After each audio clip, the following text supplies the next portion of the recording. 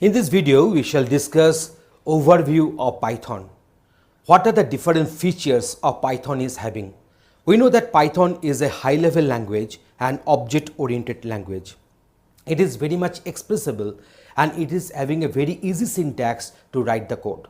So let us go for a detailed discussion on this overview of Python as it is coming next.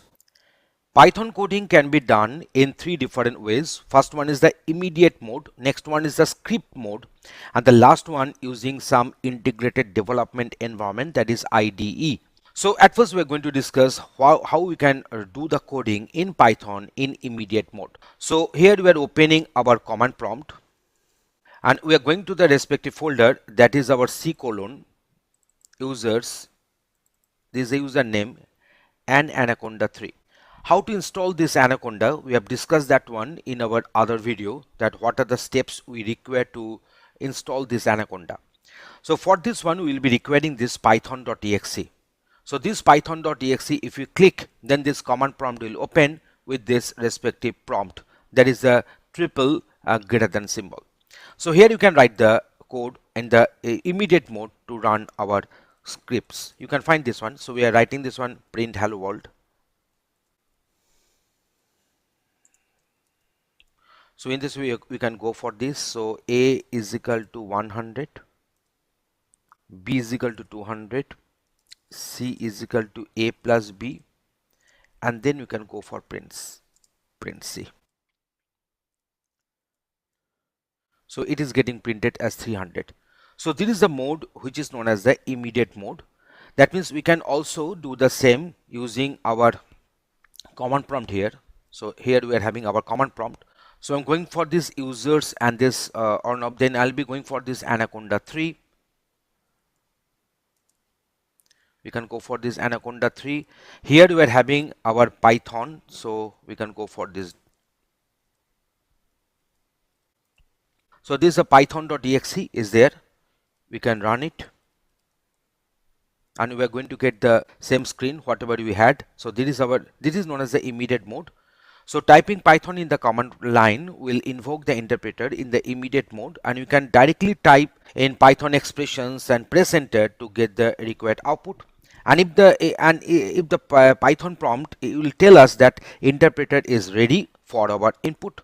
So let me type some code here. So I'm going for this print, say 100 plus 200. You can easily find it is calculating and giving me the outcome. So this is our immediate mode. Now let me tell you that how to do the coding using the script mode. So for that purpose, we're just opening a notepad for the typing. So here I'm writing the code. There is a print. So we have typed this code here and we are saving this one. In the respective folder, there is Anaconda 3 and giving the name as say prog1.py. Giving the name as prog1.py. So we are saving this one. So prog1.py is the file name. Now we are coming back to our, I'm getting back my prompt here. So let me check whether the file has got saved here or not. Yes, the file has got saved with the 41 bytes here. So now we can execute this code using Python. So Python will interpret this this program. So we're going for this Python prog1.py. You can see that the program is executing. So this is the mode known as the script mode, where we can type our code, and this mode will be used to execute the Python program written in a file, and then we are executing it using Python and the file name. You can get the output here. So this is the program we wrote. Okay, and there is a respective output we are getting. There is another way to type the code, and that is our integrated development environment. So for that purpose, we are just invoking this Anaconda. So Anaconda navigator. This is the Anaconda navigator. Now here we are going for this Jupyter Lab. It will open it in a browser. So here we are having, so I shall go for this plus. So going for this Python 3. So you can find that this is our untitled.ipynb. So there is the extension, Here you can write the code. So print, you can execute it. Welcome to the world of programming. In this way, you can go on execution. So you see it has opened into our Chrome browser. So on the default browser, this notepad will get opened. There is a Jupyter Lab. So now we are going for this Jupyter notebook. We tested with the Jupyter Lab. Now we are going for this Jupyter notebook. So this is the respective folder structure it is telling. Now we are going for a new Python 3. So here also you can type. You can go for the execution. In this way, also using this Jupyter, we can also go for this typing. So we have tested with the Jupyter Lab and Jupyter Notebook. So two ways we have done. Now let me go for the spider. So I'm using this part.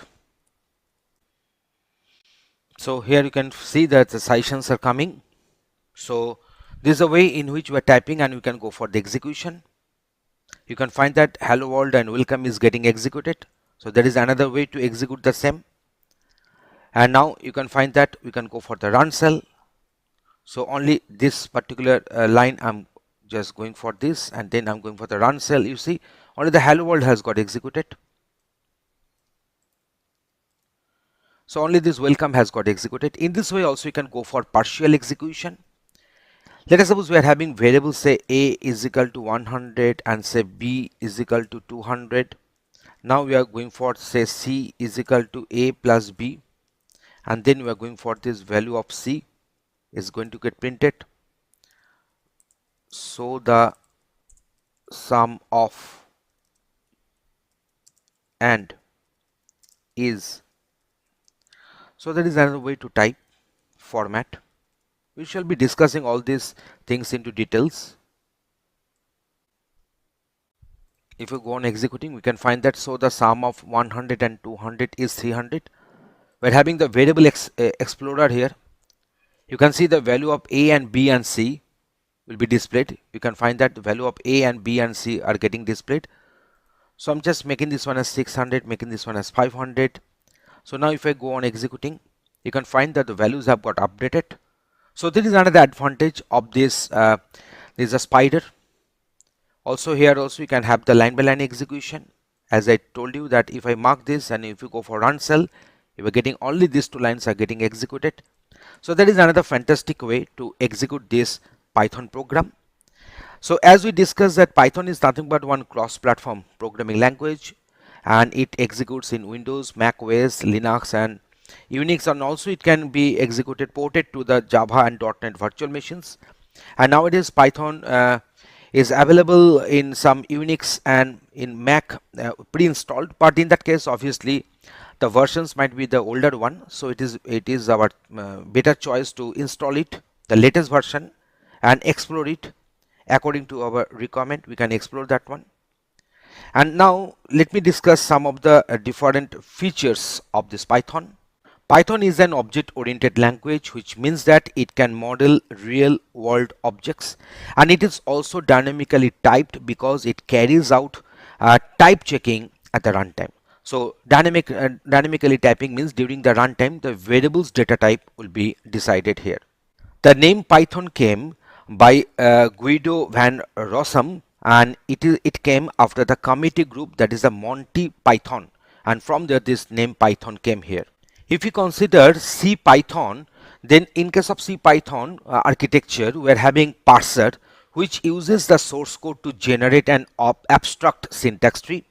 We are having compiler, which turns the abstract syntax tree into Python bytecode. We are having interpreter, which will be executing the code line by line, and we are also having the respective three components. So that is our parser, compiler and interpreter. So parser will convert the source code to the, as I told you, that is the abstract syntax tree. Compiler will convert this abstract syntax tree into the bytecode format, and then the interpreter will come, which will execute this code line by line. Python is having multiple different components. There is the functions, classes, modules, packages and so on. We know that functions is nothing but a collection of statements named into one. Classes are nothing but, in case of object oriented programming, so it supports the classes and the objects.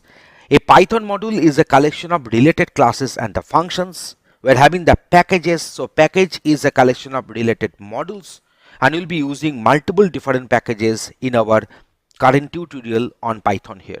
If you consider the features of Python, the Python is very easy. That means very easy to learn and understand. It is interpreted, so it is interpreted, executed line by line. So this makes it easy to test and debug. If you consider the respective object oriented, it supports the classes and objects. It is free and open source, so that is another advantage for making the Python so popular. So that is the language, and its source code are available to the public for free. No need to buy a costly license.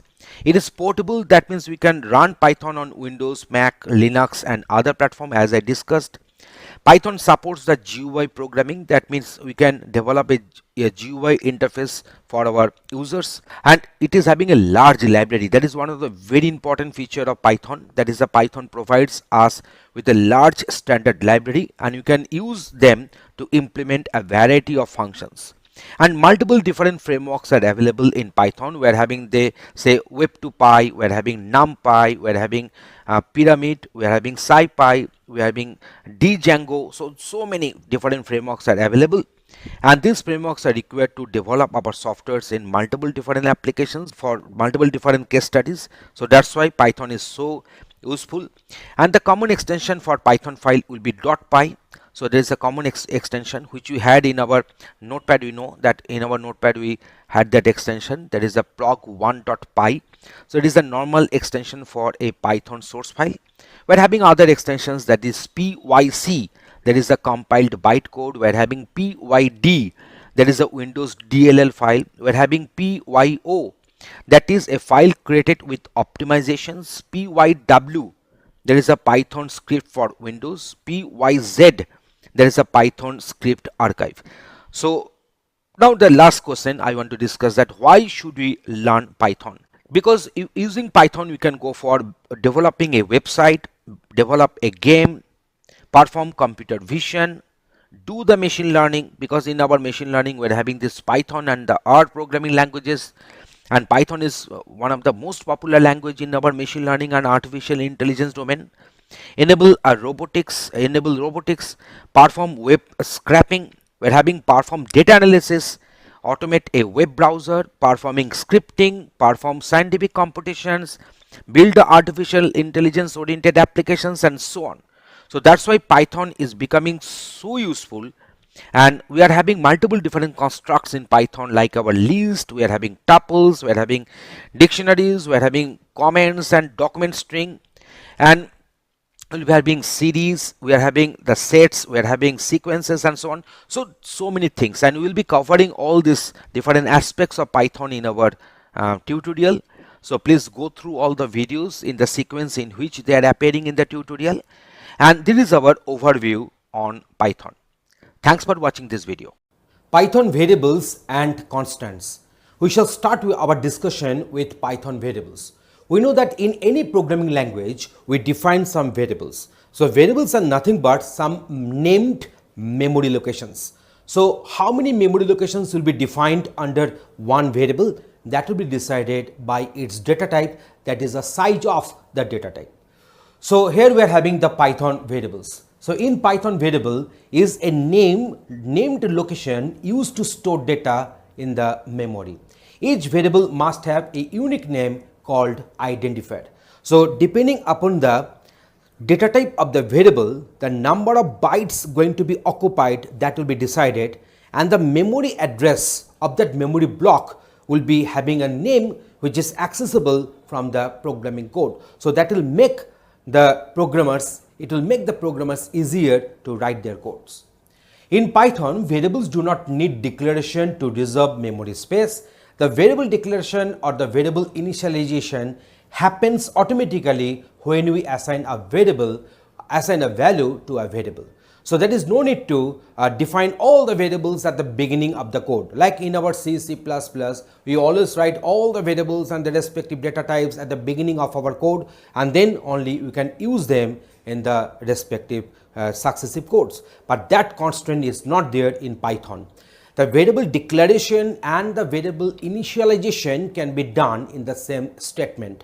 So here you see there is a count is equal to 100, say emp underscore name is equal to Robin, and say age1, age2, age3 is equal to 44, 37, 22. So in this way you see at this particular line the variable age1, age2, age3 they have got defined, the respective variables have got initialized, and here you see here we put the integer value, so the variable will have the respective data type integer in that case. So in this way we can have multiple variables can be initialized, can be declared in the same statement, and there is a syntax in which we are writing. So there is no need to put the semicolon at the end of the Python statement. So that's why no semicolon is there. So that's why there is a way to define and also to initialize variables. A constant is a type of variable whose value cannot be changed, and it is helpful to think of constants as containers that hold information which cannot be changed later on. So that's why the constant is nothing but a variable which will be holding a value, but the value cannot be changed later on. So naming conventions for variables and constants in Python, so that is the nomenclature should be purposeful. We all know that it is a good programmer's practice. The best practices of the developers and programmers is that the variable name, the function name, the class name should be purposeful. From the very variable name, I should get the idea what is the purpose of the variable and what kind of value it is supposed to hold. The use name, there is a camel case notation. What is the meaning of this camel case? Camel case means the first letter will be in the lowercase, but the next words, if there are multiple words in the variable name, they will be starting with the capital letters and the rest of the letters will be in the lowercase. So use capital letters to represent a constant. Symbols like your @ hash, exclamation, dollar, percentage, etc. should not be used. Don't start with the digit, that is very common. In the previous video also we have shown you that one variable is not a valid variable name, but variable 1 is a valid variable name. So constants are put into function modules and meant not to be changed here. As I discussed earlier, the constants cannot be changed later on. So constant and variable names should have the combination of letters in lowercase, that is small a to small z, or uppercase letters, that is the capital A to capital Z, or digits, that is 0 to 9, or an underscore. These are the valid characters in naming. So let us go for a further discussion with some demonstration for easier understanding. In this session, we are discussing and demonstrating how to define constants and variables. So constants in Python can be defined. It is our common practice to write all the constant name all in the capital letters. So pi is equal to 3.14, gravity is equal to 9.8. In this way, the constants can be defined in our Python. And now we are going to define that how the variables can be defined and how to declare variable, how to assign values on them. So a is equal to apple. So now a is a variable, as the apple is of the type text or string. So a will be of the type string here. So print a, so a will get printed. So now let me go for the execution. This line has got no print, so that's why the no outcome is there. So let me go for the print.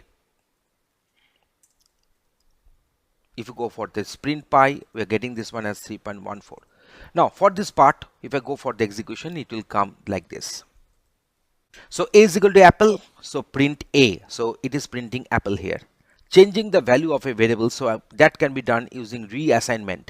So a is equal to aeroplane. So now if you type this one and then print a, it is printing the respective string.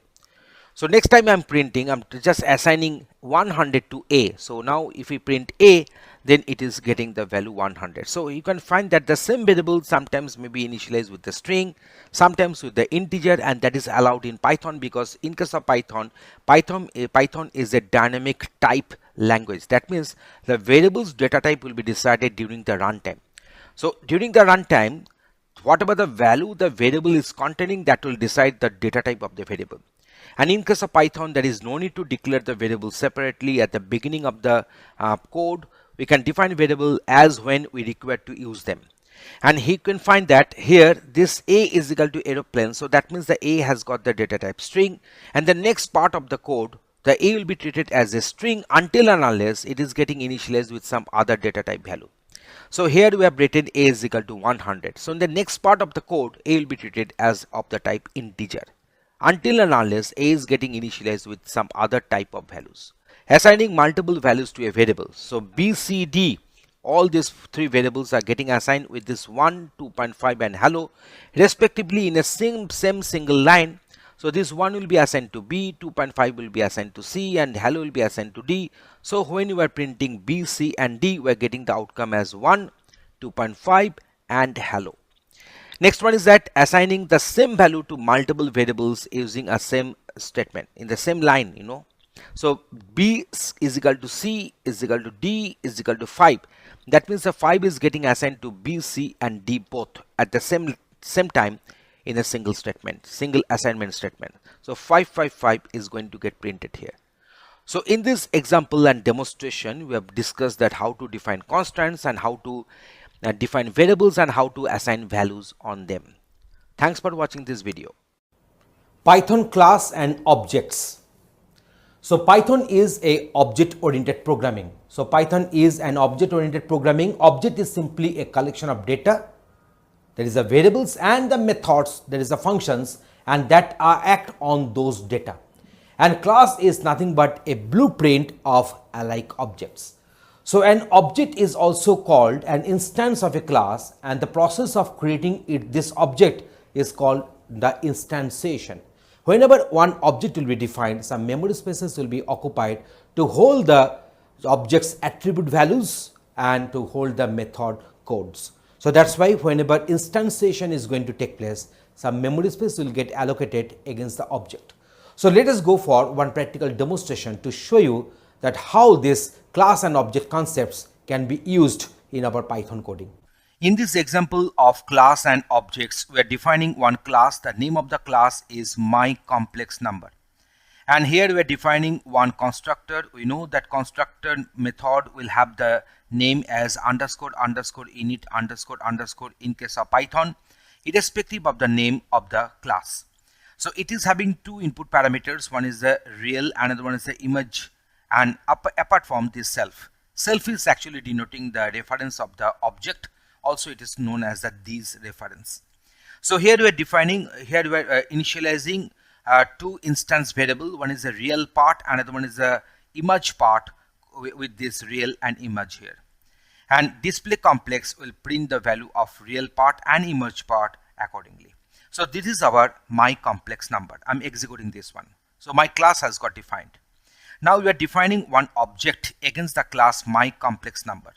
So the name of the object is complex1. So is equal to myComplexNumber 40 and 50. So this 40 will be the real part and this 50 will be assigned to the image part here. So this particular class myComplexNumber is having two instance variable, that is a real part and image part. So now let us go for the printing. So complex1 dot display complex, so it will print the respective 40 and 50 as the image part, real part and image part respectively. So here is the outcome. So myComplexNumber constructor executing. So this particular statement, this particular string has got printed from this print function, and then we are having this initialization, and then we are having this display complex. So this particular line has got printed. We are defining another object under the class myComplexNumber, and here we are passing this 60 and 40 for real part and image part here. So we are also defining a new attribute, that is the name of the attribute is new attribute. So another instance variable we are going to define here, and also initializing with the value 80. So this new attribute will be defined and will be related only with this complex2 object. And then we are printing this complex2 real part, complex2 image part, and complex2 new attribute. So here is the outcome, here is the output we are obtaining. So myComplexNumber constructor executing when you are defining this new object, that is our complex2. And now we are going for this printing. There is a real part, image part, and new attribute. We can also call this method, that is a complex to display complex. So now you can find that it is printing 60 plus 70j, and here we are printing all the three instance variables, that is the real part, image part, and new attribute. This complex one object which we defined earlier does not have this attribute new attribute, and so if I want to print this one as complex one dot new attribute, then obviously it will show one error message, that is my complex number object has no attribute new attribute. So that's why it is printing that one, because this new attribute we defined only with this complex 2 object. Now how to delete? So now you see, just we are printing this complex one again.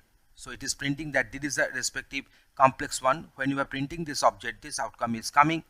But when you were defined that real part, this real part, that instance variable, we can individually delete that one. So deleting object attributes. So that's why in that case I shall have to write del complex one, there is a object name dot real part. And if I want to delete the whole object, then also we can use this del and complex one. So now as it has got deleted, the real part has got deleted, the complex one object itself has got deleted. So if I want to print this complex one now, then it will tell me that name error is there and name complex one is not defined. So in this example, we have given you the idea that how to define one class, how to define its instance variable and the methods, and how to define the objects under that class and many other features. Thanks for watching this video. In this video, we are discussing Python arrays implementation. Arrays are fundamental part of most programming languages, and it is the collection of elements of the same data type. As example, you can go for array of int, array of strings, and so on. So here we are having the methods which will be operated on these arrays, and here we are having the respective functions and descriptions. So append, to add element to the end of the list. Extend, to extend all elements of a list to another list. We are having this insert, to insert an element at the another index given. So remove, to remove an element from the list. So pop, to remove elements, return element at the given index. So that means in case of pop, to remove elements and return that element which has been removed from the given index. We are having clear, to remove all elements from the list. So the list will become empty, the array will become empty. Next one is the index, to return the index of the first matched element. So that is useful for the searching. We are having this count, to count the number of elements passed to an argument. So next one is our sort, to sort the elements in the ascending order by default.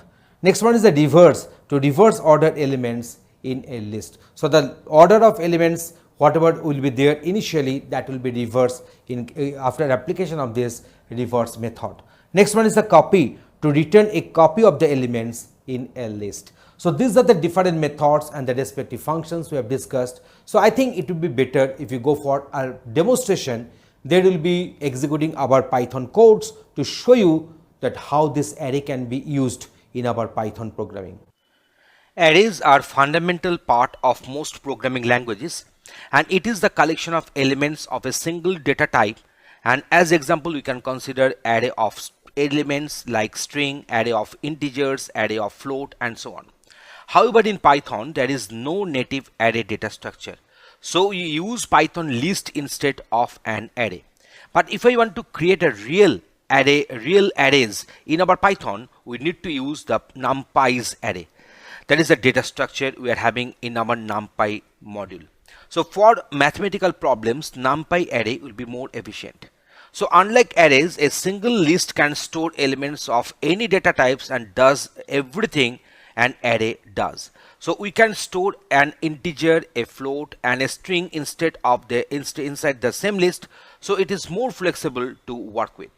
So let us go for the descriptions and the detailing about this array handling. And at first we are going to discuss how to create one array in our Python. So here we have defined one array. So definition and declaring an array. So these are the set of elements it is having, and print ARR. So it will produce the output like this one. So now if I want to access our array elements, we can use the index. The first element will have the index 0. So ARR 0 will print 10, ARR 1 will print 20 here.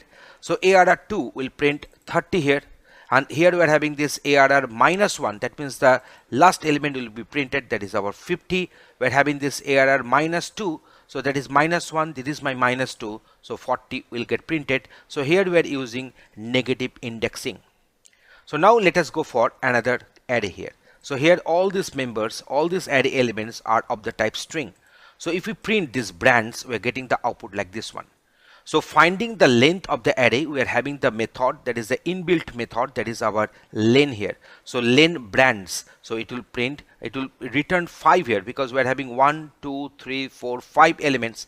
So if you print a number of brands, we are getting here 5 as output. We can also add some element using the method append. So brands.append intel. So if you go on printing brands, I'm getting this intel as the last element which has got appended to the existing array, that is our brands. So now how to remove elements from an array. So to remove elements, we are having the method like remove, we are having the method like pop. So here we can find that we are having this colors, it is defined there. So let me print the colors here. So going for print colors. Okay. So now if I print these colors, this particular array, we are getting the outcome like this one. So there is the colors I have printed. So now if you go for this del color 4, if you go for this del color 4, then after removing this del color 4, if I print, then the outcome will be this one. So that is the color 4 means we are having this 0, 1, 2, 3, 4. So ELO will get deleted because here we have mentioned the index as 4. So now we are having this colors.remove blue. So here I'm just mentioning directly the respective data items. So here we are mentioning directly the data items. So that is our blue. So blue is the member of this particular array. So blue is going to get deleted. So you can find that the blue has got deleted here. So now we are having this colors pop 3. So now here we are mentioning the radically the index we are mentioning. So you can find here that is 0, 1, 2, 3. So orange will get deleted, and in this way I'm getting the reduced number of elements of this array getting printed using print colors. So in this way we can remove items from an array. So now we are going for this modifying elements of an array using indexing. So fruits, apple, banana, mango, grapes and orange, we are having this one. So fruits 1, so I'm just assigning pineapple to that. Now what is the outcome? So let me go for the print. So now let me go for the execution. You can find that at first this particular array has got printed. Now fruits 1 means 0, 1. So banana will be replaced by pineapple. So it has got replaced. Now fruits -1 means the orange, the last one, will get replaced by this guava. So we are getting the updated content of this array fruits. So now we are going for the concatenation of two arrays using the plus operator. So concat is equal to 1, 2, 3 and then concat plus 4, 5, 6. So now we are going to print concat. So now let me go for the printing here also. So if I go on executing, we can find that at first we are having this 1, 2, 3 and then after concatenation I'm getting this 1, 2, 3. Why? Because I didn't assign this concat. I didn't assign this concatenated items into the array variable. So now let us write this one. So let me do some changes here.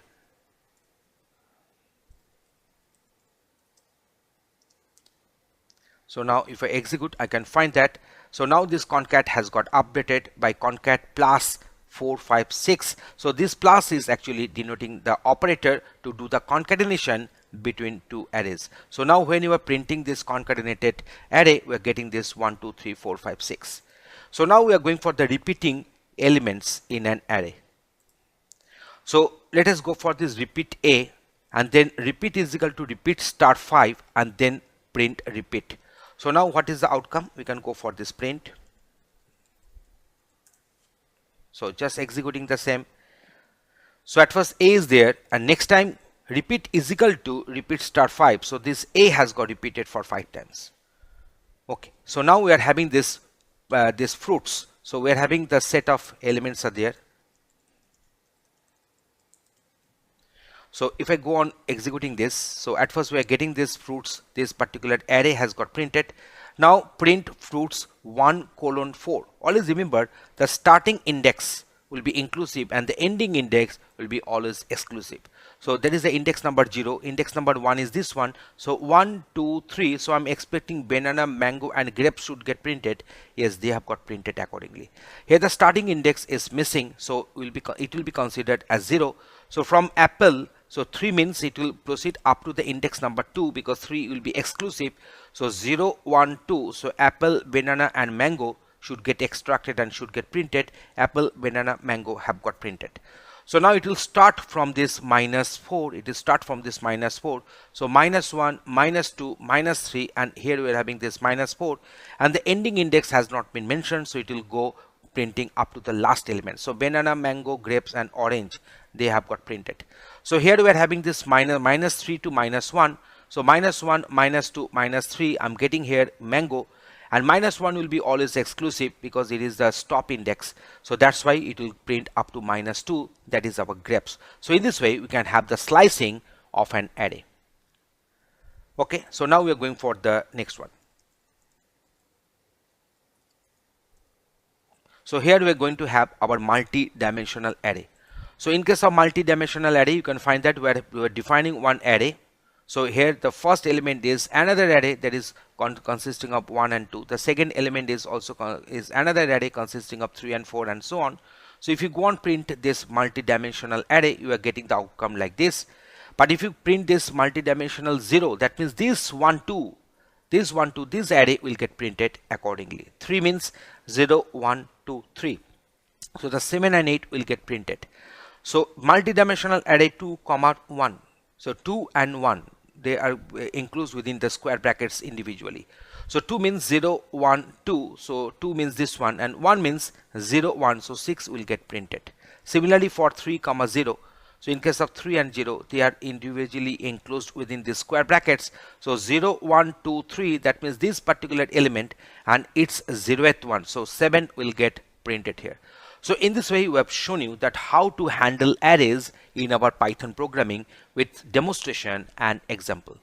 Thanks for watching this video. File methods in Python. So there are so many different methods are there, and depending upon the input argument variation, different methods or the same methods may have different implications. So here in this video, we shall be discussing different file methods in Python. So here we are having some list of methods. So let me discuss some of them at least. So this is the method name and there is the description. So close an open file, and it has no effect if the file is already closed. Detach, separate the underlying binary buffer from the text IO base and return it. Next one is a file no, return an integer number. There is a file descriptor of the file. So each and every file, when it will get opened, then it will be attached with some file descriptor number. So that number will be returned. So using this method file no, there is a file number. We are having this flush the write buffer of the file stream. So whatever characters are there in the buffer, write buffer, so they will be cleared. And next one is the is a tty. So it returns true if the file stream is interactive. So read at most n characters from the file, read till end of the file if it is a negative or none. We are having this readable, so returns true if the file stream can be read from. So that is a readable will be returning boolean. So either it will return true or false. So read line n is equal to -1. So read and return one line from the file and reads in at most n bytes if specified. So that is the n bytes are there and this -1 is there. So read and return one line from the file and read in at most n bytes, and if the n is specified in the parameter. We are having these read lines where n is equal to -1. So read and return a list of lines from the file and read in at most n bytes or characters if specified. Then we are having this seek offset from is equal to seek underscore set. So change the file position to offset bytes in reference to from, there is a start, current and end. So that is a file pointer will have some movement, will have some progress depending upon the parameters whatever we have passed. Next one is the seekable, returns true if the file stream supports random access. So if you can go for the random accessing of the file content, then it will return the output true. So it returns boolean. So next one is a tell, returns the current file location. So where is the respective file pointer location, to which location it is pointing to, the current location will be returned here. Truncate, size is equal to n1. So resize the file stream to size bytes, and if the size is not specified, resize to current location. We are having this writable, returns true if the file stream can be written to. So in this way you are having different functions are there, methods are there. You can easily pause the video and go through them, and obviously we shall write some codes on them. So here you see, in previously we had read lines. So here in that case we had n is equal to -1, but here you see n is equal to 0.1. So what are the respective changes? We are having almost the same methods, the same method lists are there, but the input parameters are getting differed. So what is the changes respectively that has been depicted in this method and the description column? Tell returns the current file location. So it is same because we are not passing any parameter to that. Truncate, size is equal to n1. So resize the file stream to size bytes. If the size is not specified, resize to the current location. So in this way, in this video, we have discussed different file methods available in Python. Thanks for watching this video. Here in this video, we are going to discuss Python keywords and identifiers. So at first we are starting with the Python keywords. So keywords are the reserved words in Python. Like any other programming languages, Python has got multiple different keywords.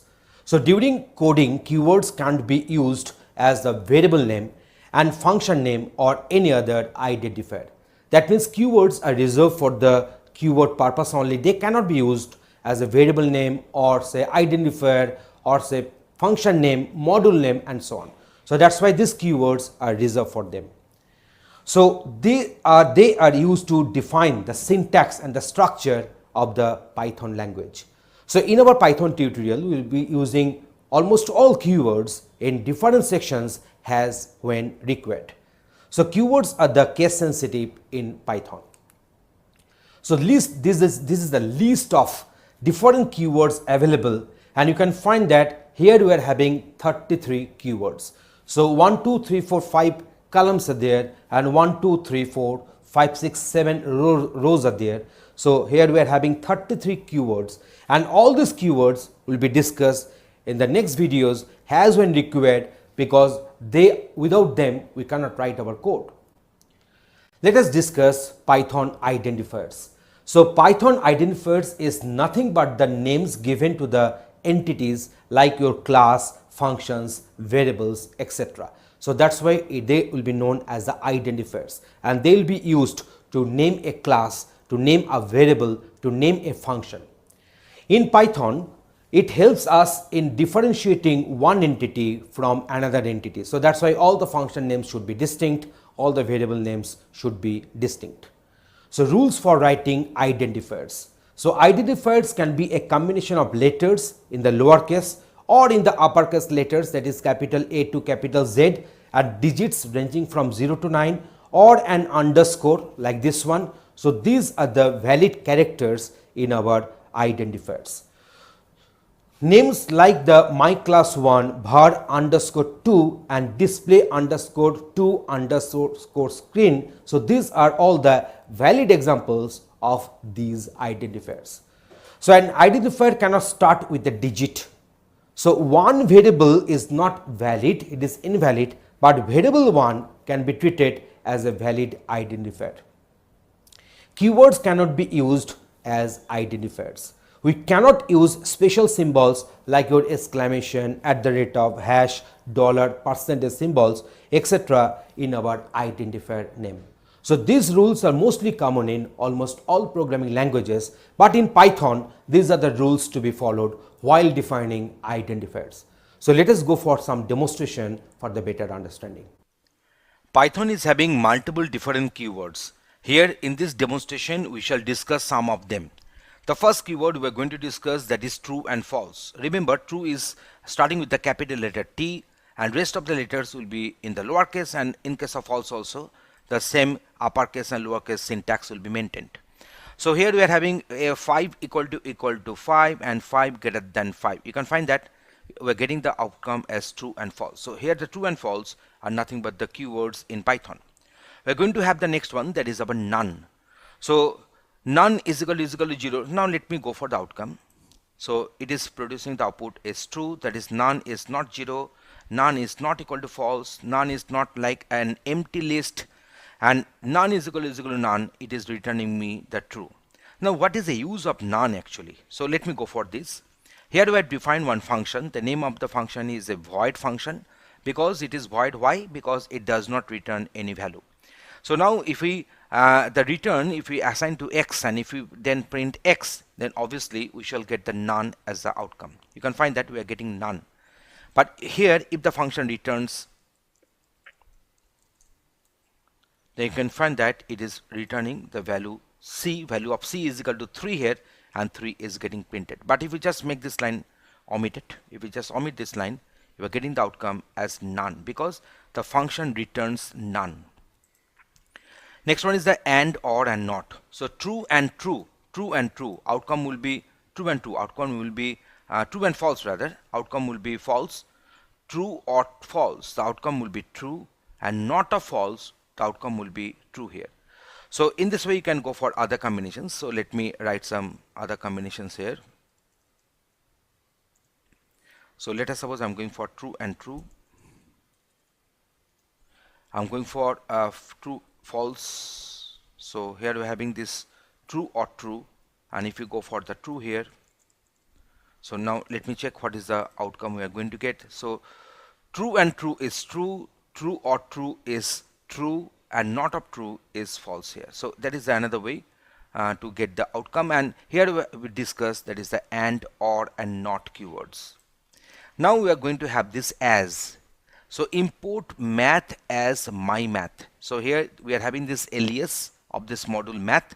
So here the keyword as has been used, and in the rest of the code we'll be using my math, not the math here, because the math has got, this module has got renamed to my math in this application. So mymath.cos, mymath.py. In this way you can go for the output. Next one is the assert. After assert you usually write one boolean statement. So 5 greater than 5, it is producing assertion error.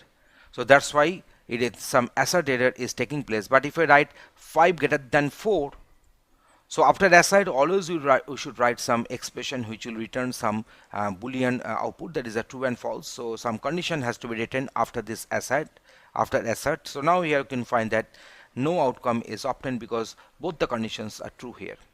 Next we are going for the break. Next keyword is break. So in this break what is happening, you can find that for I in range 1, 11. So that means I will have the value ranging from 1 to 10, because this one, that is the lower limit, will be inclusive and the upper limit will be always exclusive. So that's why we are having this I which will be ranging from 1 to 10 actually if you use range 1, 11. So if I is equal to 5, then break, that means it will come out from the loop. That means it will terminate the loop and it will come out from the loop. So what will happen? So the outcome is print I. So I will be printed for 1, 2, 3 and 4.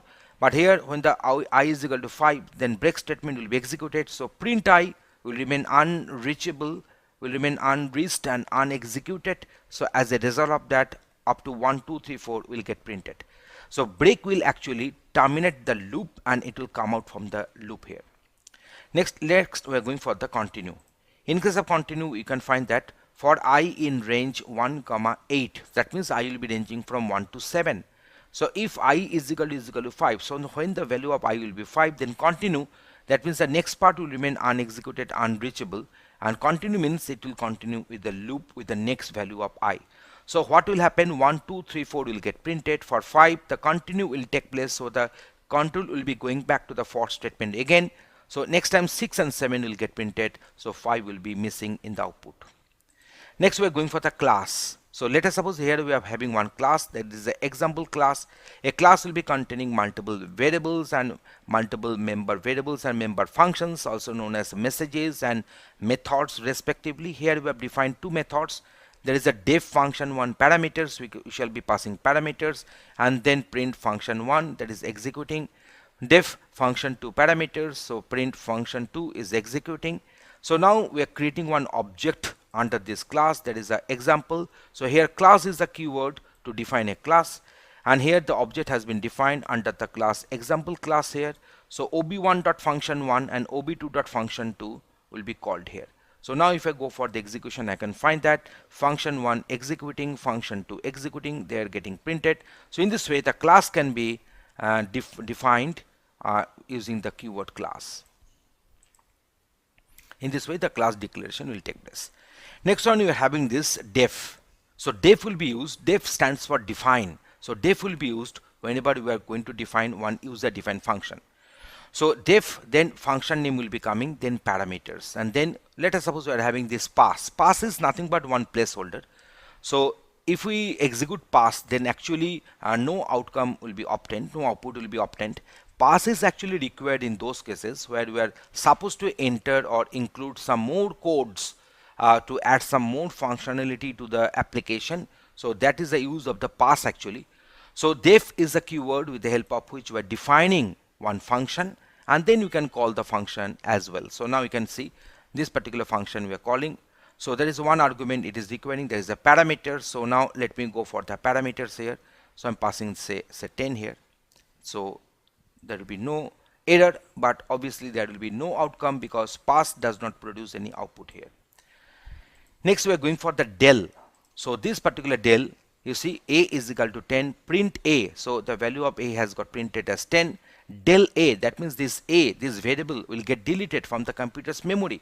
So next time if I go for printing this a, then one error will be raised, and that error is known as name error, because the variable does not exist and is written as the message that name a is not defined here, because after deleting the variable a will be deallocated from the memory. So next time if you go for print a, it will tell you, it will raise the name error here. We're having this if, elif and else. Num is equal to 2. If num is equal to 1, then print 1. Elif, elif means actually else if, but here in case of Python we'll be writing it as elif, E-L-I-F. Always remember, after if and after elif we'll be writing one condition. This is the condition we are writing. After the condition there will be one colon. This colon will indicate that we are starting with a block under this true part of this if statement. So under this true part we have kept only one statement, that is a print 1. So it is having one indentation. Indentation means 4 blank spaces. You can find that we are having 4 blank spaces here. So that will indicate that this line is having the first statement with the indentation, and then we'll be writing this elif with the outer dent, with the outdent. You can find that the same indentation will be maintained for if and elif. They'll be starting from the same column. And num is equal to 2, it will check whether the value of num is equal to 2 or not. Then one colon. So whenever you give colon and press enter, automatically the cursor will be blinking with the new indent. So that is a print 2, and else we are having something else. So there is a if, elif and else block. Elif and else, they are optional. If is mandatory if we write any conditional block. So elif can occur for multiple number of times also. We can have multiple elif. So let me go for the execution. You can find that it is printing 2. If I make it 1, it is printing 1. If I make it 3, it is printing something else, because the num is equal to 1 is not getting true. Num is equal to 2 is not getting true. So it is coming to the else part. Now let us suppose I'm putting another check, that means another elif. So now in this way what will happen, it is printing 3, but if I make this one 4, then it will be going for the else part. So I think now you are getting this idea what is if, elif and else block. Next we are going for this try, raise, catch and finally. So these are the very important keywords. So under the try, we'll be writing so many statements. We can write a block where we are expecting some errors may be raised. So errors may be raised during the calculations or computations. Otherwise, we can also raise our error if I require to do so. Here one error we have raised, that is a zero division error. So after this, except this zero division error has been mentioned, so you are going to handle the erroneous condition here.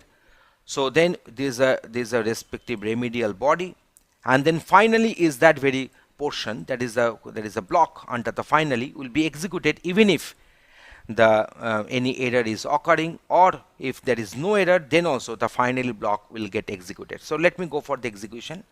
So division cannot be performed because here the raise zero division error has been raised here. So but you see the finally block is getting executed, execution successfully. So now if we make this one under comment, then we can find that the execution successfully, this particular statement is getting executed. That means the finally block will get the control always, irrespective of the fact whether any error has been raised or not. We'll be discussing all these aspects in our respective chapters for more detailing. Let us go for the for. So this for is a keyword. So for I in range 1, 10. So here this value of I will be ranging from 1 to 9. As I told you that the ending limits, the stop value will be exclusive. So here the value of I will be ranging from 1 to 9. As we didn't mention any step value, so by default the step value will be 1. So that's why this value of I will be increased by 1 by 1. So 1, 10, that means 1, 2, 3 up to the value of I will be ranging up to 9. So let me go for the print. You can find that in this way the for is getting executed. Using this for, we can go for the iterations and looping. Next we are going for this from and import, another two very important pair of keywords. So import math, that means we are importing one module. The name of the module is math, and from math we are importing this cause. So later we can use this cause as when required, but there in that case we need not to apply. So I'm just writing this one. Go for this print, go for cause, say I'm going for say 10 here. So if you go on printing, you can find that it is printing a value.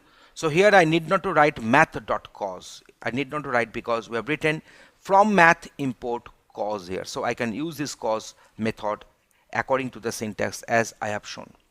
Next we are having the next keyword, that is a global. So here we have defined one variable, that is a global var. There is a read one which will print the value of this global var. There is a write one. Here we are mentioning the global var as a variable with the keyword global. So now this global var is getting updated. Now using the write to, we are also changing this global var with 15.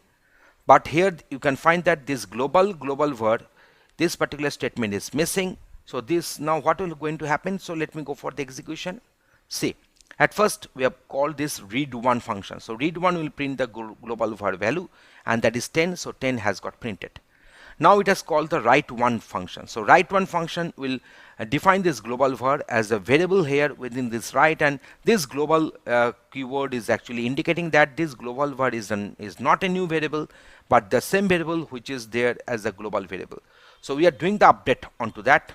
So next one is the read one function is getting executed. So when you are printing this global var, we are not getting this 10, but we are getting this updated value, that is 5 here. In case of now, we are calling this write to. In case of write to, you see the global var, that statement is missing. We're writing this global var 15. So what is happening?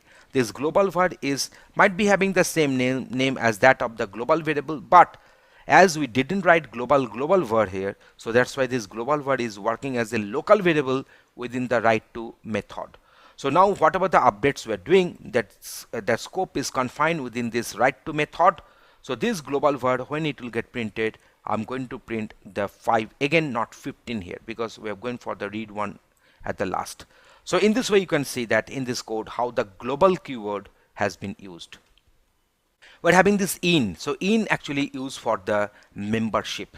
So here we have defined one list. The list will be enclosed within the square brackets in our Python. So 4 in A. So now it is checking whether 4 is a member of this list or not. So it is producing the output true.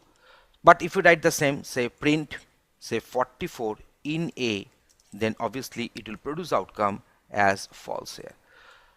So that is our in, and also we can go for the not in. You can also go for the not in. You can find that.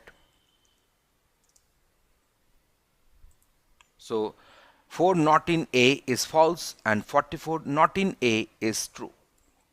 Next one, we are going for this is. So print true is true. So is a keyword. So its outcome is true here. To define anonymous functions, that is user defined functions but no name, without any name, we're using the keyword lambda.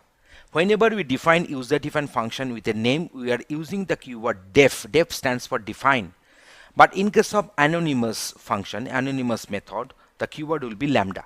So here you see lambda. So the function has got no name. It will take this x as input argument and it returns it does the calculation, that is x star 2. So that is 2 times it will multiply this value of x, and that will be assigned to a.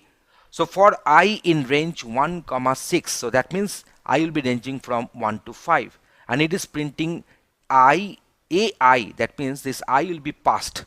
That means at first the value of I will be 1, then 2, then 3, then 4, then 5, and this I will be passed to this method, and it is returning the 2 into x. So 2 into y will be returned. So I'm going to get, instead of 1 I shall be getting 2. When the value of I will be 2, I shall be getting 4. When the value of I will be 5, I shall be getting 10 here. So I can also print the value of I for the better understanding. Next we are going for the non-local. So this is the outer function. We are having this variable a is equal to 5. This is the inner function. Here we have defined this one as non-local a, and now we are just updating the value of a, and from the inner function we are printing the value of a. From the outer function, inner function has been defined, so now we can call the inner function, and then from the outer function scope we are printing the outer function a. So now we are calling this outer function using this statement. So we can find that inner function has got assigned 10 to a because a is non-local a. That means this a is non-local. That means the a is not local within this inner function. That means we are using this a, and whenever we are doing some update and whenever we are printing this one, I'm getting here 10, and from the outer function also if you print this a, I shall be getting 10 back here. So here we are discussing the keyword that is a non-local. We're having the keyword that is a pass, which I've discussed already. So pass will have no outcome. You can see that I run that code, but no outcome has been obtained because pass is actually working as a placeholder. So in future, under this function, if I want to add more functionalities, if I want to add more codes and statements, in that case I can replace pass, because pass is nothing but one placeholder. Later for new code insertion, I can replace pass with the new set of codes. So that's why you see it is producing no outcome. So let me call the function also. So I'm passing this 10. You see it is producing no outcome here. Next we are having this return. Return is another very important keyword. So a is equal to 10 within this function. The body is a is equal to 10 and return a. So now whenever we are calling this function, the function will return the value of a, that is 10, and we are printing that value here. So now let me go for the execution. I'm getting 10 here. So now we are having this while. So in the case of while, I is equal to 5, I greater than 0, print I, and I is equal to I minus 1. So I have written this one as I minus equal to 1. So value of I will go on printing, and this process will be continued when the value of I will be greater than 0. So if I execute my code, I'll be getting the output for I is equal to 5, 4, 3, 2, and 1. Okay, the next keyword is with. So with open example.txt w as my file. So now what will happen? This example.txt will be opened in the write mode, and here we are using the keyword with, and to that particular file pointer, to this particular file reference, where you calling this write method, and this particular string will get printed onto the example.txt. So now if I go for the execution, you can find that the example.txt. So let me go for the checking. Example.txt has been created just a second's ago, and you can find that its body is having only one string, that is the hello world, which we printed here.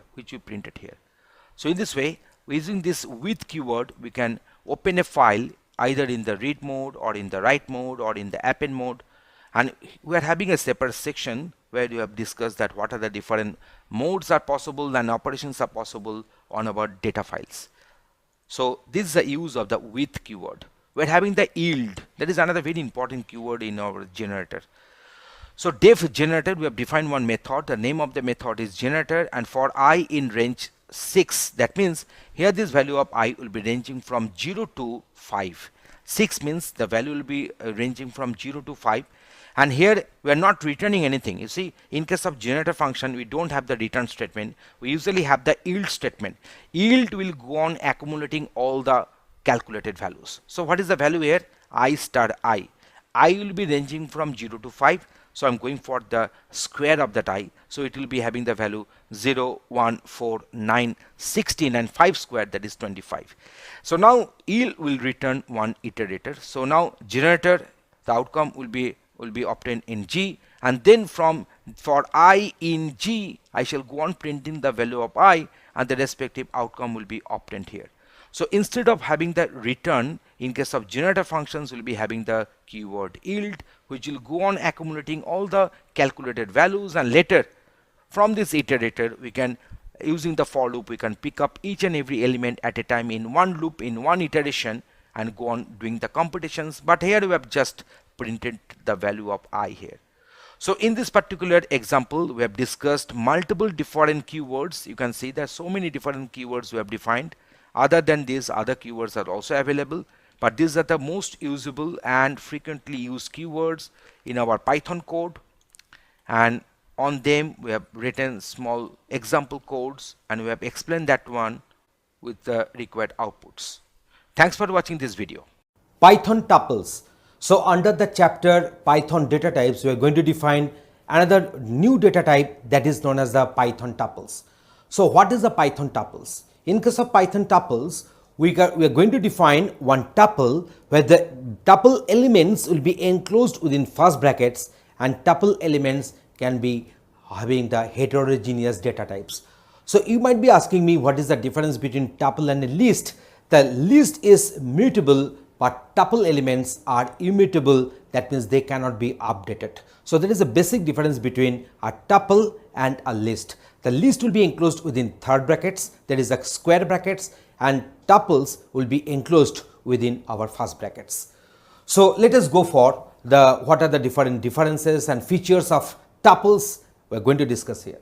So in many aspects, a tuple is similar to a list, but the basic difference between the two is that we cannot change the elements of a tuple. That is, a tuple is immutable once it is assigned, whereas in a list the elements can be changed. That means list is mutable. Advantages of tuple over list. So following are the certain advantages of implementing a tuple over a list, and below list are the sum of the main advantages. So what are the advantages? Why should I learn tuple here? So we generally use tuple for heterogeneous different data types, and for list it is generally for the list will hold the homogeneous data. But obviously list can also hold the heterogeneous data type elements, but actually in general we use list to hold homogeneous data type data. So since tuples are immutable and iterating through a tuple is faster than with the list, so there is a slight performance boost. So as this tuple is immutable, so iterating through the tuple members will be little bit faster. So we are getting some boosting of the performances. So tuples that contain immutable elements can be used as a key for a dictionary. With list it is not possible, because we know that in case of dictionary the key values will be always unique in nature. So that's why, as in case of tuple, as it is immutable, as the data items cannot be changed, the members of the tuples cannot be changed, so that's why cannot be updated. So tuples that contain immutable elements can be used as a key for one dictionary. If you have data that does not change, implementing it as tuple will guarantee that it will remain as in the read-only mode. So there are different built-in functions with the help of which we can do some processing of the members of the tuples. So first one is the all. Return true if all elements of the tuple are true. Any, return true if any one of the elements of the tuple is true. Enumerate, Return an enumerate object. It contains the index and the value of all the items of the tuple as pairs. Next one is the len. Return the length, that is the number of items in the tuple. Next one is the max. Return the largest item in the tuple. Next one is the min. From the function itself, we are getting the purpose. What is the purpose of that function? So return the smallest item in the tuple. Next one is the sorted. Takes elements in the tuple and returns a new sorted list. And next one is sum. Return the sum of all elements in the tuple. Next one is the tuple converts an iterable list. It might be the string, might be the set, might be the dictionary into a tuple. So here we are having the type conversions. So now let us go for one demonstration for the better understanding how we can use and define and operate with our tuple objects. In Python programming, a tuple is very much similar to a list.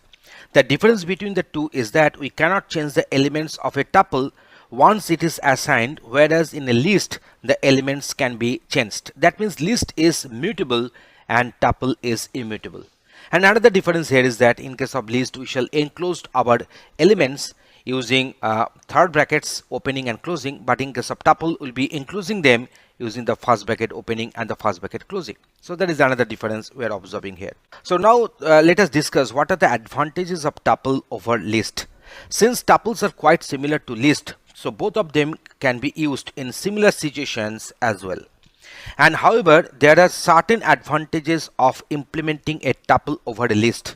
So we can consider the first advantage as that we can generally use tuple for heterogeneous different data types and list for homogeneous, that is of the similar data types. But in the previous video also we have shown you that list can take multiple different data type data, but it is of a common practice that wherever we'll be using variables of the different data types to be put in one structure, then in that case we will be using the tuple.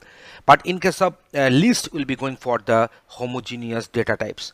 Since tuples are immutable, so iterating through the tuple will be faster to some extent compared to that of the list. So here we are getting some slight performance boosting. So tuples can contain immutable items, elements, and can be used as a key for a dictionary. So as the tuple elements are immutable, so it can contain the dictionary keys, and which is not possible in case of list as it is mutable. And if we have our data which we do not want to change anymore, so we should implement it using tuple, because in the tuple we'll be keeping our data in a write protected format. So here we are having one tuple we have created, and that is an empty tuple. So tuple 1, so it is empty tuple. If we print, we are getting the output like this. So now we are having this tuple we got initialized with this tuple 2 with some integer data will be there, elements will be there in the tuple, so it has got printed like this. Here we are having the heterogeneous one, that is that it may be the employee ID, it may be the respective employee name, this is the employee's salary, and the department in which he or she is working. So that is the department is there. So in this case, if we print the tuple 3, we're getting the outcome like this. Now creation of nested tuples. Now we'll be going for the creation of nested tuples. You can find that this is a string, but this is a list, and this is another tuple here. So one list has become the element of the tuple, and another tuple may be the element of another tuple. So print tuple 4, if you go on printing, we're getting the output like this. So we know that lists will be enclosed within square brackets and tuples will be enclosed within first brackets. So that's why it is a tuple and it is a list. So tuple can be created without any parenthesis. So now you can write this one, you can find that the tuples we are going to create here, we haven't enclosed them within the first brackets, but the tuple has got created and it has got printed.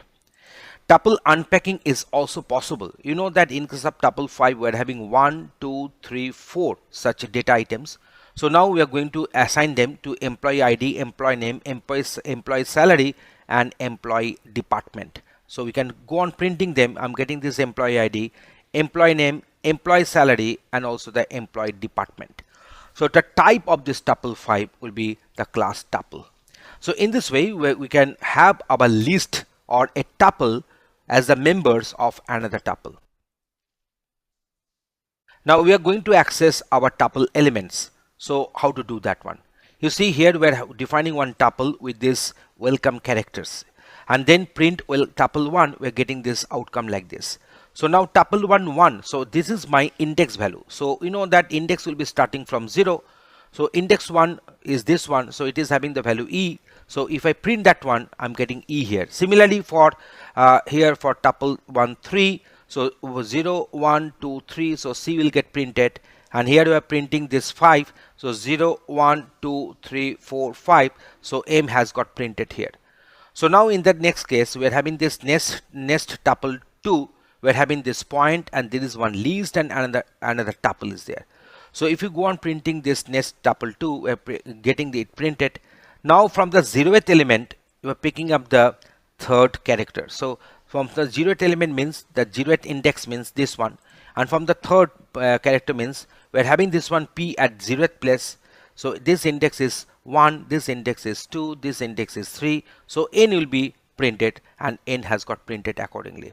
And for the next tuple 2 1 2, so that means we are considering this item number 1, index number 1 is there, and then 2 means this particular one is at index 0, this 2 3 is at index 1, and 4 is at index 2 here. So that's why 4 has got printed here.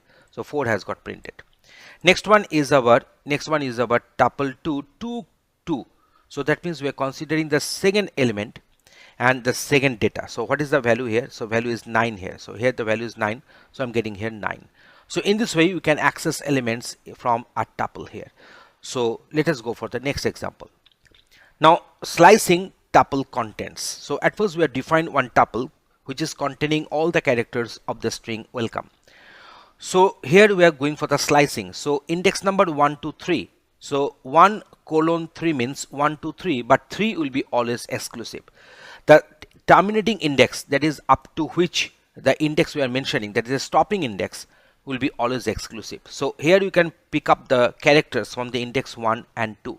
So index 1 is E and index 2 is L. So accordingly the values will be picked up.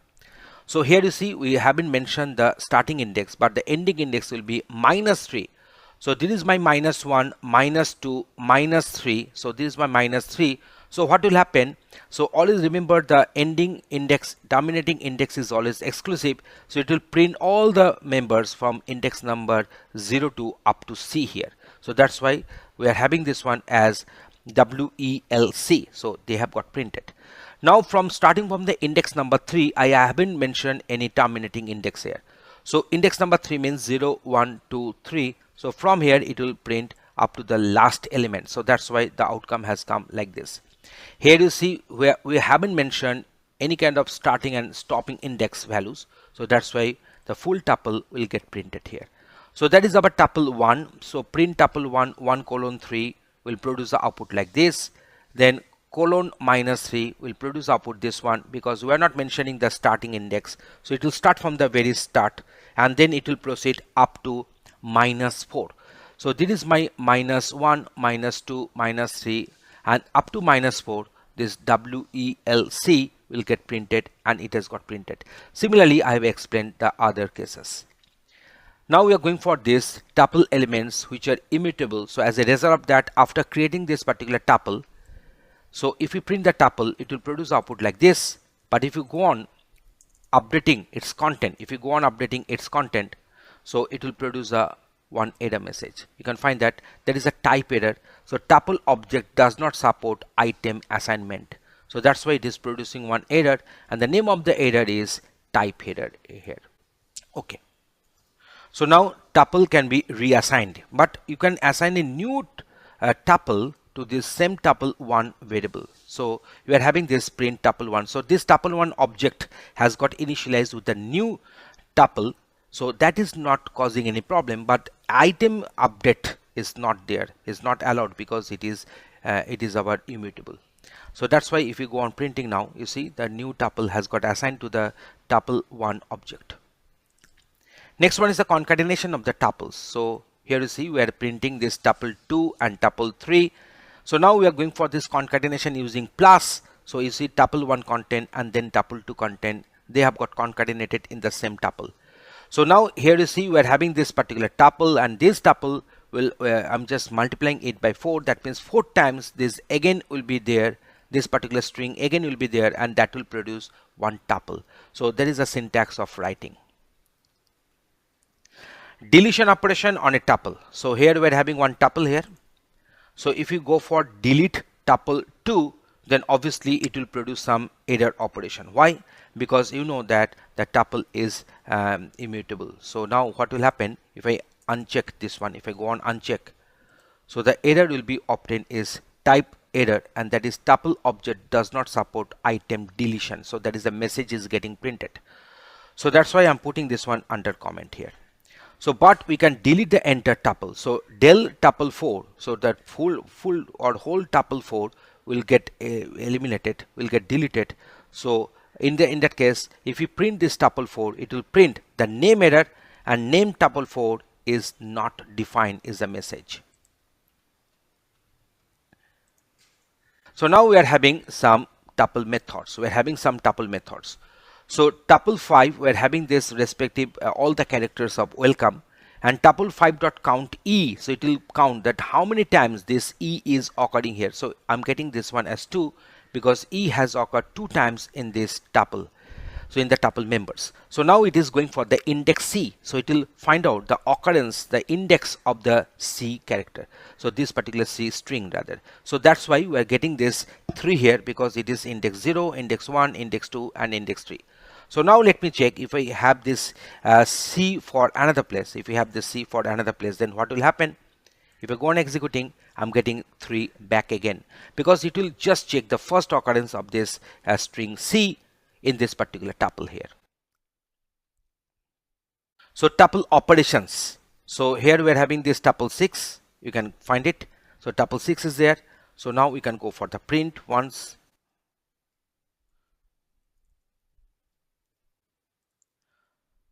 So this is the tuple 6. C in tuple 6.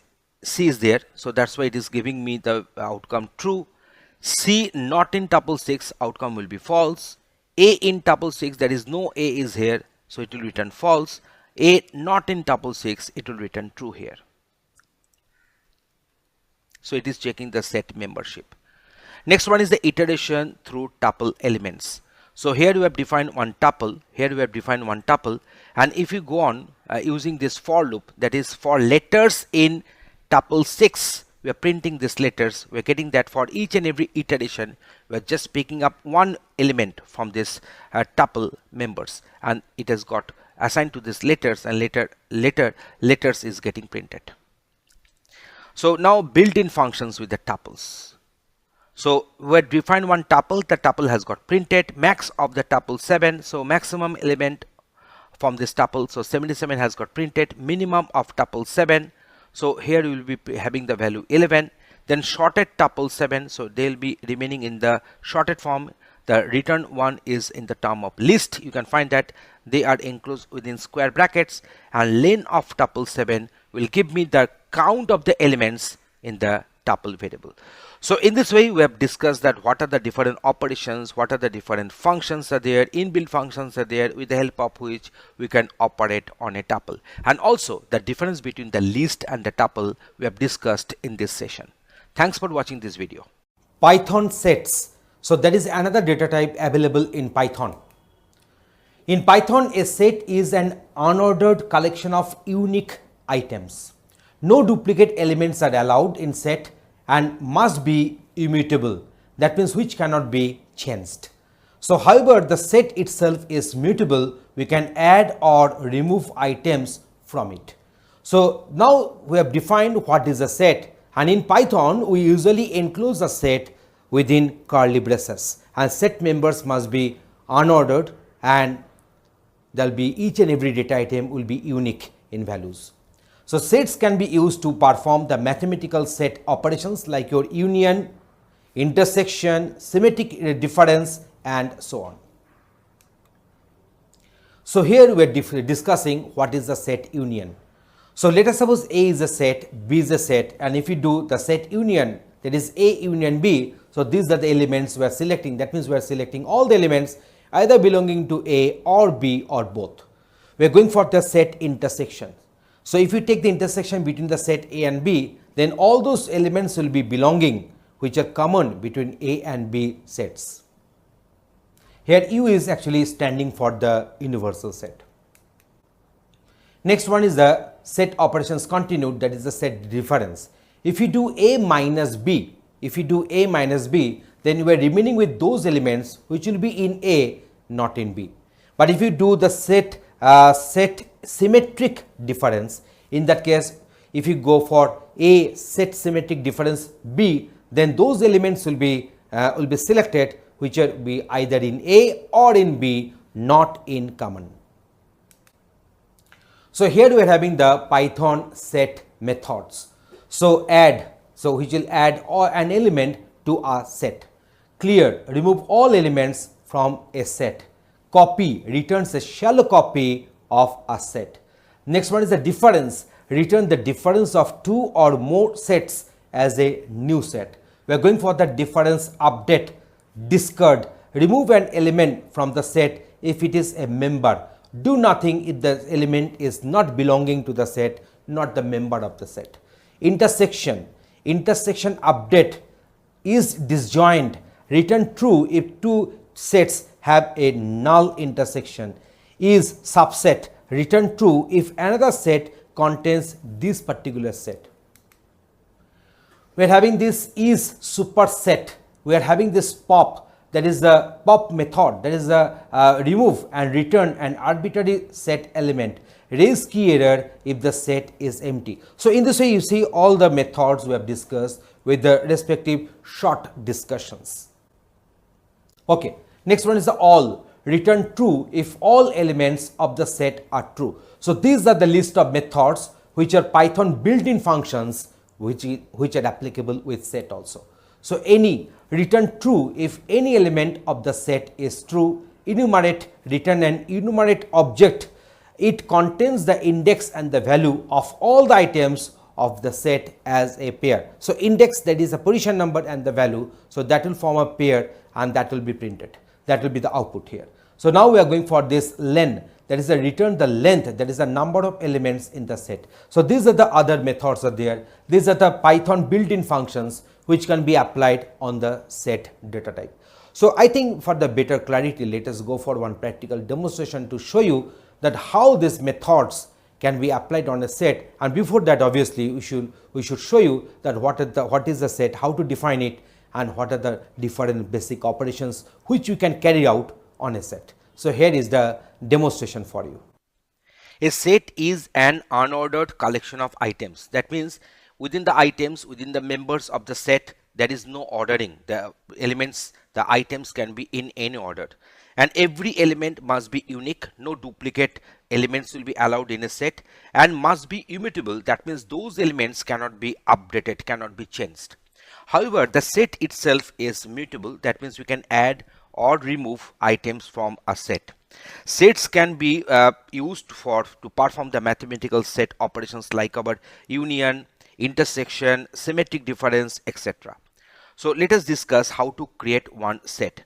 Here we have defined one set of integers. In case of set, the elements will be separated by commas and the whole set will be enclosed within curly braces. So if I print it, you can find that the set has been formed. A set may have different type of data. That means elements will be from mixed data types. So here we are having this 101 of the type of integer, Ognivo is of the type of string, and here we are having one tuple. The tuple can be also a set element. So you can find that the respective my set 2 has got printed. If we, while defining one set, if I put some duplicate values, then those duplicate values will be eliminated. Only the unique values will be there in the set ultimately. Now in this case, a set cannot have mutable items. Here you can find that we are defining one set where list is as one of the elements, but list is containing mutable items, so this particular set cannot be formed. So if I go on printing, if we try to define one set here, then type error is coming and unhashable type list is the respective error message. So you can find that creation of a set from the list as one of the elements is not possible. So we can make a set but we can make a set from a list using the method set. So here we are having one list, we are doing one method set here, and then we are going to get one set accordingly. And now if I want to make one list from a set, so set will be enclosed within the curly braces, and here we are using the method list, and then we can get a list from this set here. So you can find that we have got one list here, and here you can find the type of the my list one. So here the class type is list here. Next, we're going for operations on a set. So on a set we can perform multiple different operations. So let me go one by one. So at first we are defining this particular set here, having the value 11, 33, 44, 66 and 55. You can see this set of values are there, might be in the different order. So now the set members cannot be accessed using index. So 0 is the index. So if I want to access the my set 1, 0, if I want to access this one, error will be coming, and the type of the name of the error is type error, and set object does not support indexing is the error message. So that means I cannot do this one. That means indexing is not allowed, not getting supported on a set. Okay, now next one is that, so if we go for adding one single item, so we can use the method add. So in that case 77 will be added as one of the elements.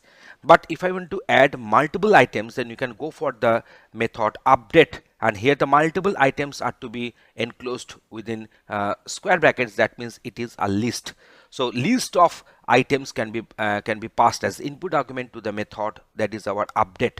In that case you can find that 88, 99 and 22, these three values have got added to the set. Now you see we can go for the update. In that case of update, we can add a list, we can add a set. So here you see 103, 104, 105, they are nothing but a set, and 100 and 102, they are nothing but a list. So looking at the brackets enclosed, we can easily find, and then you can find that this particular my set 1 is having those values included and added. Now we are going for the remove and discard. So you can find that in case of remove and discard, so initialize my set. So at first my set 1 has got this set of values, and we have printed that one. Now we are going for the discard 4. That means discard an element which is not present, but you can find that no error is coming, no error message is coming, because the discard will handle that error near situation. So my set 1, if I go for my set 1 printing, then I'm getting the same set of items. But if you use the, instead of using the method discard, if you use the method remove, and if you pass an element which is not there in the set, you will be getting one error. So I'm just going to show you that one. So this error is known as the name error. So that is the name my set is not defined here. So let me go for this my set 1, I think. Okay, so now if I go for this, I can find this one, that is a key error. So that means 6 is not present in the respective set, because you can find that 6 is not all present there, but 66 is present. So 66 can be deleted, can be removed. So in case of so one very big difference between this discard and this remove is that in case of discard, if the element whatever we are passing as input argument is not present, it is not producing any error. But in case of remove, it is producing an error, and the name of the error is key error. Now if you go for the discard 44, if I want to print this my set 1, in that case I can find that this 44 has been deleted. If you go for this remove 55, and 55 is existing, the respective 55 will get deleted from the set. So now here we are going for the method, that is the pop, and here we are having one set defined, and now we are going for this my set 1 dot pop method, and then you can find that 33 has been popped out, has been deleted. If you go for another time pop method, the 66 has been deleted. Here these particular values can be selected randomly. So clear my set, in that case the set will be existing, my set 1 will be existing, but it's all its elements will get cleared. So whenever I'm going to print my set 1 after issuing this clear method, we can find that the set is existing but no elements are there. Let us go for different set operations. So at first we are going for this union. So we are having my set 1, we are having my set 2, we have printed those two sets. Now this union can be done using the either using the operator filter or using this method dot union. So my set 1 dot union my set 2. So I have shown that in whatever the way in which we are doing the union, ultimately we are landing to the same result. That means union is taking place. In case of union, the duplicate values will be occurring once. So 4 and 5, they are the duplicate values between these two sets, my set 1 and my set 2.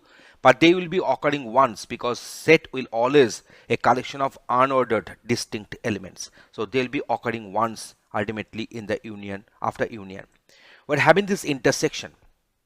Next one is about intersection. You can find that my set 1 and my set 2, we are having the set of values there, and if you go for the intersection, then we are landing with this 4 and 5 only. Intersection can be done using the operator ampersand or using my set 1 dot intersection my set 2. Next one, we are going for the set difference. So in case of set difference, you can use the operator that is a minus, or you can use the method that is intersection. So you can see that only the common elements will be coming out from the intersection. So this is another very important operations on set. So we are finding that 4 and 5 are the common elements in between the set my set 1 and my set 2. So they are coming out. We are going for the set difference. So here we are having this this my set 1 and my set 2.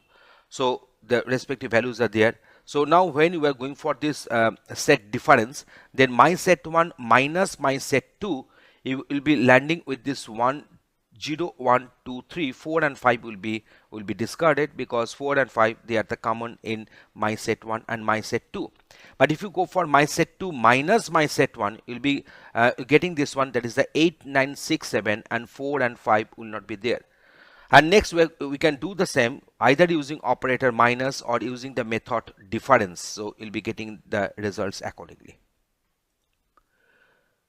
Now we are going for the symmetric difference. In case of symmetric difference, the common element, in case of symmetric difference, the common elements will not be coming. So now you can, for the symmetric difference, we will be going for this upper caret. So this is the symbol upper caret. So also known as hat.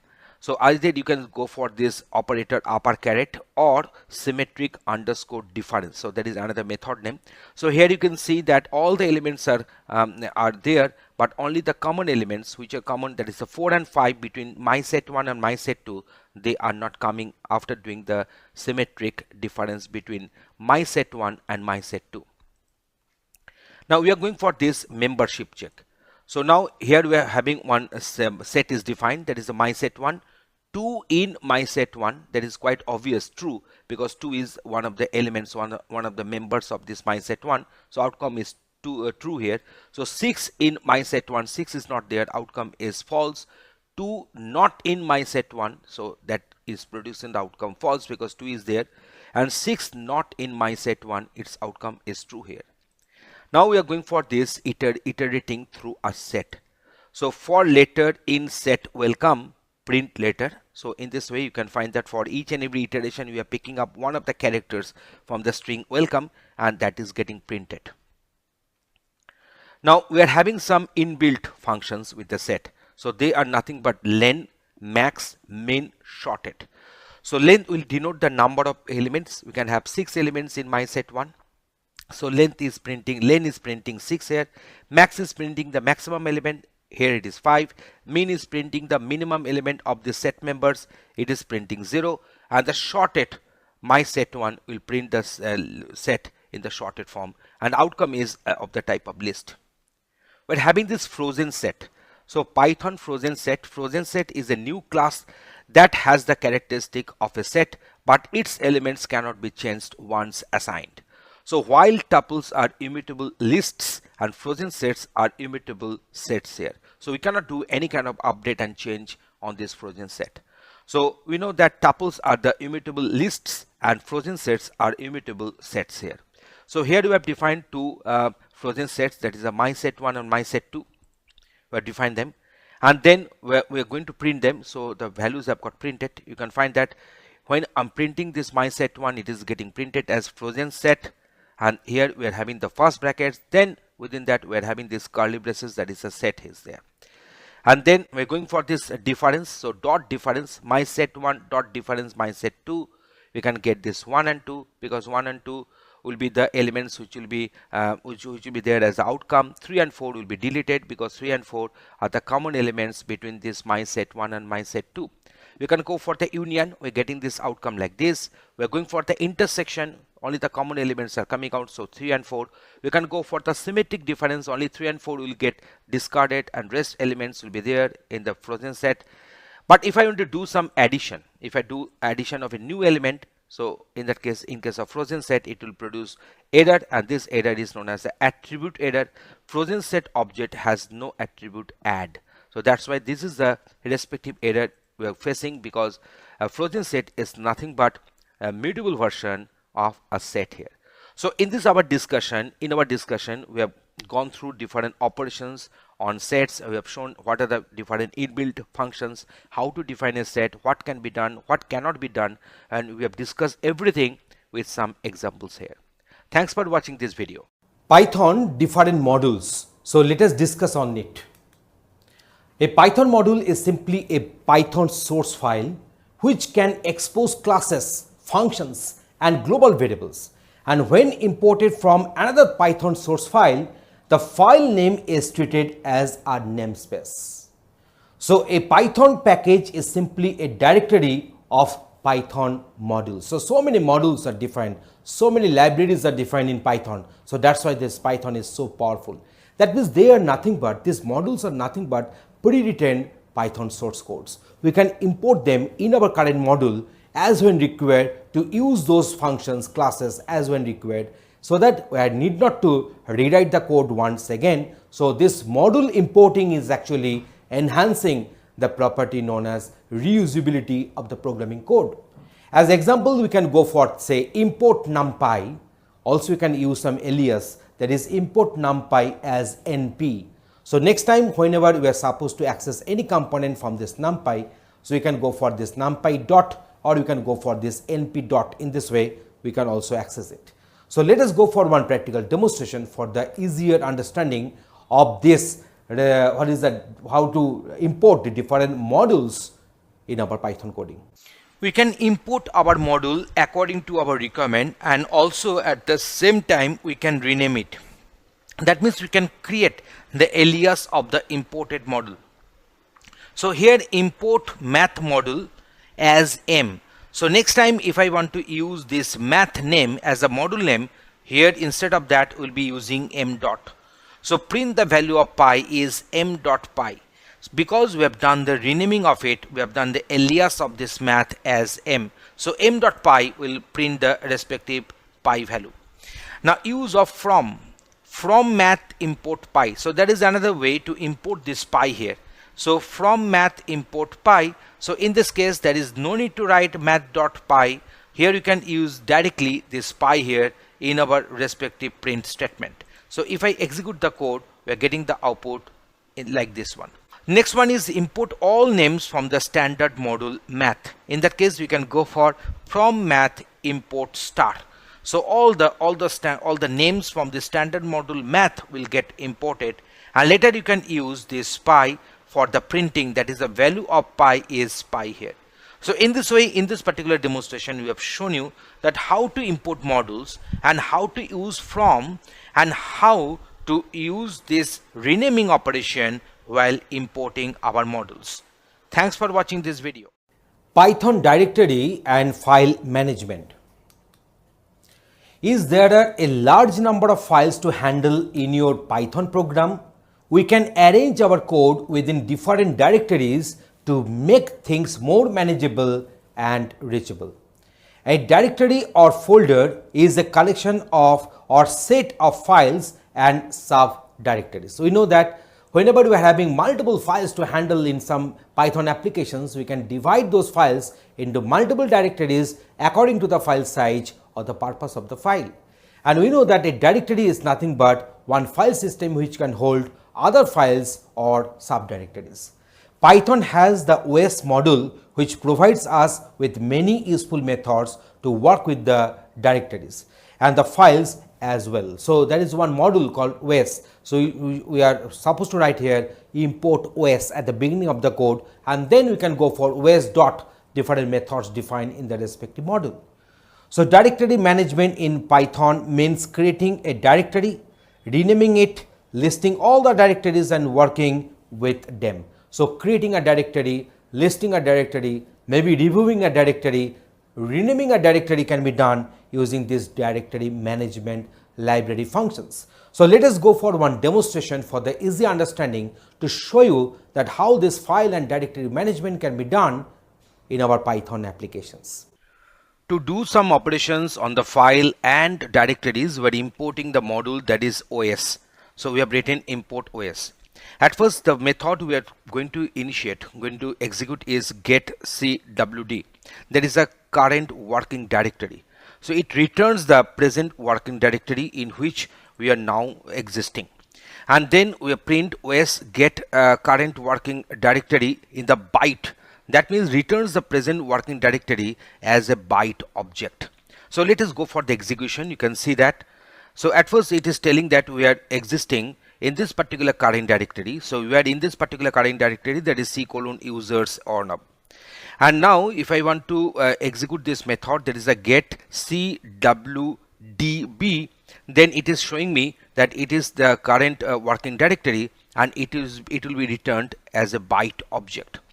So now let us go for one change directory here. So here you see we are actually in this particular current directory, that is user or nub. Now from this we are trying to go to the directory that is a file test. So our path will be something like this.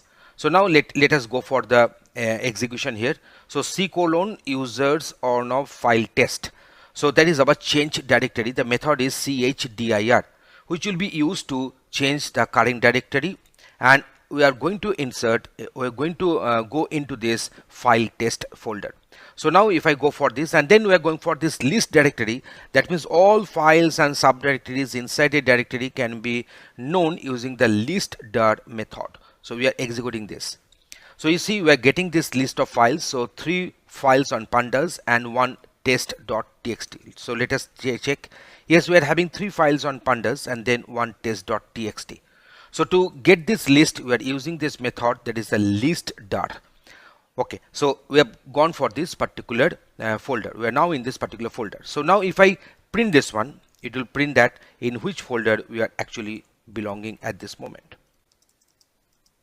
So if I execute, we can find that we are in this particular folder right at this moment. Okay, now we shall make a new directory, that is a test. So the method is mkdir, that is make directory, used to make a new directory under the present directory. So the test will be created. So you see there is no existence of any test folder here. So let us go for execution of the same. So we are supposed to get one test folder and the folder is empty, but the folder has got created. Next we are going for use to rename a directory. So now we are going to use the method, that is a rename, which will rename this test folder to this new one. There is another folder name we are going to give. So now let us go for the execution, and you can find that the test folder has got renamed to the new one here, and the folder is empty. Okay, now removing a file and a directory. So how to remove a file and how to remove one directory. So here you are removing test.txt and new one folder. So the respective methods are remove. Remove will be used to remove one file, and rmdir method will be used to remove our directory here. So let us go for the execution of the same. So we have executed this one. So test.txt and new one, you can find that they are not existing at this moment because we have executed these two codes. So now again we are going to change to our directory. There is a parent one. We went to under this particular file test. Now when you are coming out, so again we are using the method, that is a chdir. So again we shall come back to my c:users or no folder.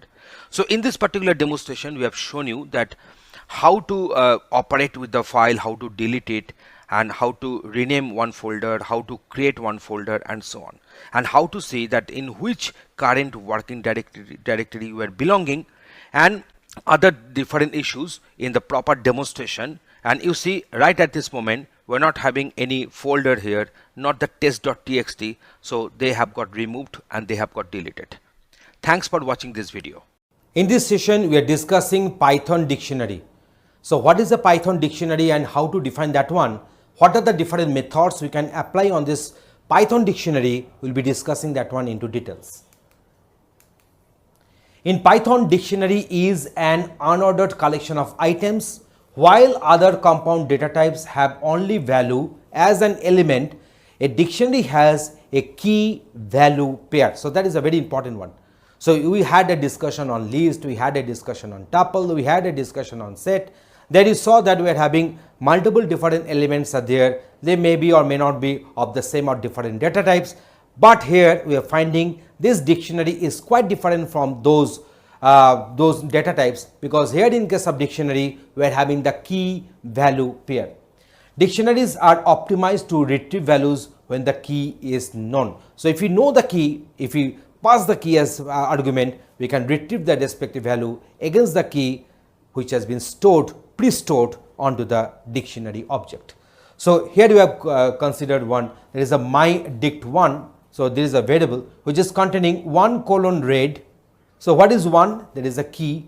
What is a value? There is a read. Is read is a string? Yes. So it should be enclosed within single quotes. And here this key value pair must be separated by this colon. Then comma. So we are having the second member, we are having the third member, and so on. And each and every member is nothing but key value pair. So we are having this myDict2. So here we are having this name, Tridip. So there is a one member here. So comma, age :35, address :Kolkata. In this way the things have got represented. So here we are having the different methods which you can carry out on a dictionary. So the first one is a clear. Remove all items from the dictionary. Copy, return a shallow copy of the dictionary. Then form keys. So sequence, within third bracket we are putting this comma v. So return a new dictionary with keys from the sequence and the value equal to v, default to none here. So in this way you are also having the get key. Within the third bracket we are having d here. So return the value of key. If the key does not exit, then return d, and defaults is to none. So in this way we are getting this one. So let's consider this one as exist. So now this is my items. So return a new view of the dictionary's items, there is a key and value. So these are the different methods are there, and the respective descriptions we have given. You can go through them, because actually we are having a plan to show you all these methods which are very much useful in our Python programming in a live demonstration there. So let us go for the demonstration for the better understanding that how these methods can be used on our dictionary objects and what are the results we are getting. So here is the demonstration for you. Python dictionary is an unordered collection of items, and while other compound data types have only the value as an element, but in case of dictionary we will be having our key value pair. And dictionaries are optimized to retrieve values when the key is known to us. So let us go for one creation of a dictionary here. So new dict is equal to 1:hello. So here 1 is the key and hello is the value, and you see colon is the respective separator between the key and value. So this key and value pairs will be separated by this comma, and the whole thing must be enclosed within curly braces as if it is a set. In case of set also we had all the set elements are to be enclosed within curly braces, but here in case of set we only have the elements there, members there, but here in the case of dictionary we'll be having our key value pair. So print new dict. So now let me go for the execution. You can find that we're just printing this this particular dictionary, and then print new dict. So this outcome has come. Print new dict1. So we are given 1 means the key value. So here we are having this key. So the respective value will be hello. So hello has got printed. If you go for this get, and if you give 2, then 2 is the key here, and the value will be high. So high has got printed. So now you might be asking me, what is the difference between this new dict1 and new dict get2? Here the difference is that if you give some illegal or say non-existent key here. So 10 is not there present. So if I go on execution, then I can find that key error is coming. So here, if the key, the value, whatever we are giving here, the respective key is not existent here, we are getting one error, that is a key error. So key error 10. So that is the issue. But in this case, if I put one invalid key here, so here you can find that it is returning none. It is returning none. So that is the basic difference between these two respective statements. That is print new dict 1 and print new dict dot get. So if we give both the cases the valid key, in that case I'm getting this hello and hi as I explained. Updating value. So for the new dict 1, I'm putting hey here. So now you see, for this one, for this against this key, the value has got updated from hello to hey. So now we are having this adding values. So that is a new dict 4 is equal to namaste. Now here you can find that here this 4 is not existing here. So a new respective key value pair will be inserted in this dictionary. Now creating a new dictionary. So let me go for the execution. So print squares, the respective values are getting printed. So now remove a particular item. So we are going for squares dot pop 4. So as the key is given directly 4, so that means 4:16, this particular this key value pair will be deleted, and that's why it is returning the value at first, so 16, and you can find that 4:16, that key value pair is missing now. Remove an arbitrary item, you can go for this pop item. So in this case of pop item, one arbitrary item will be deleted.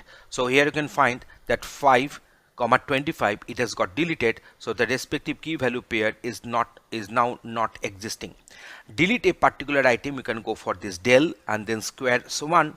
So this particular key value pair will be deleted. So we are remaining with this 2:4 and 3:9 here. Here we have defined one new dictionary. There is a squares, so squares have got printed. Now we are going for this squares dot clear. So it removes all the key value pairs. So remove all the items, and now if we print the square, it is printing the empty dictionary. So delete the dictionary itself. In that case, we will be going for del squares. But after that, if I want to print squares, as the squares have got deleted, so it will produce one error, that is the name error. So that is the name error. So name squares is not defined because we have used this del here. So the full declaration of the dictionary itself will get deleted. Next one, creating a new dictionary using comprehension. So we can find that x in range 6, that means x will be ranging from 0 to 5 because 6 will be exclusive. So 0, 1, 2, 3, 4, 5. So these are the 6 values for x. So we are creating a dictionary that is x colon, x will be the key and the value will be x star x. So now in this case, if I print the squares, I'm getting this 0, 0 square, and then 1, 1 square, and then 2 is the key and the value will be 2 square, 3 is the key, the value will be 3 square, in this way up to 5:25. So we are getting this. So dictionary membership test. So how to do the membership test here? So here in this case we discuss only the dictionary using comprehension. Now it is here you'll be going for the testing of the membership. So one dictionary has got defined. So name of the dictionary is squares. So now 1 in squares. So 1, this key is present. So 1 in squares will be giving us true because we are testing the membership of this one as a key in this dictionary. 2 not in square. You see the 2 is not there. So 2 not in square will produce the outcome true here. But print 49 in square. So 49 as a key is not present here. So that's why it is returning the value. It is returning the boolean value, that is a false. So here whatever you are passing, whatever you are mentioning value here, they are the key. They are the key. We are not considering this 49 which is present as a value. As a key 49 is absent. So print 49 in squares, it is returning the value false. Now we are going for this iterating through a dictionary. So squares 1:1, 3:9, 5:25, we have defined this one. So for I in squares, so print squares I. So you can go for the execution, you can find that we are printing this 1, 9, 25, 49. So they are all the values.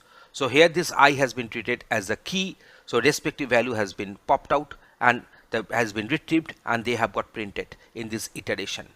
So we are defining another, there is a square is one dictionary here. We're going for the len. So these are the inbuilt functions in a dictionary. So len will print the length of the dictionary, that means the number of key value pairs. So here we are printing this one as 5 because 1, 2, 3, 4, 5 key value pairs are there.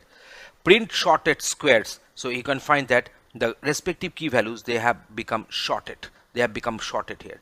So in this way we are having some inbuilt methods are there, inbuilt functions are there, or built-in functions are there in our dictionary that can be applied on the dictionary objects. So in this discussion we have a detailed discussion that how to create a dictionary and what are the different permitted and not permitted operations that we can carry out on a dictionary. I think now the conception is getting clear to you. Thanks for watching this video. We are going to discuss Python strings. So string is nothing but sequence of characters, and these characters can be of lowercase alphabets, uppercase alphabets, digits, and some special characters. A string is a sequence of characters, and string can contain alphabets, digits, and special characters. Computers do not deal with the characters. Computer convert them into numbers, that is a binary number system. That means each and every character will be represented in the form of zeros and ones. Even though we may see characters on our screen, internally it is being stored and manipulated as combination of zeros and ones in the binary representation. This conversion of character to a number is called encoding, and the reverse process is known as decoding. So encoding means from character to the binary representation, and decoding means from the binary representation to the character generation. So ASCII and Unicode are the some of the very popular encoding techniques which you use. So for this better idea on the Python strings, so let us go for practical demonstration right now. In Python, string means sequence of characters. So let us define that what are the different ways to define a string in Python. So this is way number one, that means here this welcome has been enclosed within single quotes. So if we go on printing this my str1, I'm getting this welcome here. Here welcome is enclosed within double quotes, here welcome is enclosed within triple single quotes.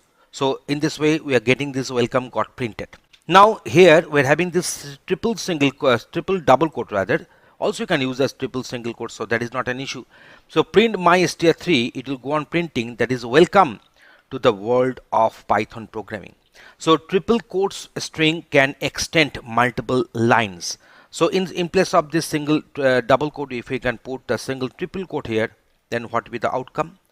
Are you going to get any change in the outcome in that case? So let me go for execution. I'm finding that I'm getting the same output as I got earlier. So accessing characters in a string. So here my str is equal to language, and then I printed this my str here. So language has got printed, and then I'm retrieving the character at the 0th index. So I shall retrieve this L. So L has got printed. Now -1, that means from the last, from the back where this particular E is having the index -1, and from the front this E will have the index that is 0, 1, 2, 3, 4, 5, 6, 7. So if we print here 7, if we just I'm just printing here once again, so you can find that. So in the both cases I shall be getting this E has got printed as 7 or -1. So -1 means there is a starting character index from the back, from the tail of the string. So next one is 1 to 5. That means index number 1, 2, 3 and 4, because 5 will be always exclusive. The stopping index number will be always exclusive. So 1 to 5 means 1, 2, 3, 4. So here we are mentioning this 1 and 5, they have got separated by this colon. So that is my 0. So 0 I'm not going to take. So there is a character at the position index 1. So 1, 2, 3, 4. So I've taken this ANGU, and you see we're getting this output like this. So now here we're having this 4 colon minus 2. Sorry, 5 colon minus 2. So there is a 5 here. So I'm going to take this one as 0, 1, 2, 3, 4, 5. So that means we're having this one as 5 here. So now we're having this one as -2. So that is -1, -2. You know that we'll be taking this stopping index as exclusive. So I'll be remaining with this A only. So A has got printed. So that means 5 colon minus 2 means from the fifth character and to the minus 3 character. So minus 3 means this is my minus 1, this is the minus 2, and this is the minus 3. So that's why A has got printed. So but if I make this one as 4, then obviously we're getting the output like this. So that is UA in that case. Now here you see this 10, the index 10 is not present here because this language is having we are having say 8 characters, so index will be ranging from 0 to 7, so 10 index is not a valid one. So if I want to access the 10th character, so character at the 10th index, so we are getting this index error, so string index out of range. So that is the error message we are getting here. Okay, now we're going for this. So here we have defined this language. So strings are immutable, that means they cannot be changed, but the different strings can be assigned to the string object. So if we print this mystr, I'm getting this language. But if you want to update, if you want to put another new string to this mystr in the same variable, that is allowed. But if you want to update the third character of the string, that is not allowed as it is immutable. So there is a type error, and str object does not support item assignment. So that is there is the error message we are getting, and there is the error name is type error. Next one, we are going for the concatenation of the string, and that can be done using plus. So mystr1 and mystr2 containing welcome and one blank space and then to all. So now when they are going for the concatenation, I'm getting the outcome this one. So welcome to all. This blank space is essential because otherwise this welcome and to will not have any separation. So they will get concatenated side by side. So now here we are having this, that is my mystr start 3. So what will happen? The mystr start 3. So what will happen? This particular mystr will be occurring for mystr1 will be occurring for 3 times. So welcome, welcome, welcome. So in this way we are going to get the required formed string. So we can do the string concatenation either using star or using the plus operators. Now we're going to discuss, so plus and star both I have discussed. Now iterating through a string here. So letter count is equal to 0. So for letters in hello world, if the letter is equal to L, so now letter count is plus equal to 1. So what will happen? So I shall go on counting the number of occurrences of L, this very character. So that's why each and every time the for loop will pick up one character at a time, and that will be put in the letters. So if letters is equal to L, then letter count will be increased by 1, and after exiting from the indentation you are getting this idea that this print is outside of the for loop. So letter count will be printed accordingly. So if you go on executing, I'm getting that 3 times L letter has been found here. Now we are going for the string membership. So L in hello, so L in hello will return true, L not in hello will return false, B in hello will return false, B not in hello will return true here. Built-in functions. So we are having this university, and then we shall go for the enumerate. So list enumerate mystr. So what will happen? It will go on forming this enumeration. So at first it will put the respective index, and then we are having the respective character here. So in this way we are having this index 0 u, index 1 n. In this way we are having this index 9. Why? Because university is having 10 characters, so index will be ranging from 0 to 9, and in this way you are getting it. So here you see we are forming a list. We are forming a list because we are just converting it to a list, and then the members are nothing but the tuples. The members are nothing but the tuples because they have got separated by commas and they have got enclosed within first brackets. So they are the simple tuples, and list of tuples we are getting here, and length of mystr will be 10 accordingly. And here we have used the method that is the enumerate. Now we shall deal with this single quote and double quote. So what we shall do, that let us suppose I'm going to print this one. So when I'm going to print this one, it is producing one error. Why error? Because this is a double quote, there is one double quote, so it will take this double quote at the terminating as a terminating double quote. So that's why it is causing error here. And also this what, you see, it is telling that invalid syntax because the quotes are not matching. So quotes are not balanced. So to write the statement here, to write this string getting printed on the output, we can go for this. So what we are doing, we are enclosing it within triple single quotes, and this particular string is still within double quotes. So now you see we're getting the outcome like this. Otherwise, we can enclose the main string within single quotes and putting this one as the double quotes, and here this particular single quote is there, and we are going for the escape character, so that is a slash single quote, and which will be known as the escape quotes, the escape single quotes. So whenever we are going to print, it will print the respective only this single quote here. So now we are having this escaping single quote. So now we are enclosing, we're doing the reverse actually. Here we have put this single quote as the outer one and double quotes as the inner one. But if you go for the double quotes as the outer one and single quotes as the inner one, then obviously this single quotes will get printed here. Otherwise, we can go for this. That means we can escaping double quotes. That means we are going for this slash double quote. So here this double quote will be treated as a character, not the beginning of the ending of a string. So that's why we are going for the escaping double quotes. So when the string will get printed, so slash double quote will be printed as only a double quote, and slash double quote will be printed as only a single double quote. And here we are having this single quote is there, so that will not cause any problem. So in this way, the string can be printed in varieties of ways. So either using triple quotes or using escaping the single quotes, escaping the single quotes once again, and then escaping the double quotes once again.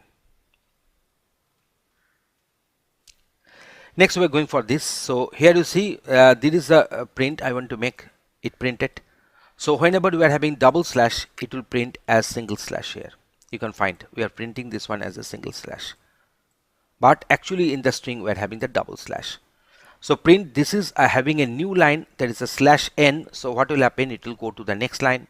We're having this slash t, that is a tab, so that is a separated is there for 8 characters.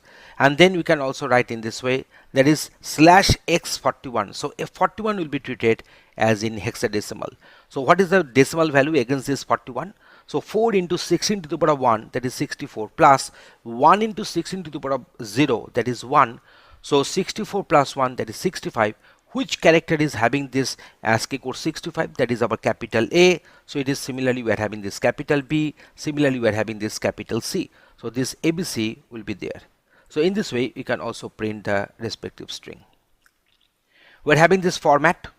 So default order is equal to. So now here you see these are the different placeholders we are having. Dot format. So today will be coming to this.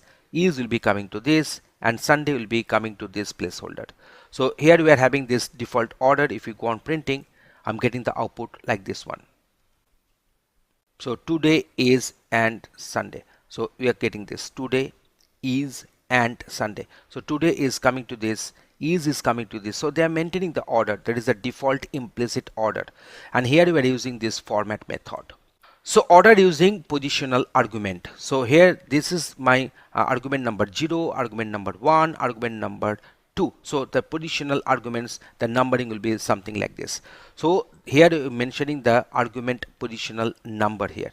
So that is the, so 1 means today will be coming down. So 0 means is will be coming down here, and Sunday will be coming down to this particular placeholder during the output. So you can find that today is and Sunday.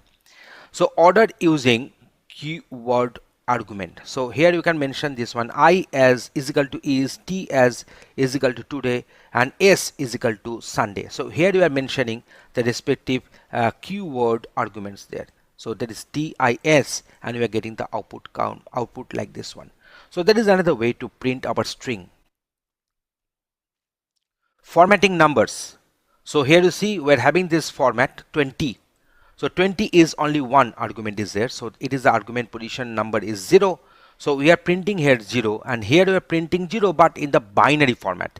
So what will be the outcome in that case? So 20 will be printed along with this 20 in the binary form. That is 16 plus 4, and that is our 20. So now we are having this formatting floats. We can go for this formatting. So now we are having this 0. That means this particular number is going to get printed, and that will be printed in this exponentiation format. And now we are having this 1 by 3, and we're going to print this one. There is a positional argument number 0 and then colon, that is a decimal point 3f. So after the decimal point we'll be going to have our 3 decimal digits. We're having this particular strings and we're having the string methods, that is a lower, upper, find, and we're having replace. So in case of lower, all the string characters will be converted to the lowercase. In case of upper, all the string characters will be converted to the uppercase irrespective of the initial case here. So find 2, so this 2 will be found at the 13th index. So let me go on counting here. So that is our 0, 1, 2, 3, 4, 5, 6, 7, 8, 9, 10, 11, 12, and from the 13 index this 2 is beginning, so that's why I'm getting here 13. But if you go on searching this 2, all this T and O in the lowercase, you may not get a match because it is a case sensitive find. So as a result of that, it will give me the outcome as -1, means unsuccessful searching. So replace all by everybody and replace all by everybody. Now here you see if you consider the case sensitivities, we are getting a match.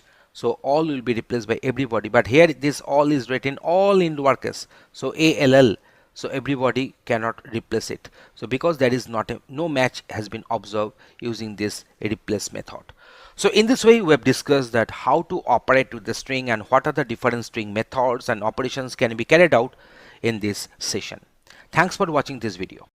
Python data type conventions and typecasting. So in this discussion, here is the respective 2 different ways to do the type conversions. So the process of converting the value of one data type, let it be integer, string, float, etc., to another data type is called the type conversion.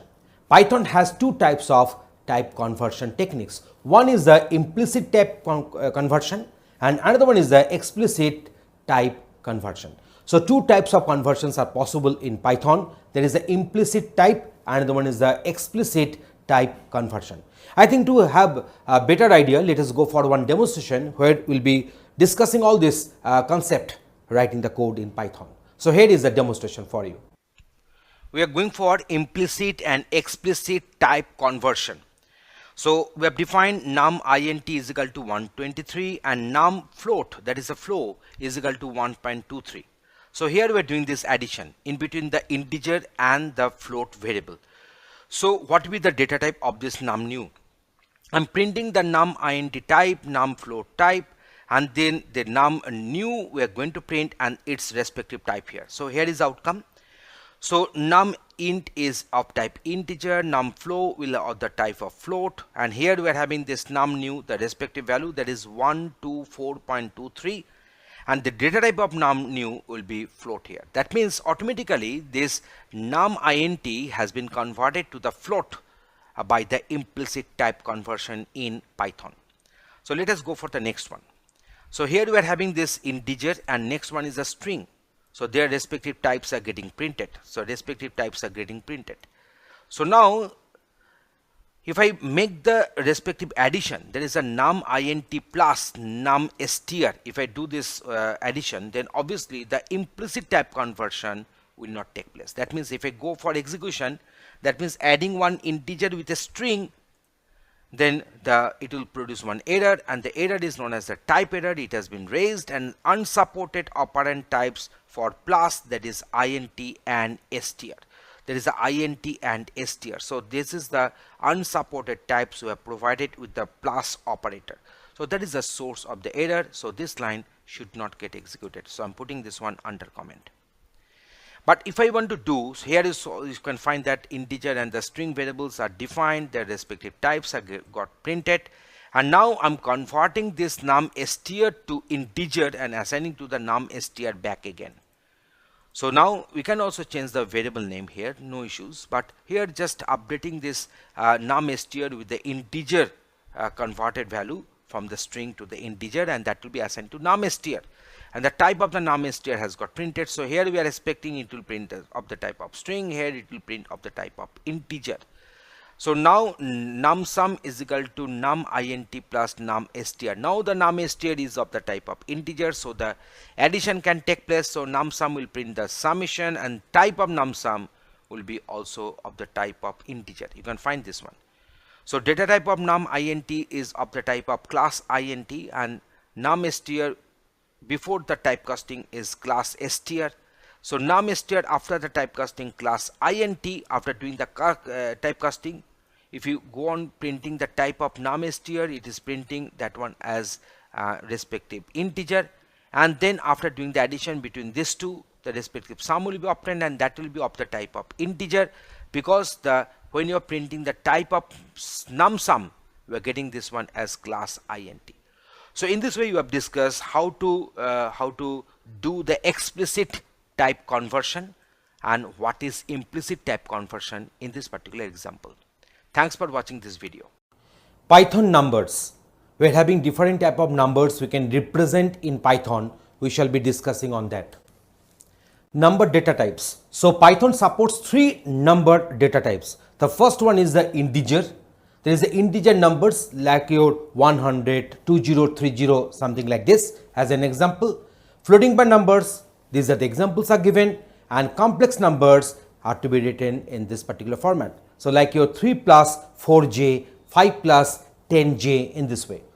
We can use a type function to know which class a variable or a value belongs to, an instance function to check if it is belong to a certain particular class or not. So we are having 2 functions. One is the type, which will tell the type of the function, and another one is the instance, which will tell whether this particular variable is of that type or not. While integers can be of any length, a floating point number is accurate only up to 15 decimal places. That is, the 16 decimal place will be incorrect in that case. So that is the precision we are having for the floating point number. But in case of integers, while integers, it can be of any length. Numbers we deal with every day are decimal, that is the base 10 number system. Python can also express binary, octal and hexadecimal numbers also. As computer programmers, generally embedded programmers, need to work with the binary. The binary number system is having the base 2, or the hexadecimal, that is the base 16, and octal, that is the base 8 number systems. In Python, we can represent these numbers by appropriately placing a prefix before that number. Now, what are the prefix? So here you see, we can write here as 0 small b or 0 capital B as a binary number prefix. We are having this 0 small o or 0 capital O as octal number prefix. We are having 0 small x or 0 capital X as hexadecimal number prefix. So these are the prefix we are having to represent the respective number. Number type conversion. From one type to another type, we can do the conversions accordingly. We can also use the built-in functions like your int, which will convert to the respective integer, float and the complex functions. To convert between types explicitly, these functions can even convert from strings. So it can take a string as input and convert it to integer, in this case convert to float in this case, and convert to complex number using this particular complex function. So I think let us go for one demonstration where we will be discussing how these numbers can be operated, can be handled, can be doing the typecasting in our Python coding. Numbers in Python can have mainly 3 different data types. First one is the integer. So here you see the value 1 is equal to 100. So this 100 is of type integer. And then we are having the next one as float. In case of float, value 2 is equal to 100.24. So it is of the type float class. And this particular float will always have some decimal point here and fractional part will be there. And then we are having the another type that is known as a complex, and this complex type numbers will be expressed in the form of the 15 plus 6j. So it is one of the examples we have given. So we are having 3 different types are there. One is the int, next one is the float, and the last one is the complex class in our Python. And integer and floating point numbers are separated by the presence of or absence of the decimal point. So in case of 5, if you write only 5, it is an integer, but if you write the 5.0, it will be of the type float.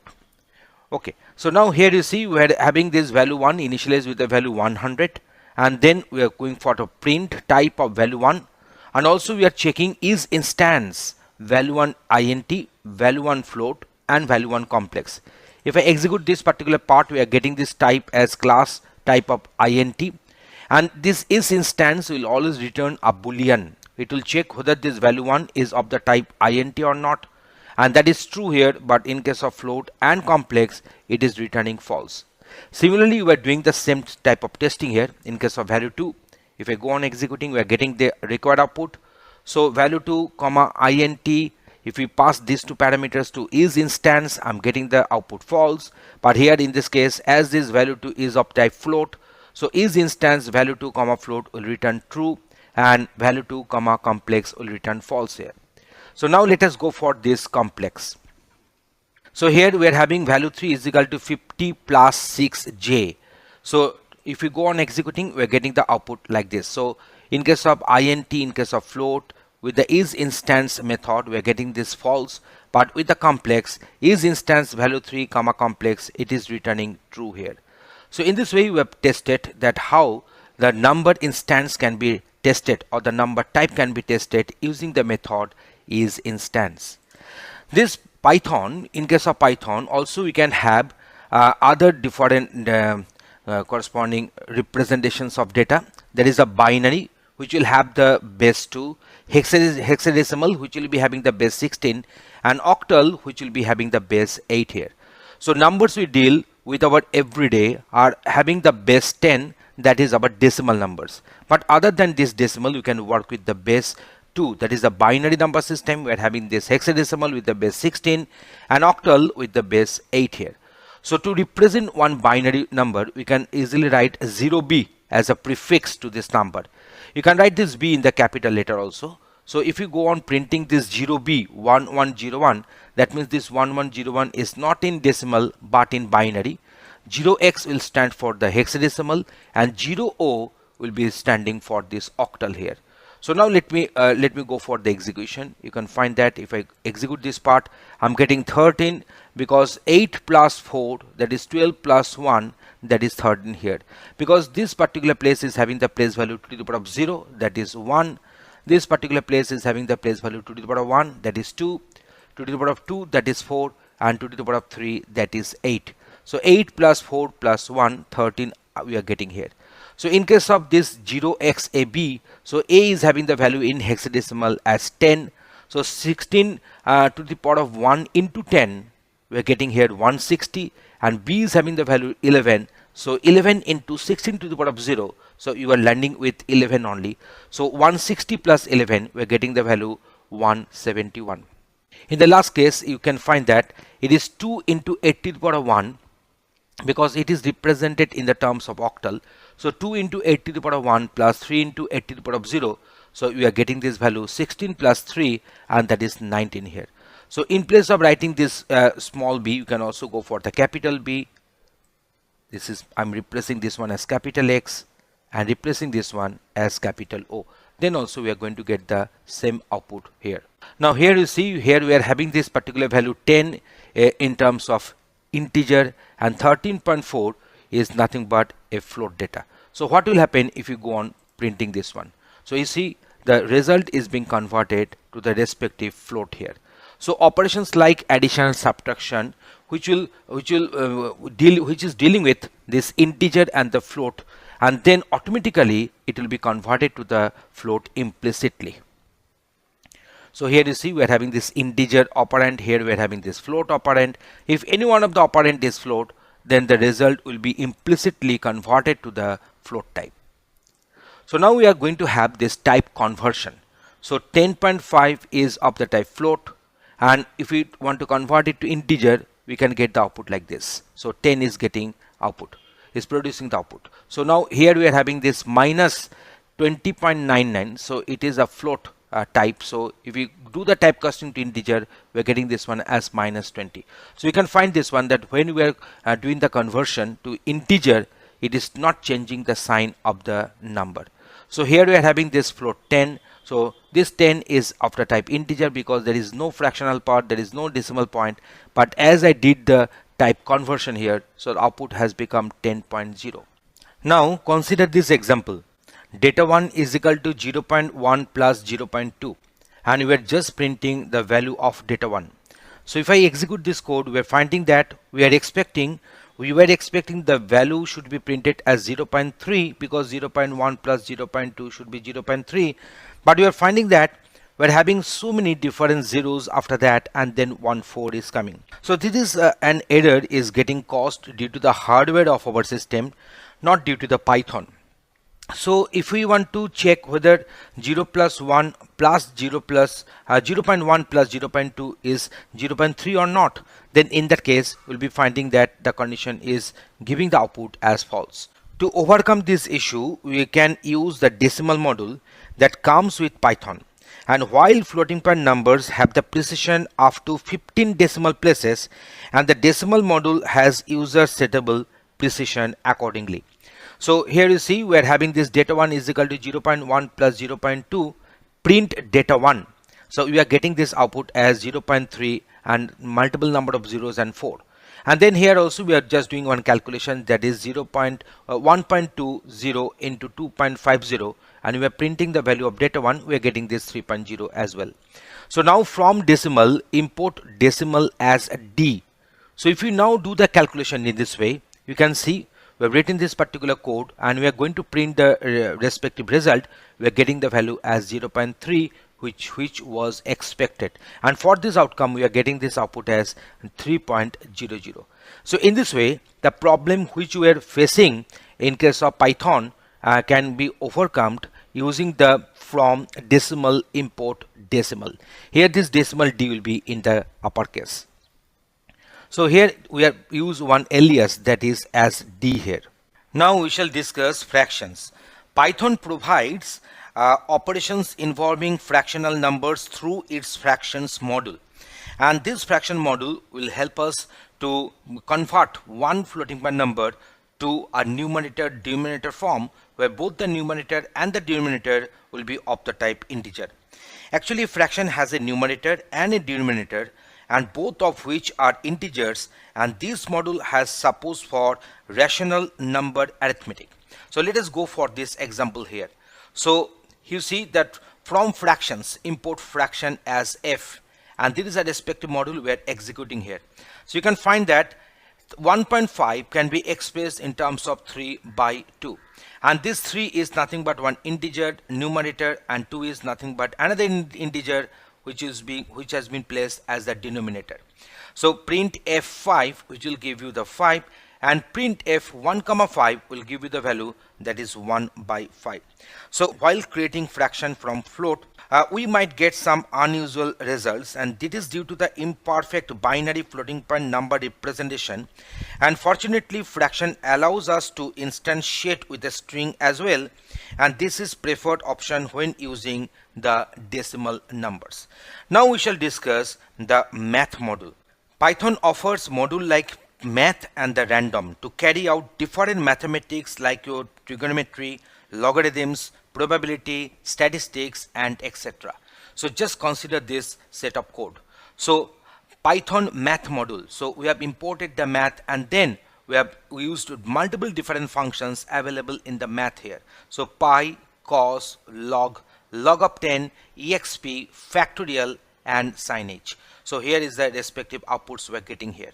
So if we want to print the absolute of say minus 12.34, if we want to print this one, then in that case we need not to use the math module here. So we can use directly as abs minus 12.34. You can find that we have considered only the magnitude part and the sign part has been ignored. Now let us come to this, that is the random here. So here you see we are going for the rand range, that is 5 comma 15. So the initial value is the start value, which is optional. If you don't provide any initial value, the value will become considered as 0, and the last one, the next one value, that is the second argument we are passing, is mandatory, that is the terminating value or the stop value, and that is exclusive. That means here the random numbers will be generated inclusive 5 to 15 exclusive. So in this way you can go on printing, and we can generate multiple random numbers are there. So the first value is optional, that is there is a start value. The second value is mandatory, that is a stop value. Then you can also put another argument comma. After putting comma there, there is a step value. So here we have printed rand range in between 5 to 15 4 times. So now we are having this 11, 8, 14 and 13. If I execute the code once again, we are getting the different set of values. If we execute the code once again, we are getting different set of values. So now we are having one list here, then random dot choice day. So day is nothing but the list. Here you see it has picked up the random choice is 2. If you go for execution once again, we're getting this value as 2 here once again. So if you go for again, you can find that we're getting here mon here. So now this is a print day. Now we are going for random dot shuffle day, and then if we print day, we can find that this is the respective different arrangement of this list elements, and list elements have got shuffled. And then we are having this print random element. So if you want to print the random element, then the method is random, so we can print the respective random element here. So in this way, in this particular program, we have discussed multiple different aspects of number type in our Python. So let us go for a quick revision. So type is actually returning the type of the variable. Each instance is actually checking whether this particular variable is having this type or not. So that's why this is instance is actually returning true or false. So we have tested that one on integer, we have tested that one on float, we have tested that one on complex numbers. So here we are expressing numbers in terms of binary. So the prefix will be 0b, b can be small letter or capital letter. For the hexadecimal, the prefix should be 0x, x can be lowercase or in the uppercase. And for the octal, we are having this value which will be having the prefix 0, o can be in the lowercase or uppercase. So here you can find that whenever we are doing some calculations involving integers and float, the result will get implicitly converted to the float. We're having to for this type conversion from this float to the integer, from this float to the integer, from this integer to the float, respective outputs are there. We have discussed this decimal here, how we can deal with we can have the control over the precisions. And then we're having this Python fractions. You can see that how the fractions are working, and then the math module and also the random module here. I think now you are getting this idea that how these numbers are getting handled in our Python programming. Thanks for watching this video.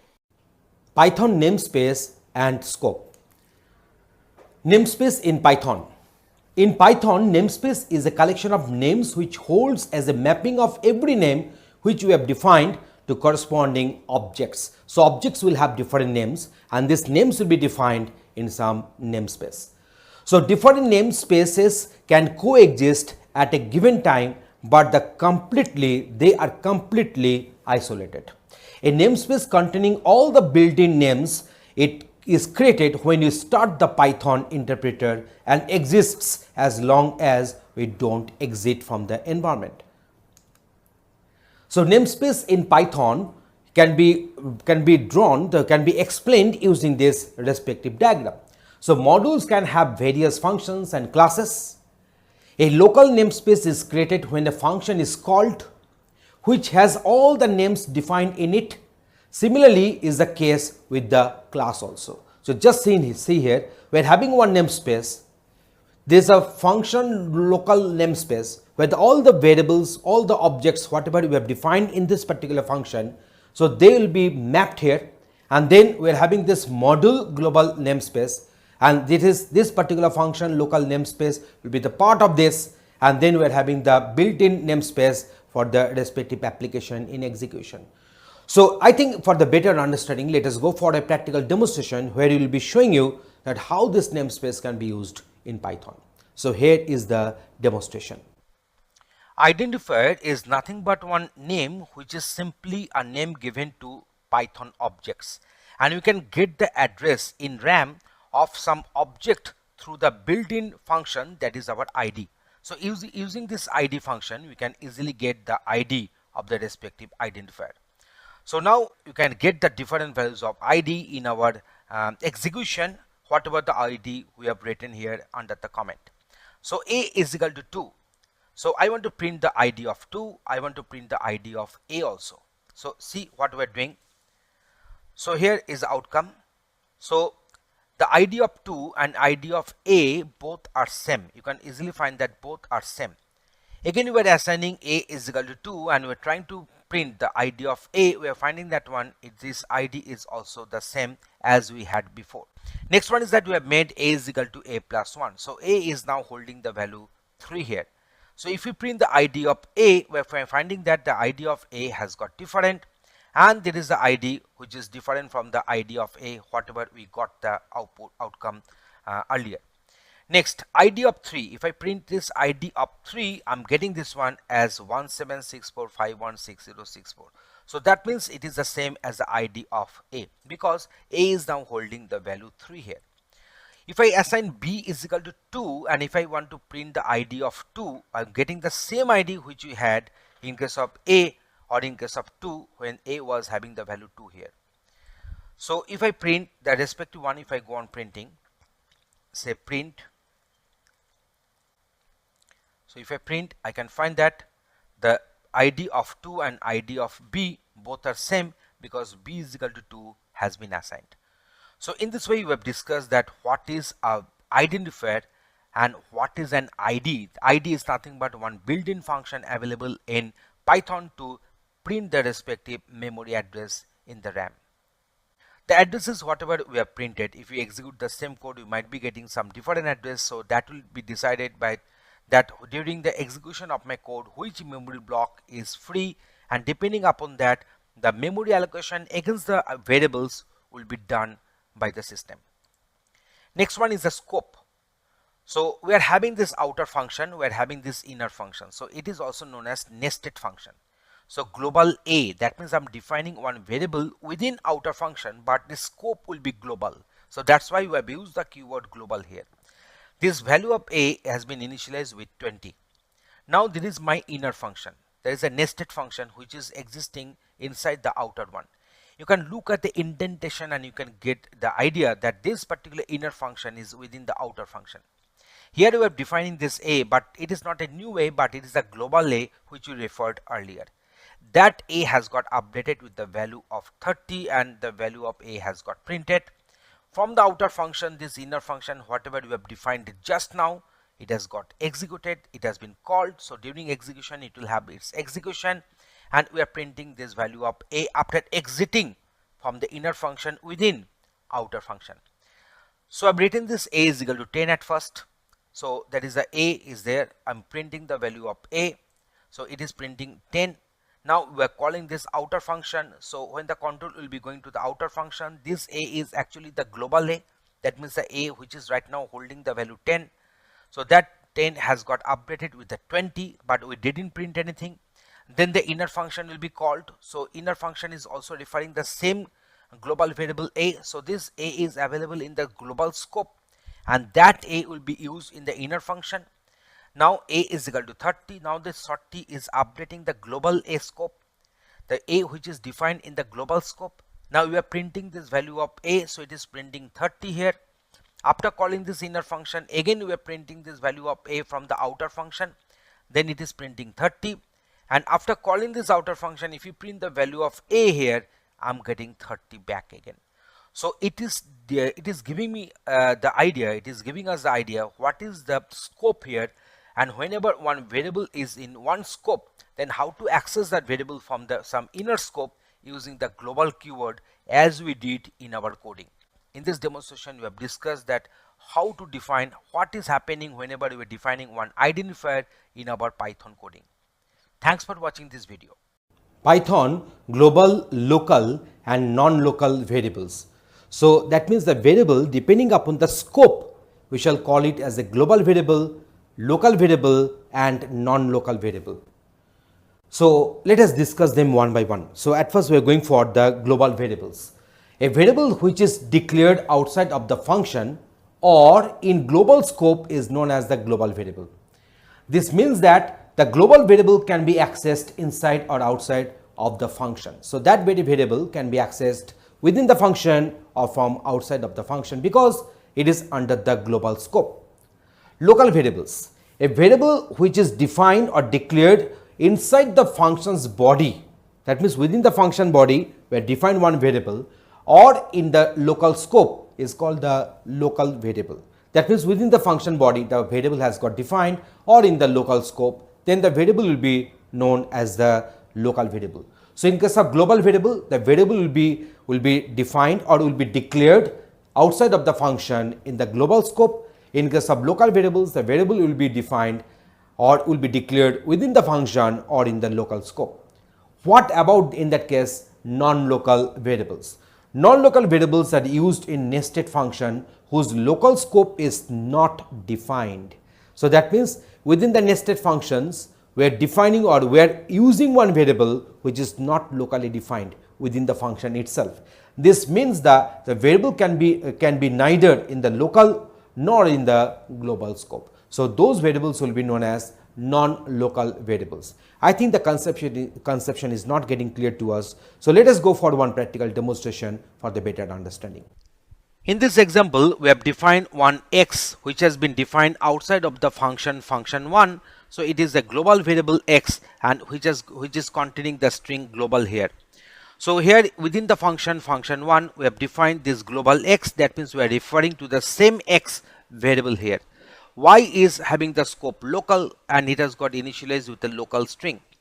X is equal to x start 2. So x is having the string global. Start 2 means this global will be repeated twice. The string will become global and that will be assigned to the x back again. We are going to print the value of x and y respectively. So now we are calling this function 1, but before calling this function 1 and after calling this function 1, we have also printing the value of x here. So here is the outcome. You can easily find that initially that means before calling this function 1, the global x is having the value global. Within the function, when it is printing x, it is printing global. When it is printing y, it is printing local. And whenever you are printing this global x back again after execution of this function 1, we are getting this one as global.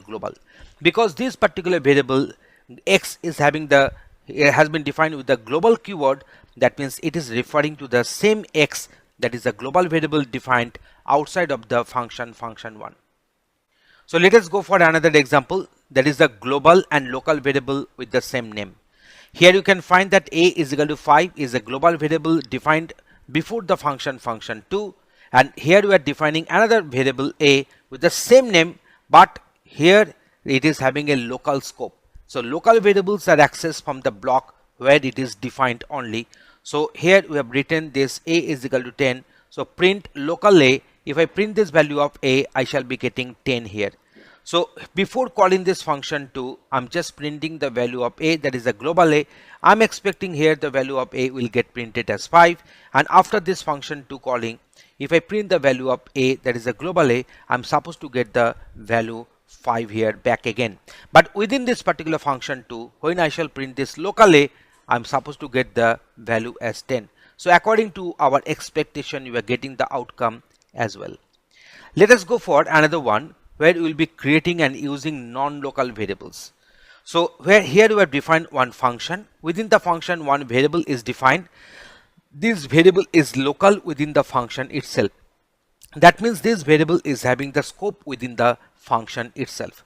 So now here we are having a nested function. So within the nested function, the name of the function is inner. We are supposed to define non-local variables. So here you can find that we have defined non-local x. That means we are referring the same x which is defined here because it is non-local here. So x has got updated, and from the inner method we are printing the value of x. So we are expecting that x will get printed as non-local. We are executing this inner method, so this code will get executed. X will get updated with the new string, that is the non-local. So after executing this inner method, if I print this x, so you are expecting that we are supposed to get non-local here, and here we are executing the outer method after completion of the definition of the outer function here. So inner non-local, so from here when we are printing the value of x, so x has got just initialized with the string non-local, so inner colon non-local is coming, but as x is a non-local variable, so as a result of that, this x will also get updated with the string non-local. So as a result of that, this outer colon x will also print non-local here. But in that same code, if I make this line, only if I make this one line under comment, then we are having this one as x is equal to non-local. So as this particular variable has got defined not without the non-local keyword, so as a result of that, its scope will be local within the inner method only. So that's why it will not update this global x, it will just update the local x only within this inner method. So what will happen? Inner will print non-local from the inner, but when you will be printing this outer colon x, it will print the string local back again. You can find that it is printing non-local and local. So in this video we have discussed what is non-local variable, what is global variable, how to define non-local variable, how to define global variable into details and with demonstration. Thanks for watching this video. Python global keyword. So you know that we are having multiple keywords are available in Python, but in this video we are concentrating only on the global keyword. A Python program's global keyword allows us to modify the variable outside of the current scope. So we can change the variable value outside of the current scope, and it is used to create a global variable and make changes to the variable in the local context also. So how to use the global keyword? When we create a variable inside a function, its local is by default. The scope is local by default. When we define a variable outside of the function, it's global by default. You don't have to use the global keyword in that case. So we use the global keyword to read and write a global variable inside a function. Use of global keyword outside of the function has got no effect. So whenever we are defining one variable outside of the function, by default it is having the global scope. Whenever we are defining one variable within the function, it is having the local scope. But whenever this is the third point is very interesting, we use the global keyword to read and write a global variable inside or from the function itself. So I think for the better idea, let us go for one practical demonstration to show you that how this global keyword can be playing a magic in our scope definition of a variable. In this demonstration, we have defined one function, that is the function 1, where one variable has got defined and initialized with the value 20. Within this function, this variable x is having the value 20 here. We are having one nested function. Within function 1, the nested function is having the name function 2. Here we have defined one variable x and with the keyword global. So global x. Actually the global keyword will be used to modify a global variable. Here the x value has got updated with the value 25 here. So this x is a global one. So here we have defined one variable which is of the scope global. So now before calling this function 2, we are printing the value of x. Calling the function 2 now, and we are call the function 2, and then after calling function 2, the value of x is getting printed. So now let us see what is the outcome we are going to have. So here you see here this x is having the value 20. Calling function 2 now, after calling function 2, the value of x has still with the value 20. Because the changes we are not going to get here, we are expecting that the value might be changing, but no change is there. Always the x has got printed with the value 20 before and after calling the function 2, because this particular x is having the global scope. So if we want to print this particular x, then after calling this function 1, we can directly print this x, because this particular x is having the global scope. That means not within this function 2 or function 1, it is outside of that. So whenever you are trying to print the value of x from the outside of this function 1, then we are getting this value as 25. I think you are getting this idea. This particular global x is actually, we are defining one variable x which is having the global scope. That means we are going to define a global variable, and that global variable is getting updated or getting initialized with the value 25 here. So this x and this x, they are actually corresponding to this x. So this x is still with the value 20. So that's why we have got the output as 20, and in the global x, the value of x has become 25 here. I think you have got the idea what is the purpose of this global keyword usage in this line, to define one global variable and to modify with the help of the global keyword. Thanks for watching this video. We are going to discuss Python iterators. So iterators are present in Python and they are mostly implemented within for loops, comprehensions, generators, etc., but hidden in the plain sight. So iterator in Python is simply an object that can iterate upon, an object which will return data or one element at a time. So this iterator will be operating on a sequence of elements, and each and every iteration it will pick up one element at a time. So iterator in Python is simply an object that can be iterated upon, an object which will return data one element at a time. Technically speaking, Python iterator object must implement two special methods. So what are the two special methods? That is underscore underscore iter underscore underscore method and underscore underscore next underscore underscore method. So iter method and the next method collectively called the iterator protocol. So iter method, that is, it will retrieve the respective value, and the next it will check whether the next element is there in the sequence or not. So an object is called iterable if we can get an iterator from it, and most of the built-in containers in Python like the list, tuple, strings, etc. are iterable because we can get iterator from it. The iter function, which in turn calls the iter, that is the underscore underscore iter underscore underscore method, returns an iterator from them. The next, that is the underscore underscore next underscore underscore method, must return the next item in the sequence. On the reaching at the end and in the subsequent calls, it must raise stop iteration. So whenever we are having no item in the iterator remaining, but if I am calling this underscore underscore next underscore underscore method, then one exception will be raised, and that is a stop iteration. So let us go for one practical demonstration to show you that how this Python iterators can easily be implemented in Python coding. So here is the demonstration for you. Iterators are very common in our Python programming language, and they are elegantly implemented within our for loops, generators, comprehensions, etc., but hidden in our plain sight. An iterator in Python is nothing but an object, and this object will return data one at a time during our iteration. Obviously, if some data is available, then only it will return the data, otherwise it will throw some exception.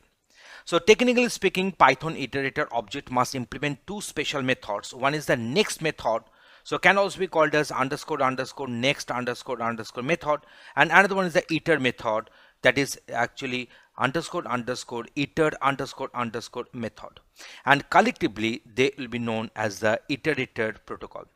An object is called iterable if we can get an iterator from it. Most of the built-in container in our Python, like our string, like our tuple, list, we are having, they are nothing but iterables. The iter method or the iter function, which in turn call the iter underscore underscore iter underscore underscore method, returns an iterator from them. So let us go through this example and to discuss the property of this iterator.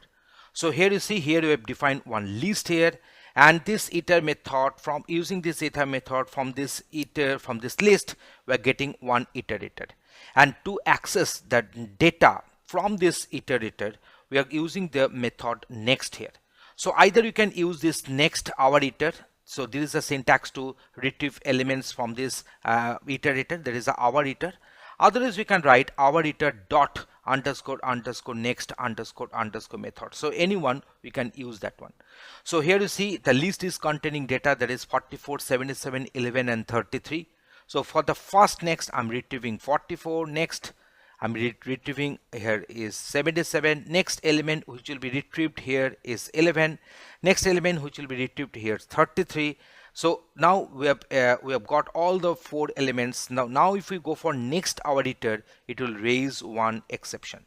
So let us go for the execution of this block. So here we are having 44, 77, 11 and 33. Because the elements were 44, 77, 11 and 33, So when we executed print next hour iter, then 44 was retrieved, and next print next hour iter, when you execute this method, then 77 has been retrieved from this iterator, that is hour iter. Next time 11, next time 33. Now if I execute this one, I should not put this one in comment. If I execute this one, then one exception will be there, and that is a stop iteration, and this will raise error no items left, as we mentioned in the comment. And so next our iter will produce this error, that is a stop iteration. So let us go for another one. So create a custom iterator. So here we are defining one class, that is the power of 2, and here we are having this documentation string. In short, we can call it as doc string. So it should be enclosed either within triple single quotes or triple double quotes. So it is also known as a block comment, and it should be the first intended statement in our class. So next we are having this constructor, that is our underscore underscore init underscore underscore. So here we are defining this max, and this is equal to 0 is the default argument. So whatever the value will be passing, that will be assigned to this max instance variable. So here we are just defining this underscore underscore iter underscore underscore method, and similarly this underscore underscore next underscore underscore method. So these two methods we are defining here. So self.n is equal to 0. So n is another instance variable, is getting initialized with the value 0. And then we're having this next. So if self.n is less than equal to self.max, then result is equal to 2 star star, that is 2 to the power of self.n. So 2 to the power of n will be assigned to the result, and self.n will be increased by 1, and the result will be returned. Otherwise, in the else part, we are going for stop iteration. We are erasing this error. There is a stop iteration. So now here at first we are going to print this doc string, that is a documentation string enclosed within triple single quotes, can also be enclosed within triple double quotes. So whenever we are printing this this one, there is a power of 2, that is a class name dot underscore underscore doc underscore underscore. You can see that it is printing. Let us go for this. It is printing this respective string, that is a class to implement an iterator of powers of 2. So the string whatever is discussed or defined here, so it has got printed. So now we are going for this a is equal to power of 2 4. So now this 4 will be assigned to max. This 4 will be assigned to max. So max has got the value 4 here. So now we are going for this I is equal to iter a. So we are going for this next I, next I, next I. It is going on printing, that is 2 to the power of 0, because n is having the initial value 0 here. So 2 to the power of 0, the result will become 1, and return result, so that result will be printed as 1. So next time this n has got increased by 1. So 2 to the power of 1, the result will have the value 2, and return result, that means it will return the value 2 here. So 2 is getting printed because we have called this next I from this print method. So now next time the value of n will become 2. So 2 to the power of 2 will become 4. So result will have the value 4, and the result will be returned, and that will get printed. So in this way I'm getting this one as 1 2 4 as output. So I think you are getting this idea how this method, which is having this init, that is a constructor, this iter method, the next method, and the respective object we have defined under the class, that is our a. So this max has got initialized with the value 4, which has been passed as the parameter to this constructor. Then out of this a, we are creating one iter. So there is the iterator is this one I, and from iterator we can pick up the next values. So there is a next of I. So this method is getting called. So we can also call it as I dot underscore underscore next underscore underscore method. So let me print it here. So I dot underscore underscore next underscore underscore method. So in this way also we can print it. So now let me go for the execution of the same. So I'm just erasing this part, it is not required. Okay, so now if we execute the same, I'm getting the same output, because next I is actually executing I dot underscore underscore next underscore underscore method. So next we are going for creating a infinite custom iterator. So in this case, this is our doc string. The name of the class is infinite iter, and this here we are having this method iter we have defined, the next we have defined.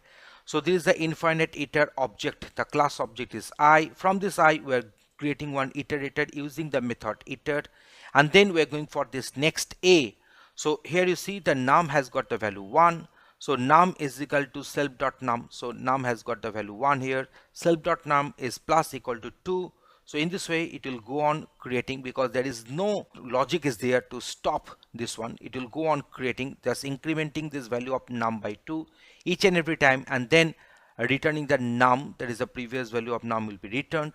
So now we are having this next day, the next day, next day. In this way, if you go on calling the next method, so at first the num was having the value 1. So this 1 will be assigned to num, which will be returned. So that is getting printed. So 1 will get printed, then 3, then 5, then 7. In this way, the values will go on printing. So it has got no terminating logic. So that's why it is infinite iter. The name of the class has been given accordingly. So from this demonstration, you are getting this idea that how this iterator can play its role in our Python programming. Thanks for watching this video. Python iterations using for. So the for loop syntax in Python. The for loop in Python is used to iterate over a sequence. A sequence may be a list, maybe a tuple, maybe a string, or any other iterable objects. So iterating over a sequence is also known as a traversal. That means for each and every looping, it will pick up one element from the iterator, and that element can be processed. So here is the respective syntax for for. So for val in sequence, don't forget to give this colon here, and if you give this colon, then automatically the next line will have some indent here. So body of for. You can have the multiple statements you can write, but with the same indentation in that case. So here is a flowchart. So for each item in sequence, last item reached. If it is no, then body of for will get executed on that item which has been picked up. If the last item has been reached, then it will exit loop. So in this way, the respective flowchart will be working on this for loop syntax in Python. We can also do this one using the range function. So we can generate a sequence of numbers using range function. So for loop can be operating on a certain, say, sequence. There is the iterable objects, and also using this range function. So range 10 will generate numbers from 0 to 9. So that is the 10 numbers we are having here. So always remember here this 10 will not be inclusive. So 0 to 9, that is the 10 numbers we are having. So we can also define the start, stop, and step size as range. There is a start comma, stop comma, step size. So step size defaults is 1 if it is not provided. Let us suppose if we write this one as range 1 comma 10 comma 1, that means it will have the values ranging from 1 to 9 and with the increment of 1 in that case. For loop with the else section. So for loop can also have an optional else block. The else part is executed when the items in the sequence used in for loop exhausts. So when the sequence will get exhausted, then the else part will get over the control. So break statement can be used to stop a for loop. In such case, the else part will be ignored on the other hand. So hence a for loop's else part runs if no break occurs. So if there is a break, then the else part will not be executed. Otherwise, the else part will be executed. When the else part will be executed? When the sequence will get exhausted. So let us go for some practical demonstration to show you that how this for can be used in our Python code. Let us find that how for loop can work in Python. So here we have defined one list. We know that list elements are to be separated by commas and they are to be enclosed within these third brackets. So this is a list here. So printing all elements present in a set, and here this particular set is nothing but a list.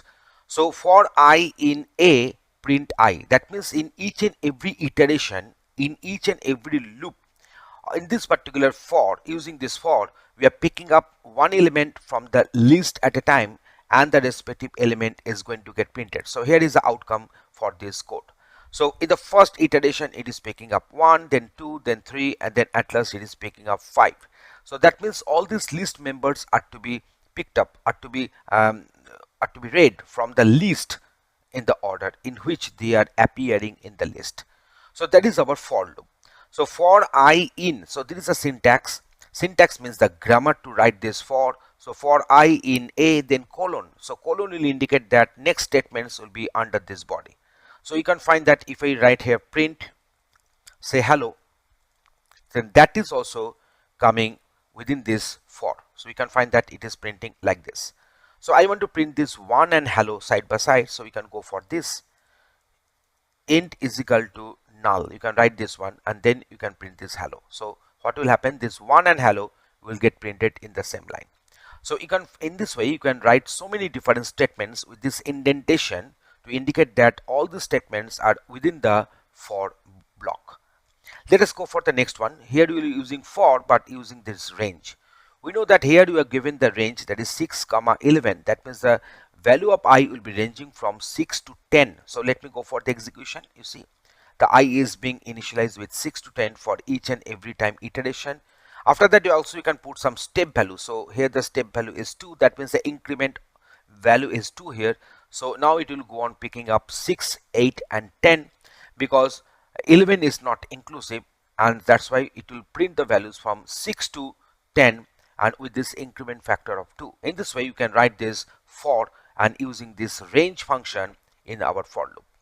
So let us go for another way. So how to write this one? You can find that using for loop for printing the values present in the tuple and using the else command in the for loop. So how to do that one? You can print, see. So this is the outcome we are having. So b is equal to 11, 12, 13, 14 and 15. So they are coming here and this is nothing but a tuple. For I in b, so it will picking up the values from this tuple, one value at a time in each and every iteration, and when this particular tuple will get exhausted, then else block will get the control, and then printing completed, that message is going to get printed.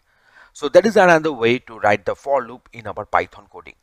So in this demonstration we have shown you that how to write for in our Python code to have some block to get executed repeatedly for multiple number of times. Thanks for watching this video. Python is one object-oriented programming language, so it supports inheritance. So this video will be discussing what is Python inheritance. So it refers to defining a new class with little or no modification to an existing class. So a new class will get created from the existing class with some changes, or it may not be having any change at all. The new class is called the derived class, also known as the child class, and the class from which, one of the classes from which it inherits, will be known as the base class or the parent class. So just consider this one. We are having multiple different types of inheritances. How many types of inheritance are there? So 5 types of. What is the first one? There is a single inheritance. Means what? Means one base class and one derived class. So that is known as a single inheritance. So here we are having the multiple inheritance. What does it mean? We will be having multiple base classes, not only 2. We can have more than 2 also. We will be having multiple base classes but one derived class. So this particular derived class will inherit the properties from all the base classes. This is our hierarchical inheritance, only one base class and multiple derived classes. Here I have shown 3 derived classes. It may be 2 also, it may be 5 also, it may be 7 also. Here we are having the multi-level inheritance. What is the meaning of this multi-level inheritance? So this is the base class, this is the derived class, and for this C, B is the base class and C is the derived class here. We are having this hybrid inheritance. What does it mean? What is the meaning of this hybrid inheritance? So here you see there is a one base class, these are the derived classes, and now for this D, this B and C are the base classes and D is the derived class. So that is known as hybrid inheritance. So it is actually nothing but it is hierarchical multiple inheritance. It is hierarchical multiple inheritance. In this way also you can have another combination that is of a multiple and hierarchical inheritance. So from multiple base classes one derived class, and from one base class to the multiple derived classes. So that can also happen. That is known as multiple hierarchical inheritance. So here we have discussed what are the different types of inheritances are there. So let us go for one practical demonstration for the better understanding. In this session, we shall discuss inheritance and polymorphism, which will be observed in Python in object-oriented programming. Here we define one class. So here we have defined one class. The name of the class is myBird. This is the constructor. This is a what type, that is one method, and can swim is another method. The method bodies are very simple. We have just put one print statement there. And here we are having another class that is known as myPenguin, which is inheriting myBird. See, myBird we have defined here. So let me execute the code. So here the class has been defined, and myPenguin is inheriting myBird. So like our Java, here we need not to write extends or any other keywords. Just within this bracket we are mentioning the respective class name. The class name which will be mentioned within this bracket will be known as the base class, also known as the super class, and this is our derived class or subclass here. So in case of Python, the class inheritance will be written using this particular syntax. So this myPenguin is having the respective constructor, and here we are calling the base class constructor. So base class will be called by the super method, and its constructor is always underscore underscore init underscore underscore method. So that is the base class constructor we are calling, and then one statement to get printed. And who is this and can run? So these are the other two methods in this myPenguin class. So just remember, in myBird, along with the constructor we are having what type and can swim, and in case of myPenguin we are having this constructor, and along with we are having who is this and can run. So these two other methods are there. We're defining one penguin class object. So it has been defined in a very simple way. So that means we're having this myPenguin, and then we're having the pg1 is the object name. So pg1 dot what type, this particular what type was defined in the class that is a myBird. As myBird has got inherited into myPenguin, so myBird methods can be accessed from this myPenguin object. So that's why pg1 dot what type can be executed. We're having pg1 dot who is this. So it is defined in case of myPenguin. You can easily find in myPenguin who is this is defined. We're having this pg1 dot can swim. We're having pg1 dot can run. pg1 dot can swim was defined in myBird class, and pg1 dot can run, this can run was defined in myPenguin. That means what type and can swim we are inheriting, we are getting this one from the base class, that is myBird, because there they were defined. So now let me go for the execution. myBird class constructor is executing, myPenguin class constructor is executing. You can easily find that here you have called the base class constructor, so that's why the control has gone to this. So myBird class constructor is executing, has got printed at first, then myPenguin class constructor is executing, so that string has got printed. So now we called what type. So what type is having the string that is I am a bird, so that has to be printed, that has got printed. I am penguin, so now next method we called is who is this. So I am penguin, so that string has got printed. Next we went for this can swim. So can swim is having this string to be printed, that is I can swim. So I can swim has got printed. Now we are having this can run, and I can run faster. So in this way this particular string has got printed. So using this example we have shown you that how inheritance can be implemented in Python. So let us go for another example here. We are having one class, the name of the class is myParrot, and here we are having can fly and can swim. So obviously parrot can fly, so parrot can fly, but parrot cannot swim, so parrot can't swim. I'm having another class that is myPenguin, which is having two methods, the same prototype. You can easily find that def can fly self and def can swim self. So you see we're having the same prototype defined here also. Okay, now see, so def can fly self, so penguin cannot fly, and def can swim self, we're having penguin can swim. So now we are having one common interface, that is flying bird test. Okay, so I'm going for this bird dot can fly and also bird dot can swim. So here in this particular method we're just passing this bird as input parameter, and we are calling this bird dot can fly and bird dot can swim. So here we have defined one parrot class object, myParrot class object, and one myPenguin class object. So we are calling this flying bird test, we're calling this flying bird test with this bird parrot, that is which is a parrot class object, and bird penguin, which is a penguin class object. So what will happen when we are passing this bird parrot, so that is the parrot class object, so that parrot class object dot can fly and parrot class object dot can swim will get executed. So as a result of that, this can fly and this can swim, their respective body will get executed and respective strings are going to get printed. But when you are passing this bird penguin, which is the my penguin class object as input parameter to this flying bird test, so in that case this bird can fly and bird can swim will be operated on this my penguin class objects. So in that case what will happen, we will be getting this penguin cannot fly and penguin can swim in case of flying bird test bird penguin, but in case of flying bird test bird parrot, we are having parrot can fly and parrot cannot swim. So you can find that how these classes are having their respective objects and the objects are being passed to this flying bird test, and respectively the respective can fly and can swim method will get executed. So in this particular session we have discussed what is the how to implement the inheritance, how to do the polymorphism in our Python in our object oriented programming. Thanks for watching this video. Python multiple inheritance. So now what is the multiple inheritance? We've discussed that one in the previous example in the previous video. So now we are going to discuss that how this multiple inheritance can be implemented in our Python coding. So like C++, a class can be derived from for more than one base classes in Python, and this is called the multiple inheritance. And in multiple inheritance, the features of all the base classes are inherited into the derived class, and the syntax for multiple inheritance is similar to as we have used that one in the single inheritance.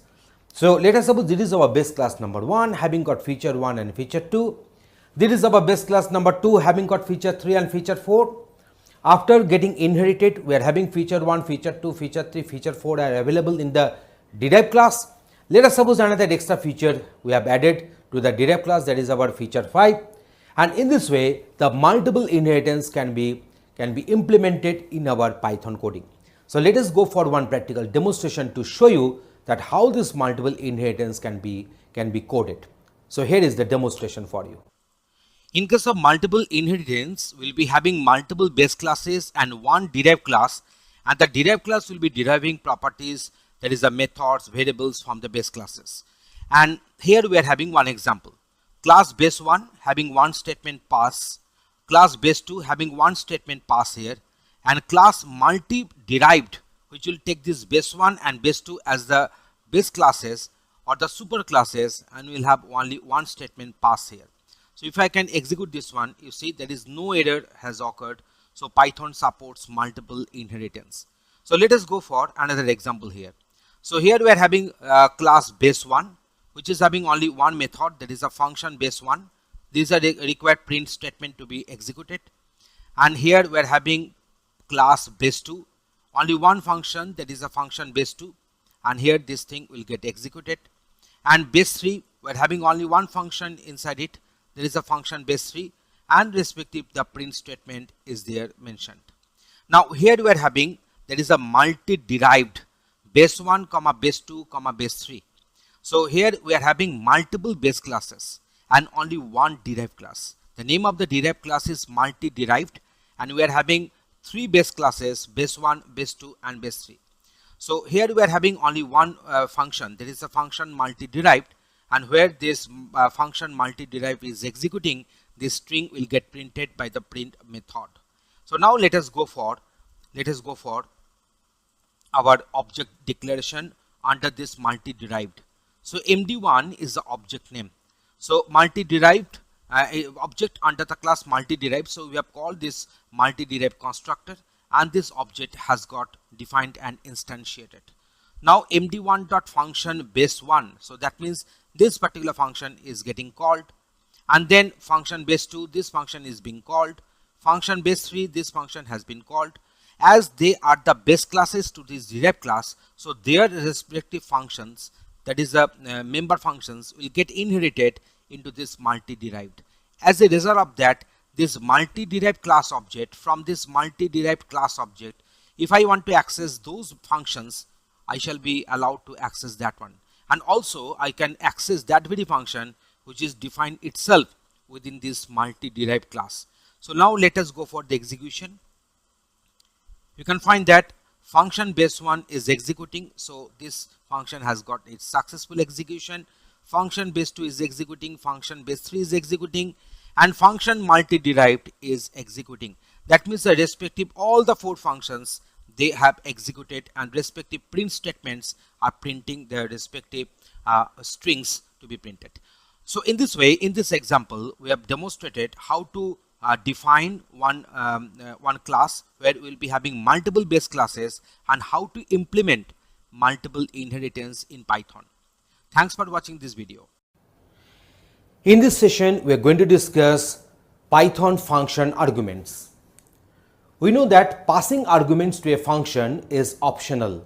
We may not pass any argument. We may pass one or more than one arguments. So argument passing to a function is optional. A function may or may not have arguments passed. A function can have fixed or variable number of arguments. As we discussed that that is the variations while passing variable number of arguments to a function. So how to pass variable number of arguments to a function? So that can be categorized in 3 different heads. So there is a Python default arguments, Python keyword arguments, then Python arbitrary arguments. So to discuss more on them, I think the theoretical concept will not be sufficient enough. Let us go for one practical demonstration. We'll be showing that how these Python default arguments, Python keyword arguments, and Python arbitrary arguments can get implemented using Python coding. So here is the demonstration. A function may or may not have its input arguments. Also, a function may or may not return anything. So here we are defining one function. The name of the function is findMax. It is having a and b as input arguments. So here if a is greater than b, they return a, that means which is the maximum one will be returned, and that's why the name of the function is findMax here. So if a is greater than b, return a, else it will return b here. So this function is having input parameters a and b. So while calling this findMax, we are passing parameter 10 which will be assigned to the variable a, and also passing 20 which will be assigned to the variable b here. So if 10 is greater than 20, the condition is false, so it will return the value b, that means 20 will be returned, and that we can print here. So let us go for the execution. So max number between 10 and 20 is 20. So if I make this one as 100, if I make this one 100, then obviously the output will be accordingly changed. So max number between 100 and 20 is 100 here. So in this way, I have shown you that how a function can take input arguments and how it can return a value. Next one, we're going for this hello. Here we are having 2 parameters. One is the name, another one is the message. The message is having one default argument. So it will print hello and then name and the message. So here you see we have passed the first argument as Ognivo, so that will be assigned to the name, and the second argument we have passed as have a nice day, and that will be assigned to the message. So in the second time when I'm calling this hello function, we are passing only Ognivo, not the second argument we are passing. In that case, as the second parameter is missing, it will take the default value of the second parameter. So let us go for the execution. You can find that hello is coming from this particular string. So hello Ognivo comma have a nice day. I passed this have a nice day, so that's why it has got printed accordingly. Next one is hello Ognivo, how are you? Because I didn't pass the second argument, second parameter is not being passed. As a result of that, the default argument is actually is getting assigned onto this message variable. Okay, now let us go for the another one. So here you see we are having one function. The name of the function is sumAll, which will take the function with the arbitrary arguments. So sum is equal to 0. For I in arguments, sum is equal to sum plus I and return sum. So here this star args will indicate that here you can pass multiple number of arguments as required. There is no upper limit. We can pass multiple number of arguments as required. So in that case, for I in args, so it will retrieve one of the arguments at a time, and that argument will get added with the sum. Before going for this addition, we have made this sum initialized with the value 0, and then we are having this return sum. So let us go for the execution. So with this particular function sumall, we have passed 5 parameters. So 1, 2, 3, 4 and 5. If we just go on adding, you are going to get here 15. So that's why sum of all the integers between 1 to 5 is 15 here. So sum of all integers. So this particular line has got printed. So in this way you can have a function with the variable number of arguments in our Python. Now let us go for this particular method. So here the method name is default argument. It is having 3 input parameters A, B and C, and their values will get printed. So default argument has been called with these values 10, 20 and 30. Okay, now let me go for the execution of the same. I'm finding this one. A is equal to 10, B is equal to 20 and C is equal to 30 here. So now I'm just doing some changes in my code. Here I'm not passing the third parameter. I'm passing only 10 and 20. Then what is the outcome? We are finding one error. There is a type error. It is showing one error. There is a type error and it is telling that default argument function missing one required positional argument, that is C. Because I didn't pass the third argument, so C has got not initialized. So what we are doing, I'm just here putting here 300. If I execute the code, you can find that as I didn't pass the value for C, so the default argument is getting assigned on this C variable. Okay, now next one. I'm doing some changes here. Here I'm not passing the value for B. If I go on execution, you can find that I'm finding one error and it is telling that default argument function missing one required positional argument B. So the value for B is missing here. So that is the problem. So we are doing this one in this way. We're retrieving this problem in this way. We're resolving this problem in this way. Now you can find that we're having this 200. The default argument is being assigned and this default argument is being assigned, and 10 as I passed, that will be assigned to A here. Okay, next one. I'm not passing anything. I'm just making only this one. So if I go for execution, you can find that default argument function missing one required positional argument, that is A. So in that case, what will happen? In that case, I should make some default argument to be mentioned. You see, so all the default values have got assigned here. So in this way, I've shown you that how the default arguments are playing their roles.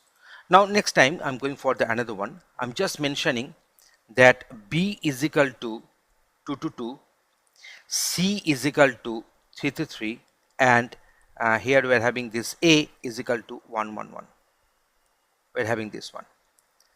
So now if I go on executing, you can find that we're having this 1 1 1 2 2 2 3 3 3. You can also see that I have mentioned them in different order, not in the order in which we have actually defined them in the function input parameters. So here we can mention explicitly that this 2 2 2 will be assigned to B, 3 3 3 will be assigned to C, and 1 1 1 will be assigned to A, and accordingly the values have got mapped. So I'm just making a copy of it and just withdrawing this assignment. So in that case, as the value of C is missing, so the default value 300 will be assigned to C. So default value 300 will be assigned to C. So in this way, I've shown you that how these arguments can be of different types, how the what is the your default arguments, how to write one function which will take multiple number of arguments as required. So we are giving you the demonstration with some examples to make your conception clear on Python functions. Thanks for watching this video. We are starting with the very important concept, that is the Python functions. How to write functions in our Python programming. Whenever we write a huge long code, then always we try to divide that code, segregate that code into multiple different modules and functions. And whenever functions are there, then it will make us easier to understand that program, and obviously the reusability of the code can be enhanced by writing one related one function containing related statements which are executed as a whole whenever certain operation will be asked for. So let us go for the further discussion on this function in Python. So function is a group of related statements that perform a specific task in our program. Function implementation breaks our program into smaller and modular chunks, and function helps us to make our program more modular, organized, easy to debug, reusability will be enhanced, and so on. Reusability features helps us to avoid repetition of our programming code.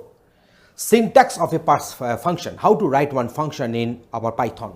So def will be written, that is a defined function. So define function, also you can call it as a define. So def will be there. So this is the function name. These are the list of parameters you may or may not pass, obviously. So list of parameters are there. Don't forget to give this colon, because if you give this colon, that means you are starting with the function body, and the function body will have the indent in that case. And there is a doc string which has been enclosed within thrice quotes. The double quotes are there. So there is a doc string. Doc string, if you want to insert the doc string, that is a documentation string, that should be the first statement within the function body. And then we can write one or more than one statements, and then return value, return, and then return value will be there, and that is optional. A function may or may not return a value. So that is the way to write the function in our Python. Types of functions. Basically, functions can be divided into the following two types. The first one is the built-in functions, the functions that are built into the Python. As an example, ABS, which will give you the absolute value of the input parameter, and then character, we are having the CHR rather. So there is a float, there is a conversion to the float, there is a print, we will be using this print. We are using this print multiple times in our Python code to print some string on the screen on the console. So these are the inbuilt functions. There is a built-in functions. We need not to write the respective code for all these functions. They are pre-written. I can readily use them in our code as when required. So next one is our user-defined functions, and these functions we are responsible to write the body and the function defined by the users themselves and to do certain specific tasks. Always remember, the function name should be very much important, because in case of user-defined function, from the function name we should get the purpose of the function. If you give the function name like function 1, function 2, function 3, they don't carry any sense in future. So next time if I ask you what is the purpose of function 1, you are supposed to look at the code. But the function name should be very much logical, very much meaningful, so that from the function name even you can get the purpose of the function. And let us go for one practical demonstration to show you how to write these functions in our Python programming with some sample coding. So here is the demonstration. In this session, we are going to discuss functions. And in case of Python functions, the function name should be defined. And here we will be using the keyword. There is a define, that is a def, and the function name. Within the opening first bracket and closing first bracket, we can write the respective parameters if I want to pass some input parameters there. This is known as user-defined function because we are writing the respective function body. Always the function should have this opening first bracket and the closing first bracket, that will indicate that it is a function here. As here we are writing the function body, so it will be known as the user-defined function. But if you don't write the function body, that means in case of print, you can easily find that this print is a function because it is having this opening first bracket and the closing first bracket, and it is taking a string as input parameter, but we are not writing the body of this print. So that's why it is called library function or inbuilt function.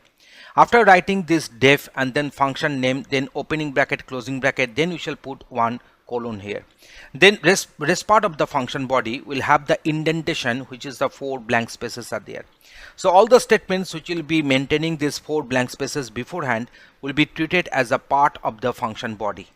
Okay, so in this way there is no begin end, there is no curly brace open, curly brace close, there is no block begin and block end marker. Only this indentation will indicate that these statements are within these function bodies. So this hello one is a function which is having no return statement. You can find that there is no return statement we have written. But in case of hello 2, we are having one return statement, and it is having this string to be returned. Return command returns back the control to the caller and mainly used to return a value to the caller of the function. So whenever we are calling this hello 1, then this print statement will get executed because this is the only one statement within this hello 1 function body. But in case of hello2, when you'll be calling this hello2, it will return one string. So the control will come back to the caller when this return statement will be executed, and then print will print this particular print function or print method will print the string which will be returned here. So let us go for the execution. You can find this is the outcome of hello1 function calling, and this is the outcome of this print hello2 function. So a function can have the first statement which will be in the indentation will be known as the document string or doc string if it is enclosed within triple single quotes or triple double quotes. So I can write this one as this one. So this is a multi-line text. So you see I have written this one within triple single quotes. Now this is known as the doc string, and this doc string is the first statement in this function body which is having the indentation. Okay, so how to access this one? So we can do this one in this way. So in this way I can access this respective doc string or document string. You can easily find this is a multi-line text. Instead of enclosing it within triple single quotes, also you can use them as triple double quotes. Then also it will have the same output as I have shown you. Okay, next we are going for the other program part. Here one thing has to be remembered. Here this hello1 is a user defined function because we are writing the function body. This hello2 is a user defined function because we are writing this function body. But this print is a inbuilt function or the library function because we are not writing the function body of print, but we are using it, we are calling it according to our purpose. So that's why this print is known as the library function here. Here we have defined multiple functions. So first function is my addition, which takes x and y as input argument. So here the keyword def, that is a defined function name, and then input arguments enclosed within opening first bracket and closing first bracket, colon must be there, and there is the body of the function which is printing this statement, that is performing the addition operation and return x plus y. Similarly we have written the function body for subtraction, performing the subtraction operation, return x minus y. My multiplication, which is taking x and y as input parameters, performing the multiplication operation, return x star y. My division, it is taking this x and y as input arguments, so print performing the division operation, return x by y. So in this way we have defined my addition, my subtraction, my multiplication, my division methods. Now we are going to define another method that is known as the my menu. All these methods are user defined functions. So under this my menu we are having this main menu will be printed, then 4 options are going to get printed, then it will ask for the option number, Here input is a function, library function, which returns a string. So before assigning it to the variable ch, I'm doing the typecasting using another inbuilt function, library function, that is int. So now it will return the value of ch. So my menu returns the value of ch. Let us go for the final function, that is our def calculation. So at first it is calling my menu. So my menu will print this my menu and the 4 options, and it will ask for the choice, and then the value will be returned. The value which will be returned will be assigned to this ch. It does not mean that here the variable is ch. So here also we are supposed to have the variable ch only. You can also make it as choice. So that is not an issue because this choice is local within this my menu, and this ch is local within this calculation. So they may be having the same name, maybe having the different name, but in both cases they will have their separate memory space allocation during execution of our code. So here we have read 2 numbers, num1 and num2. Using the same way, please enter the first number, please enter the second number. Input function returns string, so it has been converted to integer using int here. So if ch, the value which will be returned by this my menu, if ch is equal to 1, then result is equal to, you see I'm calling this my addition function, and num1 and num2 I'm passing two parameters. These num1 and num2 will get assigned onto x and y, you can find it, and then it will return the sum of it after printing this line. So that result will be assigned to this variable result. So that sum will be assigned to this result. For choice 2, it will return the respective difference that will be assigned to result. In case of choice 3, the respective product will be returned and that will be assigned to the variable result. In case of choice 4, the respective quotient will be returned and that will be assigned to the variable result here. So print so result is equal to result. So I'm going to print that one. So if I call this respective function, that is calculation, you can go for the calculation, you can find that it is at first it is calling this my menu. My menu is displaying the options and it is asking for the option number. If I give the option number 1, then it is asking for the first number, let it be 100, and the second number, let it be 200. So as a result of that, as I selected option number 1, so addition will be done between 100 and 200. So as a result, we are going to get 300 here. If I execute the code once again, so here I'm going for the option number 2. I'm going for the multiplication between 10 and 20. You can easily find. So I'm getting the subtraction. Oh, I've selected option number 2. It is for the subtraction. So I'm getting here minus 10 as the outcome. So let me show it once again. So here I'm going for the option number 2, that is the subtraction. So I'm just giving the value 100 and giving the value 40. You can find that performing the subtraction operation. So because this particular line has got printed, because we wrote that one in our my subtraction method, and then it is returning x minus y, and that will be assigned to the result, and later so result is equal to the result variables value will get printed. So result is equal to 60 is getting printed because we have given inputs 100 and 40, so the difference value will be 60 here. So let us go for the third option. So option number 3. So now it is multiplication. So if I give the value say 100 and say 20, so the result is coming as 2000, performing the multiplication operation. So result is equal to 2000 here. So let us go for the last one. So if I give the option number 4, so I'm supposed to perform the division operation, so the quotient will be returned. I'm giving this 125. You can find that it is giving me the result as 4.0. So in this way, you can easily find that we have written some code here for the better explanation and for your better understanding. So a function can return a value, may not return a value. A function should be starting with this def keyword, which is defined, then the function name, then opening bracket, closing bracket will enclose the input parameters, then colon is must, and all the statements which will be written with indent, so they will be treated as within the function body. You can find that how we are writing this code and how the function is getting called here. So I think now the conception is getting clear to you that how this function can work. So I'm giving you one assignment. We know that division by 0 is illegal.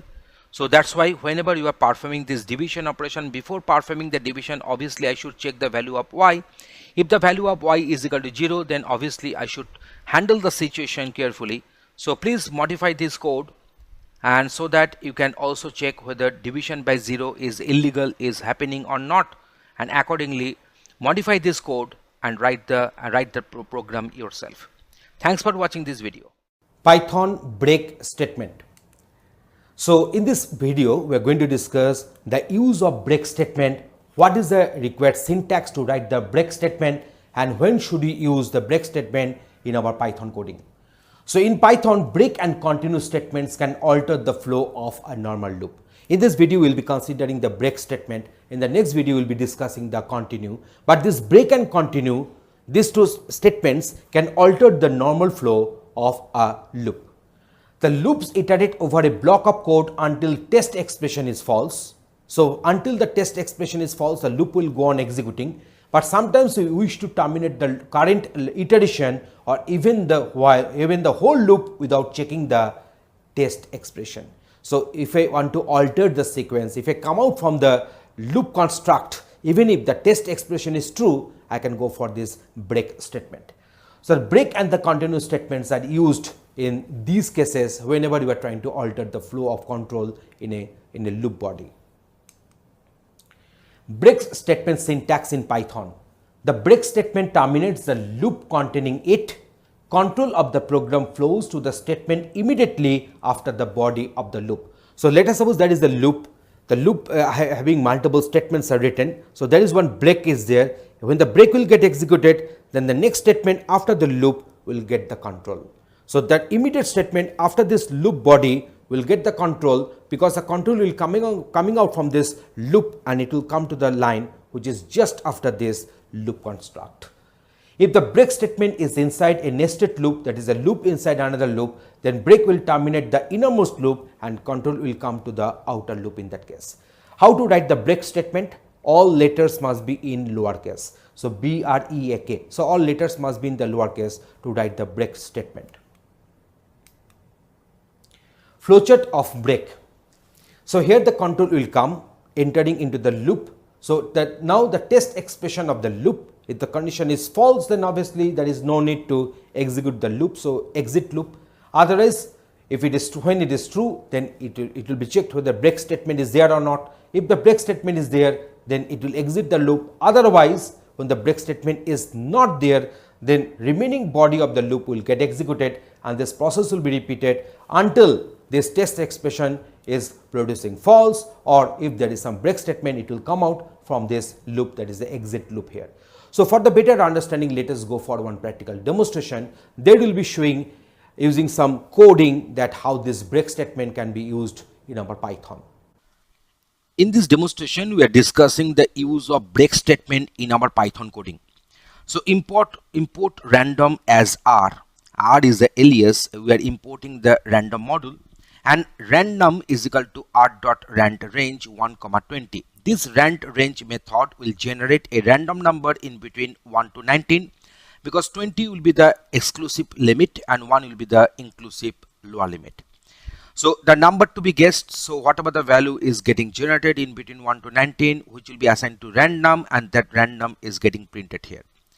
So I is equal to 1 while true. That means we are falling in an infinite loop. So we will be executing an infinite loop while true. So print number guessed I. So the value of I will get printed. So at first it will print 1 here. So if I is equal to rand number. So now whenever this random is equal to I, in that case we are printing this statement and we are break. Break means the break statement is getting executed, and this break statement actually stops the loop and exits from the loop as well. And otherwise the value of I will get increased by 1 and it will get prepared itself for the next iteration. So let us go for the execution. So here you can find that the number which has been guessed in between 1 to 19 is 4. So this I is equal to 1, the loop has got executed. For I is equal to 2, the loop has got executed. For 3 also, for 4 also, the loop has got executed. But when the 4 is equal to random, random is also containing 4. So 4 is equal to 4 when the condition is true. We are just coming out from this while construct. After printing this line, random number has been guessed successfully, and then we are exiting from this while. So now if you write any statement after this, if we write this statement after this, you can find that the respective statement will get printed. So now here the random number has guessed number 12. So loop has got executed for I is equal to 1 to 12. Random number has been guessed successfully, and then end of the program is getting executed. So in this way we have discussed that what is the purpose of break. Break statement is actually stops the looping, and then it will exit from the loop construct. And using this Python code, we have demonstrated the use of break in our respective example. Thanks for watching this video. Python continue statement. Continue statement syntax in Python. The continue statement is used to skip the rest of the code inside a loop for the current iteration only. That means that suppose we are having say 10 statements are there in the loop. On the 5th statement we have written continue, and whenever we are executing this continue, then the rest 5 statements, that is the statement number 6 to statement number 10 will remain unexecuted, and again the test condition will get the control. Again the condition will be checked, and if the condition is true, the looping will be done again, otherwise it will come out from the loop. So the condition, the continue statement is used to skip the rest of the code inside a loop for the current iteration only. Loop does not terminate, but the continues on with the next iteration. So this is the syntax of writing this continue. All the letters must be written in lowercase. C is not capital. All the letters are in the lowercase. So because the Python is a case sensitive language. So flowchart of the continue. So here the control will be coming. So test expression of the loop will be tested. If the condition is false, so then exit loop will take place. Then if the condition is true, then it will check whether continue is there or not. If the continue is there, then if it is yes, then again the test expression of the loop will get executed. This remaining part of body of the loop will remain unexecuted for that iteration only.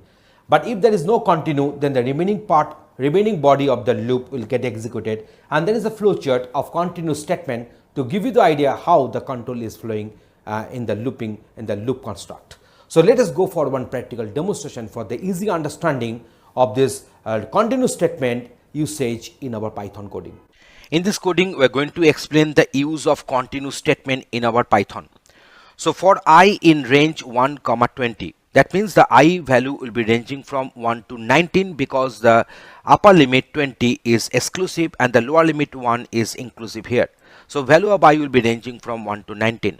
So if I %2 is not equal to 0, that means if the number is not a even number, then we are going for the continue. That means when the number is not an even number, that means when the number is odd, then continue. Continue means the next statement will become unreachable, unexecuted, and control will come to the for statement back again.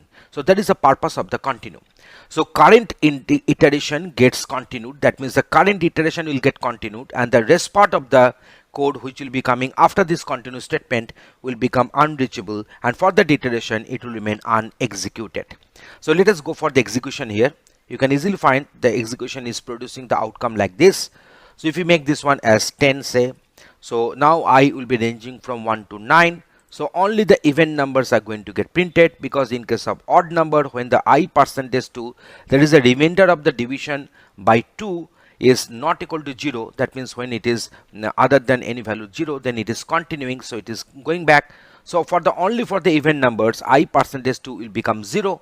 So that's why this condition will be false. So print I, this statement is getting control.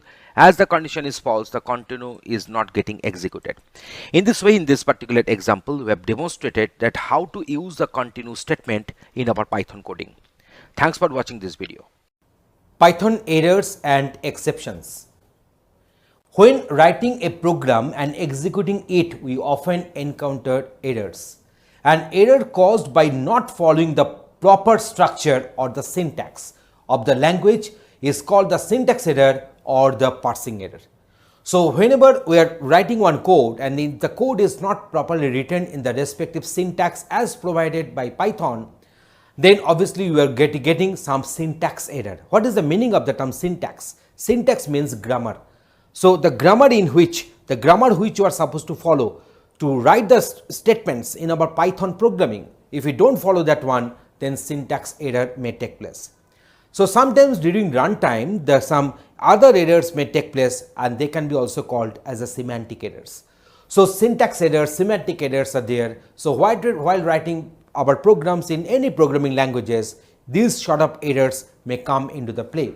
So example, if we miss this colon in the if statement, then the if imports are not proper, etc.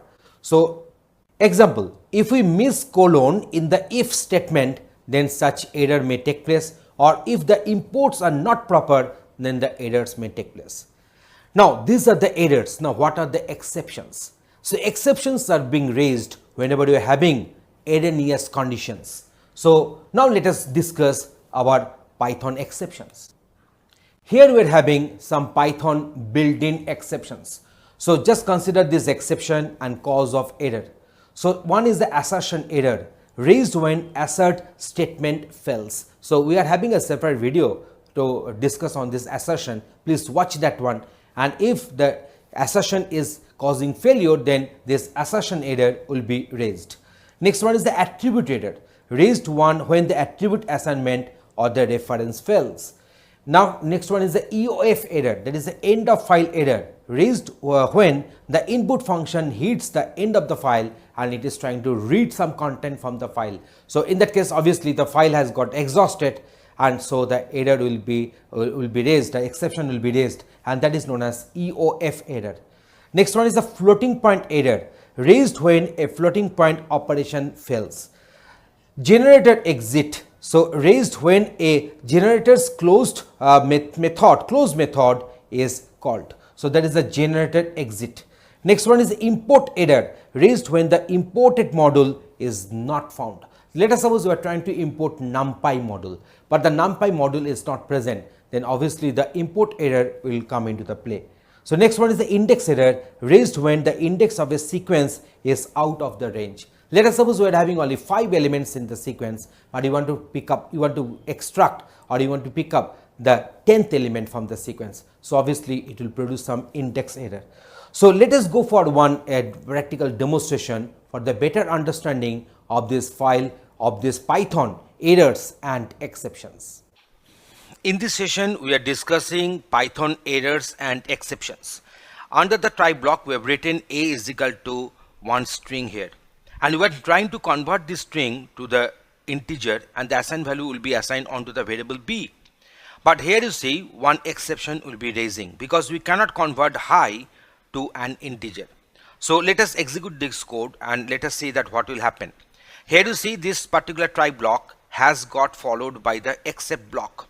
So this except block will be initiated whenever we are having some error, within the try block. So what has happened, you see, whenever you are trying to convert this a to the integer, it has produced one error, and that's why the control has come directly to this exception block. So here this exception block will be denoted by except, and colon will be there. If I write here one statement, you can find that this statement is not getting executed. That means from this particular line where that exception has been, the error has been raised, automatically the control has come to the except block and leaving the rest part of the try block unexecuted and unreachable. But if I convert this one as 100, if I write this one as 100, you can find that I am here is getting printed. That means the full try block has got executed, but exception block, the except block has got not executed here, because there is no exception to convert 100, which is in the form of string, to integer and assign it to b. So also we can print the value of b here.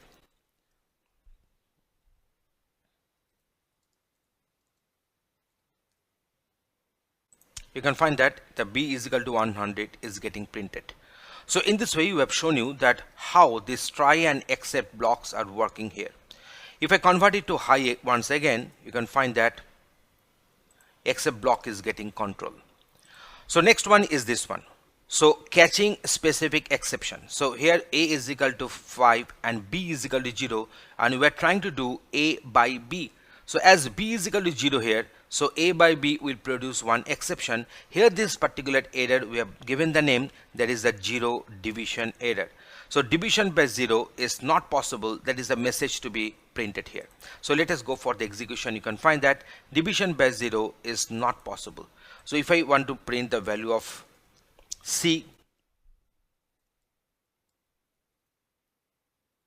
you can find that this particular line has become unreachable.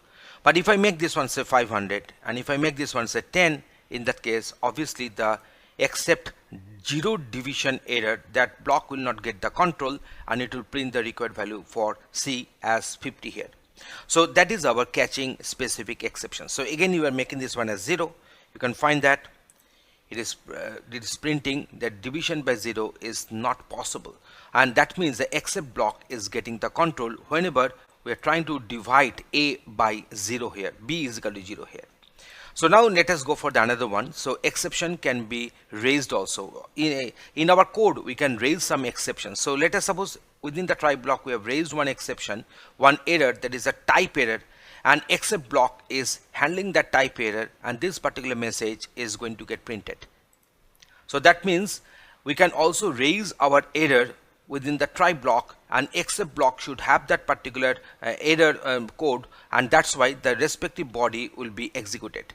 So here you see we are having this type error. Instead of this type error, if we keep only this except, then also the code will produce this one. Otherwise you can mention the you can mention except type error, then also the control will be coming to this block and type error exception caught, that message will get printed.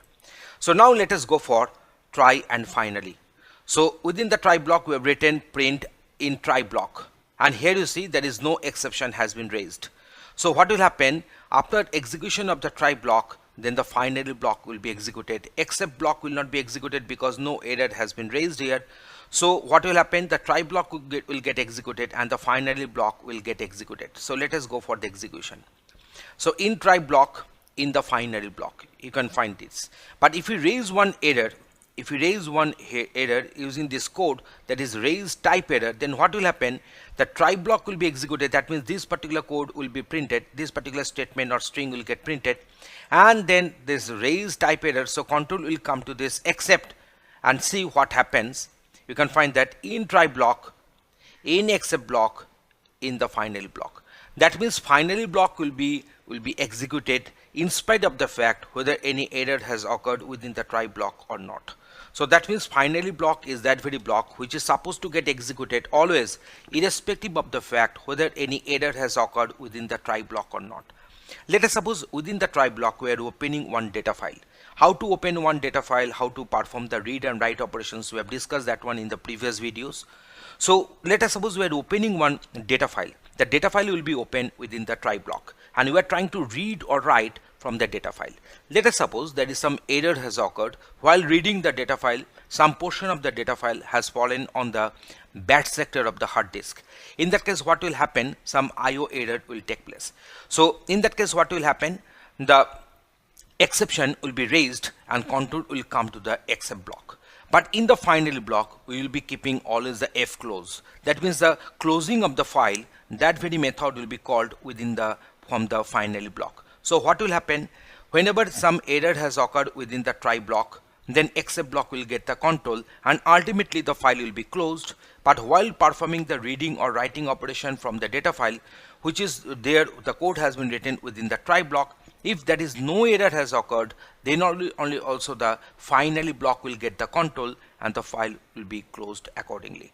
So that means those particular codes or statements which are supposed to get executed irrespective of the fact whether errors are occurring or not, they must be written under the finally block. So in this way, in this particular demonstration, we have given you the idea what is the purpose of try block, except block and the finally block. Thanks for watching this video. Python exception handling, try, except and finally. Python has many built-in exceptions which enables our program to output an error message when something is going wrong. So there are different mechanisms with the help of which such error messages can be generated whenever there is some error in the system. So when these exceptions occur, it causes the current process to stop and passes it to the calling process and until it is handled. So if not handled, our program will crash. So for the better understanding on this concept, let us go for one practical example and to show you that how this try, except and finally are working. Now in this demonstration we shall discuss more on these exceptions and errors in Python. So here you see, here we are having one try block, a is equal to 100, b is equal to 20, c is equal to a by b. So here we are having one except block, that is the zero division error. So except on this zero division error, and division by 0 is not possible. But here you see the b is having the value which is non-zero. So we are expecting that this particular division, zero division error will not be raised. So let us go for the execution. You can find that this particular code has got not printed. So let us print it.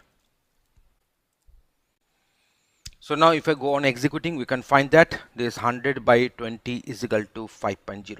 So it is giving the output because there is no error has occurred. But if I make this one, as 0, then obviously the division by 0 is not possible. That means the control is coming directly from this particular line to this except block, and this particular statement is getting printed, which is written under the except zero division error block. So now you can find that whenever one exception is occurring, then from that line the control is coming directly to the respective except block and the rest part of the code in the try block will remain unreachable and unexecuted. So let us suppose I'm just writing this one in this way.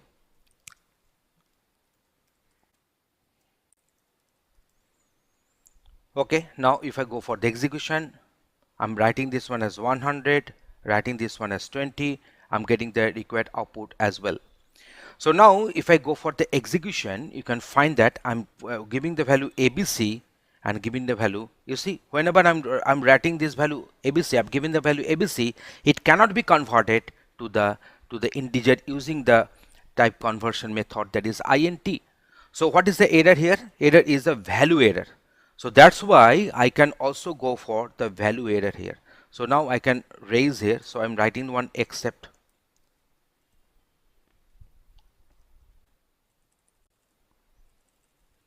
The data types are not proper. So I've given this value error here. So now if I execute my code and if I get 100 and then ABC, you can see I'm getting the this particular statement got printed, that is the data types are not proper. So if I execute and if I put ABC at the first, then also it is this particular value error will be caught here. So you see, whenever you are performing this conversion to integer, and whenever I'm giving the input string as ABC, ABC cannot be converted to integer. So that's why the data types are not proper. This particular statement is getting printed because the control is coming directly to this except value error. So it is not going for this zero division error because that exception, that error is not happening. So let us go for say another one. Say I'm going for say I want to have one restriction on this A. So I'm just writing this one. If A is below this 0, that means if A is negative, then I shall have one raise, say I'm going for say a name error, say type error. Okay, so I'm just writing this one, raise type error. So here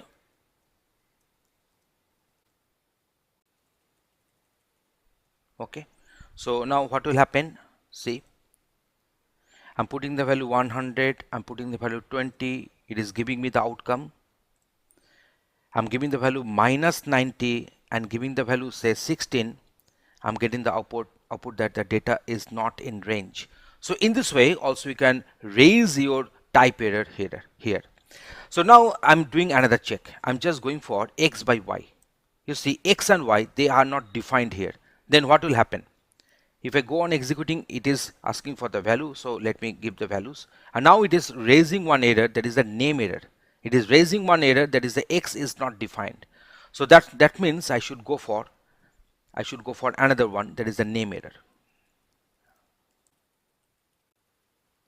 So data items are not defined. So that is my respective block I have written, print data items are not defined. So now if I go on executing, so these values I'm providing, no issues, but it is producing the control is coming to this except name error, and this particular statement is getting printed that the data items are not defined. So in this way, in this particular demonstration, you can find that one try block can be followed by multiple except blocks, and depending upon the error type which will be raised within the try block, accordingly the respective except block will be executed and rest part of the try block will remain unreachable and unexecuted. Thanks for watching this video. In this video, we are discussing user-defined exceptions with one demonstration. So here is the demonstration for you. So in this session, we are discussing user-defined exceptions. We define one class. The name of the class is voters eligibility, which is inheriting the class exception. And this voters eligibility class is having one method, that is a constructor we have defined, and from the constructor we have called the base class constructor, that is using the method super. Here the base class is our exception. So voters eligibility is one user defined class which is inheriting the base class, that is our exception, and this voters eligibility is having one constructor. From the constructor we have called the super method to call the base class constructor. So now let us come to the other part of the program code.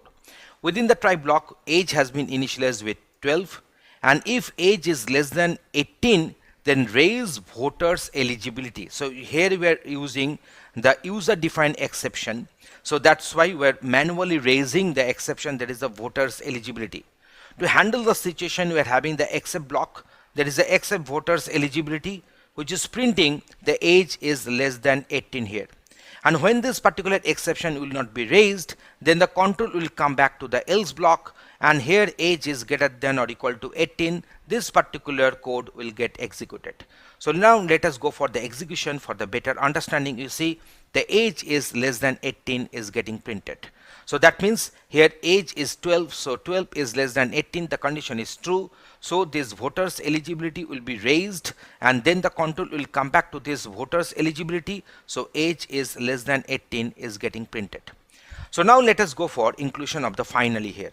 So let us go for the finally. So we written this one end of the program. You can find that the finally block is getting executed. So which blocks are getting executed? At first try, as the age is below 18, so the except block, else block is not getting its control for execution, and then the final block is getting executed here. So now let us go for some modifications here. At first I'm making this one set 21. So let us see what will happen. So here we are having this 21. So except, so the raise voters eligibility will not be executed, the exception will not be raised. So control will come to the else block. So age is greater than or equal to 18. That message has got printed, that string has got printed, and final block is getting printed irrespective of the fact whether any exception has occurred or not. So here we are printing the age. Here we are printing this age. You can find that the age is 21. Age is greater than or equal to 18, else block has got its control for execution. End of the program, the finally block has got its control.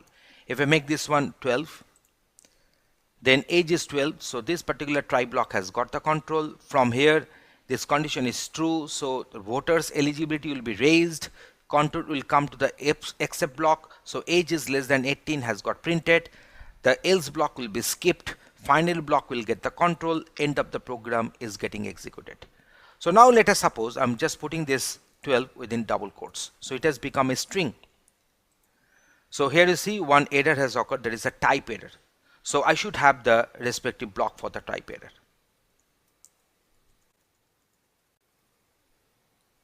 So age is not numeric, so that is a type error. You can find that age is 12, so the try block has got its control and got the execution. Now you see here we are performing this check, that means age is less than 18, so age is a string, so this comparison cannot be done. So age is not numeric, so the respective type error will be raised automatically. We are not raising, when this comparison will be done, then the system will be raising this type error. So control will come to this except type error, and age is not numeric, that particular string is getting printed, and then the final block is getting printed, is getting executed, and the statement is getting printed. So you are getting this idea how these user defined exceptions can be written in our Python. Thanks for watching this video. Python OOP approach, that is object oriented programming approach. Python is a multi-paradigm programming language as it supports different programming approach. And one of the popular approaches to solve a programming problem is by creating objects. And this is known as object oriented programming, that is OOP. So objects will be doing everything. So that's why we will be defining objects, and using objects we will be writing our code. And that's why this Python is known as object oriented programming language. An object has two characteristics. The first one is the attributes or messages. That means what are the different values these attributes can hold, and behaviors or methods which will define that what are the different permitted operations that we can carry out on these attributes and messages. So let's take one example. So dog is an object, and it has the name, age, height, weight, color are the attributes, and barking, wagging and this running are the respective behaviors. So the concept of object oriented programming in Python focuses on creating reusable codes. That means once the code will be defined, will be written, we can reuse that code as when required. So reusability will be enhanced if you go for the object-oriented programming, because whatever the methods we are going to write, that can be used for any number of times. So this concept is also known as DRY, that is don't repeat yourself. In Python, the concept of object-oriented programming follows some basic principles. So what are the principles? We basically have three principles. So that is the inheritance. Next one is the encapsulation. Next one is the polymorphism. So a process of using details from a new class without modifying the existing class. So a process of using details from a new class without modifying the existing class is known as the inheritance, where the reusability code is getting implemented. That means here we will be having one class. From the class we will be taking the respective methods and attributes, the respective messages and methods into another class, and we can go on adding some other methods and messages as applicable. Next one is the encapsulation, that is the hiding the private details of a class from other objects. So class is nothing but a common blueprint for all the alike objects. So that is known as a class.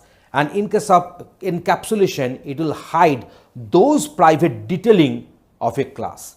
And next one is the polymorphism, that is a concept of using common operation in different ways for different data input. So this is known as polymorphism. Whenever multiple things or the same thing will have the different name, rather I should say, when the same thing has got different name, then we can call it as a polymorphic. So that's why a concept of using the common operation in different ways, passing different data input, is known as a polymorphism. So these are the main three pillars of object-oriented programming. So let us go for one demonstration where we will be showing you that how this Python has become object-oriented. In object-oriented programming in Python, we define class and objects. We know that instance of a class is known as an object. An object consists of multiple different messages which will be holding different values, and methods which will decide or which will determine the permitted operations that we can carry out on those messages.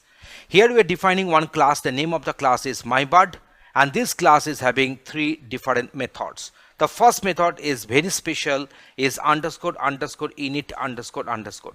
This method is known as a constructor.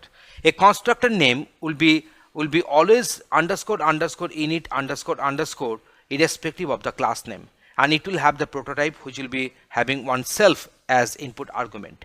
So this self is actually denoting the object reference, that means the object which will be created under this class, and this is also known as this reference. So this particular init, this constructor is having only one statement to get printed. Also we are having other methods, that is the what type, and we are having the method that is scan swim. What type method is having this string to get printed, and this scan swim is also having this string to get printed here. So in this way we have declared the class body mybird. So now we are going for this myparrot, and here we are having one instance variable species which is having this string, that is a bird here, and this is our constructor which will print this respective message. And here we are defining two instance variables separately extra. One is name and age, which will get initialized with these input parameters. We are having another method, that is the can sing, and from this method we are returning one string, and this is the string which will go on returning. And you see here we are passing this self.name as a first placeholder content and this song as a second placeholder content. So in this way we have defined this myparrot class here. So now we are having the next class, that is the mypenguin. This mypenguin is inheriting the class mybird. You can easily recall that this mybird was a class, and if you go on executing you can find that it is having no method has been called from this mybird class. So that's why it is producing no output, only the mere declaration we are having. And now we are having this myparrot, and this myparrot I have executed, so no error has been observed. Now this is mypenguin. This is one class which is inheriting properties from mybird. So mybird properties means these properties will get inherited. We should know that whenever we are having one method or one message preceded by the underscore means it is a private, under the private, and double underscore means it is strictly private. Private members cannot be accessed from outside of the class. So this is mypenguin which is inheriting mybird class, and it is having the respective constructor here, and which is calling the base class constructor. The base class means the mybird. Mybird constructor can only be called using super dot underscore underscore init underscore underscore method. That means we are calling the base class constructor. This super method is actually denoting the base class name, and what about the name of the base class? It can be referred using this super method, and it is calling the base class constructor. In the local function body, we are writing this: the penguin is ready. Next one, we are having this: who is this? This is a respective string to get printed. Can run, this is another method. The respective string will get printed here. So in this way, we have defined my penguin. We have defined the my penguin, which is inheriting my bird class here. Okay, so I'm writing this one as my penguin. That will be better. So my penguin class inheriting the attributes from the my bird class here. So now let us go for the instantiation. That means we shall declare some instance of the class. Instance of the class means we are defining the object of the class. Here the class name is my parrot. So we are calling the constructor. So mp1, that is the my parrot 1, is equal to my parrot. My parrot 1 will be the name, and 10 will be given as the value for this age here. So you can find that age is will be passed and the name will be passed here. So that's why we are having this: my parrot 1 is the name and age is 10. My parrot 2 is the name, 15 is the age here. So in this way you have defined two objects. One is mp1 and the one is mp2. It is actually denoting my parrot 1 and my parrot 2. So now to access the class attributes, we can write in this way: mp1 is a. So we can go for format, and now mp1.class.species. So you can have this one. So species is nothing but one message, I think, one member variable we defined. There is a species, and it is not under private because we haven't given any kind of underscore, single or double before this species. So it is under the public scope, can be accessed from the outside. So that's why we're having this mp1.class.pieces, and now here we are having this mp2 is also the placeholder is there, and format mp2.class.pieces. So now we are going for this, that is the instance attribute. So now we are going for this: mp1.name and mp1.age are going to get printed using this particular placeholders and dot format method. So mp1.canString, that means here we are having one method, that is a canString. This canSing, you can find that this canSing we defined here. So this is our method is canSing. This particular method requires one string as input argument, the respective the song name. So here we are passing this chirp.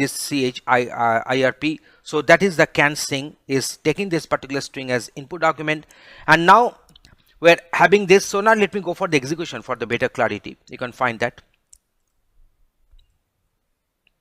So my parrot class constructor is executing. So whenever we're calling this particular constructor to instantiate instance variables of this my parrot, then my parrot class constructor is executing 2 times because we have defined 2 objects here. So just going to this my parrot, you can easily find that here we have written this: my parrot class constructor is executing. So this line is producing the required string as output, and here the name and age are getting initialized with this input parameters name and age here. So you can get it. Okay, next we're going for this, that is the mp1 is a. You see mp1 is a bird and mp2 is also a bird, because here this species we initialize this species with the string bird here.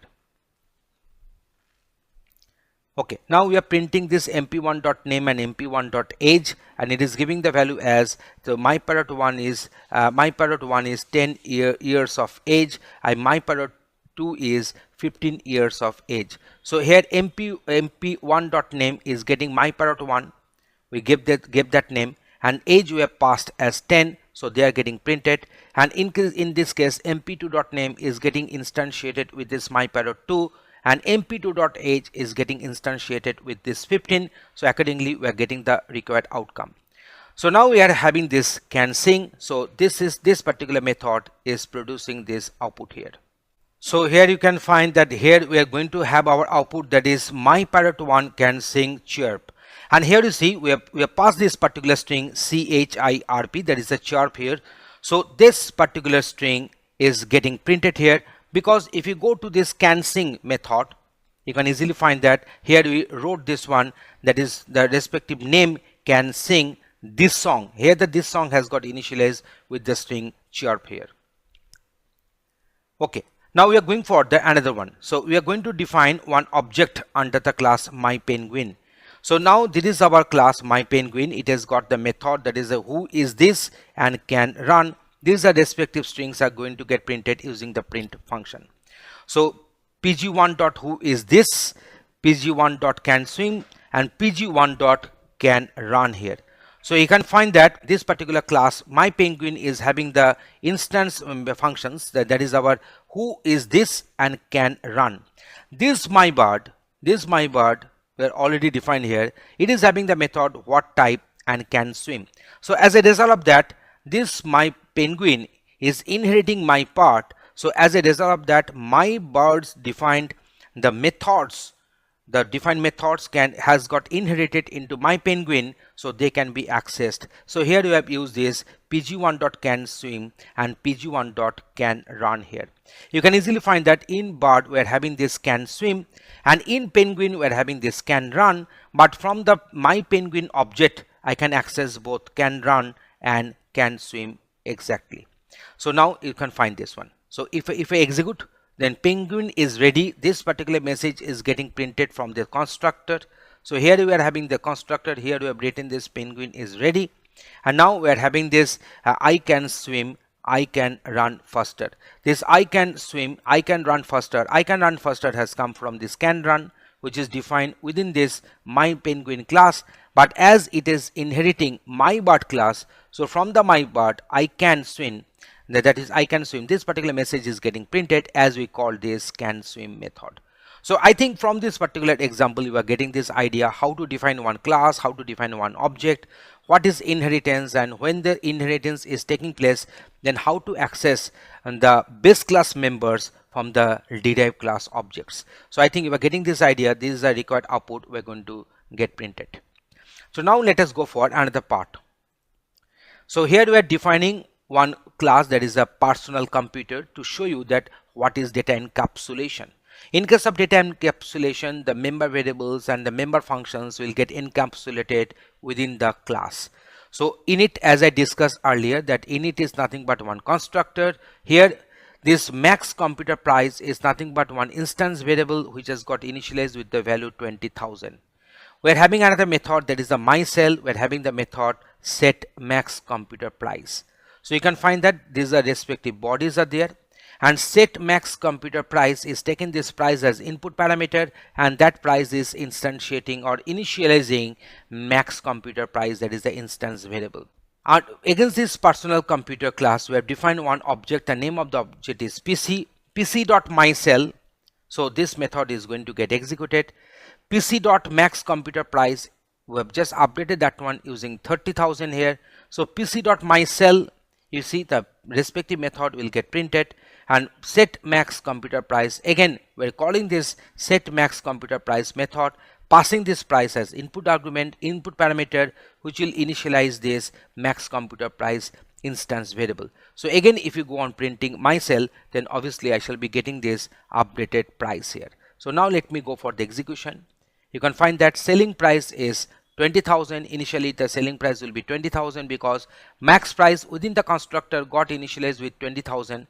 So whenever we call this pc.mycell, so max price has got printed as 20,000. After that we did some update directly using the instance variable.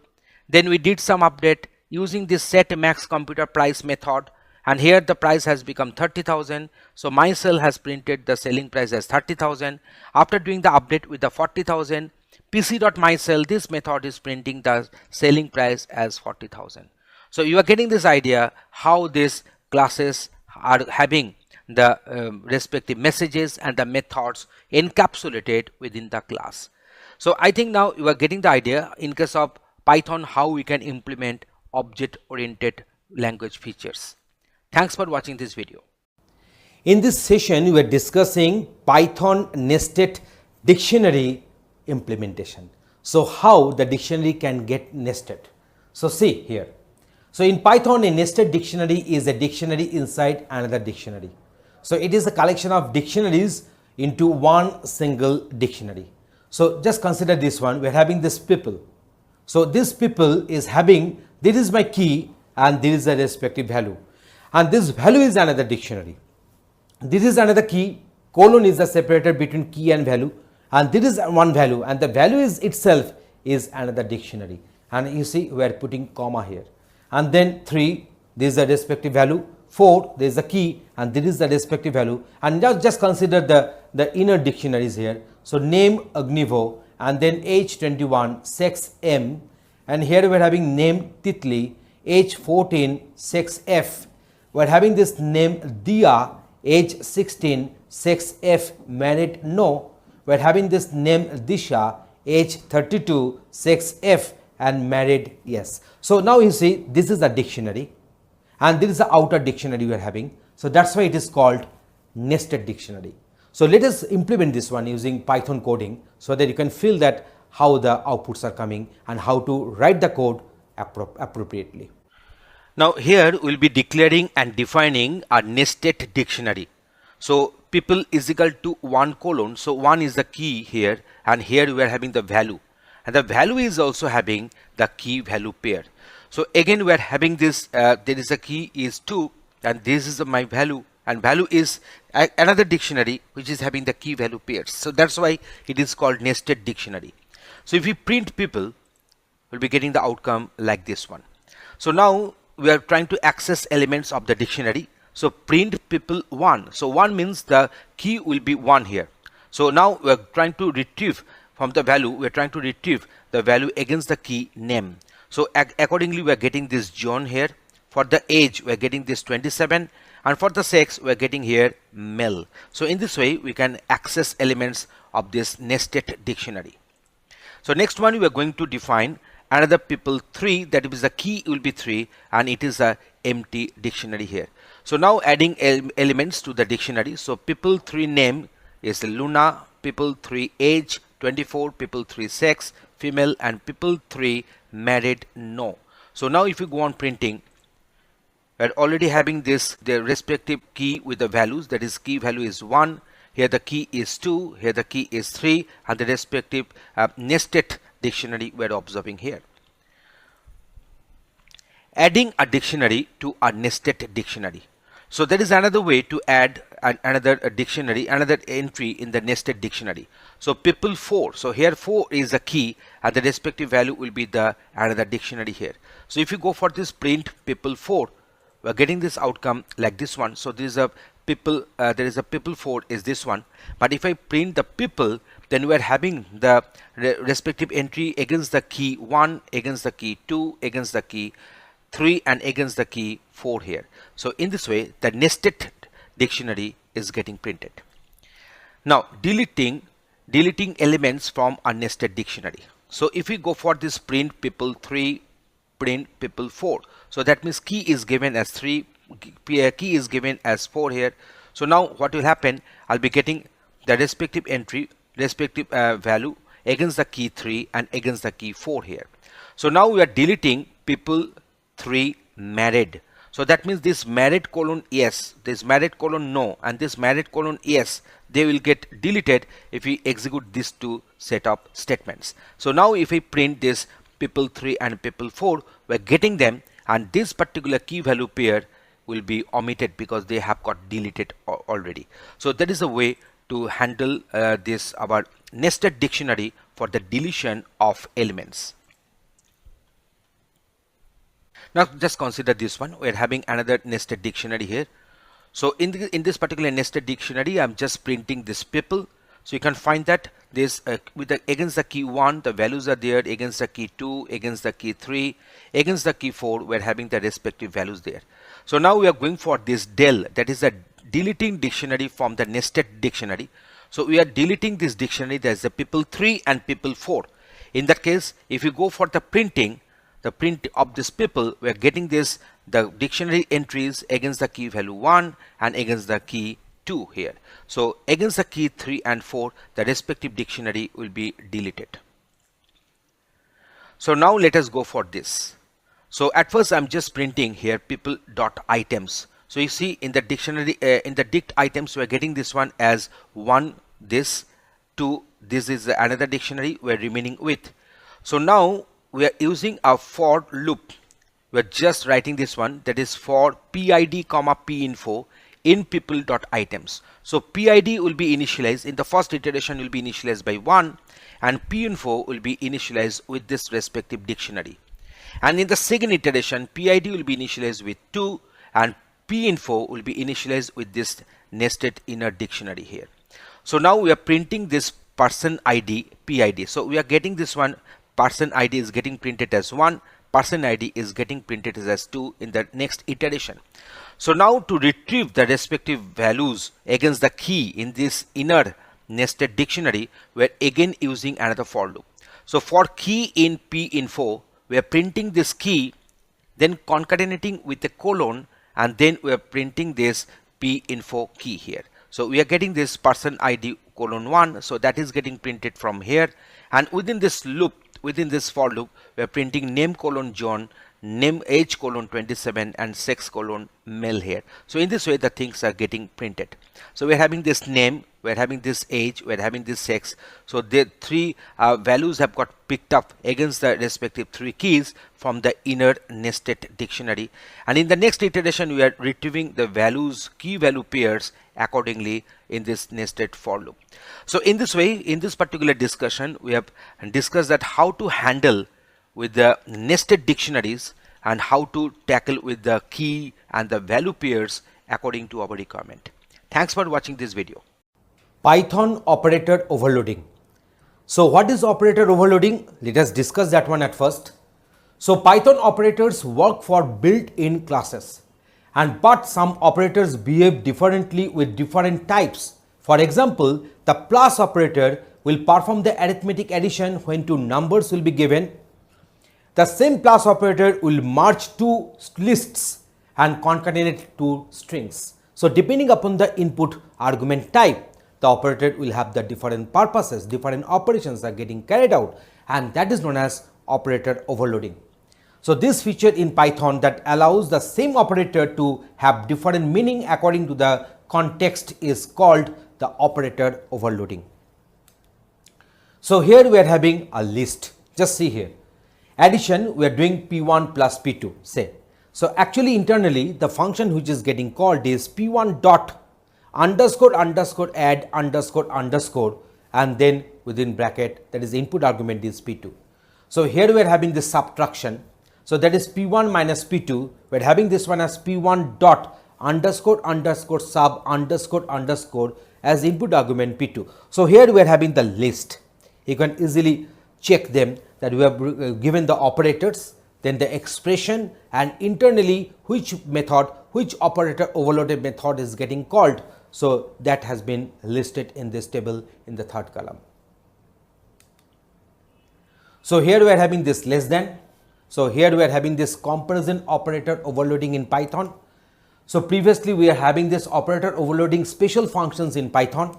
So now if you consider the comparison operators, so that is our less than, equal to, double equal to, that is a not equal to. Here we are having this greater than equal to, we are having, so less than, that is a greater than or equal to, and so on. So these are the operators, these are the expressions, and internally which function is getting called, we have listed that one in the third column. So let us go for one practical demonstration on this concept, that is operator overloading, for your better understanding. So here is the demonstration for you. In this session, we are going to demonstrate and illustrate operator overloading which has to be done in our Python programming. We have defined one class, that is the name of the class is myPoint. We know that here we will be considering a two-dimensional point which will have two coordinates x and y. So this is our constructor, and instance variables self.x and self.y will get initialized with the input parameters x and y.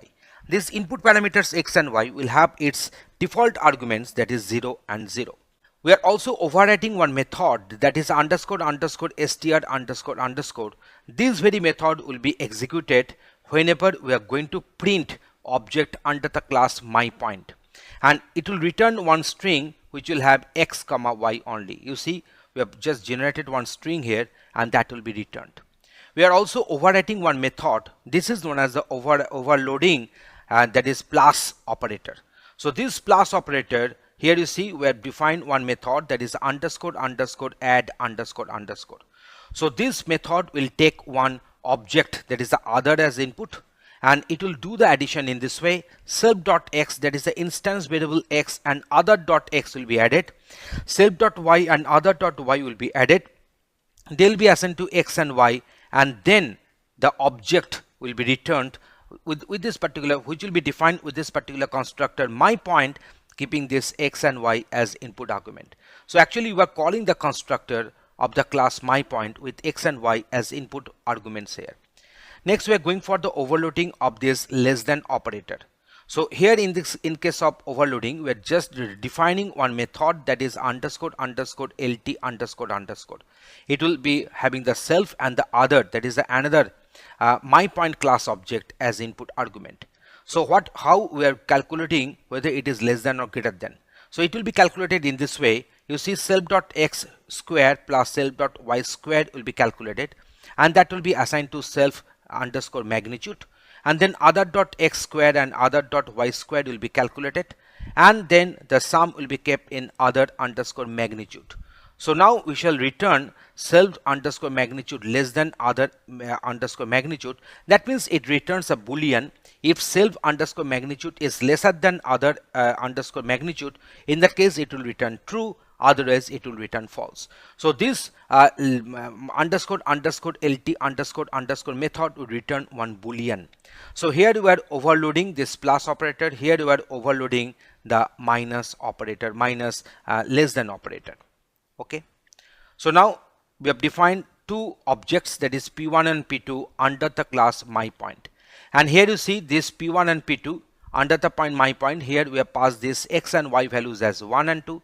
So in case of p1, the respective instance variable x and y will get updated with 1 and 2 respectively, and in case of p2, the x and y will get updated with the values 4 and 5 respectively, because we have passed these parameters to this parameterized constructor my point.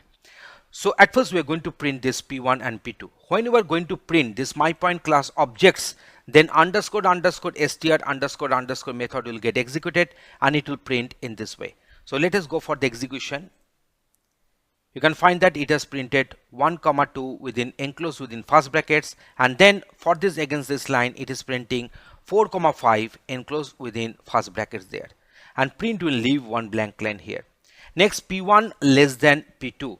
So p1 less than p2, it will be calculated, and it is returning true. Why?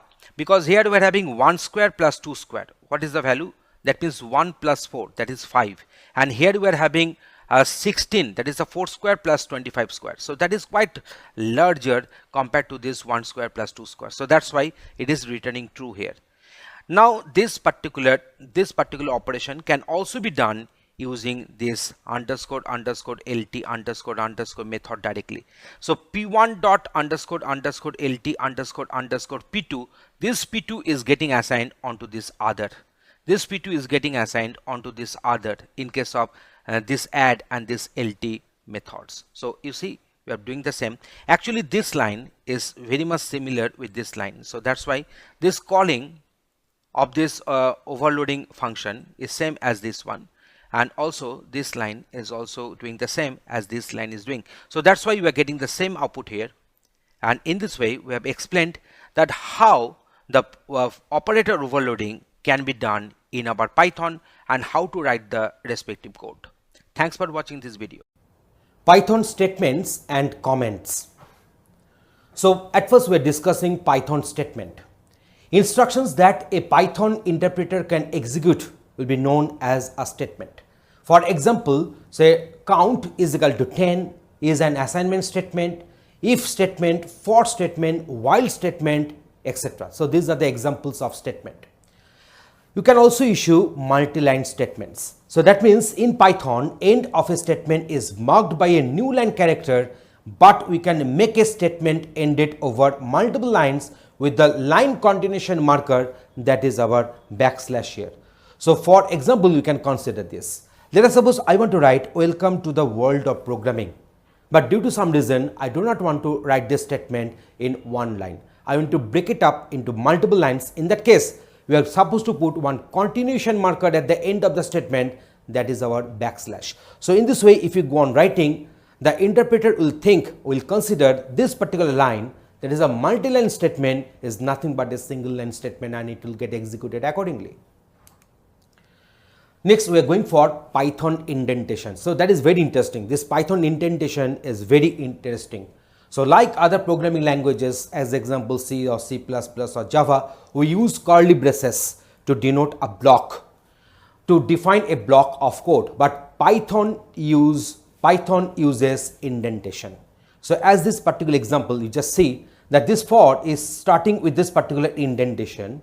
There is the inner for, there is a nested for, we can say. So that's why it is having a different indentation here. This print I comma j is within this nested for, that means within this within the body of the inner for. So that's why it is having another indentation. So what is happening, we are not supposed to put any begin or end, any curly braces to denote the block begin and block end markers. That scope is not there in Python. The indentation will make us feel that this particular statement or these are the set of statements are under one block, so they will have a separate indentation. So indent and outdent will be very much interesting in our Python coding. Next one, we are having the Python comments. So in Python, you use the symbol hash. So this hash symbol to start writing a line comment. So whenever we are supposed to write a comment line, so comment line is very important. So it will depict the purpose of the program. It will depict the purpose of a block of code. So comment, insertion of comment in our programming is a good programmer's practice. So that's why how to write this single line comment. So in that case, the comment line must be preceded by the hash symbol in case of Python. Different languages are having different syntaxes to write the respective single line comment. But in Python, it is starting with this, preceded by this hash symbol. Whenever you are supposed to write multi-line comments, that means multiple lines are there in the comment block. So if we have comments that extend multiple lines, one way of doing it to use hash symbol at the beginning of each and every line, consider this one. So here we are having multi-line comment. So in this program, we have used functions and iterations. So it can be enclosed, it can be done in this way that for each and every line at the beginning, we are putting the hash symbol. Another way of doing this is to use the triple quotes, either using the single triple quote or double quotes 3 times. So these triple quotes are generally used to multi-line strings, but they can be used as multi-line comment as well, unless they are not doc string. What is a doc string will be coming in the next slide. And they do not generate any extra code as example. So now here you see there is a multi-line comment. I can have multiple number of lines are there, but the first line will be preceded by this thrice single quote, and the last line will be having the thrice single quote at the end. We can also use double quote in place of single quote, but in both the cases we'll be using them for 3 times. So that is the way to write the multi-line comment. So now let me discuss what is a doc string. So doc string is a short form of documentation string. So it is a string that occurs at the first statement in a module, a function, a class or method definition. So that should be the first statement. And we must write what a function class does in the doc string. So in the doc string, we shall mention the purpose of the respective function or the module or the class. I think for the better understanding, let us go for some practical demonstration, and here is the demonstration. For a single line comment, we can use hash prior this comment line, and that will make the line under comment. So hash is the respective marker which will indicate that this line is a comment line. So during execution, these lines are not going to get executed. In case of multi-line comment, we can go for triple double quote, or we can go for triple single quote for enclosing the block of the text. So if we execute this this part, we can find that these multi-line comments can also be written like this. So this particular statement will be printed like this one, but it will not be interpreted. It is just a printing, some mere printing this line. So this line is not getting executed here. So instead of having this triple double quote, so you can also go for triple single quote here. You can easily find that I'm just putting triple single quote. So there also I'm going to get the same outcome. For the assignment statement, we'll be writing variable is equal to expression. So expression will always return a value. So we are having this one, that is a variable is equal to expression in case of Python assignment statement. So if I go on executing, that one will be assigned to A. In case of multi-line statement, so explicit line continuation can be used this slash here. So this slash is our backslash. So you can find that B is equal to 1 plus 2 plus 3 plus. So this is a continuation marker, 4 plus 5 plus 6. So what will happen? It will be considered internally that 4, 5 and 6 are getting added with this 1 plus 2 plus 3. So I can write in this way, just making a separate new line for 4 plus 5 plus 6 and putting one continuation marker here. Otherwise this 4 plus 5 plus 6 can be written adjacently in the previous row. So now if we print the value of B, I'm getting the value as this. So there is a 21, I'm getting the value of B, because this is my 6, and if you go on adding, this is also another 15. So that is 6 plus 15, we're going to get here 21. So implicit line continuation is always there if you put brackets. So that is, there is no need to put any kind of slash here. So it will be treated as implicit line continuation. So if you go on printing, it is printing 21. So here if I put this slash, then what will happen? It will produce the same output. But this slash giving is optional. This backslash giving is optional because it is enclosed within brackets. So implicit line continuation will be there. We're having this one, there is a multi-line statement in one line. So whenever you are trying to write multiple statements in one line, we can separate them by the semicolon here. So here you see the if we print the value of D, E and F, you can find that the respective values are getting printed, that is 1, 3 and 0.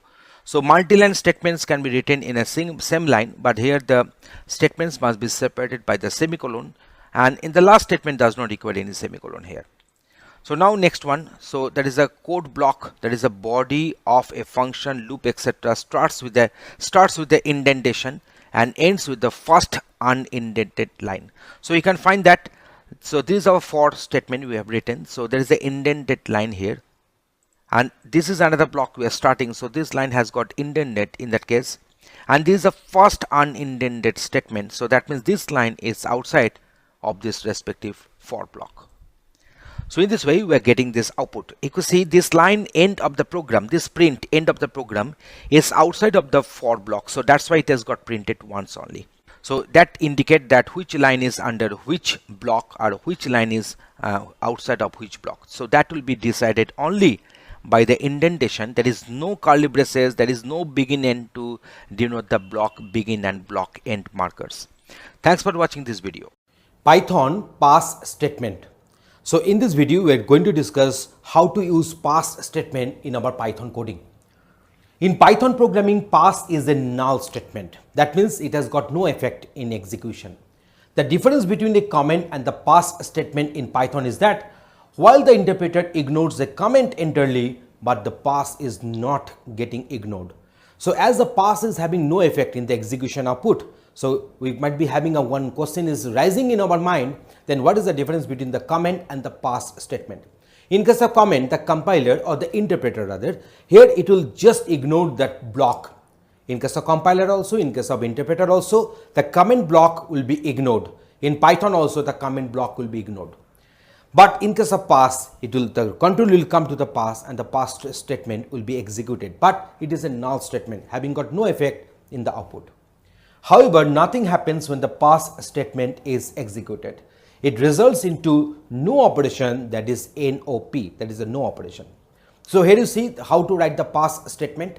The pass statement should be written all PASS in the lowercase letters. So nothing is in capital letters.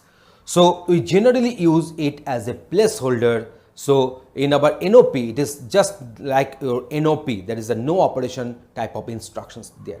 So to have the better understanding, let us go for one practical demonstration. We shall be showing you that in the Python code how this pass statement can be used. So here is the demonstration for you.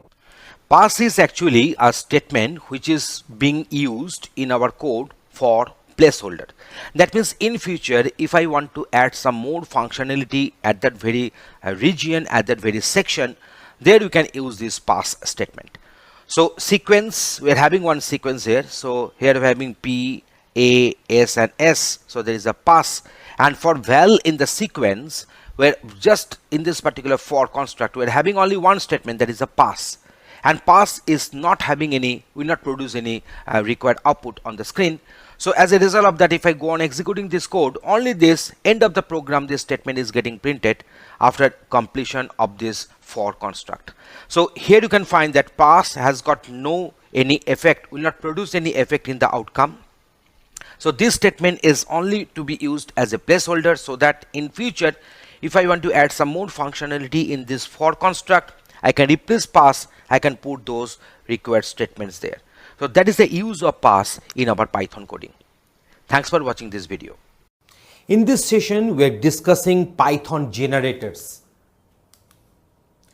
So iterators in Python incur lots of overheads implementing a class with underscore underscore iter underscore underscore method and the underscore underscore next underscore underscore method, and then keeping track of internal states, raise stop iteration when there was no values to be returned, etc. So it's too much overhead in case of iterator. So that things will be minimized, that overhead will get minimized in our generators.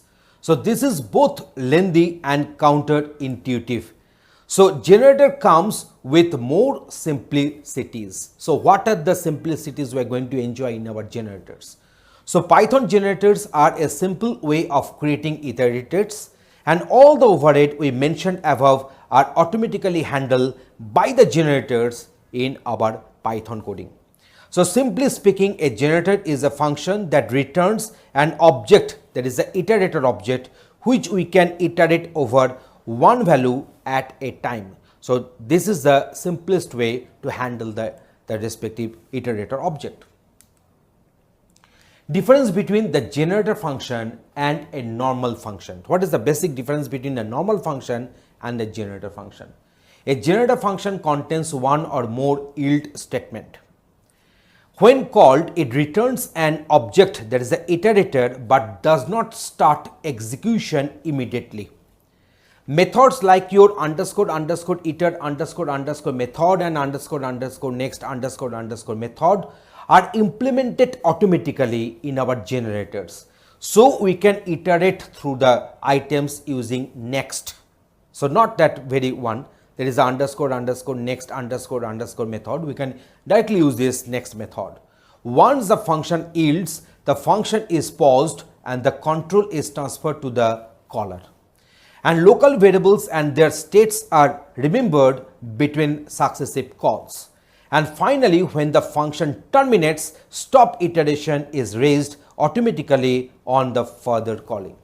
So here you see, in case of iterator, we are having one very special statement that is known as the yield statement, which will accumulate all these respective values which will be obtained from these iterations. So I think for the better idea, let us go for one sample coding, and during the explanation and during the writing of the coding, we'll be going for further explanation for your better understanding. So just watch the demonstration now. In the previous video where we have discussed this iterator, there is the iterator feature in our Python programming, we have seen that we are supposed to deal with huge overhead. We are supposed to define the iter method, we are supposed to define the next method, we are supposed to keep the track of the internal states, the raise the stop iteration when there are no values to be returned, and so many different issues. And this will make our code more lengthy and counterintuitive.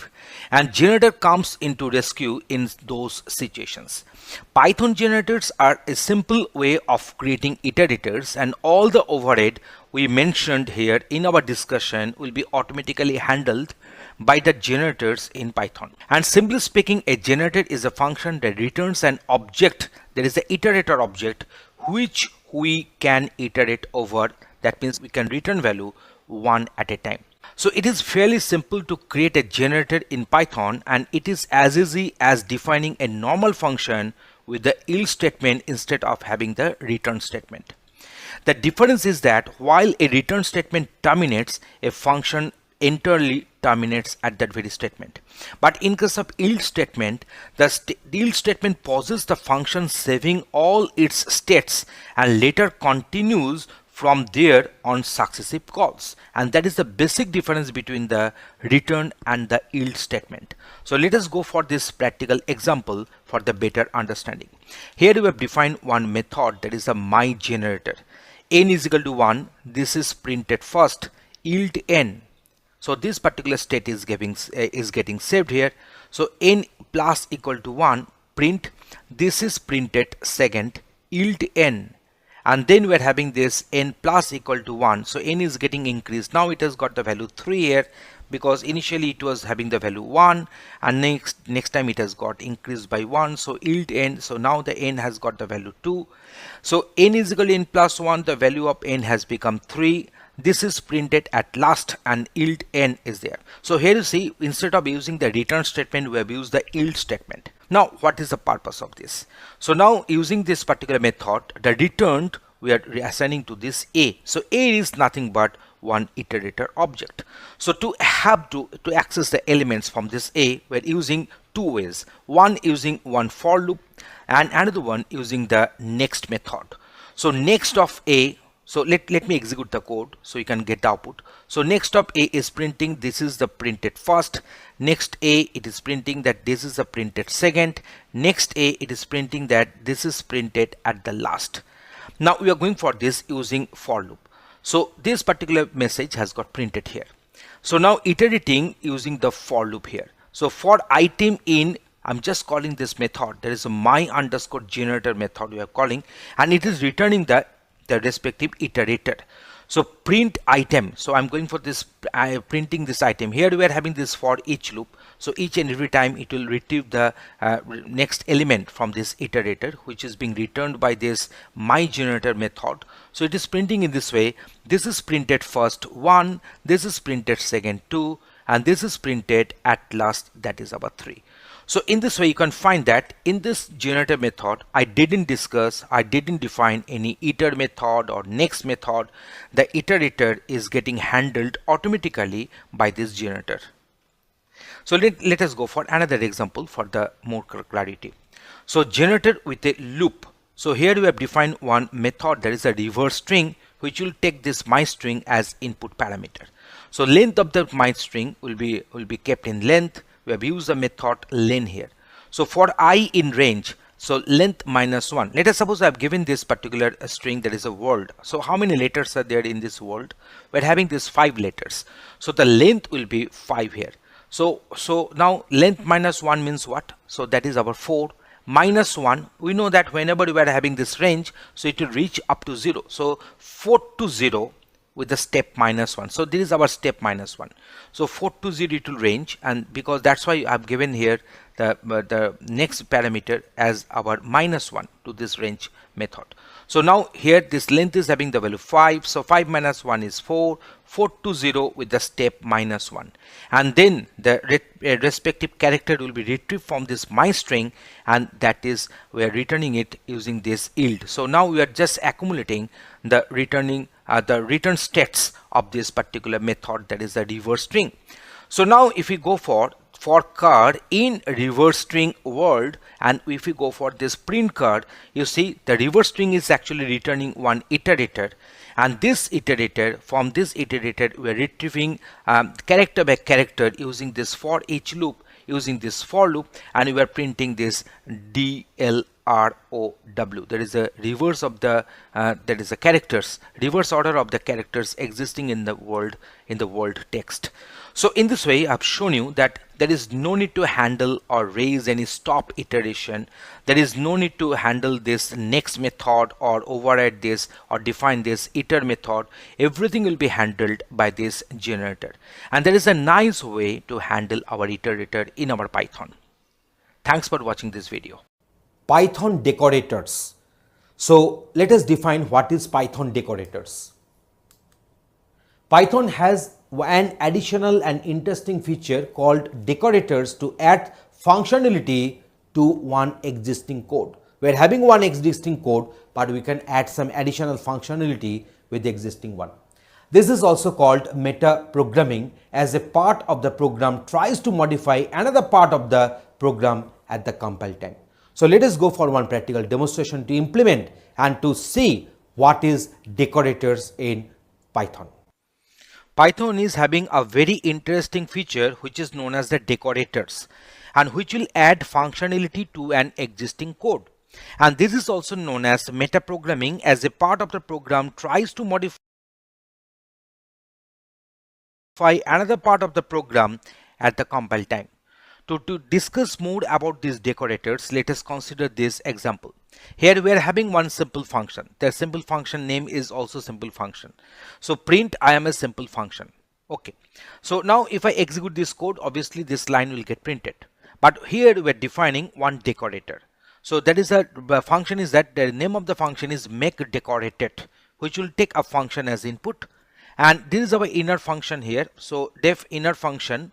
So print I got decorated, and this function which will be passed as input argument, that function will get printed, and this inner function will be returned here.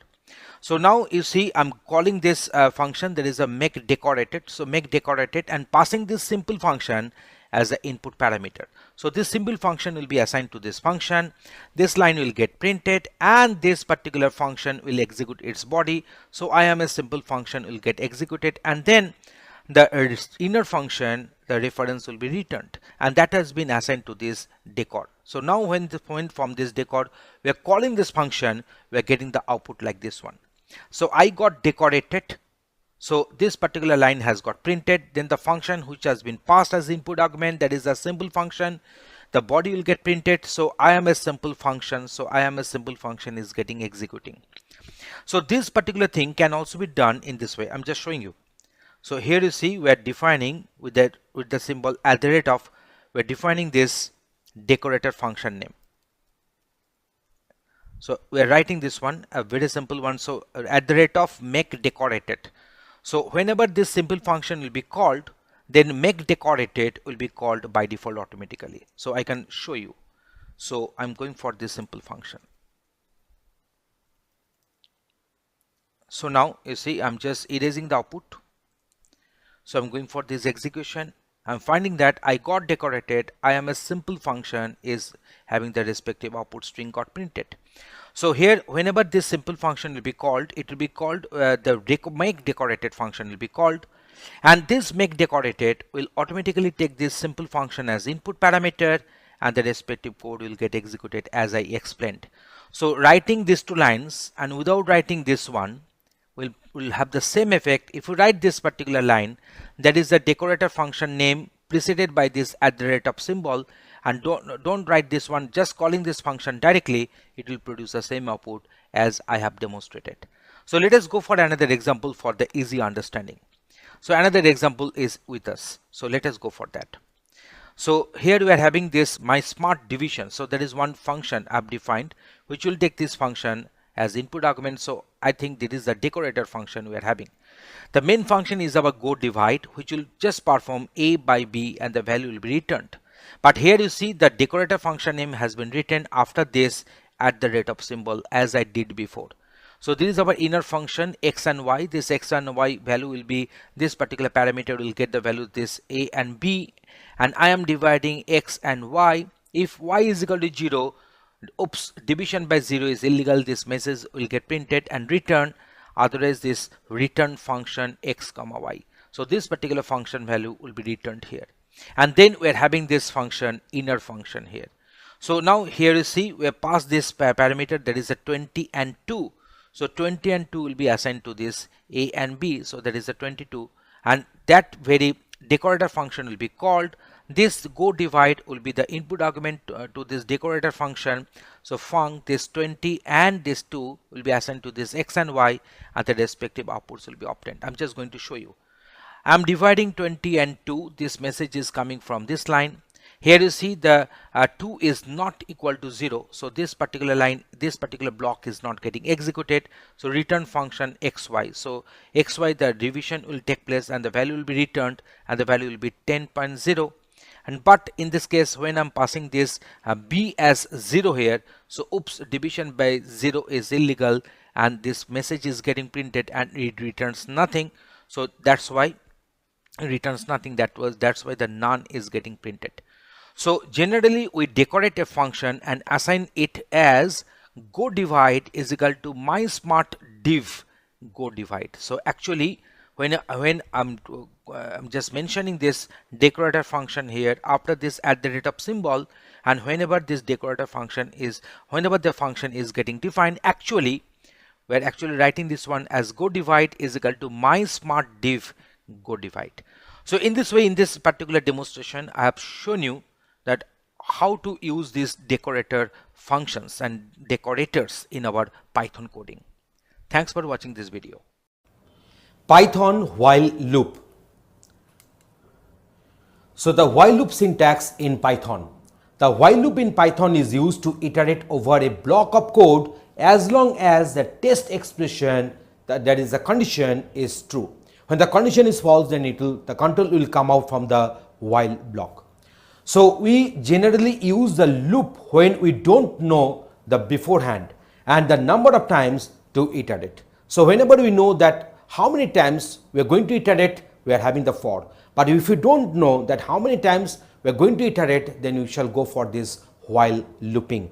Because when the condition is true, the loop will get executed. When the condition is false, then it will come out from the loop construct. So here is the respective body. There is a while test expression. Don't forget to give this colon there and then body of while. So there is one indentation is there that will indicate that these are the statements which will be under this while. So enter while loop, the control will come.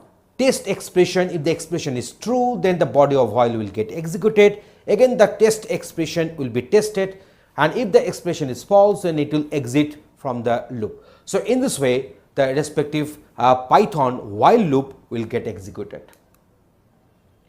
While loop with else syntax in Python. So same as that for the for, we can have an optional else block with the while loop as well. The else part is executed if the condition in the while loop evaluates to false. When the condition will become false, then the else part will get executed. When the condition is true, then the while body will go on keeping their execution. So the while loop can be terminated with a break statement. In such case, the else part is ignored. If there is some break statement, then the else part will get ignored. Hence, a while loop's else part runs if no break occurs and the condition is false. So whenever there is no break statement, whenever the condition is false, then only the else part will get its control to execute its respective code written under the else block. So let us go for one practical demonstration for the easy understanding of this while loop in Python coding. In this demonstration, we are discussing the use of while loop in our Python coding. So here we have made I is equal to 3, I has been initialized with 3, while I is greater than 0 colon. So whenever we are giving colon, then the next line will be coming with the indentation. That means this line is within the while block. We are printing the value of I and also decreasing the value of I by 1 here. So let us go for the execution. You can find that 3, 2, 1 they are getting printed, because when the value of I will become 1, so 1 is greater than 0 condition is true, so print I, 1 is getting printed. Now 1 is getting decreased by 1, so it will become 0, so I will have the value 0. So 0 greater than 0, the condition is false, so that's why it is coming out from the while loop. So let us go for while else structure. So while I less than 10, print I and then I plus equal to 1. That means when the value of I is not equal to 10, below 10, that means when the I is less than 10, then the I will get printed, and each and every time the I will be increased by 1 here.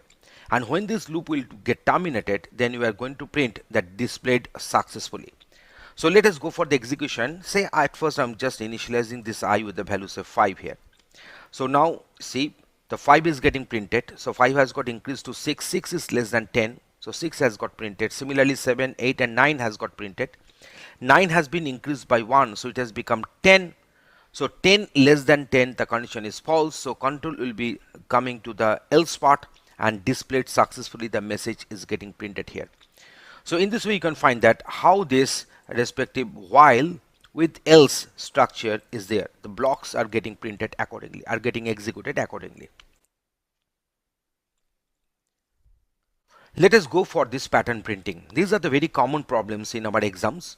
So n will be taken from the keyboard as input, that is the number of layers. If the number of layer is equal to 6, that means here we will be having 1, 2, 3, 4, 5, 6. So 6 number of layers. Also you can consider 6 is the number of heights here. So to print this particular pattern, here you will be having some blank characters and then some asterisk symbols will get printed. But if I write only the blank characters, it will be not easy for us to count that how many blank characters are there. So in place of blank, we have written here dot. So in the coding also, you can replace this dot by blank if I want to get the final pattern here. So here we have made one tracing table. This is known as tracing table, where we are trying to trace the logic of our code. So for n is equal to 6, this is the respective pattern to be printed. So I is the layer number or the height number. It is ranging from 1 to 6. And here we are counting for each and every layer. We are counting the number of blanks and the number of stars in this particular tracing table. So here we are having 5 blank spaces and then 1 star. So we have written 5 and 1. Here we are getting 4 blank spaces and then 3 stars. So we have written this 4 and 3. Here we are getting no blank spaces, but here we are having 11 stars. So 0 number of blank spaces and 11 number of stars or asterisk symbols are going to get printed. So from here we are supposed to get the logic for blank and logic for the asterisk symbol. So what will be the logic for blank here? You can find that I is increasing and the blank is decreasing. So if you subtract this I from some fixed quantity, let it be n is equal to 6. So if you subtract this I from this 6, then obviously when the I will be increasing, the difference value will be decreasing. So whenever you are finding some logic that is something is increasing and another one is decreasing, then obviously the value, the variable which is increasing should be subtracted from some fixed quantity, so that when the variable will be increasing, the difference value will be decreasing. So that's why 6 minus 1 is 5, 6 minus 2 is 4, 6 minus 3 is 3, and 6 minus 6 is 0. So here the respective logic for the blank will be n minus I. Next one, I is increasing by 1, star is also increasing but by 2. So what we shall do, if I is 1, star is equal to 1, I is 2, number of star will be 3, I is equal to 5, number of star is equal to 9. So we think that here the logic will be 2 star I minus 1, because 2 into 1 2 minus 1 is 1, 2 into 3 is 6 minus 1 is 5, 2 into 6 is 12 minus 1 is 11 here. So here the respective logic will be 2 star I minus 1. So we have got the logic. Now we are going to implement it here. So n is equal to int input, please enter the number of layers, and then I is equal to 1 we have put, and when this value of I is less than equal to n, that means I will be ranging from 1 to 6 if the value of n is equal to 6 given. So here we have put that one everything in the while loop construct. So j is equal to 1, j we are considering another loop control variable. So j will be equal to 1 and while j is less than. So now what will happen, for each and every layer we will be printing a certain number of blank characters and then certain number of asterisk symbols, then we shall go for the continuity break. So that will be the skeleton of our program. So at first we are going to print some blank characters and then we are going to print some asterisk symbols. So how many blank characters we are having? We are having n minus I number of blank characters. So here we are putting this one as n minus 1, n minus I. So j is equal to 1, j less than equal to n minus I, print. Here we are printing this dot and end is equal to double quote means here we are just omitting the trailing new line character. So all these dots will get printed in the same line. So now again we are making this j is equal to 1 and j is less than equal to. So here we are putting this star logic, that is the 2 star I minus 1. So we are putting this logic here and then print star and continuity will be there. All the stars will get printed in the same row. So that's why end is equal to double quote. So this is the print which will break the continuity. So we'll be printing certain number of dots, certain number of stars. So the next dot will be coming from the next line. So that's why to break the continuity here we are putting another print statement. So print function has been called here. So now let me go for the execution. We can find that if we give the value as 6, I'm getting this pattern here. So I think, so I should make this one 2 star I minus 1. I should go for I increase. So that statement is missing. So let us go for this I increase. So I is equal to I plus 1. So here this I has to be increased by 1, and also let us put the same in our while. So what we shall do is that, so j is equal to j plus 1. So that statement is required, otherwise my program will fall in an infinite loop. J is equal to j plus 1 here. So let us go for the execution. So here we are putting the value of n is equal to 6. So we are getting this pattern. We're getting this pattern. So now if you put a different value for n here, if I put the value of n is equal to 11, we're getting the pattern like this.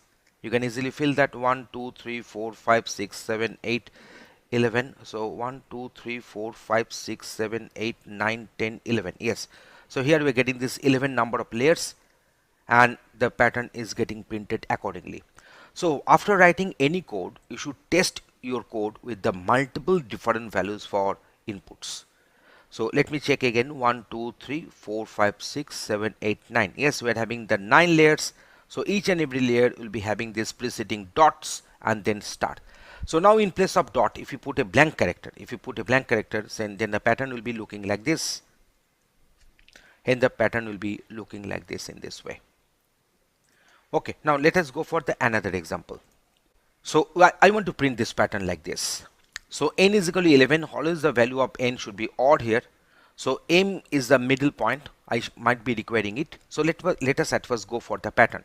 So this is the pattern we are going to print. So in the tracing table, we have written I is ranging from 1 to 11 because 11 has been given, and 11 must be odd. Otherwise, this pattern will not have the symmetry if we have the n is equal to even number. So pattern will not be having the symmetry. So now we are counting the number of dots and the starts, So similarly, whatever we did earlier, so just consider this row arbitrarily. So we are having 4 dots and 3 starts. So we have written that one as 4 dots and 3 starts. In this way, we have filled up this dot column and the start column. So now let us go for the logic derivation. You know that I is increasing throughout. It is ranging from 1 to 11. But here this dot is at first increasing, then it is decreasing. So I cannot expect that same formula will work for the both hubs. So that's why we are going for a separate formula for this respective logic for this dot printing in the first hub and in the lower hub separately. So how to do that one? Let us go for the calculations here. So if it is 1, then it is 0. If it is 2, then it is 1. If it is 6, then it is 5. So it should be I minus 1. Okay, now come to this point. If it is 7, it is 4. If it is 8, it is 3. If it is 9, it is 2. So that means I should subtract this I from some fixed quantity, so that when the value of I will be increasing, the difference value will be decreasing here. So here we are having this I n is equal to 11. So 11 minus 7, 4, 11 minus 8, 3, 11 minus 10, 1, 11 minus 11 is 0 here. So here the logic will be n minus I. Next one is that for this particular n is equal to 11, my middle point is the middle layer is the 6th layer. So how to get 6 here? So that is very simple. 11 plus 1, 12 by 2 is equal to 6. So that's why we are calculating another variable. So the variable is getting initialized with 6 when the value of n is equal to 11. M stands for the middlemost layer.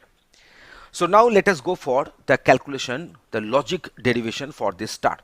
So these expressions, whatever you are going to derive here, can contain I, can contain n, and also can contain m here. So let us go for this derivation. So here you can find that I is increasing by 1 and star is decreasing by 2. So that means when the I is there, it must be subtracted from this fixed quantity, so that difference value will be decreasing when the value of I will be increasing. So let us go for the derivation. So what is the logic we are finding? Just consider here. So 6 minus 1, that is a 5. 5 into 2, 5 into 2, that is 10, plus 1, that is 11. So I'm going to give you 2 clues. Clue number 1. When I is increasing, star is decreasing. That means the I has to be subtracted from some fixed quantity, so that when the value of I will be increasing, the difference value will be decreasing. That is our point number 1. Point number 2 here is that here you can find that I is increasing by 1 but the star is decreasing by 2, so the difference value has to be multiplied by 2, so that the difference will get decreased by the factor of 2. So 6 minus 1, 5 into 2, 10 plus 1, 11. 6 minus 4 is 2 into 2, 4 plus 1, 5. 6 minus 6 is 0 into 2, 0 plus 1, 1. So here the formula will be 2 star. Here the formula will be 2 star m minus I plus 1. Last in this case, we're having this one, that is this particular case. So if I is 7, star is 2, 3, I is 8, star is 5. So you can see that it is increasing by 1, it is also increasing but increasing by 2. So 2 multiplication factor will be there. So that is our clue. Okay, now see. So 7 minus 6, 1, 2 into 1, 2 plus 1 is 3. 9 minus 6, what is that? 3 into 2, 6 plus 1, 7. So that's why here the logic will be 2 star I minus m. So 2 star I minus m. So we are going to get here plus 1. So we have got the logic. Now how to implement the same. So let me put this one here. There is a code I'm going to put here. I'm going to update the same. See. So here we have got the logic. Now how to implement it. What we can do, that after reading this value of n, we are calculating the middlemost value. So what is that? N plus 1 whole by 2. Okay. Please enter the odd number of layers. Okay. Next. If I greater than m. Now what is the meaning of I greater than m? Upper half or lower half? I greater than m means it is the lower half. So blanks, number of blank will be equal to, in the lower half, n minus I. We got this one from here, this one, and for this star we are having this formula. So that is our star. So here we are writing S is equal to this formula. Else, so we shall be going for this blank, and blank is equal to I minus 1, and the star will be equal to 2 star m minus I. So 2 star m minus I plus 1. So if I greater than m, there is a blank, there is a star, else there is a blank, there is a star. So in this way I've got this logic. So now how many number of blanks will get printed, dots will get printed, b number of, and how many number of stars will get printed, s number of. So in this way I can easily implement my code. So let me go for a cross check. If I execute this code, if I give the value of 11, then I'm getting this pattern. So here you see we are having this tracing table. This is a tracing table we are having, and there is a respective implementation. You can easily find that how this code has got implemented. So if I give the value say 13, I'm getting the pattern like this. Let me count 1, 2, 3, 4, 5, 6, 7, 8, 9, 10, 11, 12, 13. Yes, we are getting this 13 number of layers here. Obviously the layer number will be starting from 1 to 13 in this fashion. So let me go for the another execution. If I make this one as 7, we're getting this pattern like this. Okay. So if user gives the event value for this n, then what will happen? The pattern will not have the respective symmetry here. Now I'm going to give you one example, one practice example here, which has to be solved by you. So this is a practice work. We're having a program to display a pattern using loops. So here the pattern is given, and here also I've prepared this tracing table. And here you are supposed to derive the logic, and then the respective logic has to be implemented using Python coding. So I'm giving this particular assignment as a practice work for your better understanding and for your better performance. So please solve this problem. I've made the problem partially done in the planning phase, and now implement it using the Python code, and similar type of code already we have written. So you are supposed to check that one from this example. So in this particular demonstration we have discussed how to use the while loop in our Python code. Thanks for watching this video. The use of if, elif and else block. So let us go for the detailing. If, after if, we'll be writing one condition, and then we are supposed to put one colon, and whenever we are putting a colon, then the next line will be coming with the indentation. That means in this particular indentation we are having 1 2 3 4 blank spaces, and that will indicate that this particular statement, this particular block will be under that conditional if. So when the condition will be true, the control will be coming to this block. Else if, we are talking it as else if, we are calling it as else if, but it is ELIF. So different languages are having different syntax to write this one. So it is ELIF, there is a else if. After else if, we are putting another condition, and then we are having one colon here. The next block will get executed when this particular condition will be true, and control will be coming to the else block if the condition against the if statement is false here. So when this particular condition is false, as well as when the condition was false, then the control will be coming to this elif block. So here we are having two conditions that they are connected with the and then if the both conditions are true, then the control will be coming to this block for execution. Otherwise, the control will come to this block. In this if, elif and else, these blocks are optional. We may or may not give. Else will be the last block. After else, we cannot have the elif. But this if is mandatory. If we write any conditional statement, if is mandatory, but elif and else, they are not mandatory. Here we have used two elif blocks, but we can have multiple such. But else will have a single block here. That means we cannot have another else. So let us go for the execution. You can find that we are asking the age of a person, and then using the input function, we are reading the age from the keyboard, and then we are converting it to the integer, and then it is getting assigned onto the variable age. And then if age is less than 5, then this condition, this particular statement is going to get printed as the condition is becoming true. So let us go for the execution. You can find better. So I'm putting the age like 4 here. You see it is printing too young because 4 is less than 5. This condition is true, so control is coming down here, and rest part will remain unexecuted, unreachable. Next, if I go for the execution, if I put the value say 5 exactly, then kindergarten is getting printed. So kindergarten is getting printed because this line is getting the control. Now we shall put one age in between 5 to 17. So let us go for say 10 here. Say you see go to 5 grade because 10 minus 5 is 5, so that 5 is getting printed. So control came in this block here. Now we are going for the next one. So if we put the age say 20 here, if you put the age say 20, then it is going for go to college. It is going for go to college. So in this way you are getting this idea that how these conditional statements are getting executed. So let us go for another example where you will be using the nested if. That means one if block within another outer if. In this program, we will input a number and check if the number is positive or negative or 0, and display an appropriate message. This time we will use the nested if. So at first we are asking the user to input a number, and the number will be converted to the float type, and then that will be assigned to the num. If num is greater than equal to 0, that means if the num is greater than equal to 0, then we are going for this operation.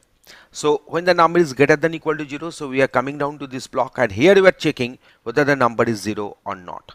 If the number is 0, we are printing this message 0, otherwise we are printing the message negative number. So if the condition is false, then control will be coming directly to this else block, and here the negative number will get printed. Here you can find that this if else block is within this indentation of the outer one. So that means when this condition is true, then control will be coming to this if else nested one. So this is our nested if. So you are getting this idea that indentation is playing a very vital role in our Python coding. So let me go for the execution. Here we are putting the value say 0. So as a result of that, num greater than equal to 0 is getting true. So now it will control will come to this line, number is equal to 0 is true here because I put the value 0, and then print 0. So 0 has got printed. Rest code has remained unreachable, unexecuted. Let us go for another time execution with the values of 5. We can find that 5 is greater than equal to 0, the condition is true. 5 is equal to 0, the condition is false. So it is coming to this positive number here. So that's why the positive number string has got printed. So now if I go for this minus 10, you can find that negative number is getting printed because minus 10 greater than equal to 0, the condition is false. So control will come directly to the else part and the negative number will get printed. So in this way, we have demonstrated that how to use the if, elif and else block and what is nested if and how to write that one with the proper indentation. Thanks for watching this video. In this session, we are discussing Python matrix implementation. And this Python matrix implementation will be demonstrated using some sample code. We shall run them, we shall execute them, we shall show you the outputs, and also from there you will be getting the idea how to write the code. So here is the demonstration. A matrix is a two-dimensional data structure. In the real world, we often have to define one rectangular data table to store our data, and obviously in this particular data table we'll be having multiple number of rows and multiple number of columns. So let us discuss in our Python how we can define a two-dimensional matrix. So here you see, here we are defining a two-dimensional matrix. Here we are defining one list, and the list is having 3 elements, and each element individually is another list and consisting of say 1 string and 5 integer data. So this is known as a two-dimensional matrix with integers and obviously with some strings here also. So B is another nested list, but it cannot be treated as a matrix because they are having different number of elements in this nested lists. Here you can find we are having the 6 elements are there. We are having 6 elements are there, but we are having 4 elements have got listed here. So now let us go for the printing. We can see that how the outputs are coming. So it is known as a two-dimensional matrix with integers and along with the strings. But the next one is not a matrix here because they are not having the same number of rows and columns. So each and every data items are having different number of elements inside it. So here we are having 6 elements, here we are having 4 elements, here we are having 6 elements back again. So it is not a matrix, it is a nested list, but it can be considered as a matrix. So having 3 rows and 6 columns, we can consider it. So now let us go on creating one dynamic matrix using the loop in Python here. So how to create that one? So n is equal to 3, m is equal to 4, and a is equal to 0, that is the one single element in this particular list, star n, that means it will be repeated for n number of times, that means it will be repeated for 3 number of times. So if you print this a, we are getting the outcome like this one. So now for I in range n, so n is having the value 3, so this I will be ranging from 0, 1 and 2. AI is equal to 0 star m. So for each and every location of this AI, that is the ith location, ith index will have 0 for m number of times. So m is having the value 4. So for 4 number of times 0 will be there for each and every index of a. So ultimately if I print, then I'm getting a matrix which is having 3 rows and 4 columns, and all the members of this list and the nested list are zeros. So now how to access our elements there? So now let me go for this. So if we print a 0, that means the 0th element will get printed, and that is another list. So this particular outcome will be obtained. If you go for this A01, so that means we are printing this very element because the 0th location is having one list and its index number 1, that means this 0 will get printed here. So A1 comma 2, so that means we are having this A1 2, that means we are having this 0 index, there is a 1 index, and 2 means it is at the 0 index, it is at the 1 index, and it is at the 0th index. So this particular 0 will get printed here. So also you can go for the negative indexing. So you can find here, so A has got printed. Now we are going to print this -1. So -1 means this particular list will get printed here. So -1, -2.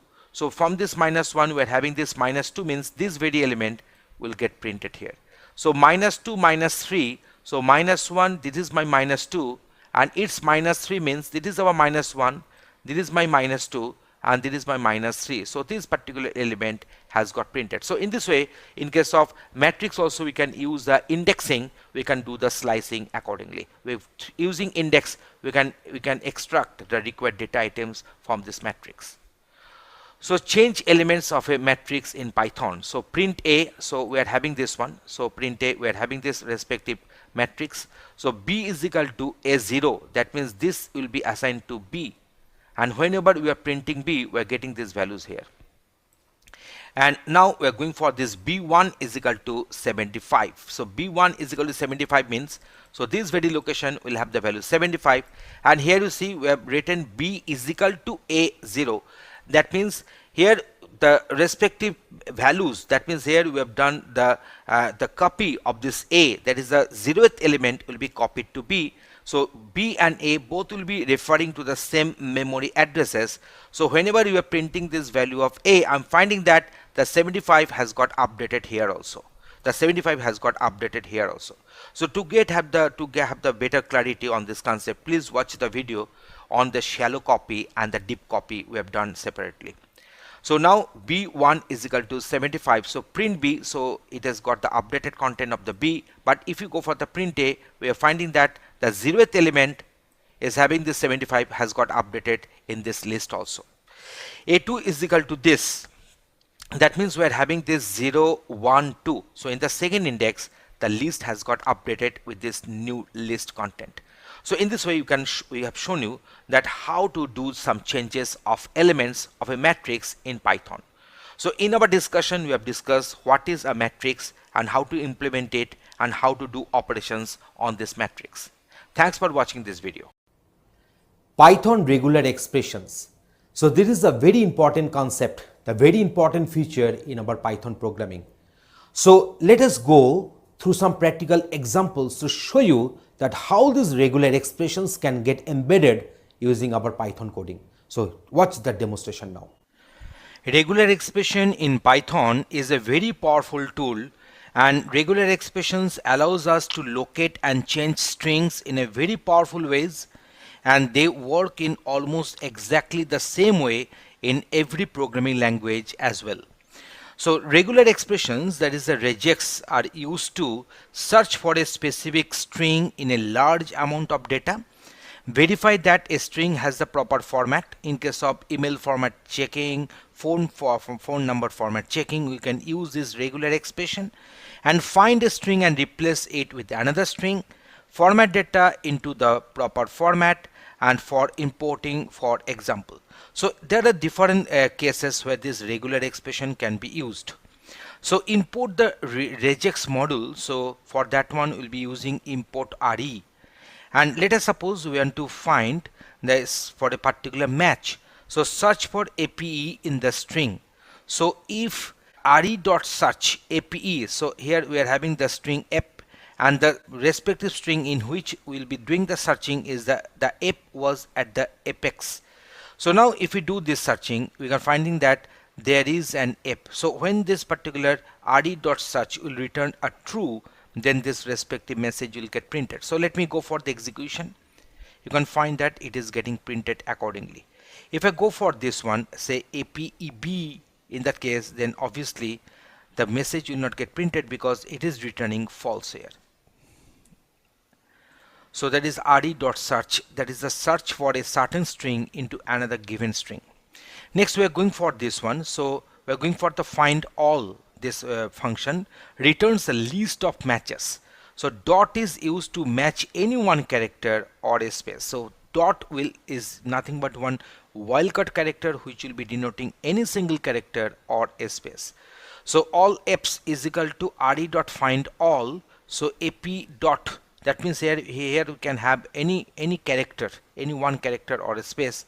The app was at the apex. So if it is the main string, so for I in all apps, if you go for print I can get this one as APE blank space and APEX. So in this way I'm getting the respective matches. That is find all returns all the list of matches, and here this dot is being used as a wildcard character denoting a single character or a space. Next we are going for this find iter, which returns an iterator of matching objects, and you can use span to get the location. So now here you see this is the main string given, the app was at the apex, and then we're having this I in re.find iter. So now it is returning one iterator.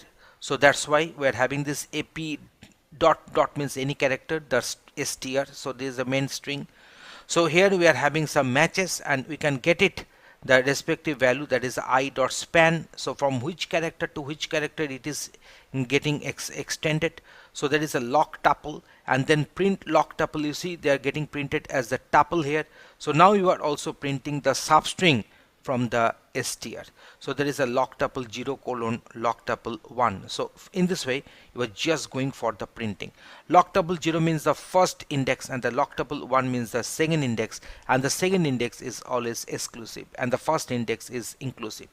So let us go for further explanation once again. So let me execute my code here. You are getting the output like this. So now you see when you are printing this lock tuple, so first time I'm getting this match ranging from character number 4 to character number 8. So just come to here. So it is my character number 0 1 2 3. So 4 5 6 7. So 8 is exclusive. So here we are having the search string, that is the APE dot. So that's why I'm including this blank space here. So that is my 7. So 8 9 10 11 12 13 14 15 16 17 18.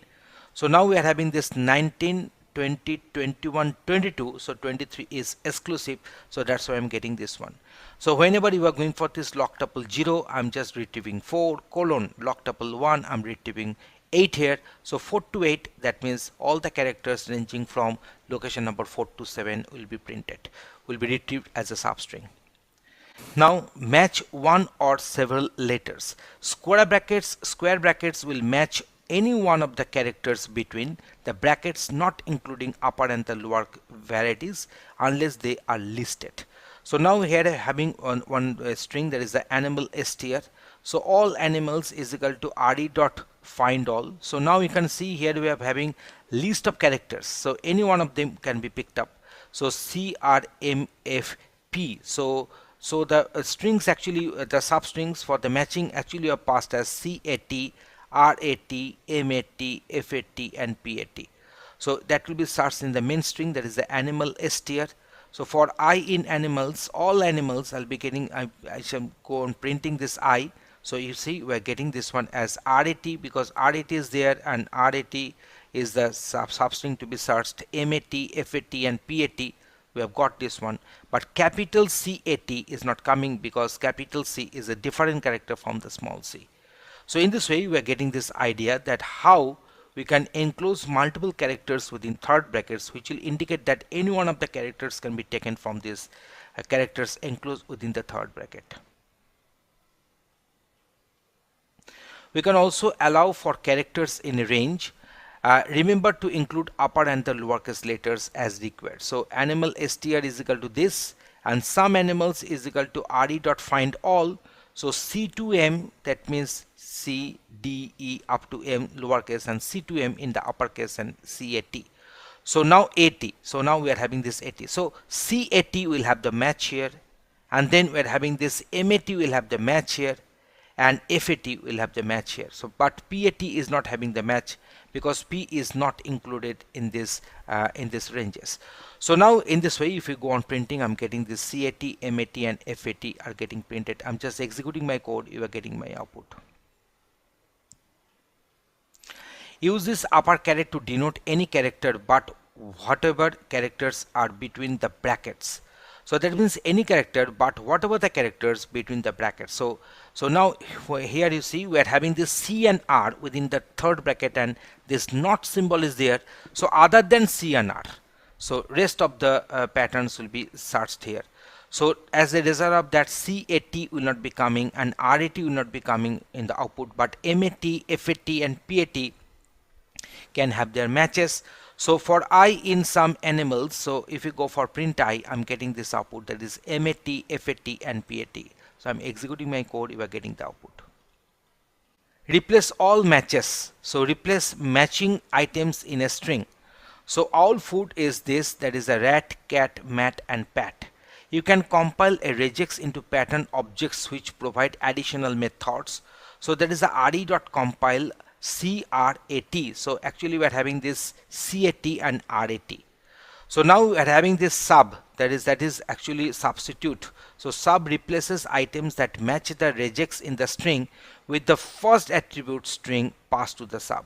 So now you see in case of owl food, the regex dot sub, that is a substitute.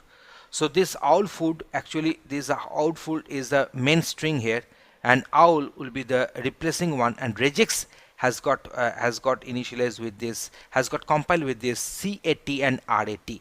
So this CAT and RAT will be replaced by OWL, but MAT and PAT will remain as it is. So now when you are printing this owl food, I'm getting this owl, mat and pat. I think you are getting my idea. Next one is about solving backslash problems. So regex use the backslash to designate the special characters, and the Python does the same inside strings, which causes issues. So let us try to get this slash stuff out of a string. So now here you see, this is my string to be searched. There is a slash stuff, the string to be searched. So random str is equal to, here is slash stuff. But if you go for this rd.search, there is a slash stuff into rand str. If you go on searching, it will find nothing here. I can show you. So it is find nothing, because here this slash stuff is not the same whatever we are thinking about. So in that case, what you can do, that to have a slash in my pattern, I should use double slash. So to have double slashes in my pattern, I should use 4 slashes. So you see 4 slash characters we have included, and then stuff. Now we are going to get our output here. So now we are getting a match here, and the span is 8 to 14. So this thing can also be written using this one, where R stands for the raw string. So you can get around this by using the raw string, and which don't treat backslashes as a special character. So now you see here R stands for the raw string. So now when you are putting this, you are getting the same output as we had in case of 4 times slash before stuff in the search string. So matching any character, we saw that dot matches any character, but if we want to match a period, there is a backslash period will be used there. So just consider this one. We are having this f.b.i.r.s. and cia. So now we are going for this match, that is the dot means any character and slash dot means a dot.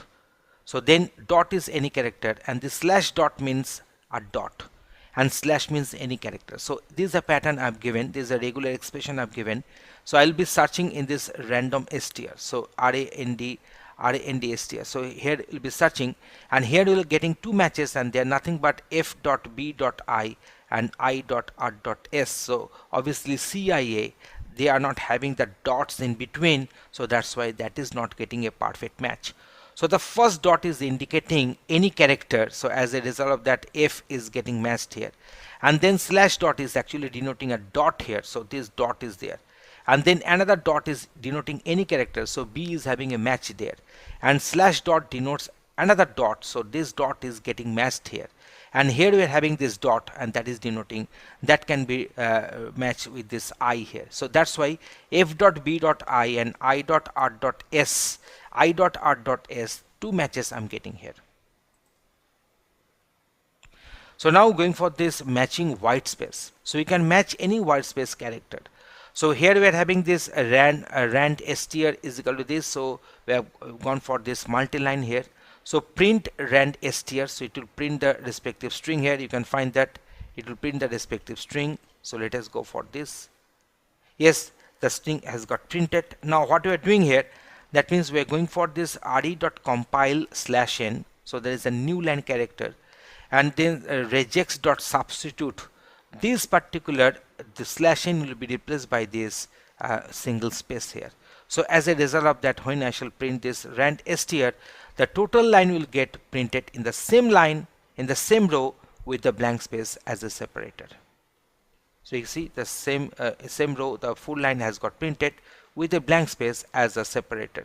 So here you see in between long and string there was a /n, now it is being replaced by a blank space, and then between the goes and on we had one /n here, but it has been replaced by a single blank space. So now let us go for the next one, that is match any single number, So /d can be used instead of 0 to 9, and /D is same as not 0 to 9. So here we are having this rand str 1 2 3 4 5. So if you want to have a perfect match here, then I can go for this re.findAll /d. That means we are searching for this any digit here, any digit in this random str. So I'll be getting a match for the 5 times. I'll be getting match here for the 5 times. So now you see, if I print this one again without this len, so if I go on the executing this, I can find that I'm getting this match for 5 times, for 5 different digits. Matching multiple numbers, so you can match multiple digits by following this /d with the number of values. So here you see we are having the match 5 numbers only, so we can go for this /d 5 and then 1 2 3 4 5. So now if you go for the execution, you can find that it is a zip code. That means here we are having this particular match here. We are having this particular match here. So that's why re.search is returning a true. Here /d denotes any digit and 5 denotes the 5 number of digits. So here we are having 5 number of digits are there. So that's why here we are going to get a match here. If you put a character here, so if you go for the execution, you see it is a zip code. That text is not getting printed. So because that is not a perfect match, you are having one alphabet in between. So you can also match within the range. So the match values that are between this 5 to 7 digits. So here we are having the main string here. So now we can go for this find all, that is a /d, there is any digit. The range will be 5 or 7. So as a result of that, here we are having this 5 digits. So now let me go for this match.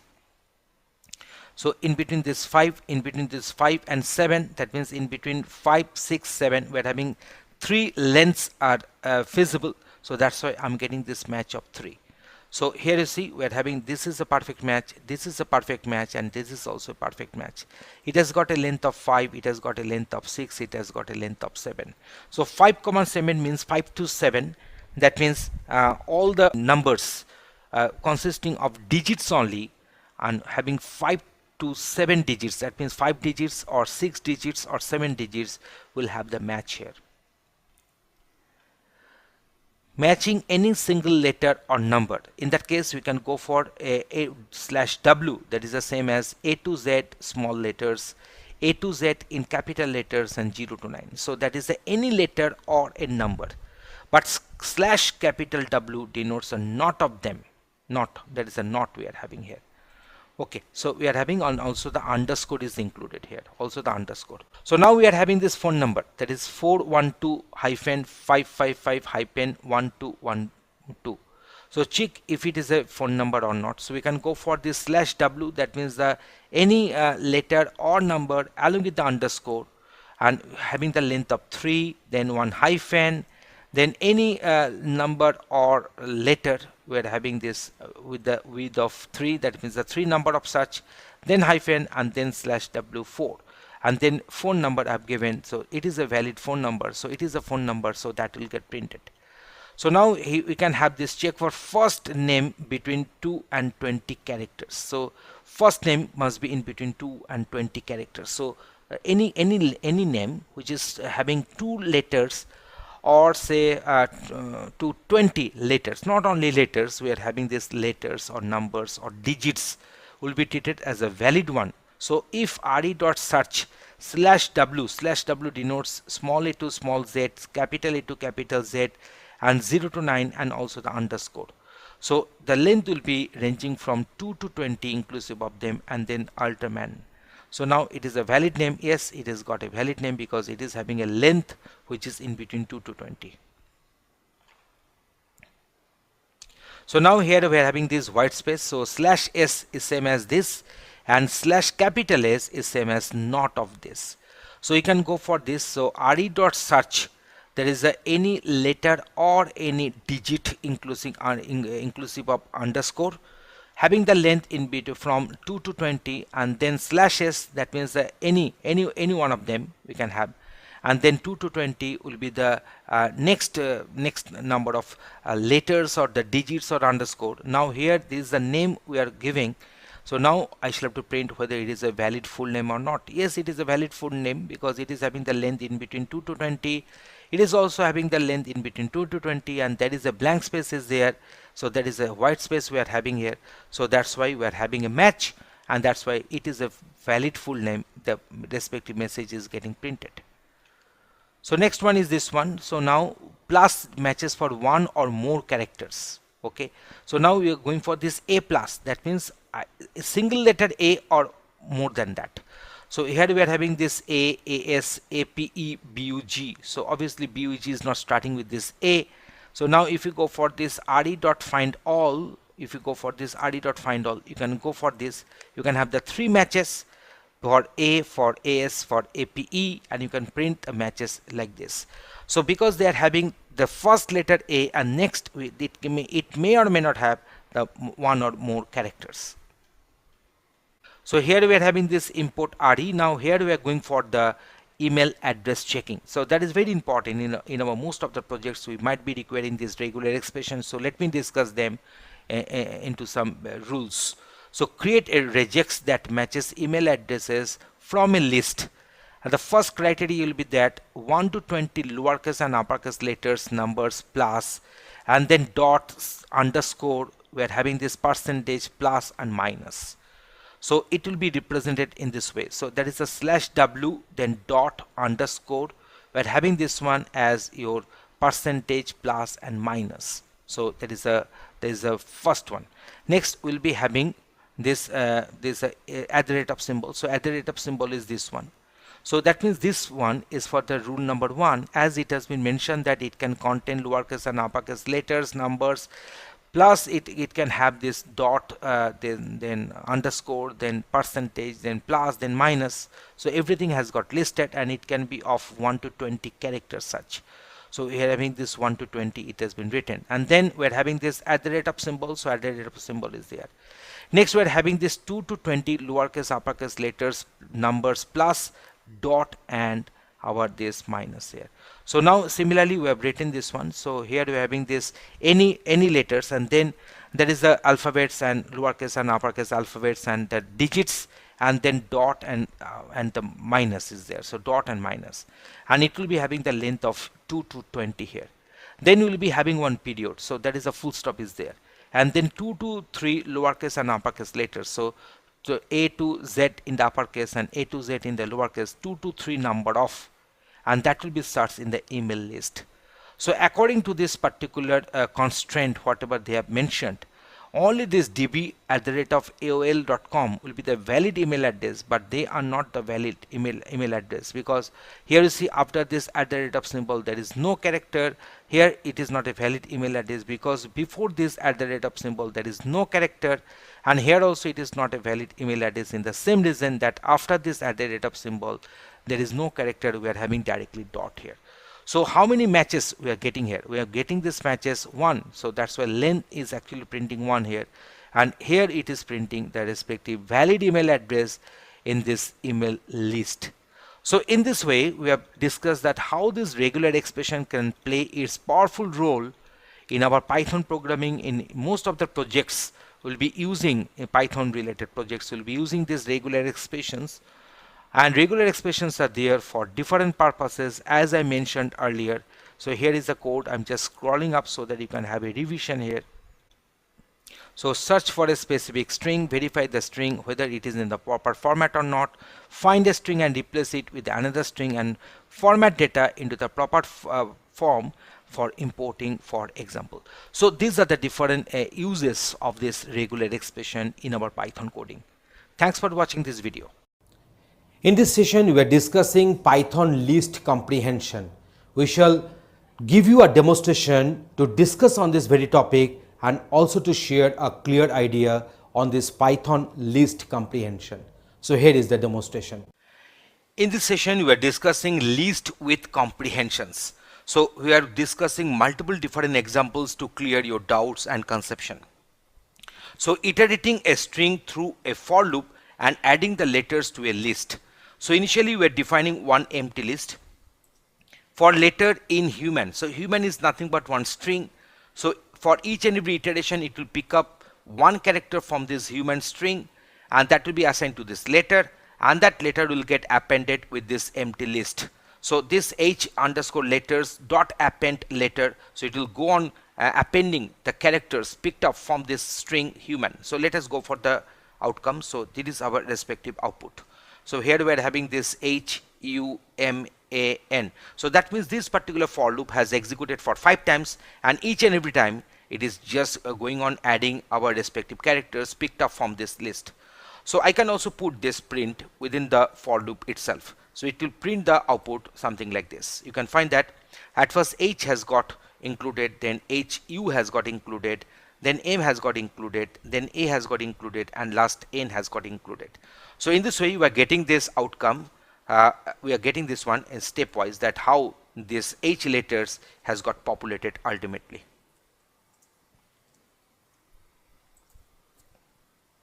So there is a final outcome. So now we are using the comprehension. So letter for letter in human. So you see letter in human, again this particular letter will be picking up human, the separate characters one at a time, and that letter will be constitute this very list, that is h underscore letter. So let us go for the execution. You can find the same output is coming when you are printing this h underscore letters list. So list comprehension versus lambda function. So you know that lambda function is known as anonymous function. The function will not have any name. So what we are writing here is that x will be picking up the characters from this particular string human, and this x will be mapped to form this list item. So now you can go for the execution. You can find that this h letters is nothing but constructing one list. So here we are doing the typecasting using the method list here, which will map this particular lambda function, and this lambda function will be getting this x, and where this x will be picking up characters from the string human, and as a result of that, when we are doing this typecasting list, this h underscore letters, this list variable, this list object will get populated with this characters, that is human accordingly. So now we are going for if with the list comprehension. So now what we are doing, so number list is equal to x. So x will be the member of this number list for x in range 20. You know that range 20 means the x will be ranging from 0 to 19, because 20 will be the terminating range. So that is exclusive. So x will be ranging from 0 to 19, but only those x will be considered if x percentage 2 is equal to 0. That means all the even numbers in between 0 to 19 will be considered here. So print number list. So you can find that print number list, it will print the respective number list here. So if you go on printing, so I'm getting here 0 to 4 up to 18. So that is the way in which the list has got populated. There is a list comprehension. So nested if with the list comprehension. So what we are doing, so y will be the elements for this num list for y in the range 100. That means that y will be ranging from 0 to 99, and those y will be considered which is divisible by 2 and also divisible by 5 at the same time. Because y percentage 2 is equal to 0, so the remainder of the division will be 0, means y will be divisible by 2. Similarly, y will be divisible by 5. That means y should be divisible by 10 here.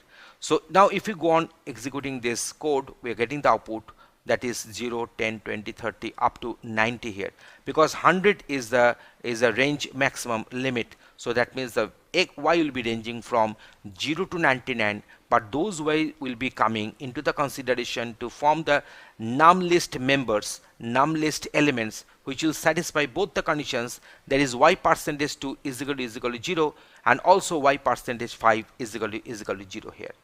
So now we are going for the if else with the list comprehension.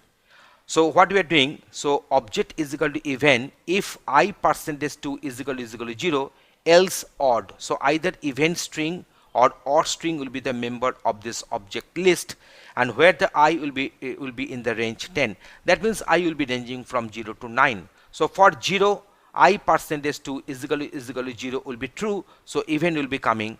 But for 1, I percentage 2 is equal to 0 will be false, so else odd. So odd will be coming as a member of this, as an element of this list. So in this way you are getting this even odd alternatively for I ranging from 0 to 9 here.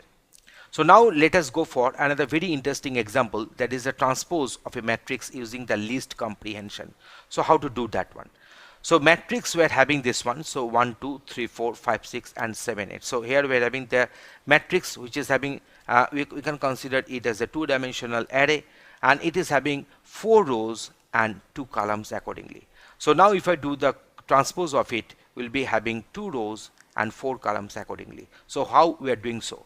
So I in range 2 means I will have the value 0 and 1. I will be having the value 0 and 1 only. So row I, so for first time, so I will be having the value 0. So row 0 will be populated with the value that is a row in matrix. That is a row in matrix. So what will happen? This row 0 will get filled up with the row in matrix. So that means this is a matrix we are having. Here we are having this row I, and I is ranging from 0 to 1. So initially for the first iteration I will have the value 0. So this 1, 3, 5 and 7, there is a 0th element of each and every row will be taken into consideration, and that will constitute the first row of this transpose. And when the value of I will be 1, then row 1, that means it will picking up the that is the second element from each and every row there. So that means 2, 4, 6 and 8 will be retrieved from this matrix, and that will be the second row content of this transpose. So whenever we are printing this transpose, I'm getting the 0th element of each list elements, that is 1, 3, 5, 7 will be coming in the first row, and in the second row, that means the row index number 1, because the first row is having the index value 0 there. So it will be picking up the second elements of all these lists. So 2, 4, 6 and 8 will be picked up, and that will be forming the second row of this transpose two-dimensional array. So in this way we have shown you that how the least comprehensions can be done in multiple different ways, and we have given some examples to clear your concept. Thanks for watching this video. Python supports recursion. So how to write the recursive code in Python we shall be discussing here. What is recursion? So let me explain that one at first.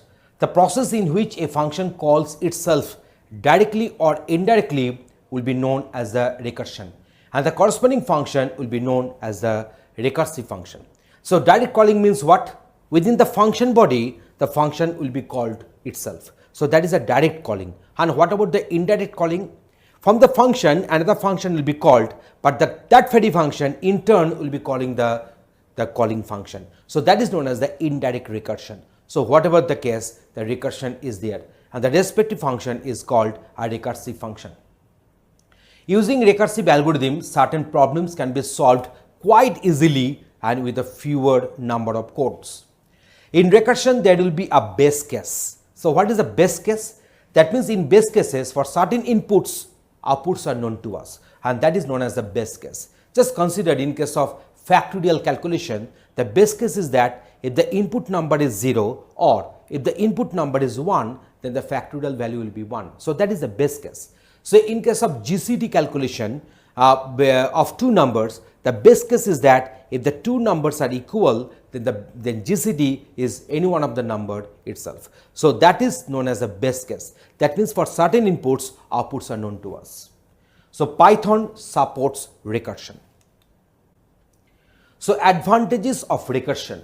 Recursive functions make the code look clean and elegant.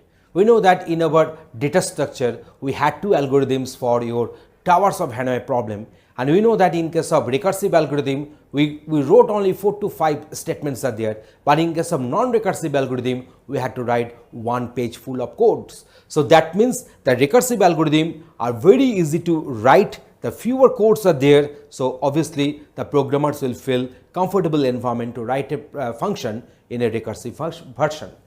So a complex task can be broken down into simpler subprograms using recursion here. So sequence generation is easier with recursion than using some nested iterations. So now what are the disadvantages of recursion? Sometimes the logic behind recursion is hard to follow through. So that is a very important one. So while writing the recursive algorithm, you must be having a good grip over the programming logic. Otherwise, sometimes the recursive algorithm will become too much tricky for you to understand the logic. Recursive calls are expensive, inefficient, as they take up a lots of memory and time. When the depth of recursion is too big, in that case obviously it will go on keeping the instances of the previous coding. So that's why the huge memory requirement will be there, and that's why there is one of the disadvantages of using a one recursive algorithm. And recursive functions are hard to debug. So these are the different advantages and disadvantages of recursion. So let us go for one practical demonstration where we will be showing you that how this recursion can be implemented using Python coding. So here is the demonstration for you. In this particular demonstration, we are going to discuss recursion, how to implement recursion.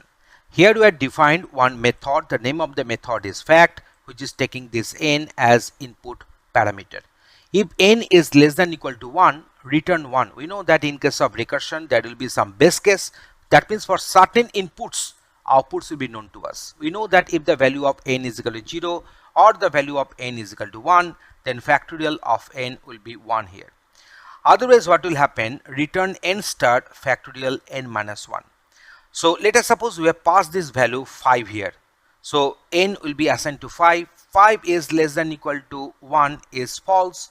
So it will go for 5 into factorial 4. Now factorial 4, so 4 will be assigned to n. 4 is less than equal to 1, the condition is false. So it will go for 4 into factorial 3.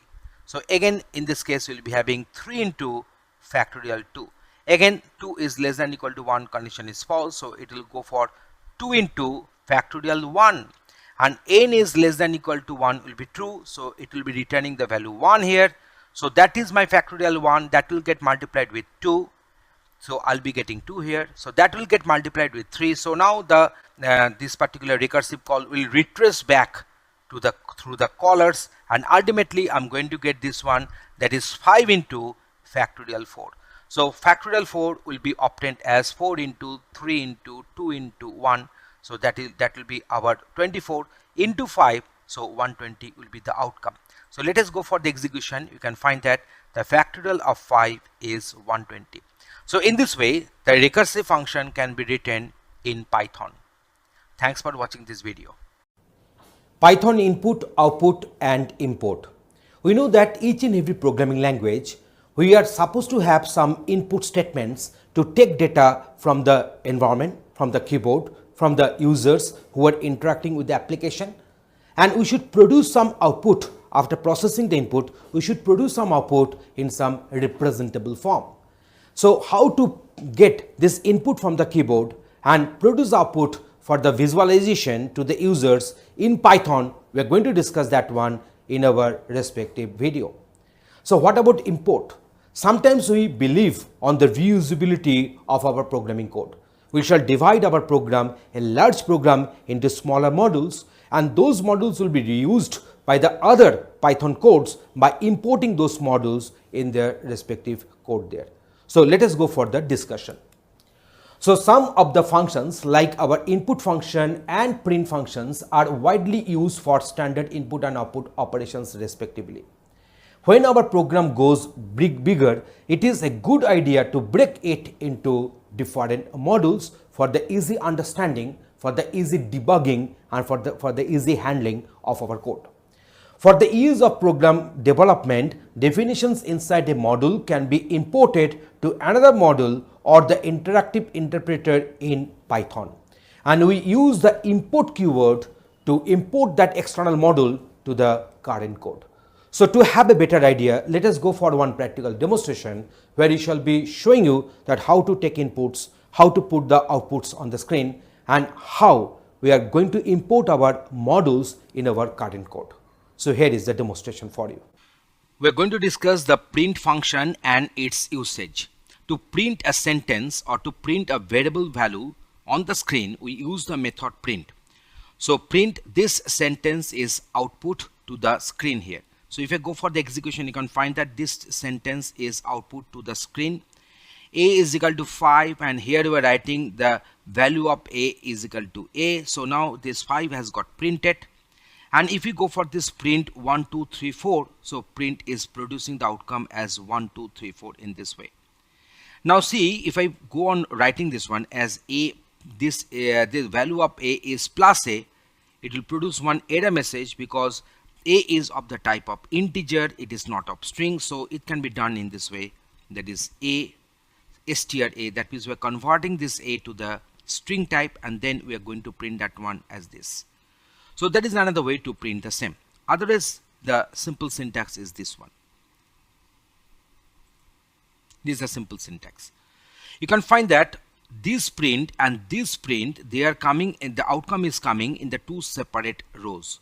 But if I want to print this one in the same row in which it got printed, in that case I shall have to write here is equal to end is equal to this. That means the string which is having one default /n, that is a new line character as the trailing new line character by default. So I'm just replacing that one using null. So now what will happen, these two lines will get printed in the same row. So now if I put this one as this, so you can find that the outcome is coming something like this one. Otherwise, if you don't mention any end here, then they will get printed in separate lines. Now print 1 2 3 4 and separated here is star. So print 1 2 3 4 separated here is star, so it will print as 1 star 2 star 3 star 4 and this way. So here we have given the separator. If you give the separator as comma, if you give the separator as comma, you see that they will get separated by this comma and blank space if it is so. So they will get separated in this way. So separated is actually indicating that what character you are supposed to get within the variables or the values going to get printed using the print statement. Here we are having this hash as the separator and end with this ampersand. So here this hash, as we saw before, that this is a separator and this ampersand is coming as the respective end one. So that's why it is getting printed in this way. Okay, next one. I love, this is my placeholder and the placeholder number is 0 and the placeholder number is 1. Here this bread will be the will be at the 0th place, will be replacing the 0th placeholder, and this butter will be replaced as the 1 placeholder. So you can find that it is coming, it is producing the output something like this. So I love 1 and 0. So here we are having the same. So I love butter and bread in this way. It is by default, it will be taking this one. Need not to mention any kind of placeholder here. So you can find that both the strings are getting printed accordingly. Here we have passed this bread at first, then butter. So bread is coming down here and butter is coming down here. So now here you see, this is my bread. So this bread is at the 0th place, so it will be coming down here, and butter is the first. So if it is at the 0th place, it is at the index 1. So this here, the butter will be coming here accordingly. So you can find that how these respective placeholders and the respective values are getting related in this way. So we can get the idea that without mentioning any placeholder number, if you can just mention them, so both these two lines will produce the same output as well. Both these two lines will produce the same output, but in this case, bread will be at the 0th index. So here the placeholder 0 will be taking this bread, and this butter is at the index number 1. So that's why it will be taking at the placeholder 1. It will be replacing the placeholder 1. So in this way, the outcome is getting deferred. Next, how to take input from the keyboard. In that case, we can use the input method. We can use the input method here. So using this input, and there is a prompt we are having, and using this input, we are getting the value from the keyboard as input, and that will be assigned to X, and input returns the value in the terms of a string. So let us go for this. So I'm just putting this one 100. So you can find that enter any number. So this prompt has come. I put this 100. So print X is printing this one as 100. This X is actually getting this one in the type of string. So input returns string here. So now we can go for this. If you go for this Y, if I want to convert it to this integer, I can do that one. In that case, the typecasting is required. The respective method, conversion method from string to integer will be required here. So I'm making this one as 100. I'm giving this one as 200. You can find that this 100 and 200 will get printed. I'm just replacing it by Y. So the 100 is nothing but here string, and this 200 is nothing but here integer because we have done the typecasting accordingly using the method int. So now if we go for the addition, if you go for the print, if you go for this x plus y, then obviously it will produce some error message because we are trying to do string plus integer. So that is a type error. So I want to convert it. I should be converting this one to integer. So now if I go for the addition, you can find that I'm getting here 300 as usual. Otherwise, if I convert it to the string, the other integer one, if you convert it to the string, then algebraic addition will not take place, but string concatenation will take place. You see the string concatenation has taken place. So in this way, you can use the input function to take the values from the input from the keyboard, and default output argument for this input function will be string. Next one, we are having this import. So import math. So mainly done at the top of the program. So this math module we have imported, and later if you want to access this pow, so pow means power. So math.pow we can access, and that is intx, 2. So in this way it will make this one as that is x to the power of 2 in this case. So if I make this x is equal to say 100, if I make this one, so here I'm getting this 100 to the power of 2, that is a 1000. We are getting this one as 10,000. So that is my math.pow. So this math is nothing but one module, and the module will be imported by the keyword import, and later this pow method, which is defined in this module math, can be accessed using that is a math.pow, and this is my respective first argument, there is a second argument, and it is working as first argument to the power of second argument. So as the value of x here is 100, so I'm getting the 10,000 as output. And also you can find that this pow is returning a value of the type of float. So pow is returning a value of the type of float. So if you give 10 here, I'm getting 100 as outcome. So here we have discussed a lot on this print, on this input, and also on this import. Thanks for watching this video. File read and write operations. So what is a data file? File is a logical unit of related information stored on a named location on disk. It is used to permanently store data in a non-volatile memory, as example hard disk. We can keep our data in different data types. So like the numbers, like your tuples, lists, sets, dictionaries, and so on. But all of them are occupying space in the volatile memory, that is RAM. So when the program will get terminated, when my machine will be shut down, in that case the data will be lost. So we are supposed to have some mechanism with the help of which we can store our data onto a secondary storage, that is a non-volatile storage, let it be hard disk. So the best means to do that one is through our data files. So file is a logical unit of related information stored on a named location on a disk, and it is used to permanently store data onto a non-volatile memory. Here it is our hard disk as example. So since random access memory, that is RAM, is volatile, so it cannot be treated for permanent storage of data. When we want to read from or write to a file, we need to open it at first, then we are done, and when this one is done, then it needs to be closed so that the resources that are tied with the file are getting free.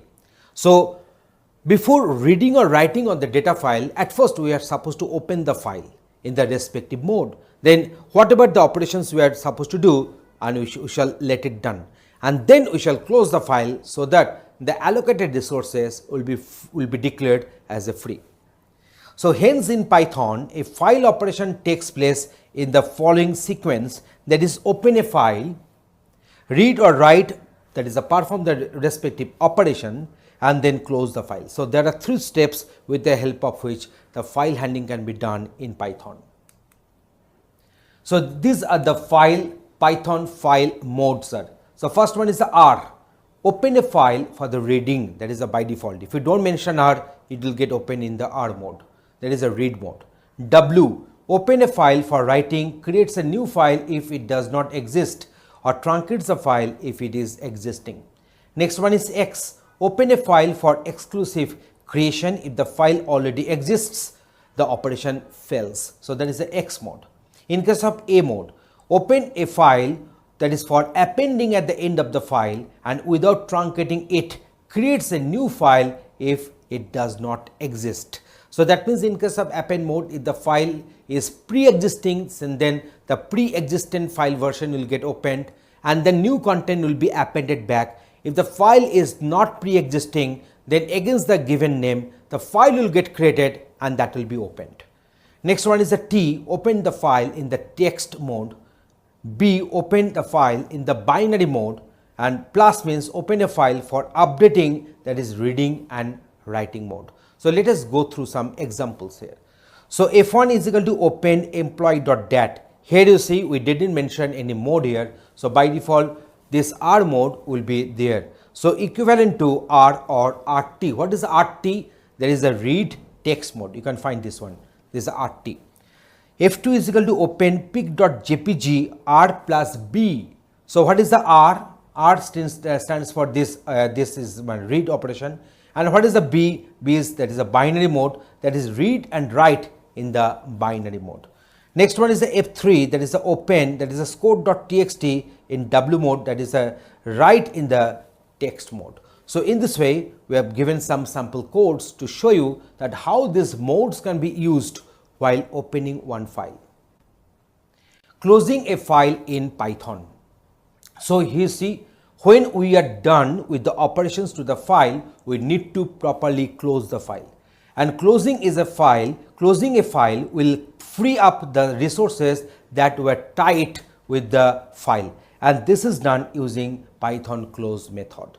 So using this close method, the file will be closed and the allocated memory space which was allocated for these files will be declared as a free space. Python has a garbage collector to clean up the unreferenced objects, but we must not rely on it to close the file. So that's why we should close the file ourselves. In the coding, we should not consider the garbage collector will come and it will make all the unreferenced resources to make them free. We should not rely on that. It is our common practice. It is a good practice for the programmers. Open the file, do the operations and close it. So here we are having some examples. So F is equal to open employee.dat, encoding is equal to UTF-8, and then perform some operations, file operations, and then F.close to close the file so that the allocated resources will be declared as free. So in this particular video, we have discussed that how to perform the read and write operations on file in case of Python. Thanks for watching this video. In this video, we are discussing different looping techniques in Python. So loops in Python with condition at the top. So here you see in this particular flowchart, the condition is at the top and then we're having the body of the loop here after this condition which will be at the top of the loop. So this can be implemented using normal while loop without break statements. The condition of the while loop will be at the top and the loop terminates when the condition is getting false. So test expression of the loop, when the condition is true, then the body of the loop will get executed.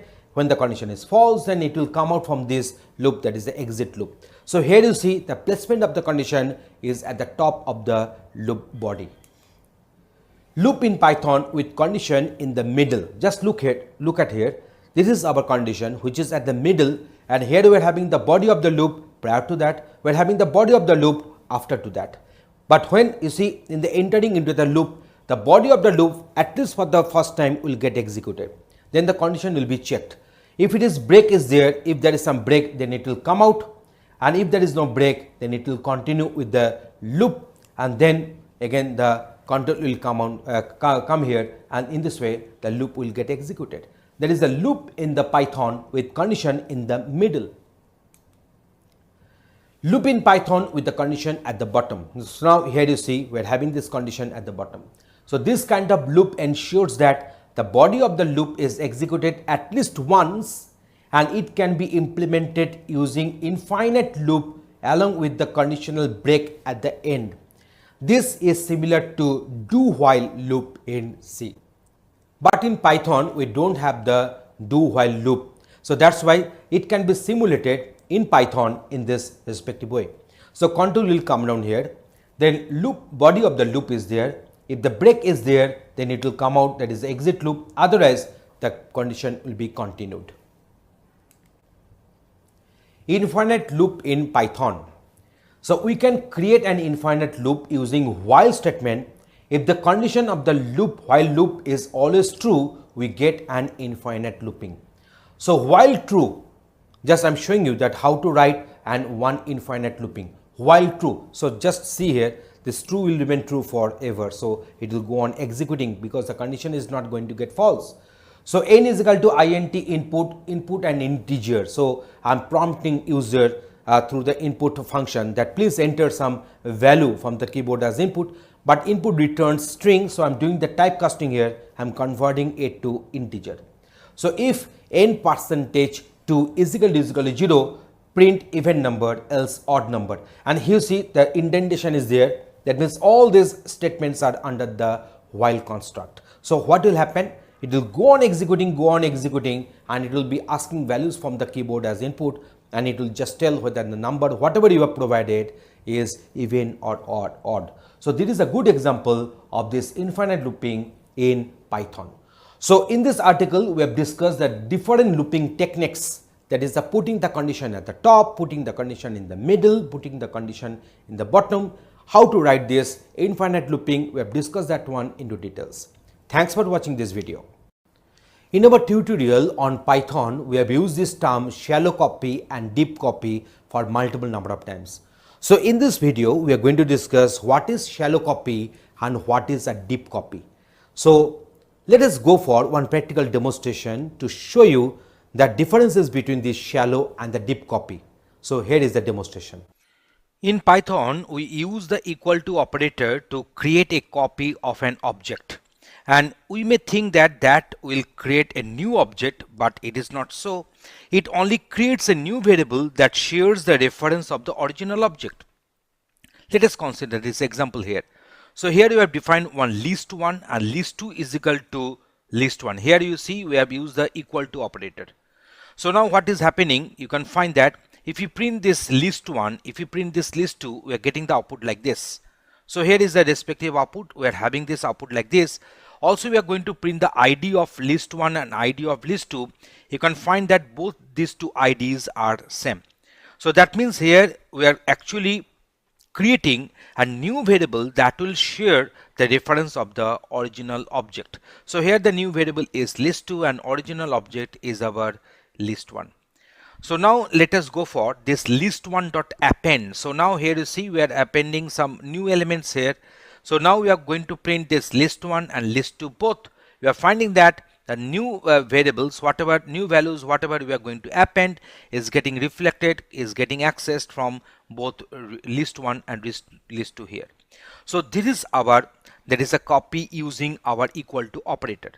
So now we are going to discuss another two kinds of copy. So there are two ways to create the copies. One is the shallow copy, another one is the deep copy. We'll be going to discuss on this very aspect now. And to make this copy work, we use the copy module. So that's why we have done the import copy here. So here we are using this copy module. And we use the copy module of Python for shallow and the deep copy operations.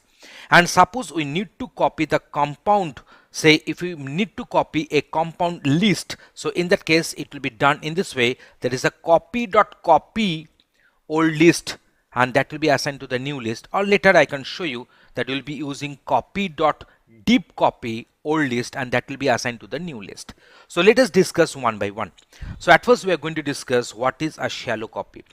A shallow copy actually creates a new object which stores the reference of the original elements, and so a shallow copy does not create a copy of the nested objects. Instead, it just copies the reference of the nested objects. That means that a copy process does not recurse or create copies of the nested objects itself. If the things are not getting clear, so let us go for one example here. So here we have imported the copy module, and old list is having the respective values. New list is equal to copy.copy old list. So now here you see new list is equal to copy.copy old list. So here we are creating the shallow copy. we are printing this old list and new list as well. So here is the respective output for us.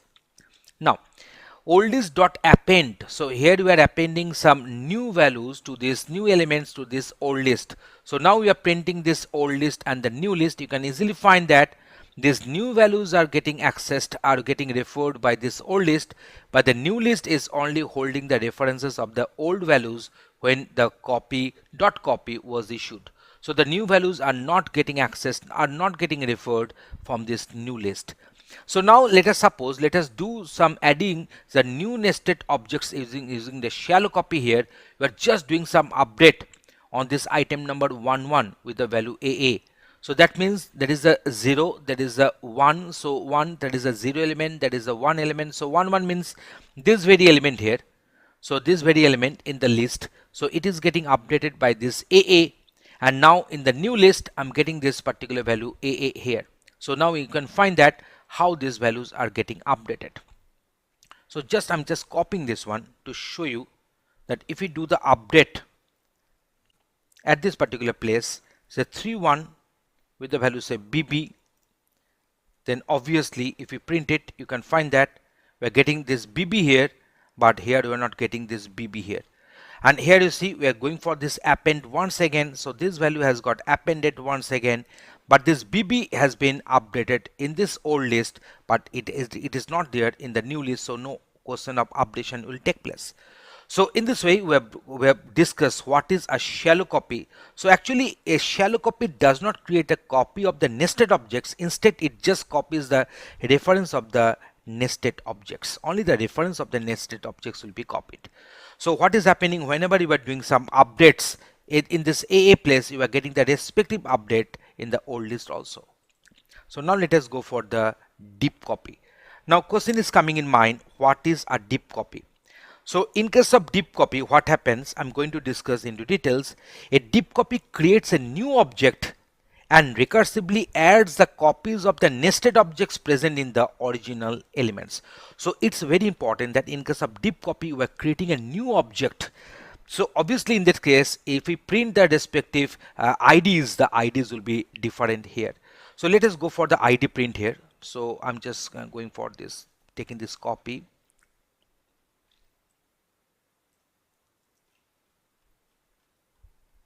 So here you see we are having this old list, having some set of elements. There is a new list, copy.deep copy old list. So in this way I'm just going for this, I'm just printing it.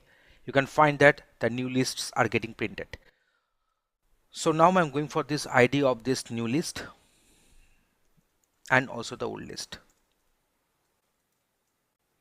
So if I go for the print, you can find that these two, old list and new list, they are having the different IDs. So that means it has created a new object for it.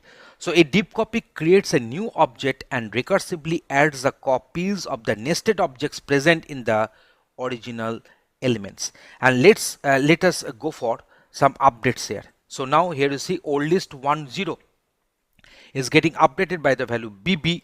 So now you can find that we're having this update here, but as in the new list we are creating a new object, so I should not expect any update in this particular new list here.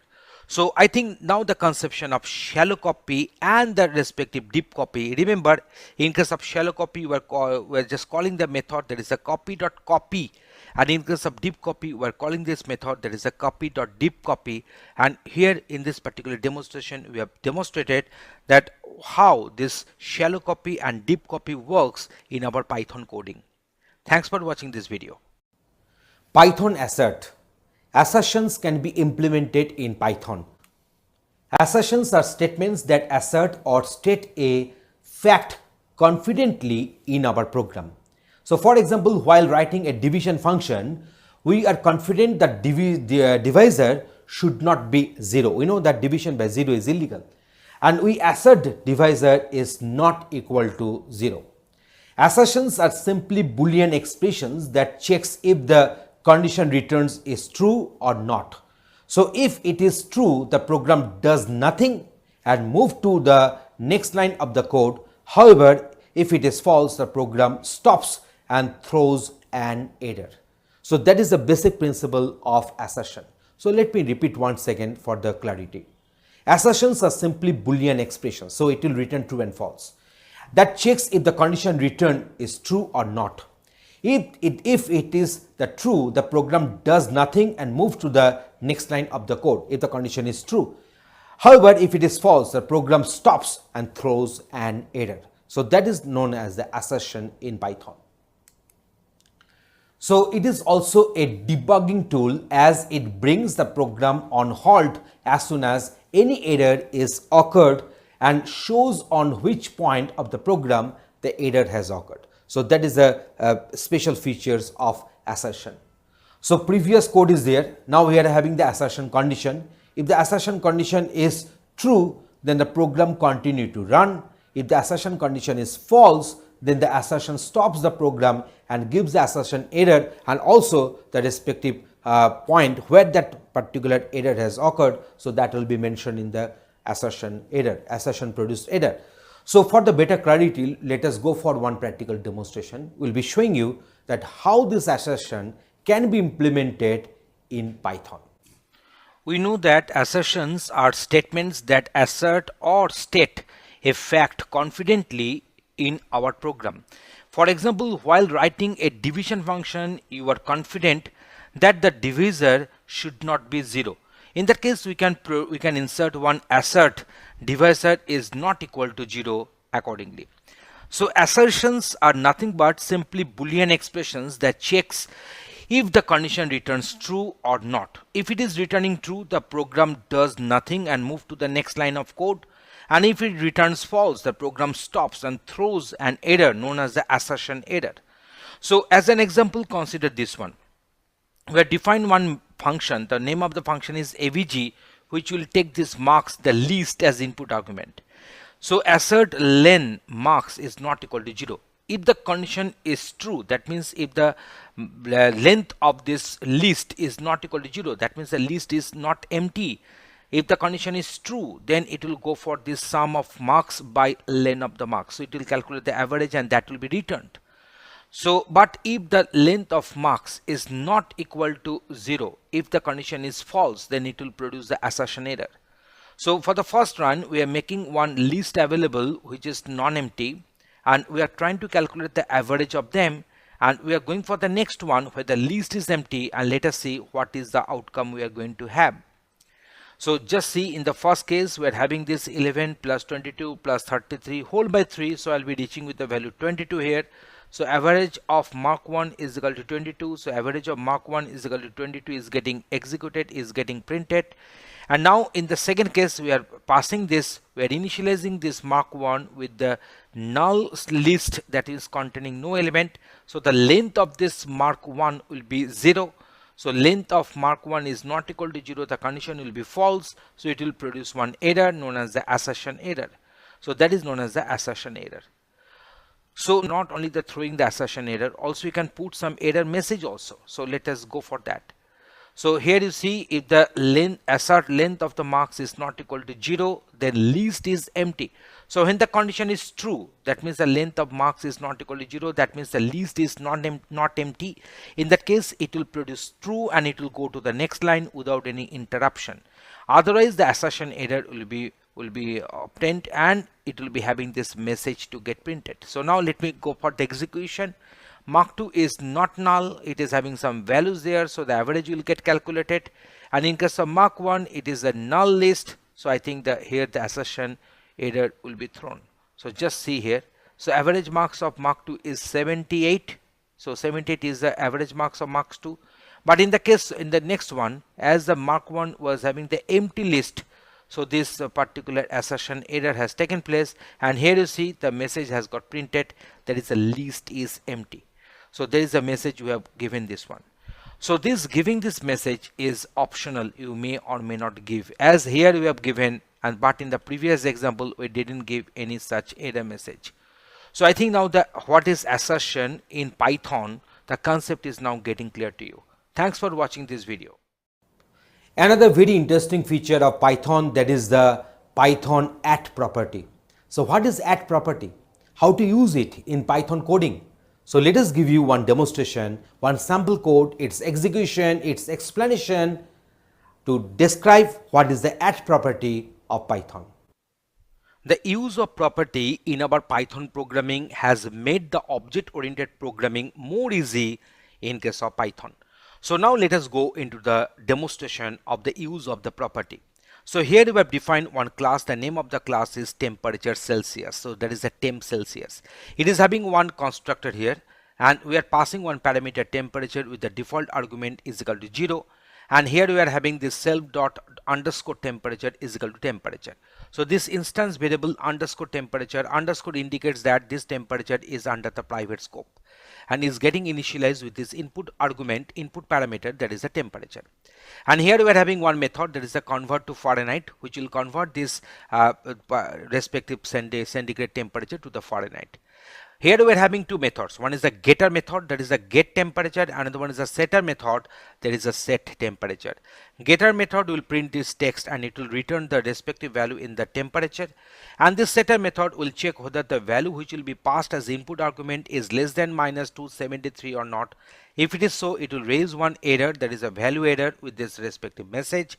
Otherwise, it will print this message and initialize this temperature with this new value which will be passed as input argument. So now here we are going to have our property. Property is nothing but one built-in function which creates and returns a property object. The basic method signature is our fget is equal to null, and then fset is equal to none, and then fdel is equal to none, and doc is equal to none. Now what is the fget? Fget is nothing but a function to get the value of the attribute. Fset is a function to set the value of the attribute. So that is the fset. So fget is a function to get the value of the attribute. That is a getter method. Fset is nothing but a function to set the value of the attribute. That is a setter method. Fdel is a function to delete the attribute, and doc is nothing but one string which is like a comment here. So now this particular property has got three methods, that is a getter, setter, and delete. So three methods are there. So here we are defining one make empty property. So there is a temperature is equal to property, and then assign the fget. So temperature is equal to temperature dot getter get temperature. So get temperature means this particular method name, we are passing this one as get temperature. Then assign fset. So temperature is equal to temperature dot setter set temperature. So this method will be set as a set temperature. So now we are going for C is equal to temp Celsius 5. So C is the new object of the class, that is a temp Celsius 5. So this 5 will be assigned to this temperature.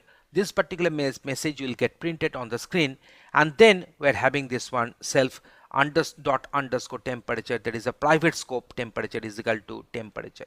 So now let me go for the execution. You can find that assigning temperature value, that means this constructor has got executed. So the next one is that print C dot temperature. So whenever we are trying to print the value of the temperature, so actually we are executing the getter method. So getting temperature value, so this particular message should be printed, and then it will return the temperature value. So as a result of that, as we have called this one from this print method, so this 5 will get printed. Before that, getting temperature value is also got printed. So now C dot temperature is equal to 100. So now this 100 will be assigned. So we are calling actually the set temperature, because we are setting this temperature. So set temperature method will be called by default automatically, because it has been set through the property, that is a built-in function, and this value will be passed. And here we have passed the value, that is 100. So that's why if the value is less than minus 273, this condition is not getting true. So the print setting temperature value, this message will be printed. Yes, it has got printed here, and now the value will be assigned to the temperature. So now when you are again printing this C dot temperature, so you are getting the we are getting this particular get temperature method is getting called. So getting temperature value and the self dot underscore temperature will be returned, and as a result of that we are getting this 100. So now you see we are making this one as minus 300. So now what will happen? In this case, the value error will be raised because it is lesser than minus 273. So minus 300 is lesser than 273. So that's why it is producing that that value error. So there is a temperature below minus 273 is not possible. So that message is getting printed here. So in this way, we have shown that how this property is getting used here. Okay.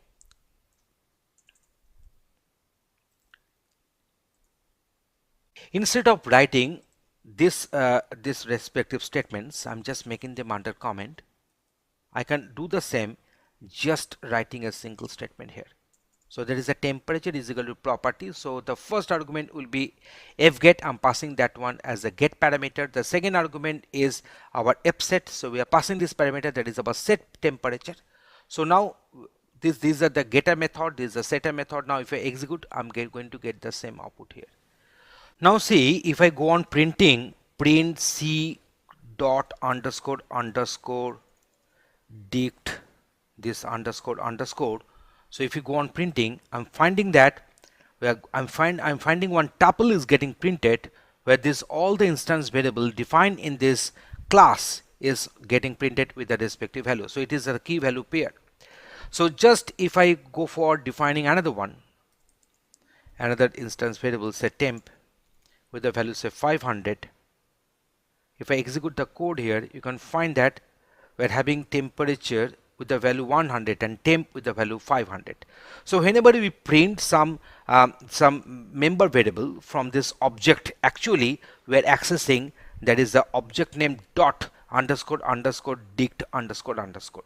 So if I do not want to print all of them, I can print only the temperature here. So I shall go for this temperature.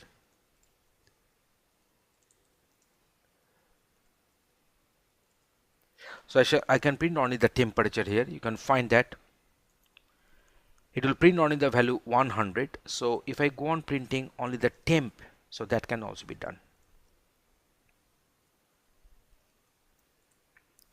So I think that will print 500 here. Okay, so that has printed the 500. Okay, now let us concentrate on this property. So we are having two ways to have this built-in function.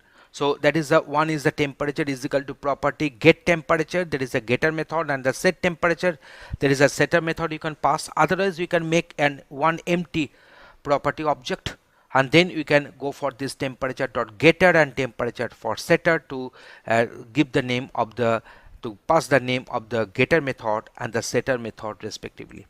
So let us come to the next example here. So here you see here we are having this init, that is the constructor here. The name of the class is Celsius. To Fahrenheit, it is converting the Celsius temperature to the Fahrenheit. Here we are having this at the rate of property. This is the at the rate, and then we are having this property.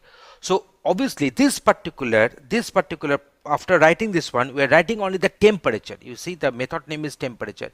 We are not going for the respective getter set temperature or get temperature methods.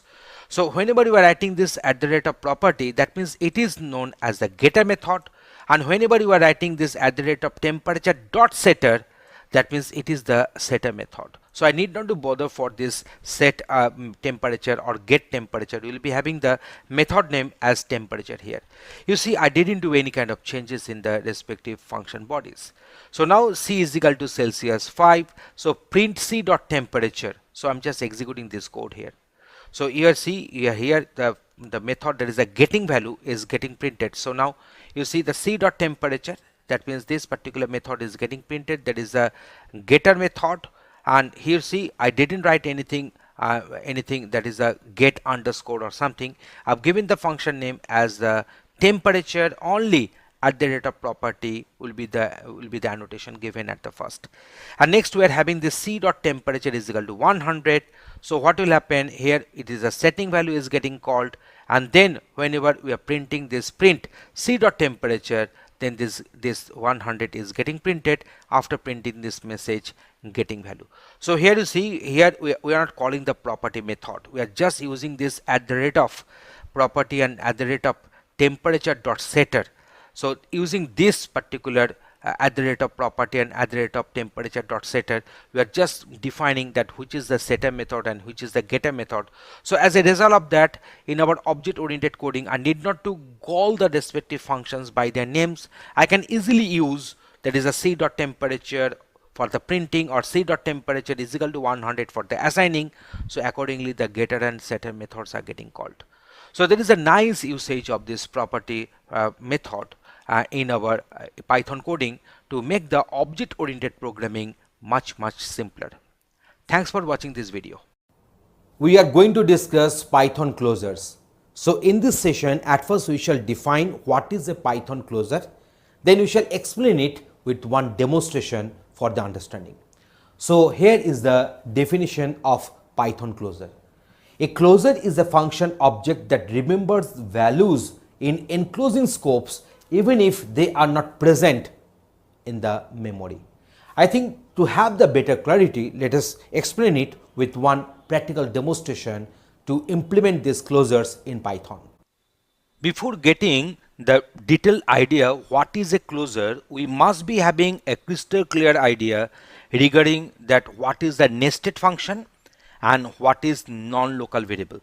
So we should have the understanding that what is the nested function and what is a non-local variable before going for these closure functions.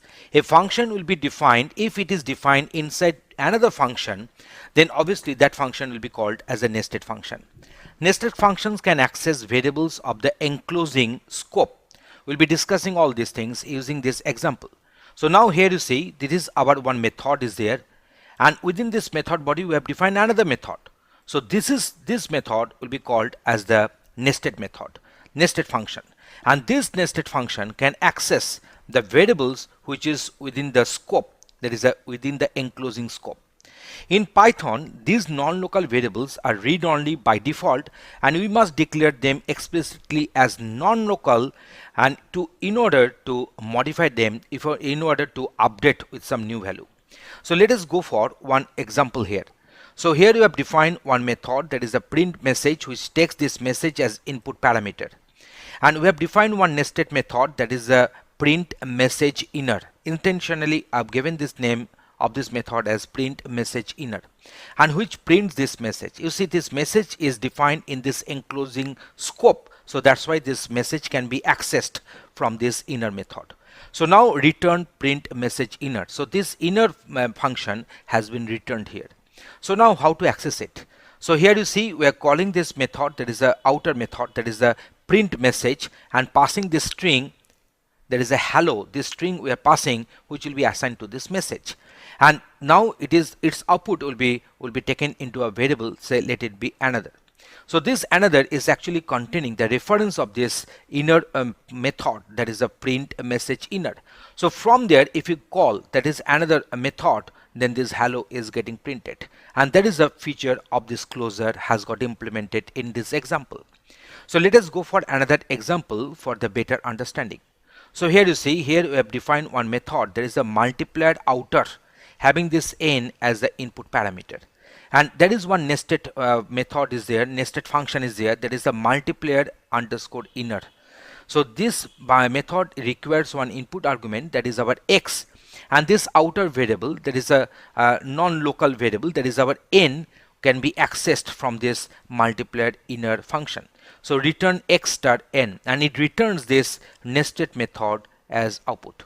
So now we are calling this outer multiplier outer function with this parameter 3. This parameter 3 will be assigned to this n here. So it has been assigned to times 3, it has been assigned to times 5 when the 5 has been passed as the input parameter. So now you see the inner method, that is a multiplier, requires one parameter for its execution. So here we are calling this one as times 3 9. So here you can find that n has got initialized with 3 and this x has got initialized with this 9. So whenever I'm just executing this one, it should print 27. So now let me execute the code here. So you can see that it is printing 27 here. It is printing 27 because it is actually multiplying 3 and 9. So in this particular call, you can find that this 5 is getting assigned to this n. So that is now there is a times 5. So times 5 3. So this 3 will be assigned to x. So 3 into 5. So that's why it will return the respective 15. 3 into 5, it will return the respective 15. So now consider this one. So now here you see times 3. So n has got the value 3 and here we are passing this 2 here. So then what is the value here? So 2 into 3 6.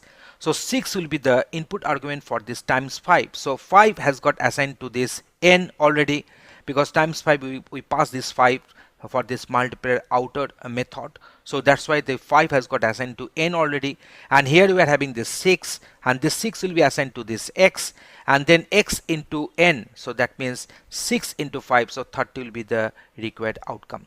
So in this way, in this particular example, we have defined that how these closure functions can be used in our Python coding. Thanks for watching this video. Tutorial, we would talk about Django. So Django is a Python based web framework. So in this tutorial we will learn about what requirements we need to have on our machine to run Django. So what tools and code editors we require to have so that we can run Django on your local machine. So before I start, I would like to show the content we are going to be covering in this video. So first we will discuss about Django by the official documentation of the Django. Then we will talk about the tools and code editors, what we require them and why we need them. And then we will talk about how the steps to install Django. So these are the steps how we can install Django and how we can start or create a Django project and a Django app on our local machine. So Django is a high-level Python web framework that encourages rapid development and clean, pragmatic design. So it was built by experienced developers. It takes care of much of the hassle of web development, so you can focus on writing your app without needing to reinvent the wheel. It's free and open source. In that Django is usually based on MVT pattern, model, view, template. So this I'm referring to the official documentation of the Django. So it says there is a model layer. So model layer is used for structuring and manipulating the data of your web application. So the M stands for model, and this model layer is used for structuring and manipulating the data of your web application. The next we have is the view layer, and the view is responsible to encapsulate the logic responsible for processing a user's request and for returning the response. So all the business logic is encapsulated inside the view layer, and it is responsible for building the logic and how the user can request and how you respond to that particular request. So this is all about in the view layer. So next we have is the template layer. So template layer provides a designer friendly syntax for rendering the information how you want to present the data to the user. So all the front end part, that is HTML, CSS, JavaScript, is there in the template layer. So how you can design your front end parts, how you can want to show that data or you show that design your page to the user is all defined inside the template layer. Before we create a Django server on our local machine and we run it on our local machine, you can go to the official website of the Python. You can move to downloads, and according to your operating system you can download Python. And please make sure one thing here, that when you have downloaded the Python and when you run the installer, what you have to do is you will get a window like this on your screen, and it says like install Python 3.6.2, a 64-bit version. What you need to do is make sure to enable this option, that add Python 3.6 to path. So because this would add Python 3. Any version you are using, that is type Python 3.x, the x could be 3.5, 3.6, 3.7, 3.8 to the path, and you can access Python via command line. I will show this you. Yeah, I would open the command line. Yeah, this looks better with a good font size. So what I want you to do is, now when you have installed Python on your local machine, you just need to type Python. It says Python 3.8.1. After downloading and installing Python to your path and running Python from the command line, you can move to SQLite Studio. And the SQLite Studio used to interact with the SQLite database. Initially you are going to work with SQLite database in Django. So you can, this provides you a graphical user interface. So you can click on this link, download Windows binary, open in link. So I'm opening this link in the new tab. So what you can do, according to your operating system, you can download the file from here and install it on your machine. Next, what you can do is install Visual Studio Code. So Visual Studio Code is the code editor we are going to use. For this series we are going to use Visual Code Studio, because the best part of this is that it has an integrated terminal inside it. So I can show you this thing, like this is the Visual Studio Code, and like we are doing some projects, so we can interact with the Visual Studio Code as well. Now in third part, like we have covered the A and the B part, and in the third part we are going to see steps to install Django. So what you can do is open your command line. I would recommend you to run this command pip. Pip is a Python based package manager. So it helps you to install packages and libraries externally via command line. So what you need to type is pip install Django. So this will install Django on your machine, but like I have already installed Django on my machine, so it might tell me that requirement already satisfied because I've already installed Django on my local machine. So to check this, what you can do, I would recommend you to type Python. So Python has been run via command line, and now type import Django. Now then next you can type Django dot version. So this will return me the Django version which has been installed successfully on my machine. So that this look great that Django has been installed on my machine. So first what you need to do is pip install Django, and you need to run this command. So next time we are going to work with Visual Studio Code with the integrated terminal. So after opening your terminal, what you need to do is move to desktop, then move to that folder CD programming knowledge. So I am inside this folder, and now I'm going to run directory command. So it shows me that a hello.py file has been and a folder called notes has been there. So what I need to do is Django admin start project. This could be any project name you want to give, my project. Now I would run the directory command. So this says my project there is a folder called my project which has been installed in the current directory, and this is due to this command Django admin start project my project. So oh yeah, you can here see that my project has been installed successfully. Now the Django project has been created, and if you want to start a app, so as I mentioned earlier, that inside this there is a manage.py file. So you can run this file via command line if you specify Python as a prefix to this file name. So in the same way we can run this manage.py file via command line if you use Python as a prefix.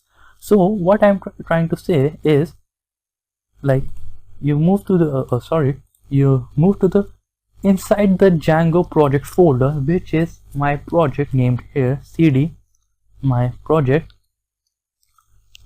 Now what you need to do is run the directory command. So there is a file called manage.py. You can run this file if python manage.py.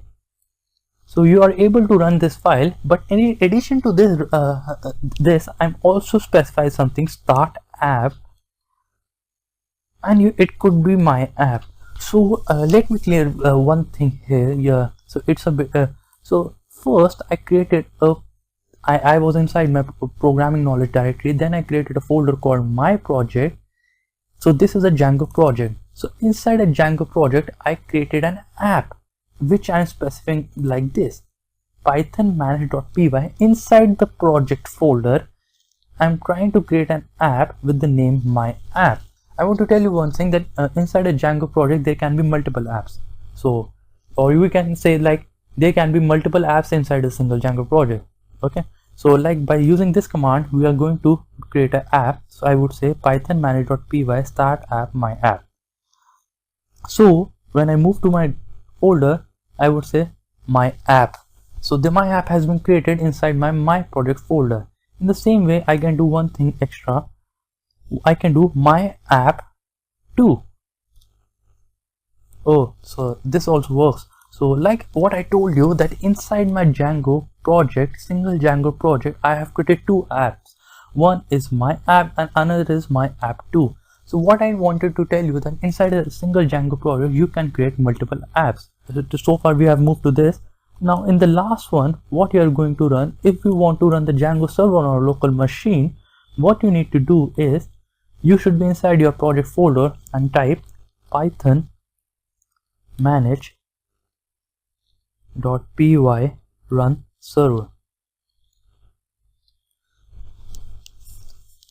So this says Django version 3.0.1 using settings my project.settings starting developer server at this, and this is 127.0.0.1, and this is the 8000 is the port number. So I want to tell you that this is your local host address till 127.0.0.1 and 8000 is your port number. So either you can copy this address or you can simply do one thing, Since 127.0.0.01 is your local host address, what you can type is simply type local host and specify the port number, and port number was 8000. So this would, okay, now you can see this page is being loaded here. So what we can do, we can quit the server with the control break command. I think there seems any issue with this.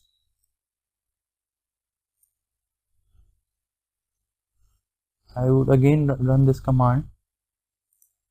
Okay, so this shows that this has been, now it has been started on my machine. So now this is the, so you have to use this command, python manage.py run server. So this has started the server on my local machine with the address 127.0.0.1:8000. So this means that that address was local host and the port number was 8000. I had simply typed localhost colon 8000. So the server is running successfully. So the install worked successfully. Congratulations. So from here you can refer to the Django documentation, tutorial, a polling app, Django community. So till now we made a Django server on a machine and we were able to run that Django server on our machine. So next tutorial we will cover with the request and the response part. So thank you so much, guys.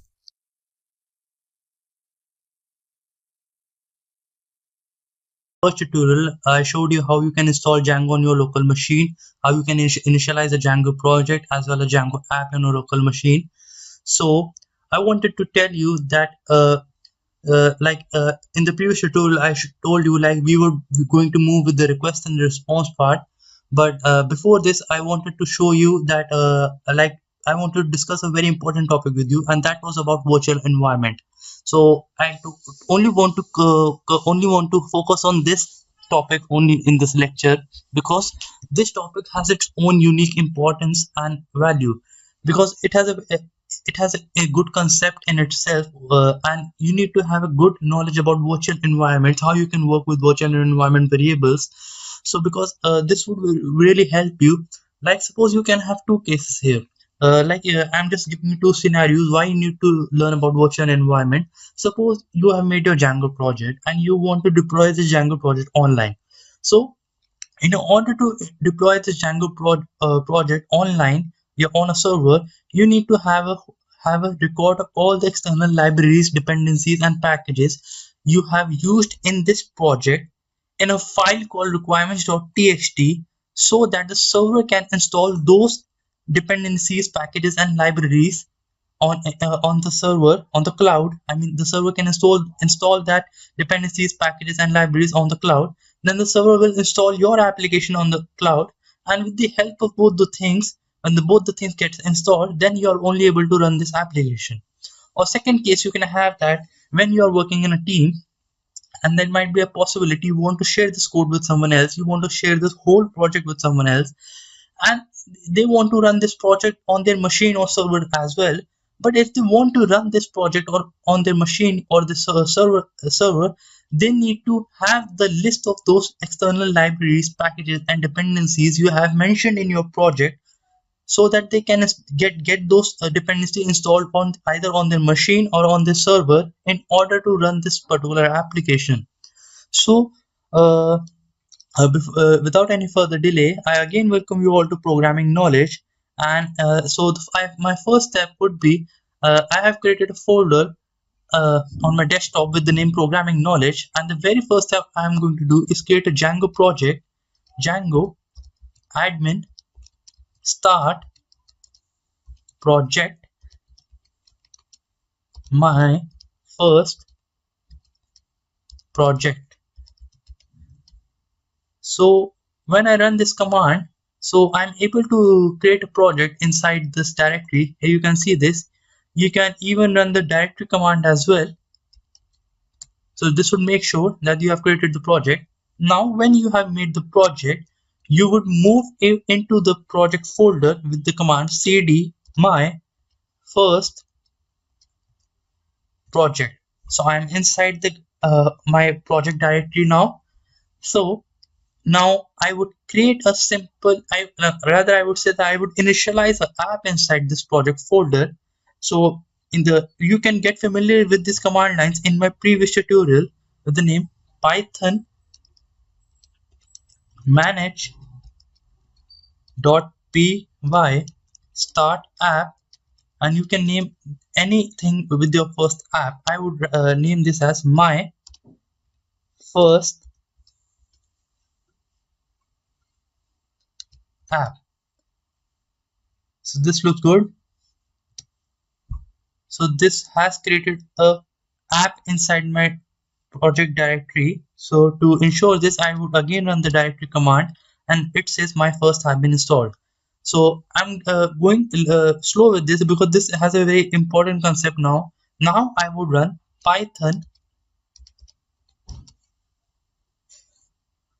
manage.py run server. Now I hope the server gets started. Okay, now it's running. So either you can copy this address, or you can say local host is same as 127.0.1. I mean 127.0.0.1. Now it's with the port number 8000. So localhost colon 8000 is same as this address. So this is the same as localhost colon 8000. Now I would want you to terminate this, kill this server. So I would cross this, and now I would open the command line again. Now I want to tell you why I'm going to show this. I'm going slow with this because this is a very important concept. So now I would move to my desktop. I would move to the programming knowledge folder. Then I would go to the my project folder. Okay, so now I'm inside my project folder, so you can have a graphical view of it also. So this is the app being created. I'm inside my project folder. So now, so I started the server and it was running fine. So I will refresh this page. So the server won't run now, I guess. So it's not running. So because I had terminated the process. So okay, now it looks fine. So now what I want to tell you is you can open your command line and type pip install virtual env. This package is particularly needed to create a virtual environment. So this says requirement already satisfied because I already installed this. And now I would move to my project directory and create a virtual environment variable with virtual env. Now you can give any name to this. It could be my environment, my first environment, Django environment variable. It could be any name. So you can have a name of your own. So I would give it my env. So this process takes a minute or so. So this would create a virtual environment variable. So by the time it gets installed, I would like to tell you something. Like till now we have created our environment variable name. Now we need to, in order to use this environment variable name, we need to activate this. And why we are doing so? Because this would help us to keep track record of all those dependencies and packages required in order to be mentioned in requirements.txt file, so we can use them. So this is a good process. So now, this environment has been installed. Now I would activate. So I would type. So before this, I would like to show you that I'm in the folder programming knowledge. Now I'm in the project directory. This my env variable has been initialized with the folder. So you can have a look at this folder, my env scripts. Then there is activate. In order to activate this variable, so what I need to do is I would go. So this is the same as I would go my env / scripts / activate. Please make sure the direction of slash sign. So please make a note of it. So this would activate the virtual environment inside my project. Yeah, this looks pretty good. So the my env is now working here as a virtual environment variable, which will help us to keep a track record of our things. So what I want you to do is, the first thing I want to do, that earlier we ran the command python manage.py run server, and the server had started on our machine. So that looked pretty simple. Now I would type the same command again, python, sorry for this, python manage.py run server. So now you see this process doesn't get started. So it says couldn't import Django. Are you sure it's installed and available on your Python environment variable?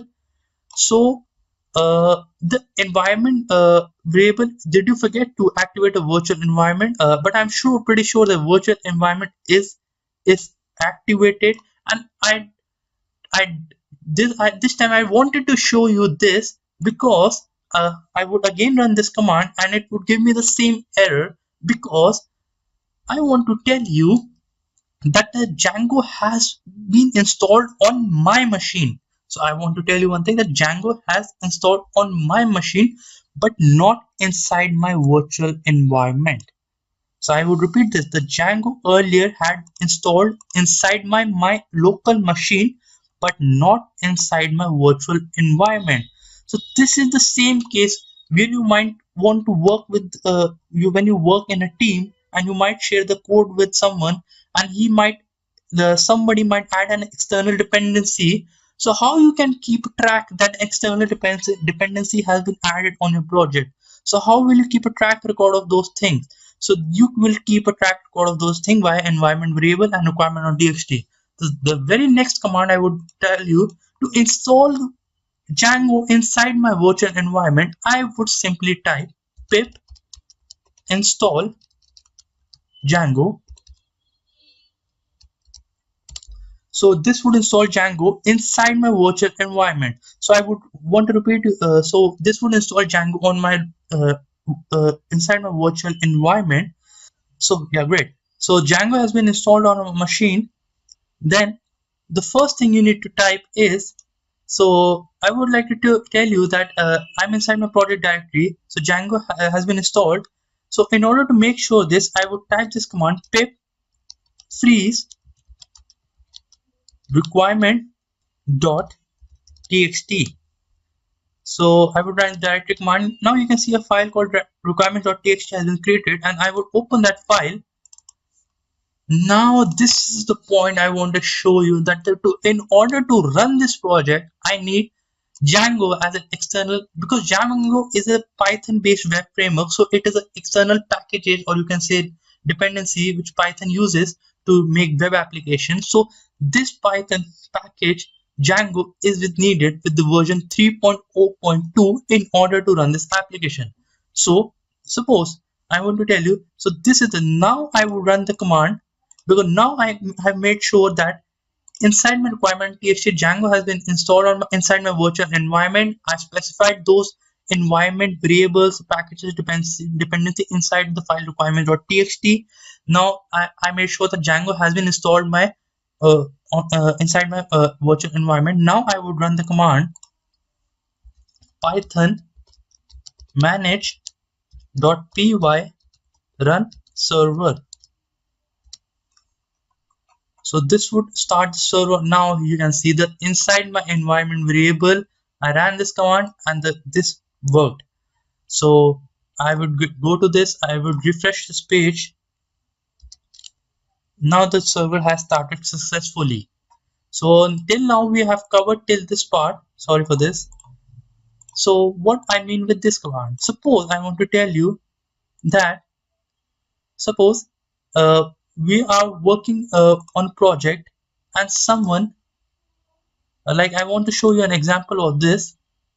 So these are the, suppose you are working on a data science project and you are working on a platform like Django, and someone might have come with must have added these 3 dependencies. So what you can do is, you can add those dependencies suppose I'm just for an example, someone was working with an and had added those dependencies on your project as well. So you can utilize this by you can install these dependencies, your packages, or by running a command. I would tell you. So I would first terminate this process. So I would open my command line. So I would go to the desktop folder, then programming knowledge. So now I will run the directory command. So yes, requirement.txt is here, and I can read this file. So I would type the command pip install -r requirements.txt. So this line means that install all those dependencies which are present inside the file requirements.txt in order to get working with this project. So this would install all those dependencies. So this might happen that already few of those dependencies might be already satisfied. Like I said, this dependency is already satisfied, and this might be upgraded into something. So this is requirement already satisfied. Now, when I came to matplotlib, so it started with the process of installing those library.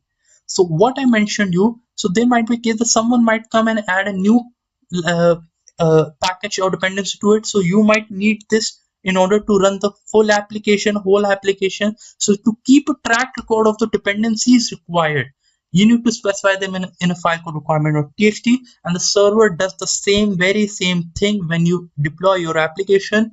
And the server, in order to run the application on cloud, you need to define those dependencies which are needed to run the application. So this is a very important concept, and to install those you can run this command pip install -r requirements.txt in order to run all those applications. So thank you. So like in the previous two tutorials, I showed you how you can install Django on your local machine, as well as how you can initialize the Django project as well as the Django app. So if you have any doubt regarding that, you can please refer to those two videos. And in the second video, I showed you how you can initialize a virtual environment in your project, what was the importance of virtual environment as well, and how you can create a requirements.txt file as well. So that was very important. So like I would like to show you one thing, that from now we are going to work on VS Code, and this is my project structure, and I would like to show you a graphical view of my project as well. So this is my project with the name My First Project. I have an app named My First App, and I have created my env, and here you can see I have activated my virtual environment variable, and I have created a requirements.txt file as well. So if you have any doubts regarding this, and if this thing seems new to you, so you can refer to my previous two videos. So what I'm going to show you, so this is going to be very interesting tutorial. From now we are going to be learning this is going to be very hands-on tutorial, so and it's going to be very interesting also. So what I'm going to show is that first you would define a URL scheme, and then we will generate a response to it. So what we need to do is, I would like to have a brief overview of my structure as well. So this is, I'm inside my first project folder. So there are various files with the extension .py files. So one of the important files here is url.py file. So like in this tutorial we are going to be working with this file. So before, and the second file is settings.py file. So first thing you need to do is move to your settings.py file, and inside the installed apps you have to mention the app you have created with the name. Like this is the app which I made, so you have to mention your app name inside settings.py file, My First App. Okay, and now what I'm telling you, the second thing you need to do is like there is a urls.py file in this directory. So what you need to do is create another url.py file. So like this is, there are two directories, My First Project. So there is an already urls.py file inside my project directory, because I told you that inside a single Django project there can be multiple apps. So you need to create a urls.py file for this app as well. So what you need to do, click here, new file, urls.py. So I have created this file. And now what I'm going to tell you, that there are now two urls.py file. One is inside my directory, My First App, and one is inside my directly my first project. So I would also have a graphical view to it. So I'm inside my first project folder, and there is already a url.py file inside it, and now there is a url.py file in this folder as well. Okay, so you can see that now there are two url.py file. One is inside this folder and one is inside this folder. So what I need to mention my Django project, that you need to include url.py file which is inside my folder called my first app. So first you need to include this. You would type here include, and second path include, and you have to mention here my first app.url. So this is the that I mentioned that under the root directory you have to include my first app.url. So this looks pretty fine. Now I would define the URLs here. So yeah, from there you can use the first line. You need to add this from Django.urls import path. So I would move to here from Django.urls import path, and then you need to define a list of URL patterns.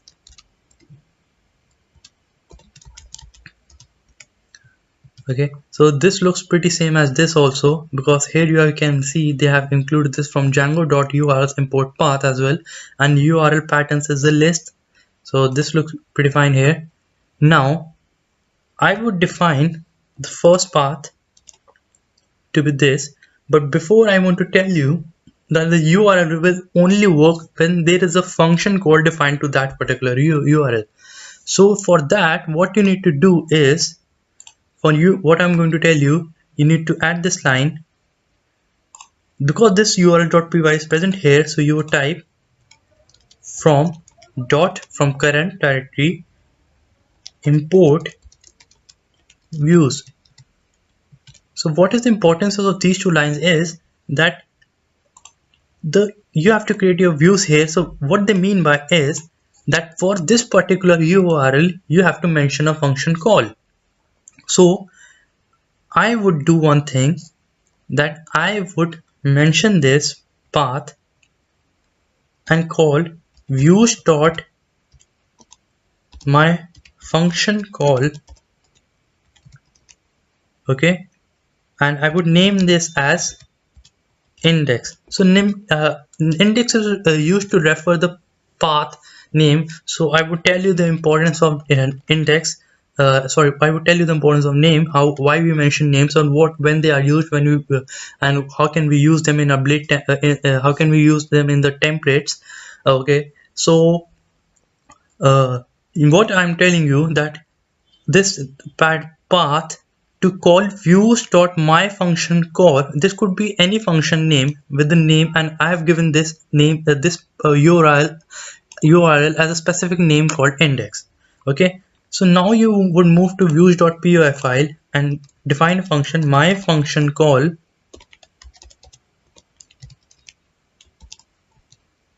and this takes a request as a parameter. So this you have to define this, because you are making a request to this function call. And now to generate a response, what you need to type is you need to import there are two types of responses. One is HTTP response and other is JSON response. So what you need to type is from Django.http import HTTP response as well as JSON response. So I think now it should work pretty fine, and I would generate a response, return HTTP response of hello world. So now I would first have a quick recap of this, that I have first included url.py file. First thing I did is include my app inside this. Then I have included my first app.url inside my url.py file of my first project. Then I mentioned this path, and I made a function call to this path using the views file, because in the views file, views.py file, you mentioned your function call. So I made my function call, and I named this particular URL as index, and inside my first function call, I generated a HTTP response. So I think this should work fine now. I would say python manage.py run server. So this should work fine. Okay, the server has started. So I would okay, yeah, this looks pretty good. So you can see because I didn't mention I didn't mention any word here, so it mentioned as a root directory. So when I passed on this URL, when I called my URL, this particular URL, the root directory, so it called my function call inside my views.py file, and when I went to the views.py file, so it had a request as a parameter, and it generated a HTTP response of this hello world. So this was the first thing. Now what you can do, you can pass parameters as well. So what you need to do, I will show you one thing for sure. Another thing, what you can do is you can copy this line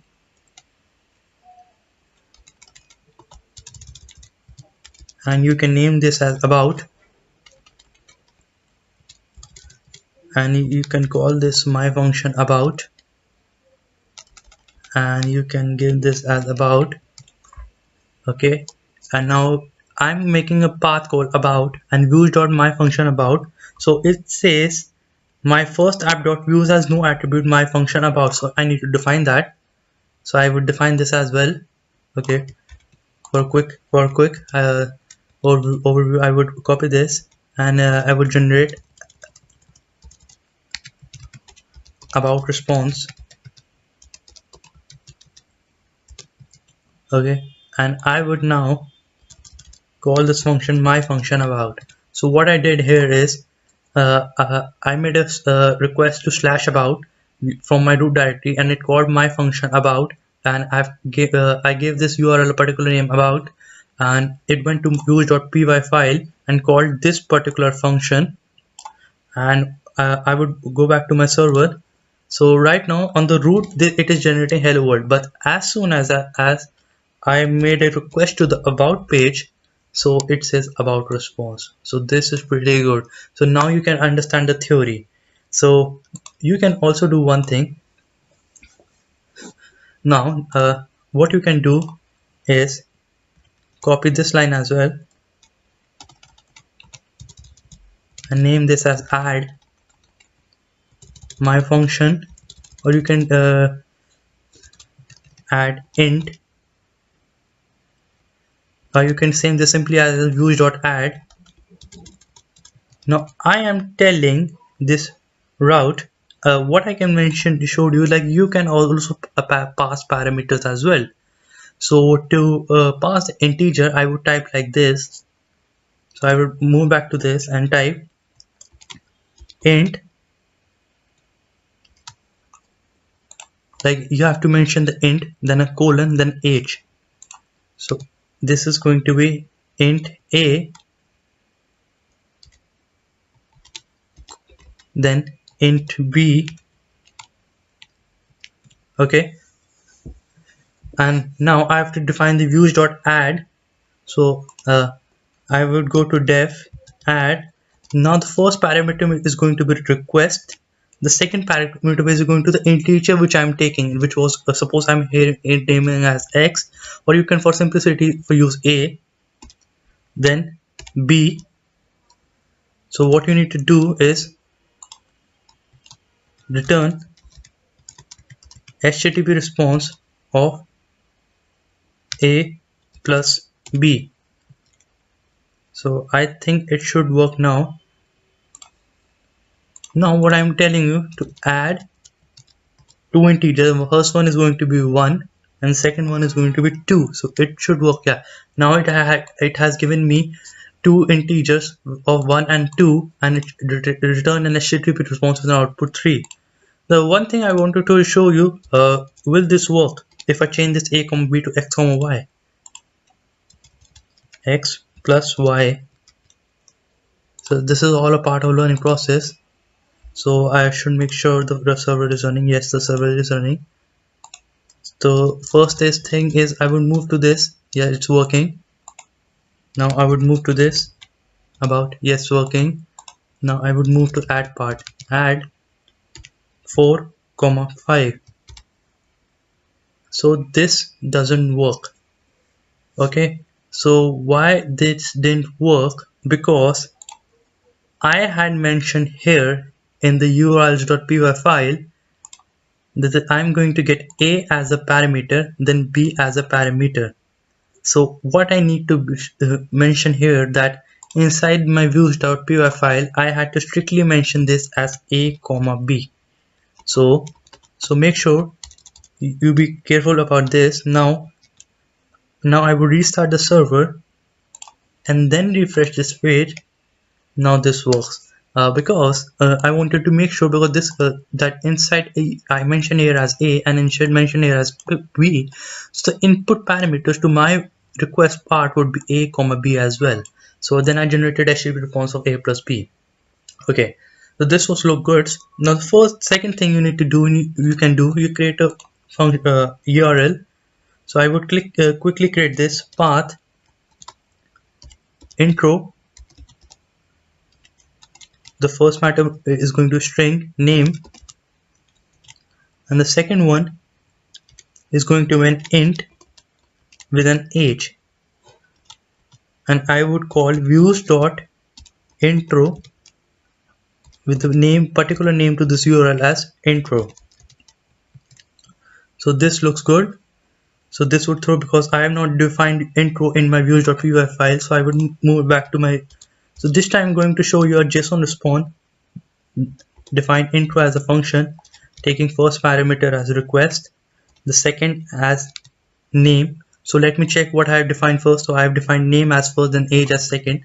So the name is going to be first and age is going to be second. Now I would return a JSON response. So to generate a JSON response, I need to define a dictionary. So dictionaries are basically key value pairs. So could be my dictionary is going to be a variable. So with this name is going to be name here, and age, age is going to be an age here, and I would return a JSON response here. So I wanted to show you a difference between the JSON response. So throw me the error, because I think it's an because I have defined views.intro. Now it should work particularly fine. Now it has started. So what I'm showing you, I would move to intro, name as Jack, and the age as 25. So will this work?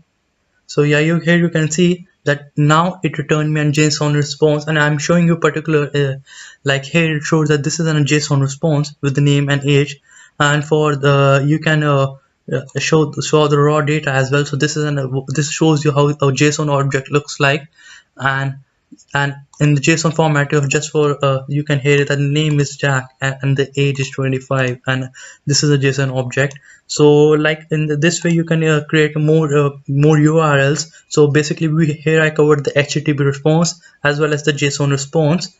So to generate if we generate a request via a URL, so we generate a response to it as well. So like this is a thank you guys, thank you so much. So this is our fourth tutorial of our Django series. So like in the previous 3 tutorials, I showed you how you can create a Django project, how you can work with the how you can initialize the Django app, how you can work with the request and response part. So if you have any doubts regarding to that tutorial, or you have missed anyone, so you can refer to my previous 3 tutorials. So I again welcome you all to Programming Knowledge. So like in this tutorial, we are going to basically work with templates. And In this tutorial we are going to work with templates, and uh, basically I told you that Django is based on MVT pattern, model, view and templates. So models are based with your database and views are based on your business logic part, and templates are based on on front end. So models are based on your database, views on business logic, and templates for front end part. So what you can I want to tell you that for front end part, basically we are going to use Bootstrap. So Bootstrap is an world's most popular framework for building responsive mobile first sites. So I would show you the responsive nature of Bootstrap as well, because if you are making a web application and what you want to target an audience. So what you want to do is that if someone is using a web application on a desktop, then some another day someone might use on a laptop as well, tablet, mobile phone, and like there are various screen sizes. So you want your application to adapt that screen size. To adapt that screen size, Bootstrap is used. So this would make your content responsive in nature, and it would adapt to the particular screen size of the user, and this would help you to for a faster development as well. So it has all the predefined CSS, HTML, JavaScript libraries, and we will be using these templates, and I will show you how you can use Chrome developer tools to edit your pages, and you can be sure about how you can create your pages as well. So the first thing you need to do, like this as I mentioned, how you can go with the repository. And the second thing you need to do, you need to move into your settings.py file, and before this you need to create a two folder, one with the name templates, another with the name static. So templates and static are the two folders you need to do. So first I would move to my project directory. So this directory is same as the GitHub repository. So I would create a new folder named templates. So this is the first folder I have created, templates, and the second one which I am going to create is the static. So static basically is working with your static files. It could be any static file. So basically, just for an example, you have an image which is a raw image, and you need to use it multiple times. So you can store a raw image in your static folder, so in order to display in your web page as well. So two folder, templates will be having your HTML files, and static is going to have your raw files. It could be in any form. So after creating these two folders, what you need to do is to add them in your directory. So the first thing you need to do is you need to move to your settings.py file, and one shortcut I would show you, that inside VS Code you can type Ctrl+P and move to any file. Suppose I have to move to this urs.py file or models.py file, let this be file. So I would type models.py, and it would give me some recommendation about, and I would click on it and I would move to this file. So in this way I will again move to settings.py file. So this is a very interesting shortcut. So under the installed apps, I have mentioned my app, and under the directories templates, what I need to do, I have to mention my current path where my templates are stored, because all this list is basically associated with the templates directory. So I would type os.path.join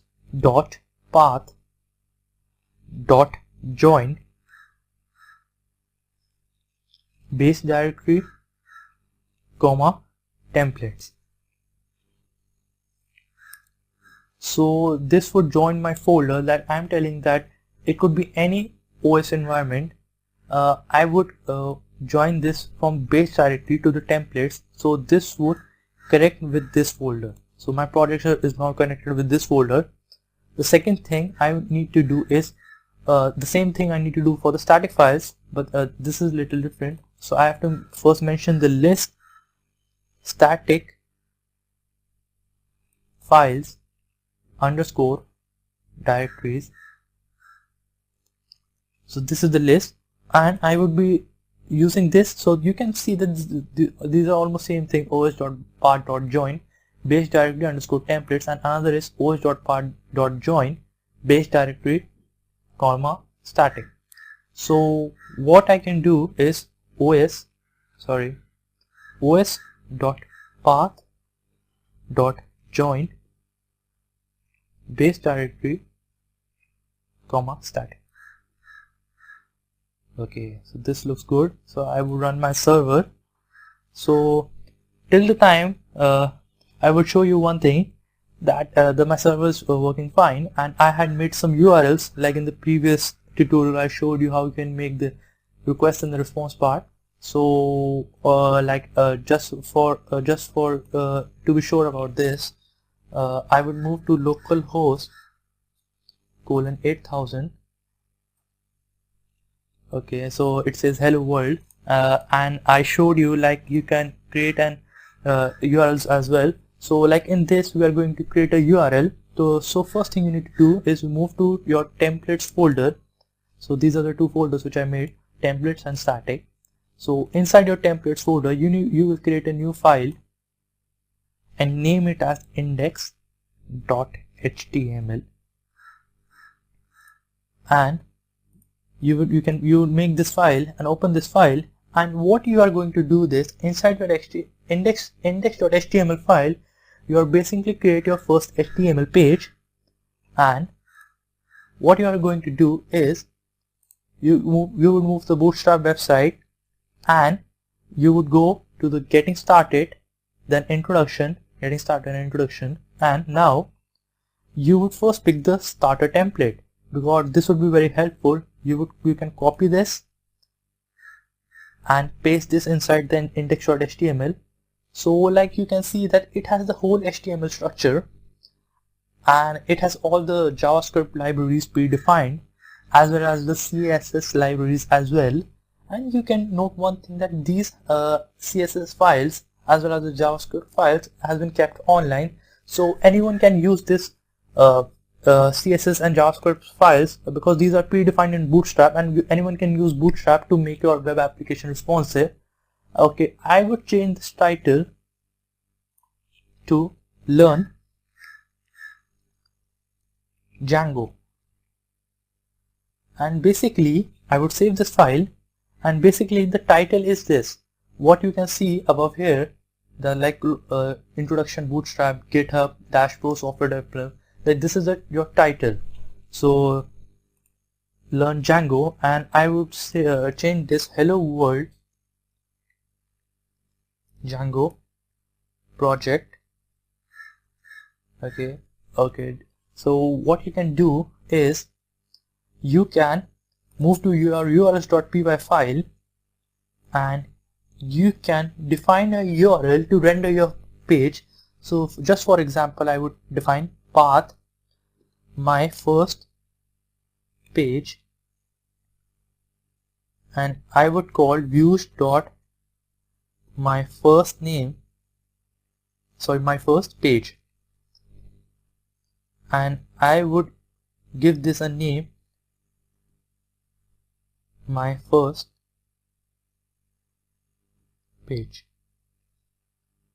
So I have created a path called my first page view, and I would call the function my first page from views, and I have this given a short name to this URL as my first page. So this is throwing me an error, and why is it? Because I have not defined my first page function inside the views. So I would move to my views.py file. So there, my first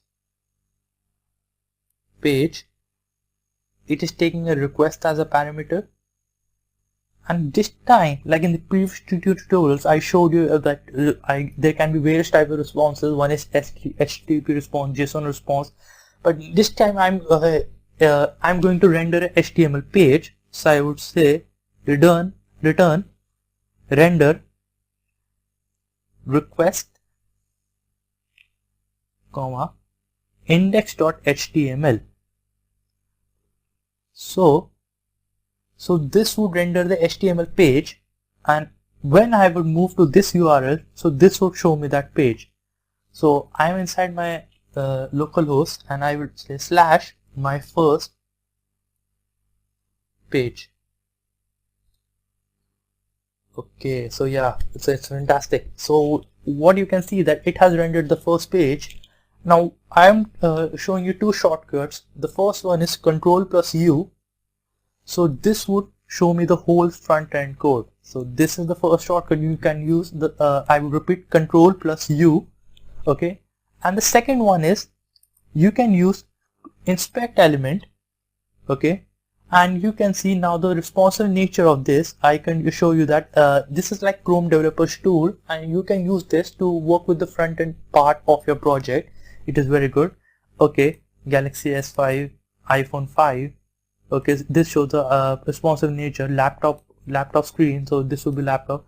So what I can do is move to Galaxy S5 and I would inspect this, and I would element.styles, I would change color is equal to red. So this changes the color of this heading to red, but this is to have a view of your project. But as soon as I refresh, because this is temporary, you do this, you can do some temporary changes to have a look. But as soon as I refresh this page, this is vanished. So you can use Chrome developer tools to have a change look at your front end part. So I would continue with the lecture, and I will tell you how you can work with the backend logic and integrate it into the front end part as well. So thank you everyone. So this is our fifth tutorial on our Django series. Like in the previous 4 tutorials, I showed you how to create a Django project and a Django app, then how you can work with the request and the response part via URLs. And in the previous tutorial, that was the fourth one, I told you how you can connect your front end part with your back end part, how you can create a template folder as well as a static folder. And one thing I showed you, then how you can render an HTML page, then how you can work with the Chrome developer tools, how you can work with the responsive design of Bootstrap and why we use it. And one thing you can do here is, now we are going to work with templates. So basically templates are our HTML files, and we can reuse them to render the backend logic into the front end part. So first thing I'm going to show you that in previous tutorial we created a page.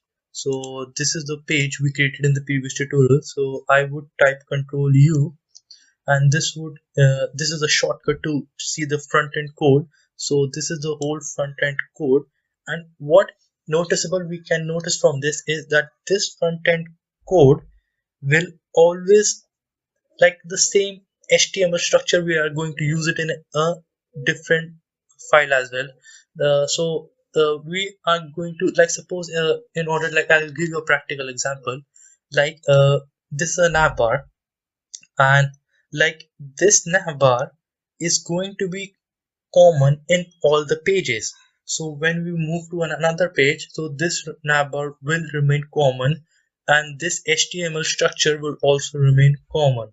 So what can be different? The content of that page might be different from the another page, and it will be different, and the title can be different as well, but the basic HTML structure and the navbar and the footer will always remain common to every page, because navbar is something you will help your application to navigate from one page to another, and you won't copy the navbar every time you make a new page. So that front end code will always be common to all the pages, and we can make this with the help of these things, which are extends, block title, block content, end block. I will give you a practical example how you can use it and what is the importance of it. So first, inside my templates folder, I would create a new file. That is, the first one is index.html is already there. Then I would create second.html. Okay, now I have created second.html. I have to provide a URL to access this page as well. So I would copy this path and paste it here, and instead of this first page, I would do this as second page. This is my second page, and I would also second page, and this is, I would also change this second page. So to be just quick, I did this. So I have provided a new path, my second page, views.my second page, and have named this URL as my second page. So it is throwing me an error. Because why is it throwing me an error? Because till now I have not defined my second page inside my views. So I would go back to my views.py. So like the previous, there was one of my first page which used to render an index.html. I would create a second page as well, my second page, which would take request as an input parameter and would return render request comma second dot html. So I told you, like, this would I have created a second.html page in my template folder, then I provided a URL, then a view function to that URL as well. So when I move to my page, my second page, okay, so I'm to my page, but till now it's blank, so nothing is there in that page. But what I wanted to tell you, if you view the source code of the front end part, it's still now blank. So this shortcut was by control plus U, and this is the source code of the first page. So you want all this thing to be common in that page as well. Okay, before I do this, I would show you one thing as well. I would copy this navbar. Okay, I've copied this navbar and I would paste this in my index.html. Okay, please make sure this is index.html. Okay, this is index.html. And when I move to my first page, okay, I will move to my first page, my first page. So this is the source code of my first page, and this has been updated because it has a navbar in it as well. And when I move to this page, okay, now this looks pretty cool. Okay, so what I told you, that inside my first page, I have given a navbar, and what I will do, one thing also, I would change the title as well to make sure there is no confusion. My first page. Okay, so this looks pretty fine and pretty cool till now. Okay, and this is my first page, and what I need to do, this is my first page. Now I would move to the second.html file as well, and inside my second.html file, what I will do, I would type percent extends index.html, and I would give this as a percent command. Okay, so this would, when I move to the second page, so yeah, this is my second page as well, and you can see this has cloned all the things which were there in the first page as well. But I need to take care about one thing, that my title should be different. So I would move back to my index.html, and inside this I have to mention the title in this way, block title. And because when I might move to another page, so I would type percent block title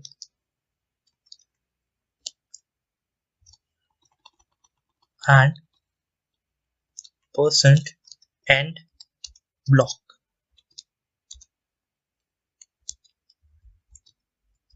Okay, and inside my second.html, I would repeat this as well. So just to be quick, I would copy this,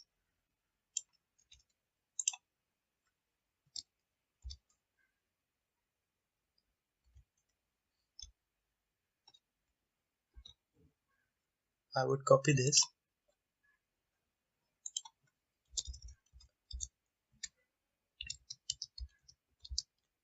Okay, this looks pretty fine. So I would open both the pages. This is my second page. Okay, and I will open the first page as well. So this is my first page and this is my second page. So you can feel the difference here that within 2 lines of code, I cloned all the HTML structure as well as the navbar from index.html to second.html, and I provided 2 routes to them. One was my first page with the name, with the title my first page, and another one with the title my second page. So this looks pretty good, and what you can do now is you want to change the content. So inside index.html, I would move this h1 directory inside a content. So I would name that first page as well. So I would type %block content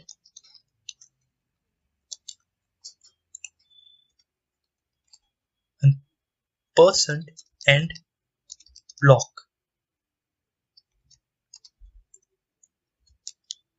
So when I reload my page, so this is my first page. So it says hello world Django project first page, and when I refresh this page, this is also says hello world Django project first page. But I want to change this content, this particular content, block content. So I would do one thing. I would move back to the second.html and I would type %block content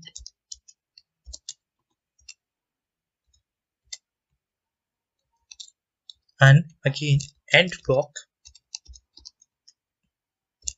and I would type this given h1 heading, second page extends first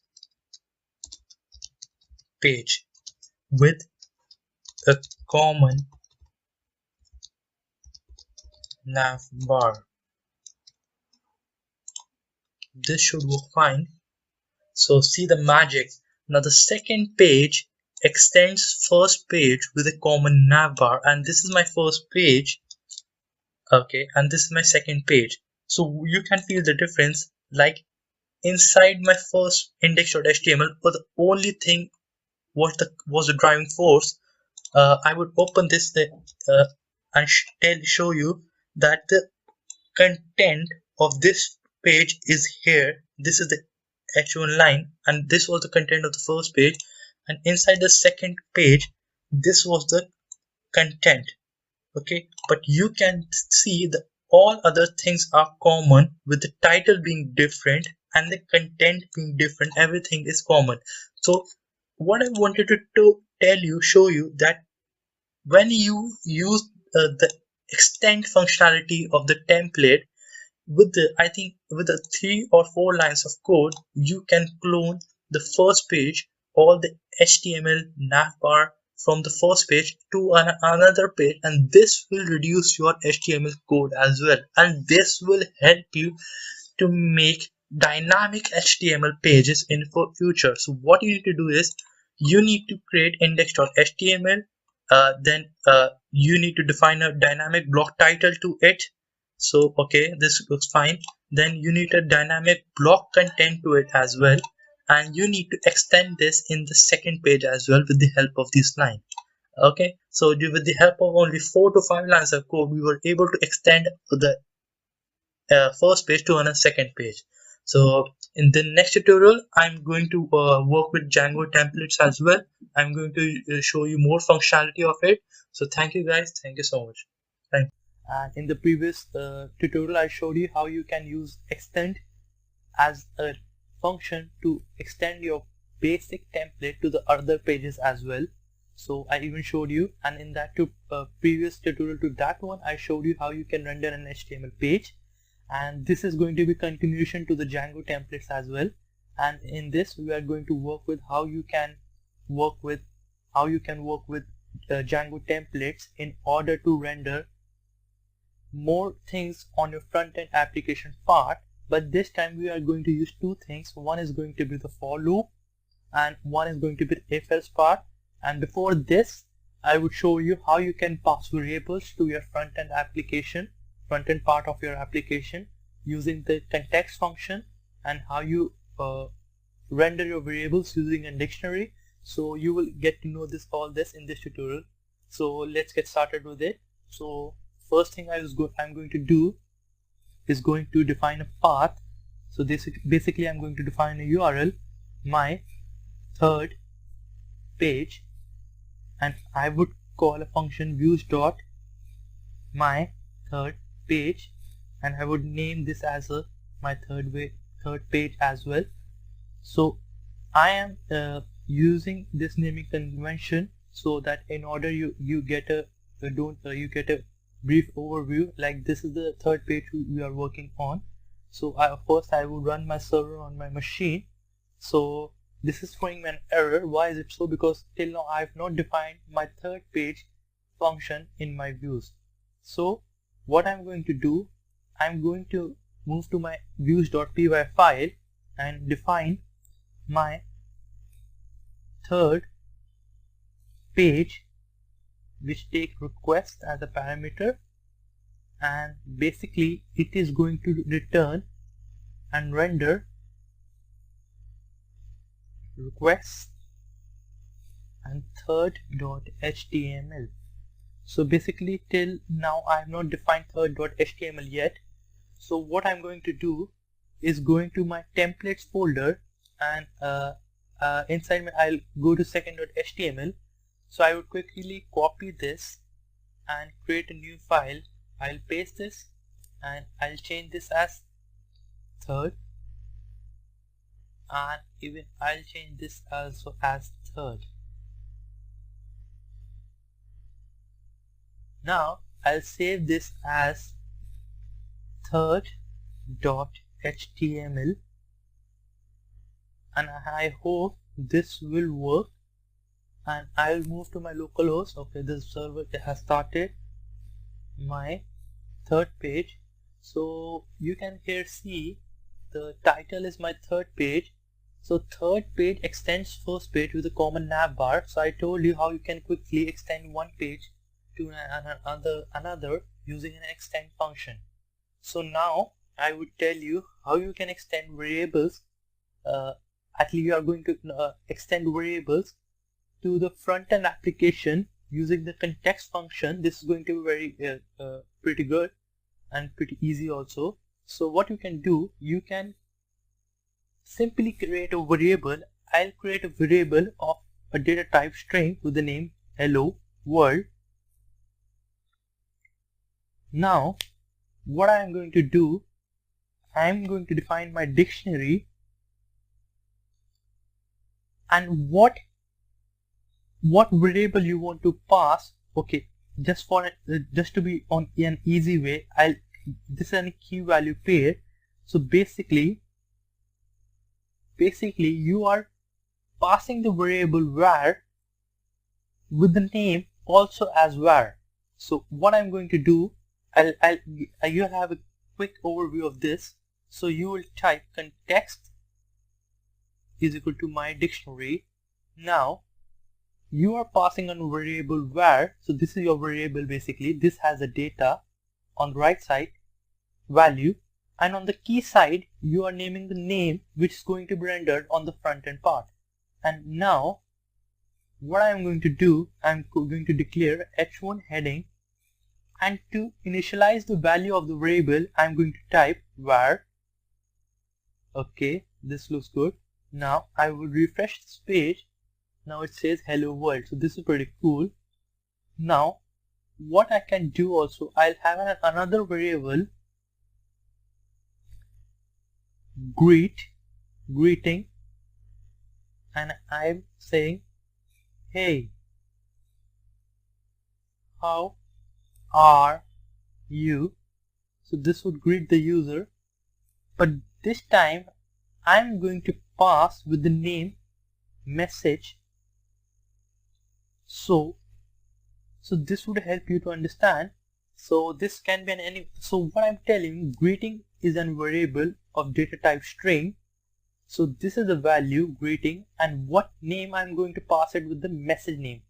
So when I move to the third.html, what I'm going to do, I'm going to use message here, and now this message basically has the greeting variable inside it.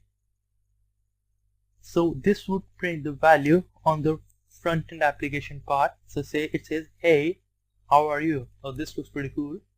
Now I'm going to define a list of fruits, basically apple, mango and banana, and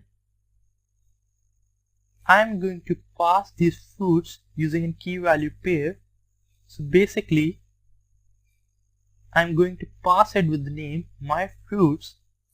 So this would pass these fruits which has a data type of list or array, you can say, and I am going to pass it with the name my fruits on the front end part.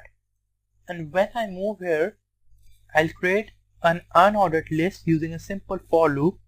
So I would type, okay, before this I would type for each fruit in my fruits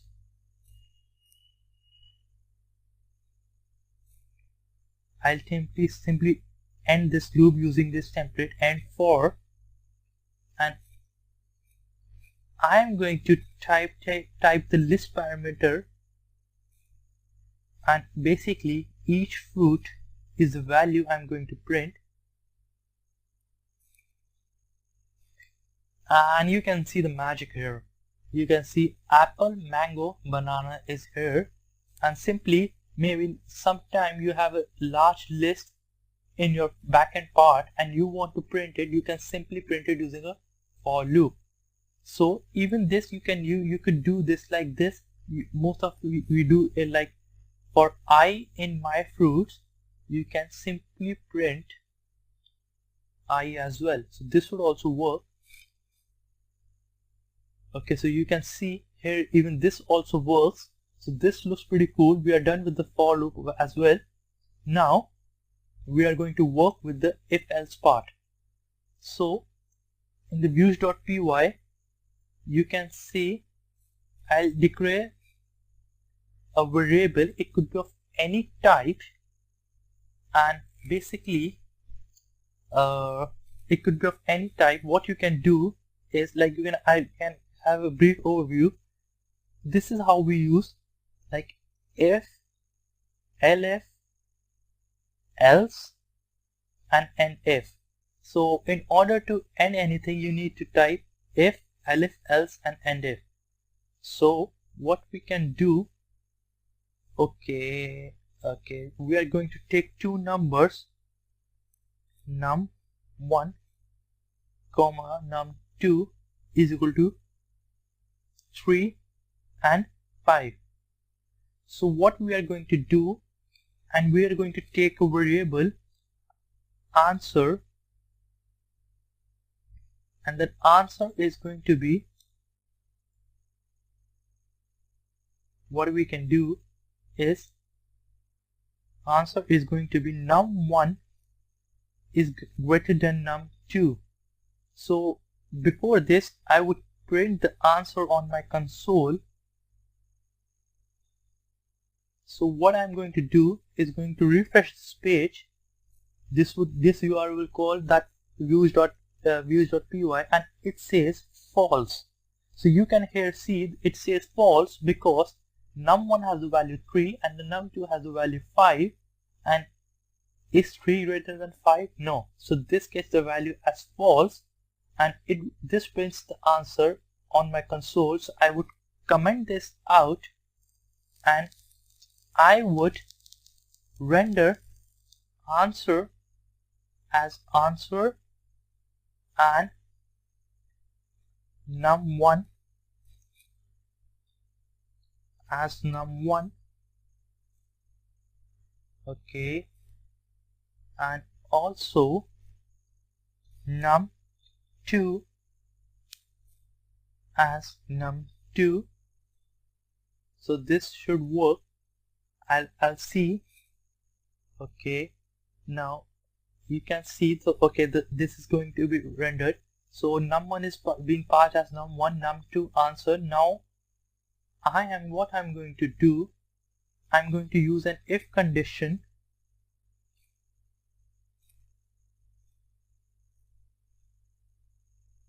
If answer, and I'm going to use an else part as well, else,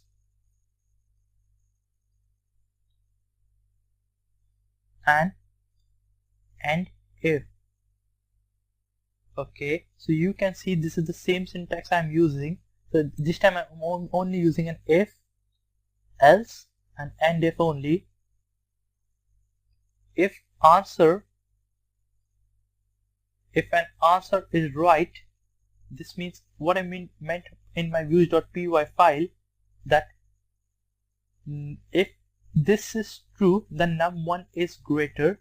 If else it's false, then num2 is greater. Then you will type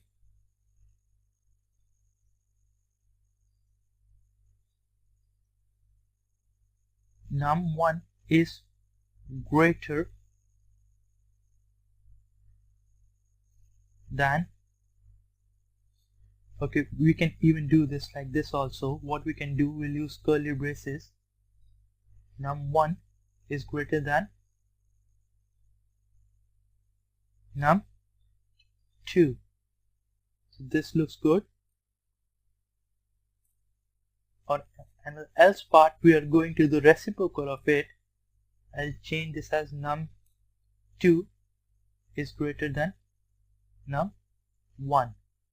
Okay, so this is my if else part, and I'll move to my page, and if this says 5 is greater than 3, because I had mentioned in the views.py file, okay, if I change these two numbers as any random numbers, I'll take this as to 10 and I'll take this as 7. So this will work. Maybe this should work. And okay, yeah, it says 10 is greater than 7. Because I have created a backend logic, and I'm using that backend logic in my front end part as well. So in the previous I showed you 5 is greater than 3. Now I'm showed you 10 is greater than 7. So you can use this backend logic on the views.py part to render it and show it in your front end part. So thank you so much, guys. I'll catch up you in the next lecture. So thank you, guys. 7th tutorial of our Django series. So like in the previous tutorial, I showed you how you can work with the front end part of your application, how you can use Django template engine. So this tutorial is going to be very interesting. We are going to work with images on this tutorial. So I will tell you how you can work with images within Django. So this is going to be a very interesting tutorial. So let's get started with this. So first thing I need to do, you need to move to your settings.py file. So I'll move to settings.py file, and inside my settings.py file, what you need to do, you need to define a static URL which is going to be static, and you need to define static files directory is equal to os.path.join base directory with the static folder. So what here I'm actually mentioning that I've made a static folder, and here it is, and inside my static folder I have two images, django.png and python.png. So I would be using these two images, and what I'm going to show you what you need to do.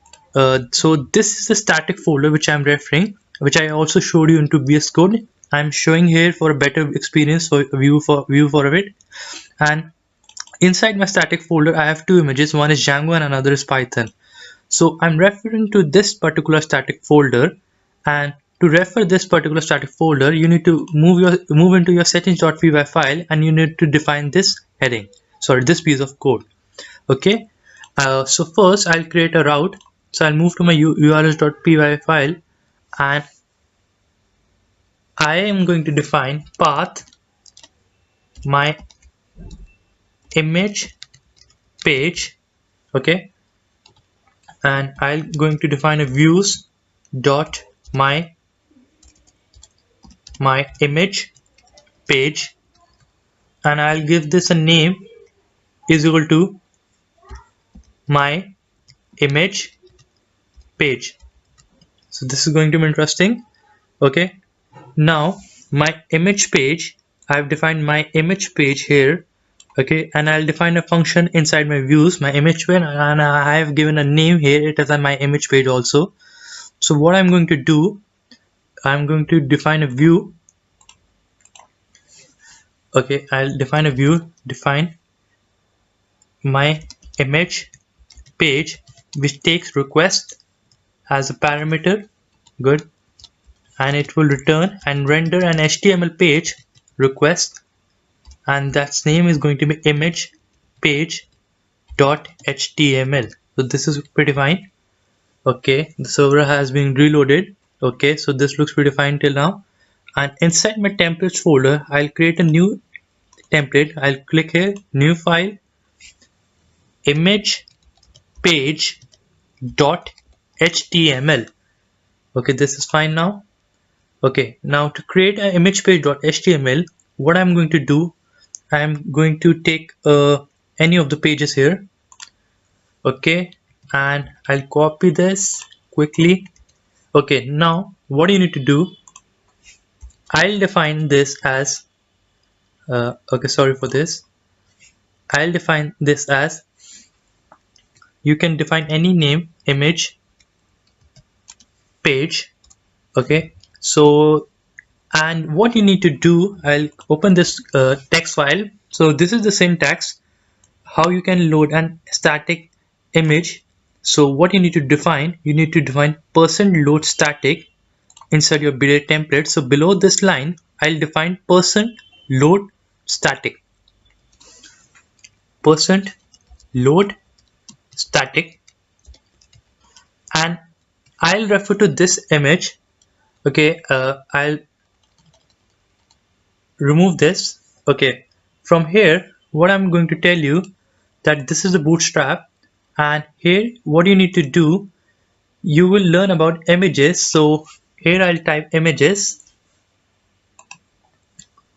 So this is the responsive class of bootstrap we are going to use, which will help us to make our image responsive. So this is going to be very interesting. So what you can do, you can define div class is equal to container fluid. Okay, and what I'm going to do next, I'll define a row. We will be learning bootstrap in the upcoming lectures as well. So this I'll give a short idea how you can create a responsive page. So this is going to be interesting. Div class is equal to row, and inside the row I have a container, then a row inside my container, then inside my row I have a column. Div class is equal to call md6. Okay, now I'm going to quickly copy this. So how you can use this class, so this class image fluid refers to the responsive CSS, which has been already written inside the bootstrap to make our image responsive on multiple devices. And to define the image source, I'll use a curly brace, then %sign, then again a %sign, and inside my %sign I'll give space static, and I'll define the image name using single quotes. So let me define Django .png. So this looks pretty fine here, Django.png, and you can give any name here. Okay, so I'll just close the server, then restart my server. Okay, the server has started, and I have no issue here. So I'll go to my localhost. Yeah, it's running, and I'll give my image page. Okay, so this is throwing me an error which says the current path. Okay, let me check my URL. Oh, I didn't save this. Okay, yes, now okay, now it's working. Yeah, here you can see. So you can see the image has been successfully loaded. So this looks pretty good. You can also use in your HTML page. What you can do, you can also use python.png.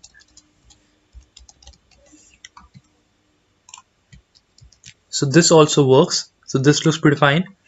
And now what I'm going to show you, Django.png. So I'll move to Django.png, and so I'll give you a brief intro. So now you'll right click on this and click inspect, and when you click on inspect, so this is a container fluid, then this is a row. Inside there is a column of width medium 6, that on the multiple on the medium devices it will have a width of 6. The bootstrap has a total width of 12, so we're going to learn that. And this image source is this particular image. So we can play with the inspector tools. What we can do, we can use background is equal to red. Let me sorry for this. Okay, like this is our row, so I'll type background is equal to red. Now you can see a row which was also equivalent to the container fluid has a background red. And what we can do, this is a column, we'll align this image in the center and type margin 0 auto. Okay, so now you can see the image has been aligned to the center. So let me check. Okay, there might be some not exactly, but might be some issue, but we'll rectify this in the upcoming lecture, how we can resolve this. So now the point is, when I move to a different devices, since I had used image fluid as a class, I move to Galaxy S5. You can see the navbar collapses itself and the image is being responsive.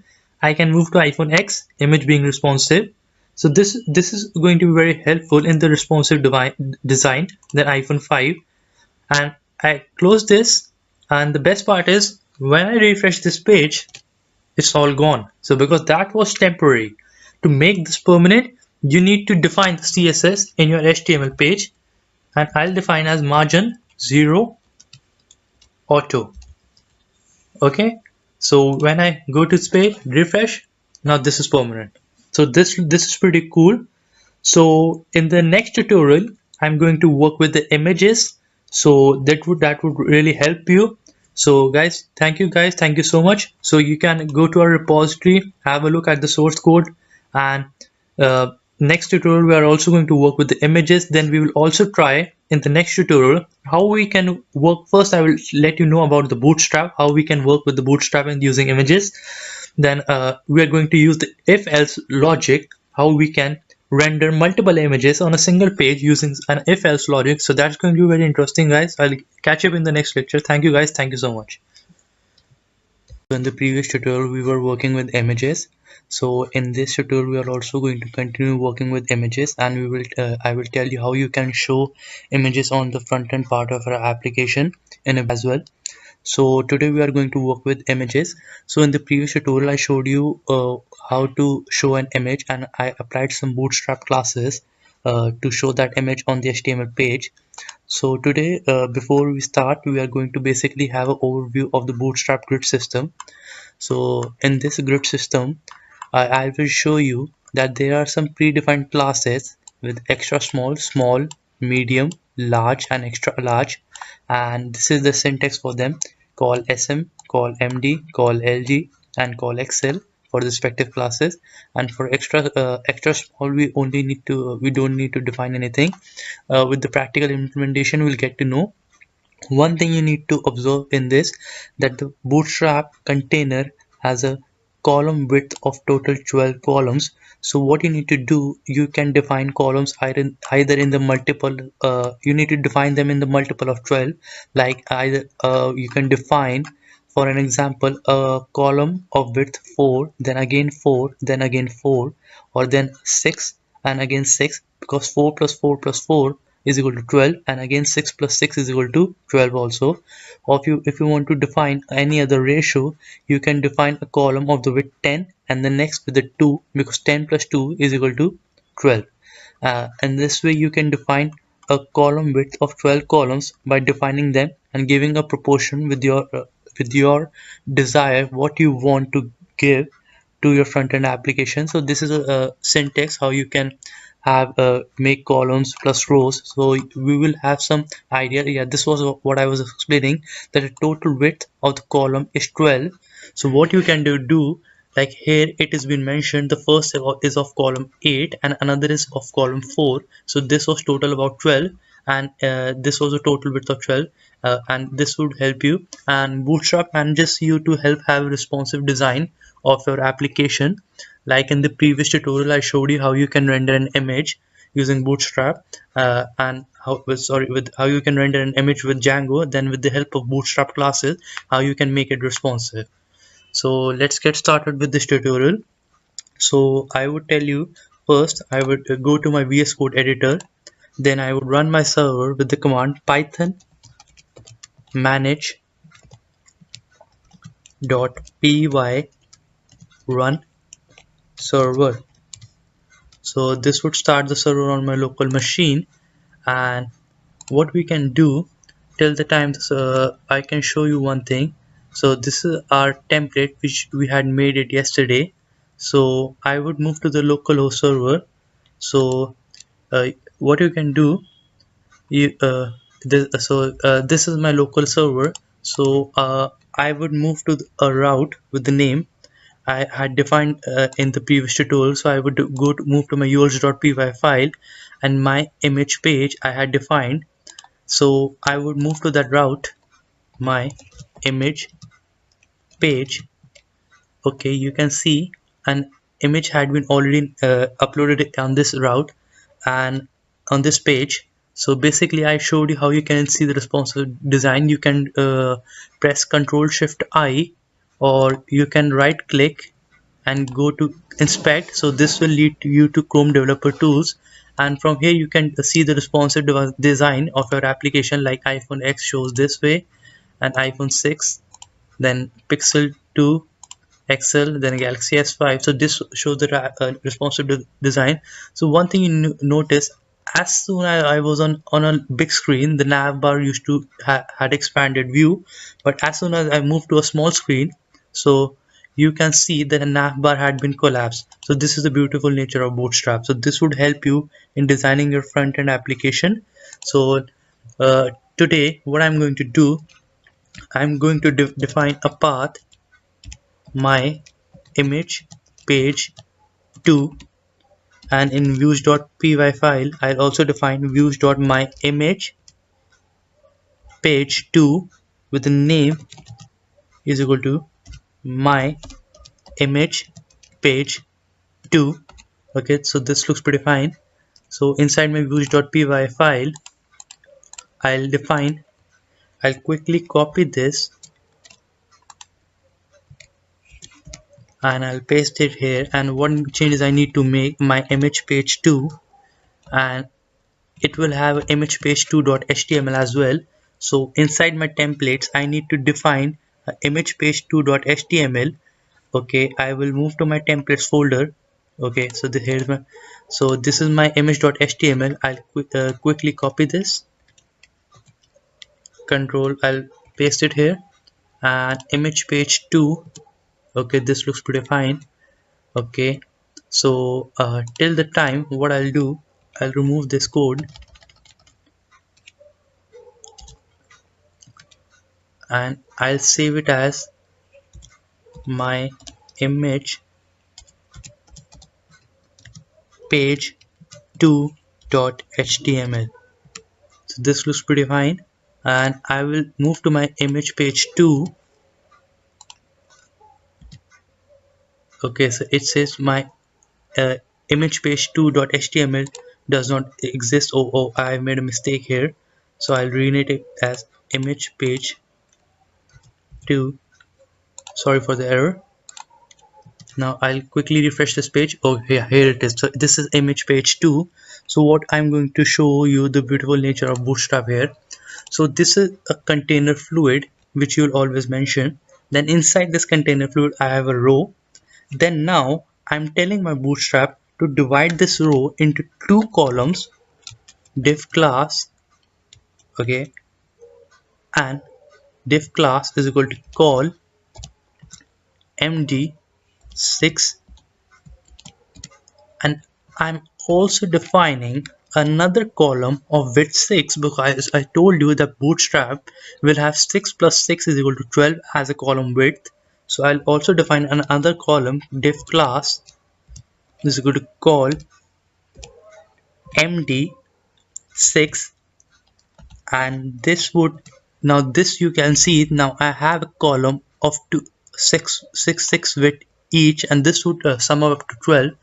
Now I told you yesterday that this is the syntax you are going to use, because I told you that I have a static folder. Inside there are two images. So in order to load images from the static folder, first you will define person load static, and then you need to define the syntax with the person static side, person static with the image name, and person again with the curly brace. So I'll quickly copy this, and this image fluid is a Bootstrap class which helps you to make a responsive page. Okay, in this first line I would put this image.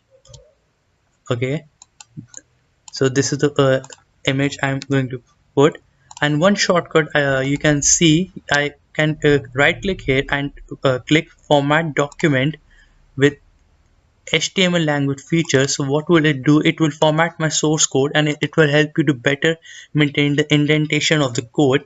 And in the next I'll copy this. So since I'm showing you a demo, we had done this in the previous tutorial, how to load and static image. So let me give another image that was python.png. So I'll give this a name as a python.png, and I will move to my page and refresh this page. So you can see now I'll quickly I'll click inspect and I'll show you. Let me do this. Uh, Okay, so you can see here I'll have an expansion view. This is my row. Or okay, this is not you. This would pretty help you to have a clear understanding how Bootstrap works. This is my container, and this is my navbar. Okay, this is the navbar.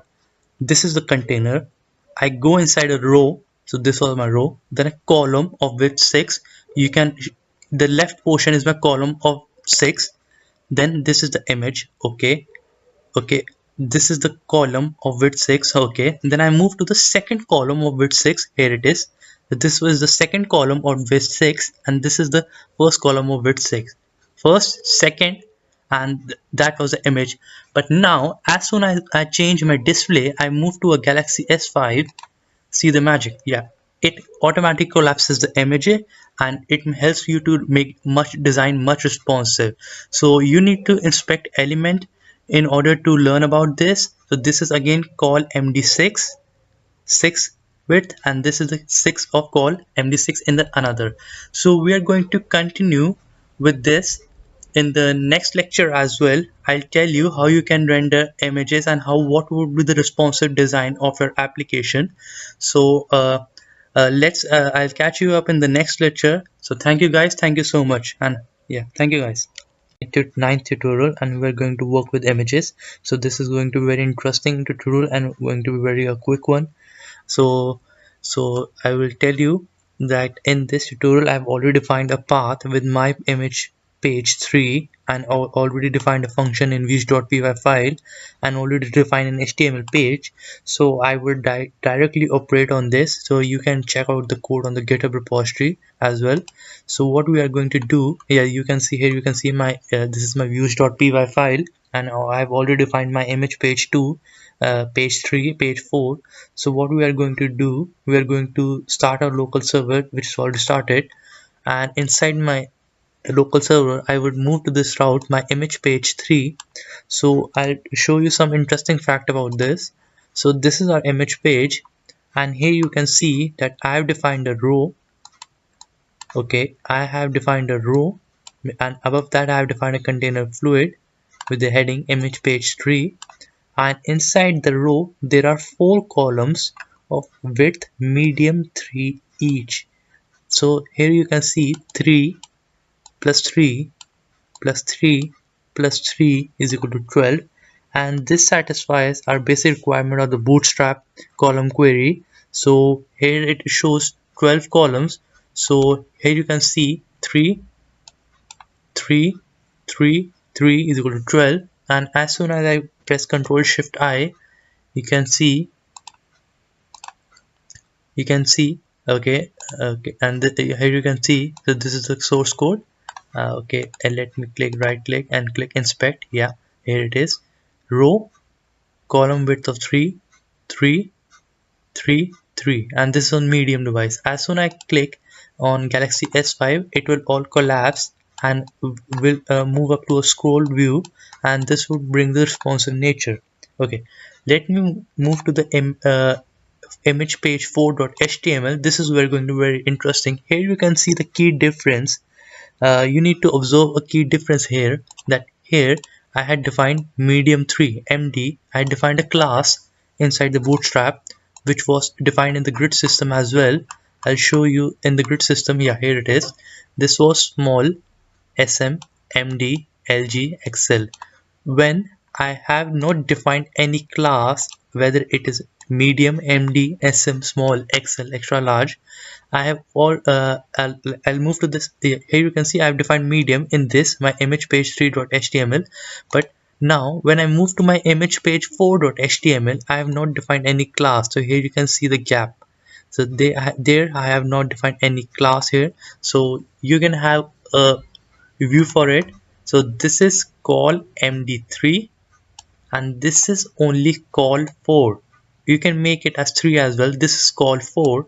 Or okay, so when here 4 plus 4 plus 4 is equal to 12, and now when I move to my image page 4, okay, this is my image page 4.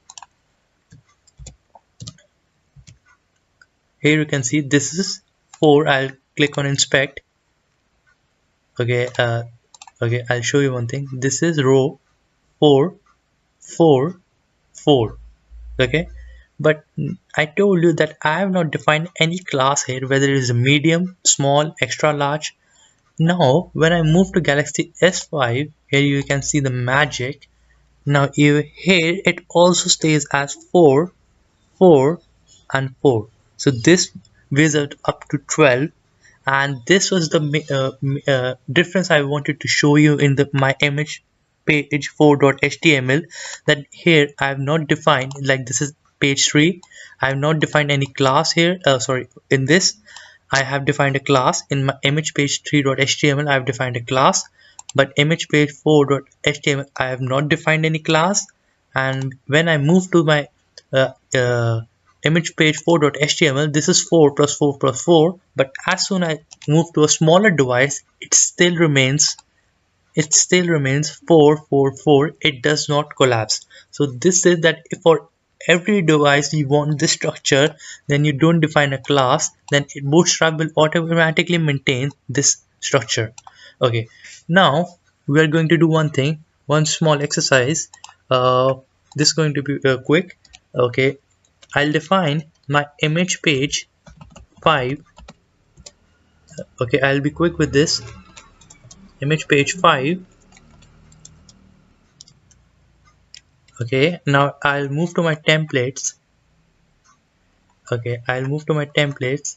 This is my template. I'll quickly copy this, paste it here.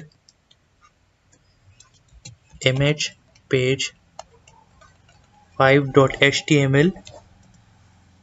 This is image page 5.html. I'll quickly wrap up this content inside the row. I'm already okay, and I'm already left with the row, and inside my views.py file. Okay, now inside my views.py file, I'll define my image page 5. I'll copy this,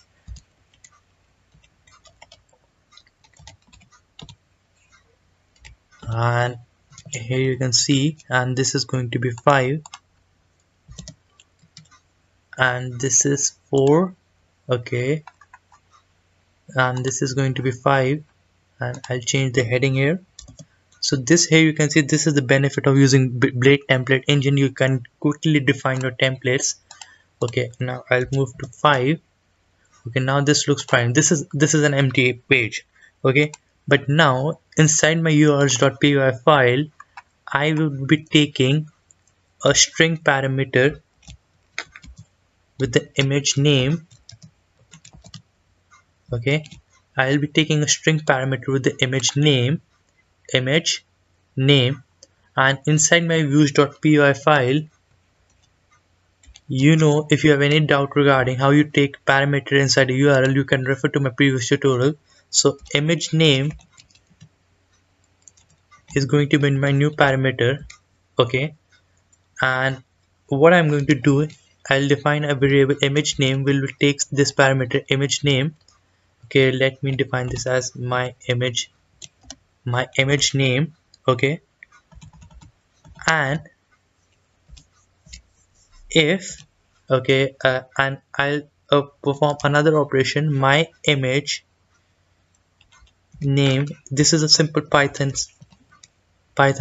function I'm using. My image name dot first what I'll do I'm going to typecast this as a string parameter, and I'll use my image name dot lower, and I'll first print this my image name. Okay, this is pretty fine. Okay, this looks pretty fine. Okay, now I'll move to my image page 5, and I'll type Django. Okay, so here you can see I have printed Django on my local machine. And what I'm going to do, I'm going to define a dictionary. Okay, before this, or maybe what we can do, okay, I'll take a variable var, and I'll give it a default value, or we can do one thing. If my image name is equal to Django, then var is equal to true. Elif my image name is equal to Python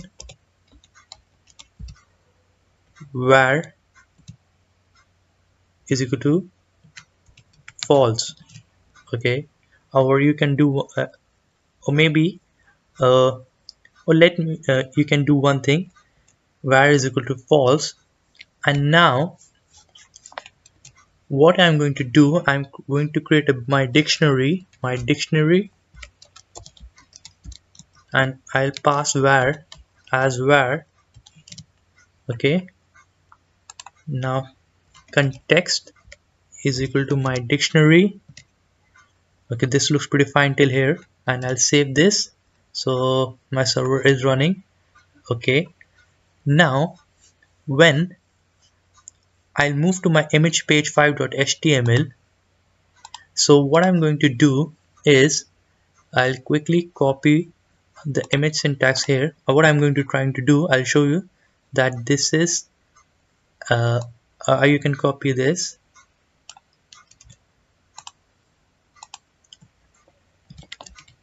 Okay, yeah, this is fine, and I'll define as 12.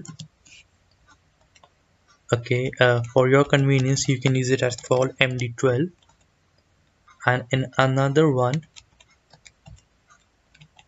but before this I'll type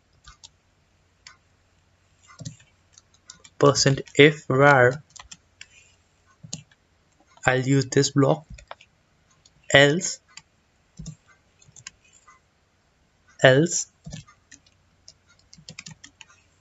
I'll use this block, and I'll end this with the if %end if. Okay, this looks pretty fine, and I'll copy this, and quickly paste it here. Okay, first I need to check my backend part. What was it? I'll move to my use.py file. If var is equal to true, then I need to be true, then I need to get the Django image. If var is equal to false, I need to get a Python image. Okay, so this is fine, and this would be python.png. Okay, so this looks pretty fine and looks interesting as well. Okay, now I would type Django. So here you can see I got the Django image, and Python, yeah, I got a Python image. So this looks pretty fine. And here what I'm going to show you, that this is the magic I want to tell you, that I can render two images on a single route. Maybe I'll type Django with the capital letters. Okay, here it is come, because I had used the functions lower. I'll move to my push.py file. Okay, I'll close other things and open my views.py file. Okay, I had used the lower function. Okay, if my image name is equal to Django, var is equal to true, else it's false. Okay, so maybe when I type Python with capital letters, I'll get this. So this looks pretty awesome. You can maybe I can do also type this as capital D small Django and capital G and small o Django. This also works, so this is great. So here I told you that with simple backend logic you can render multiple images on your front-end application. So guys, I'll catch up you in the next lecture. So thank you guys, and once again welcome to Programming Knowledge. So today we are going to work with the forms. So this is a 10 tutorial. If you have any doubt regarding the architecture structure of Django, you can refer to our previous tutorials as well. So first thing, now let's get started with this. So forms are made for the user input. So forms are usually made according to your demand and requirement. Today we'll create a form, and then we'll use forms, and then what we are going to do, we are going to integrate the front end part of our form. Today we'll create a responsive form layout, and then we'll integrate the backend part of our logic with the front end part. So we are going to create a we'll see how we can integrate forms, then we'll see how we can submit forms using the one with the request method and one with the post method. Then we will figure out the difference, what the difference between the two. So let's get started with this. So today, so this is my project. So first I will run my server. So I'll type python manage.py run server, and I will move to my local host. So I'll refresh this page, so the server will get started. So yeah, here you can see the server has started. So what we are going to do today, so what we are going to do, first I'll create a path, the URL path. I'll create my form. Okay, and I'll create a view with the name views dot my form, and I'll give this URL a name is equal to my form as well. Okay, that looks pretty fine. So first I will create a form, and so I'll move to my views.py file. Okay, so here's my views.py file. So what I'm going to do, I'll define a view, define my form, and it'll take a request as a parameter, and I'll render an HTML page. And what I'm going to do, I'm going to type return, okay, return render request, and I'll make an HTML page, my form.html. So this looks pretty fine. So what I need to do, so I need to define my form.html inside my template page. Okay, I'll move to my templates. So I'll create a new file. my form .html. So this looks pretty fine. So what we are going to do today, so this is a my form.html page. So I have defined a few links. We can move to this link, and what we can do, we'll move to this link, and what we can do, we'll look how we can create responsive forms using Bootstrap. So this is going to be very good. So we can see how we can create responsive forms using Bootstrap, and what we are going to do. So this is like a box container with an email address, then a password, then check me out, submit. We can create a form like this only, and this is another one, email address, example, select. So this is a select option with the drop down behavior. So this is a text area, and this is a form with an input type is equal to file. So here you can see this is input type is equal to file. So why I'm telling you all this, because this will make you habitual with what kind of widgets we have to work with the form.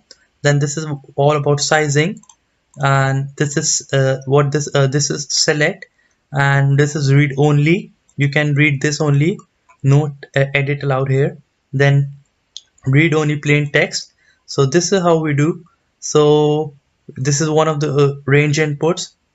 This is works with the slider behavior. Then others are checkbox, and this is disable checkbox. Then default radio, second default radio, disable radio, and inline. So we have very much decent type amount of parameters to work with.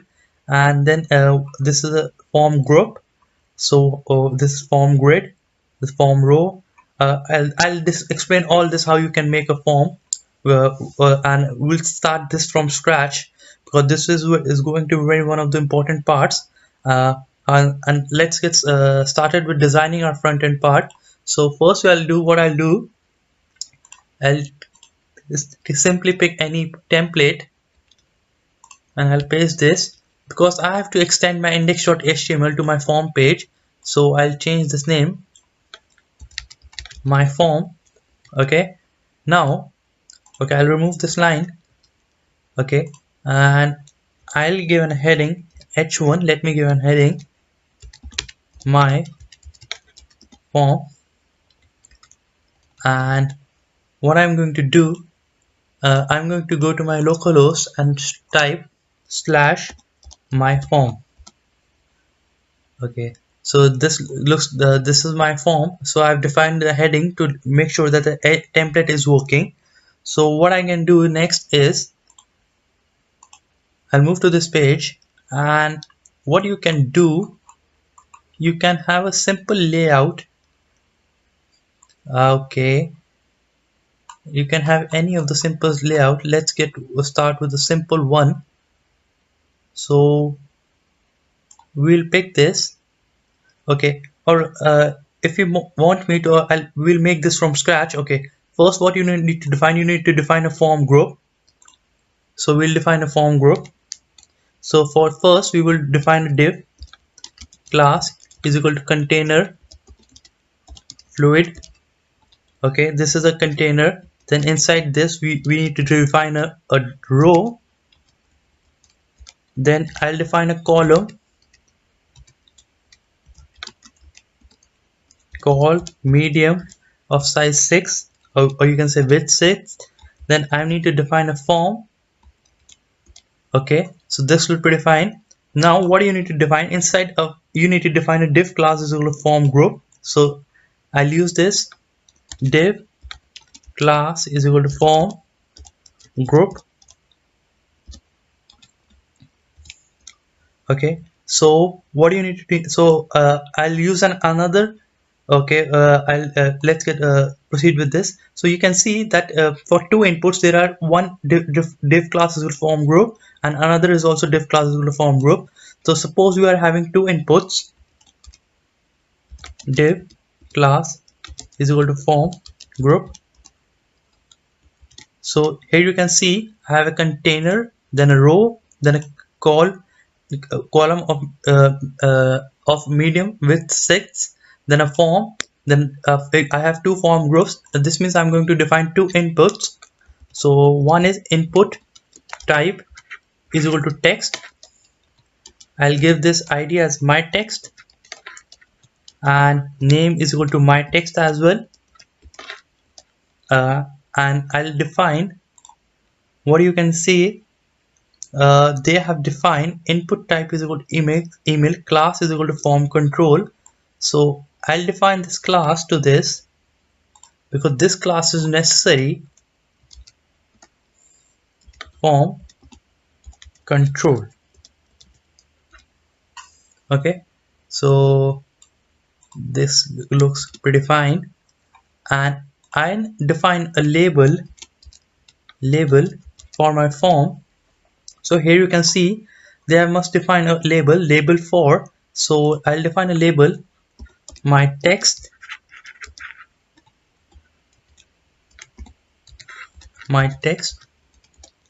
okay, this looks pretty fine. And what we can do, I'll go to this page. Okay, so here it is a form. So but right now there's no such alignment, so I'll go to inspect. Okay, when I move to my inspect, I'll go to div class with core md6, and I'll try some CSS out here.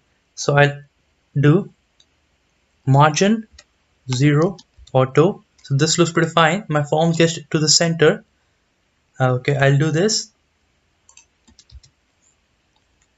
Style is equal to margin 0 auto, and with the same I'll do with the heading as well. So I'll try the CSS on this as well. This is my heading.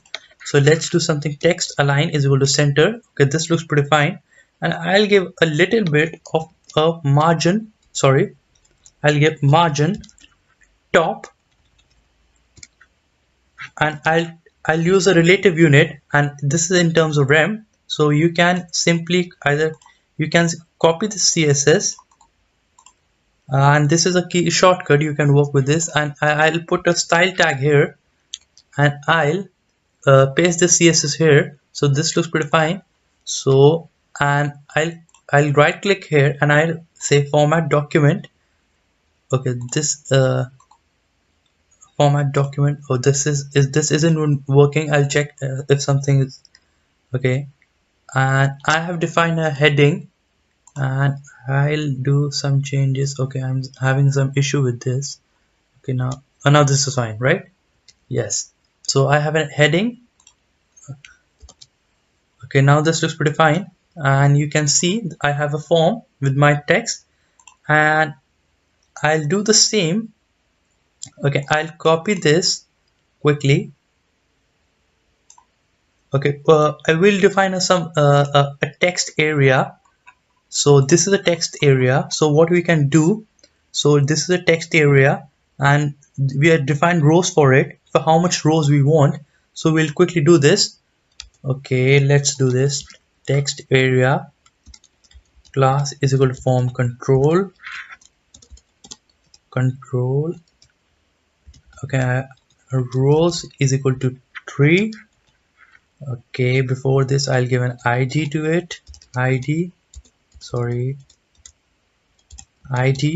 my text area, and as well as a name to it. Name is equal to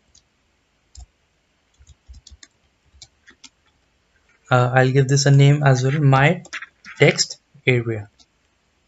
Okay, this looks pretty fine, and I'll close this text area, so it automatically closes it, and I'll define a label for my text area, and this was going to be my text. Okay, I'll use a capital M and a capital T. So this looks pretty fine, and when I move to my page, okay, this looks pretty fine. So this is the form we have made, and we'll now test the responsiveness of this form. So what we are going to do, we are going to press Ctrl Shift I, or you can simply press inspect, right click, inspect, then we'll use a layout. Okay, now you can see the beauty of Bootstrap. So you can see iPhone 5, a responsive form is here, iPhone 6, iPad, Okay, this Galaxy S5. So this is the responsive nature of a form. So, and this is, you can see Pixel 2, and here you can see that this is our form being responsive. So this is a beautiful nature of Bootstrap. So thank you guys, thank you so much. So I'll catch up in the next tutorial. We will integrate this front end part of our form with the backend part. So thank you guys. Front end part using Bootstrap. Now I'm today going to work with the back end part. So today I'm going to show you how you can integrate your form with the back end part. So today we are going to basically work with the forms using two methods. One is the request method and a local machine, and try out the things. So I'll move to my server here. So I had defined a form using my form. So this is the form we had made in the previous lecture. So today what I'm going to do, so this is I'll create a button in this form first. So I'll type div class is equal to form group. Here you can see I've defined a form group for each input element.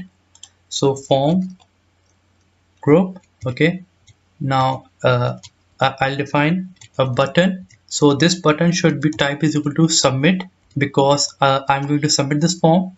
And what I'll define a class is equal to button primary, and this would give me the default color of the button. And I'll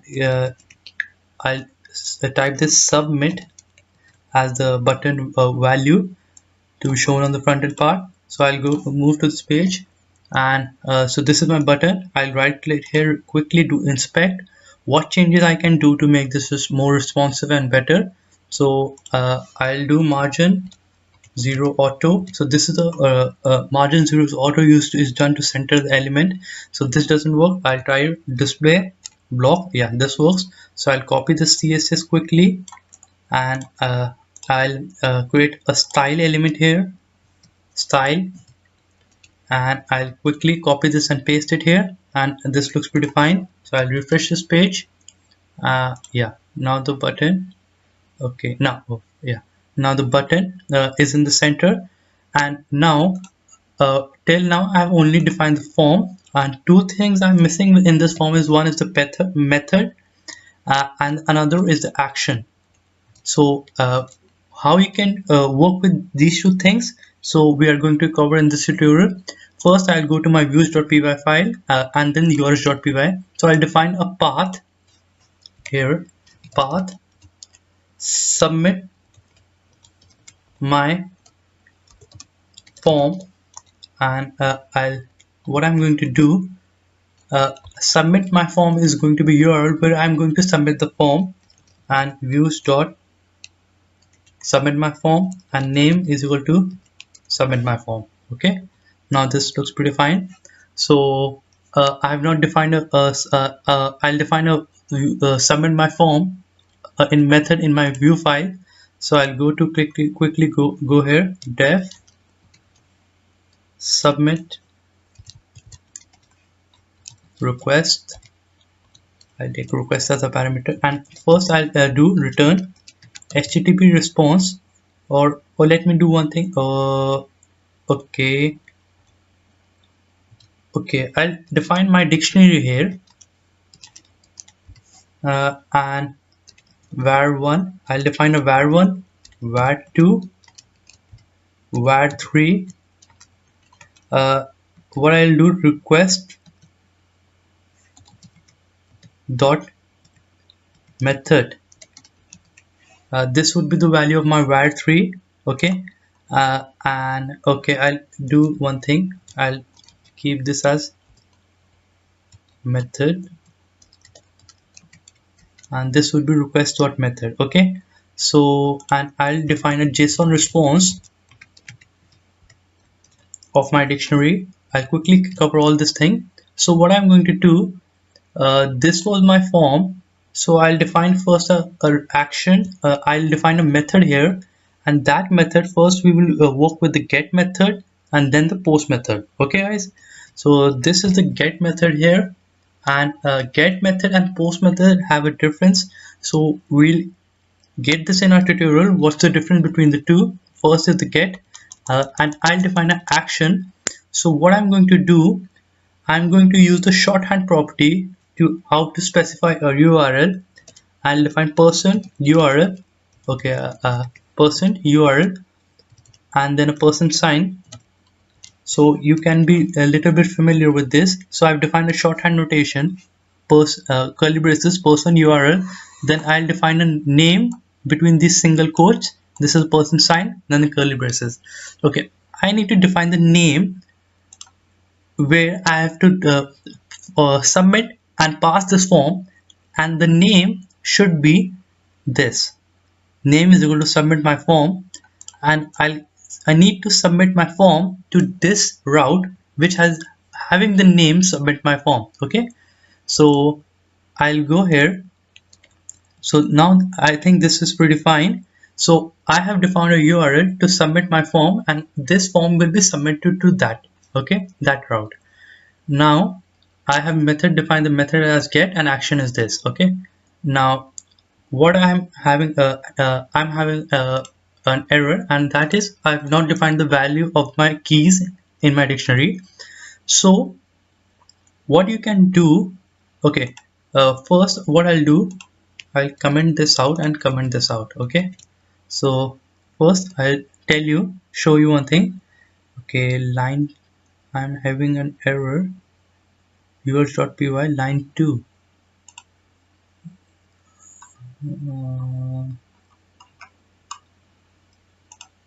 Okay, I'm having some error, let me check. Okay, no, okay, now it's pretty fine. Sorry. So okay, now it's fine. Okay, so my form is ready to being submit. So what I'm going to do, first I've only made a request on method. So what I'm going to do, I'll make a test. Okay, I'll make a different value, test debug. Now I'll submit my form. Now what you can see here, okay, let me, I'm having some issue in my form. Okay, def submit my URL has been defined and method has been get. Okay,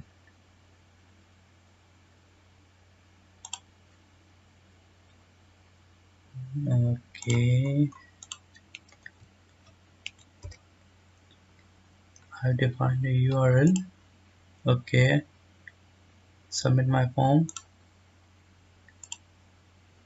and I'll refresh this page, test debug. Yeah, now this is pretty fine. Okay, so now this is fine, totally fine. Okay, I had some issues, so I restarted my server. Now it's pretty fine. Okay, so what I'm going to tell you that I'll quickly cover up the things. I defined a URL, submit my form, then this is my URL, and now I have defined the action to this URL, so I'm referring here, and method was get. So as soon as I went to this URL, a views.submit my form was called.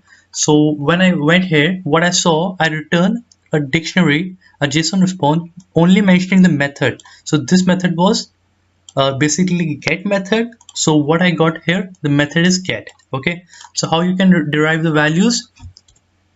So this is the var1 and var2. So what okay, so the main important thing what I'm going to do, so what you can see in the get method, you can see the name of the response. Okay, sorry, the parameters which are being passed here. So I had my text, which I had put the data as test, and I had my text area, which I had put the data as debug. Okay, so here you can see the name of the variables. So these variables are being separated by a question mark, and the route is being submit my form. Okay, so what I'm going to do, how you can use these values, request dot get, and the first is my text. Okay, and this is the variable I'm being referred, and another is my text area. Okay, now I'll do one thing. I'm missing a comma sign, so that's why it's showing me an error. Now this is pretty fine. Okay, request dot okay, I'm also missing a comma sign here. Okay, now it's fine. Okay, Now I'll move to my form, my form, and I'll type new data, new debug.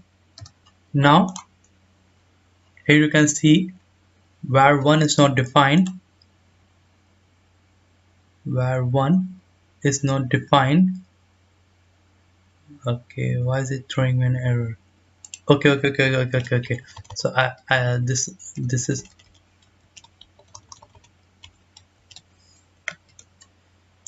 okay. Okay, I'll define new data, new debug, and I'll submit this form. Yeah, now this is pretty fine. Okay, so I apologize for all the errors. Okay, now this is pretty fine. So here you can see I move to this route, submit my form, and the parameters being my text, which has this data, new data. You can see here. Okay, this now this is cool.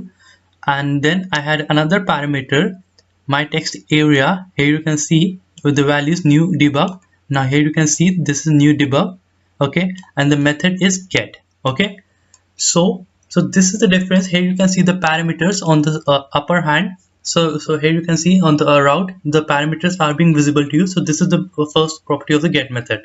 So now another thing we are going to do, we are going to change this method to post. Okay, so this is post. Okay, now what I'm going to do, request dot post. So this would be post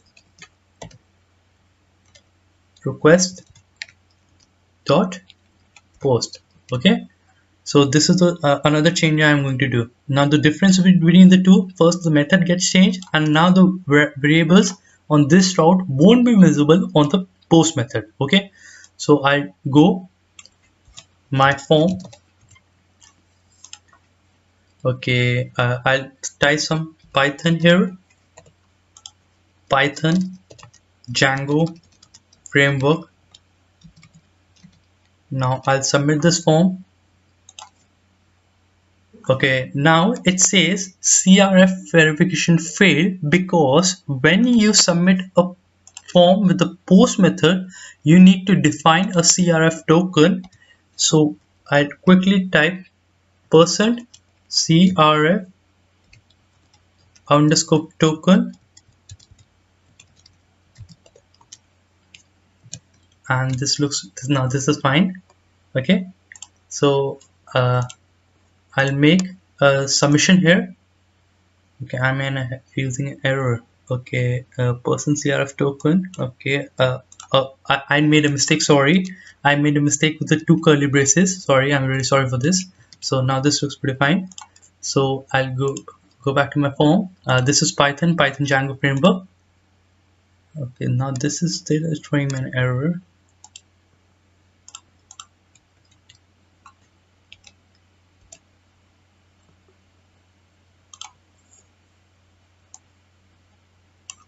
Okay, I'll refresh this. Python Django, and now I'll submit this. Okay, now this is fine. Sorry, so here you can see now the variables are being not there on the route. So the variable parameters are not there, so that's being hidden in the post method. Plus you have a CRF token here. Okay, so I had some issues. I restarted my server. This is var1 with the Python, var2 with the Python Django. So these are some what we call them as hidden characters. So I'll tell you how you can clean this data, and this method is post. So basically we work with the get method and the post method in this tutorial, and next in the next upcoming tutorials we are going to work with the database. So thank you guys, thank you so much. But today we are going to create a different instance of form, how we can create a separate file, forms.py file, and we can store all the forms in that file, and we can render the form whenever required without writing the repetition of the HTML code. So that brings some kind of an alternative solution how we can create a form and how we can submit them. So let's get started with this. So I have two links, so you can have a look at these links. So I've opened these links on my browser as well. So first one is this. So today we are basically going to work in something this kind. We are going to create a form in this such way, and I've defined below how we can fetch the clean data from the form.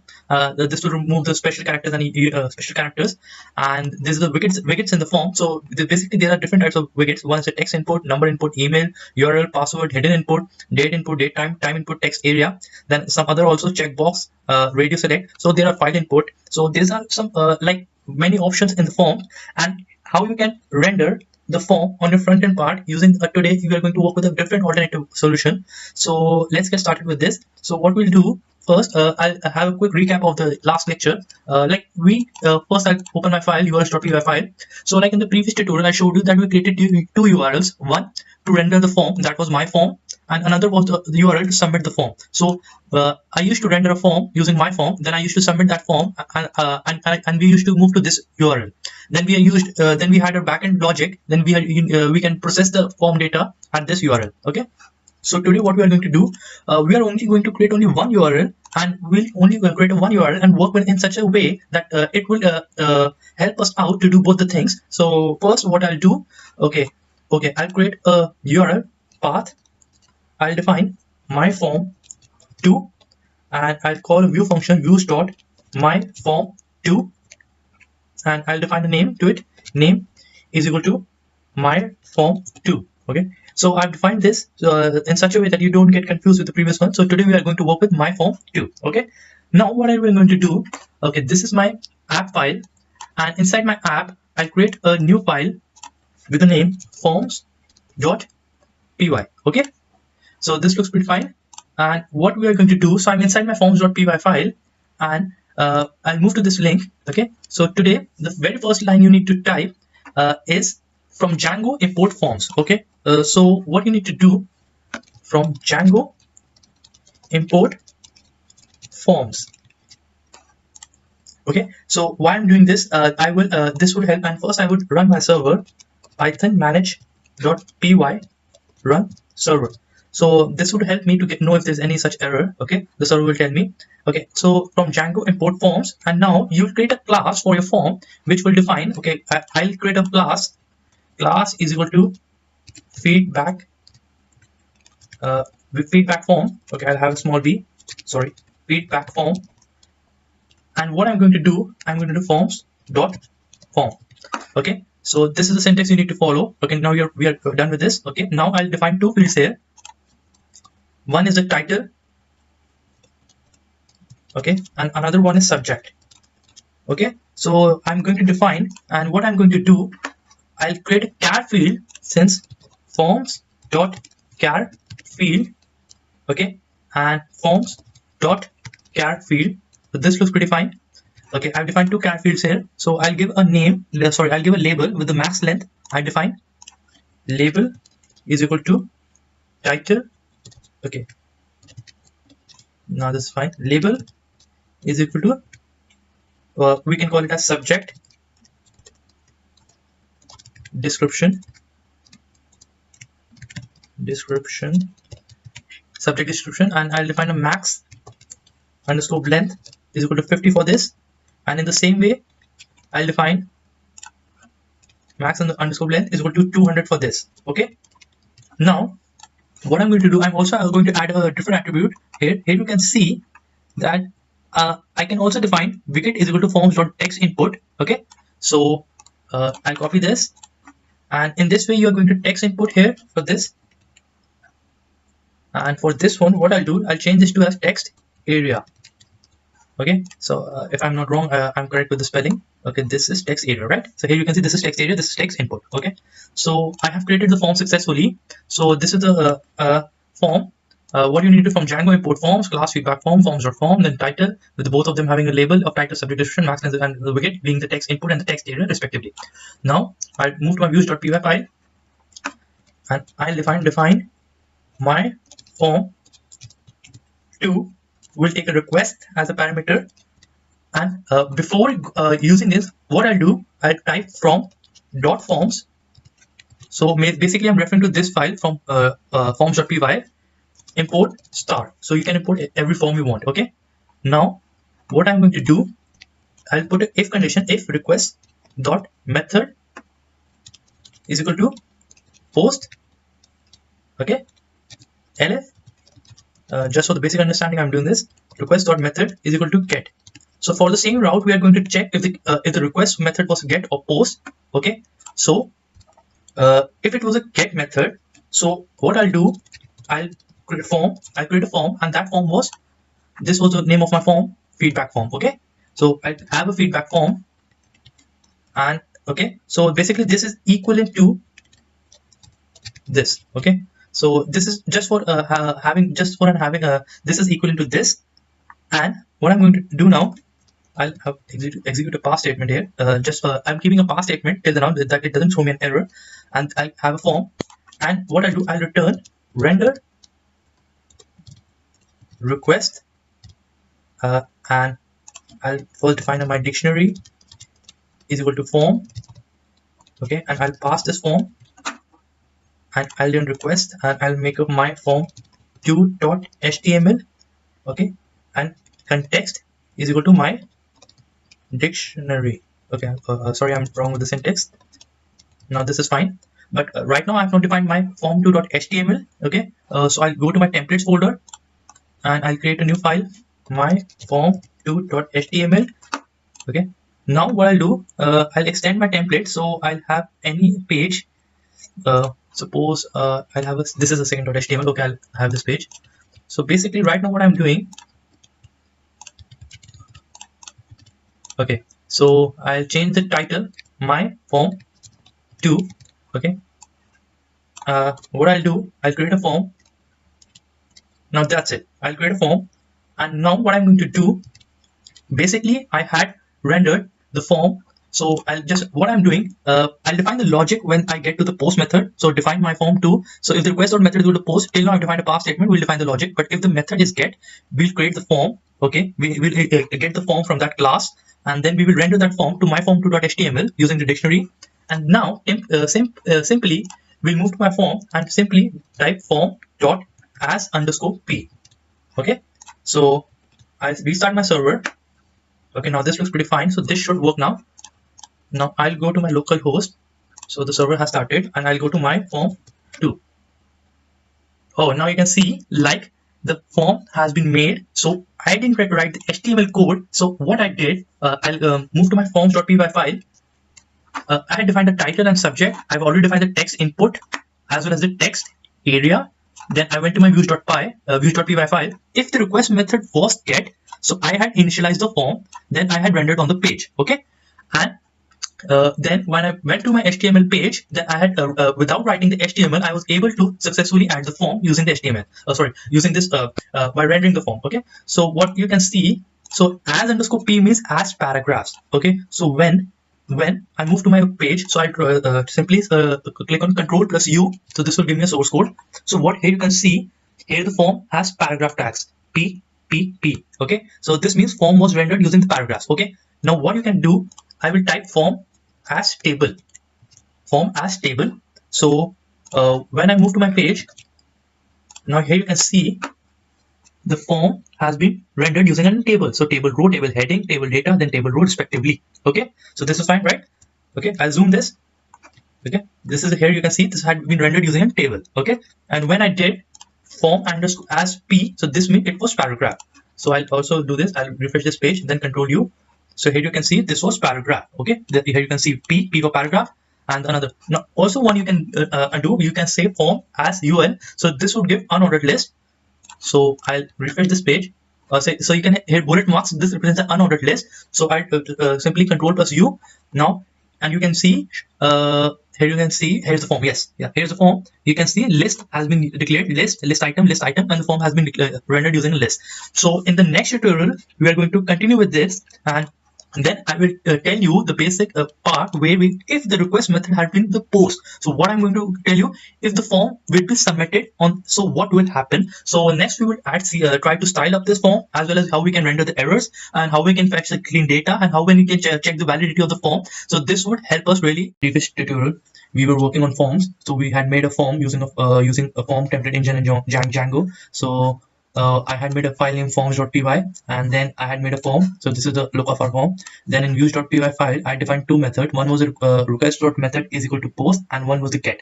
So basically, I'll give a quick overview of what we were going to do. So like when I refresh this page, so basically on this URL, I'm making a get request, and on having the get request, so basically this block of code gets executed, and this block of code gets executed, and this tells that I had imported the form on the top of the file from .forms import star. You can import any form. So when you use star symbol, so I use form is equal to feedback form. So this was the feedback form which I was referring to, and then I was able to render this form on the front end part of my application. Okay, so basically what we are going to do, first thing we are going to do is add bootstrap class to this form. So what you are going to do, wherever your input is defined inside forms.py file, so you need to define a dictionary which has key value pairs. So basically this dictionary is defined by attributes. So attrs is equal to, this is a symbol for dictionary, so it has a key pair.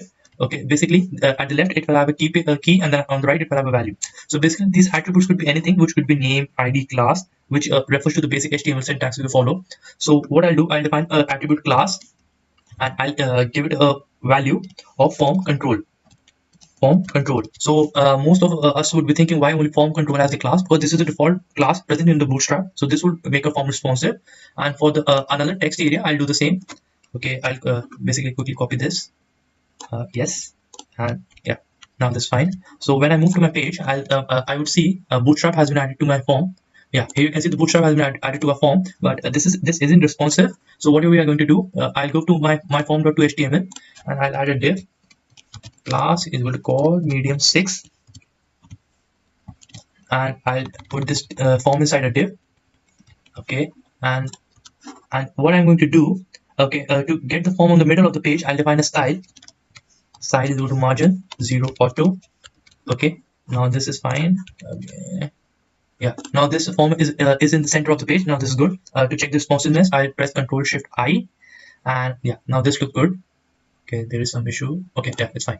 Okay, now this is form is responsive. Okay, so this was to the front end part. Now for the back end part, what if I want to submit this form? To submit this form, the method should be post method. Okay, and I'll generate a token for this, which says %crf underscore token.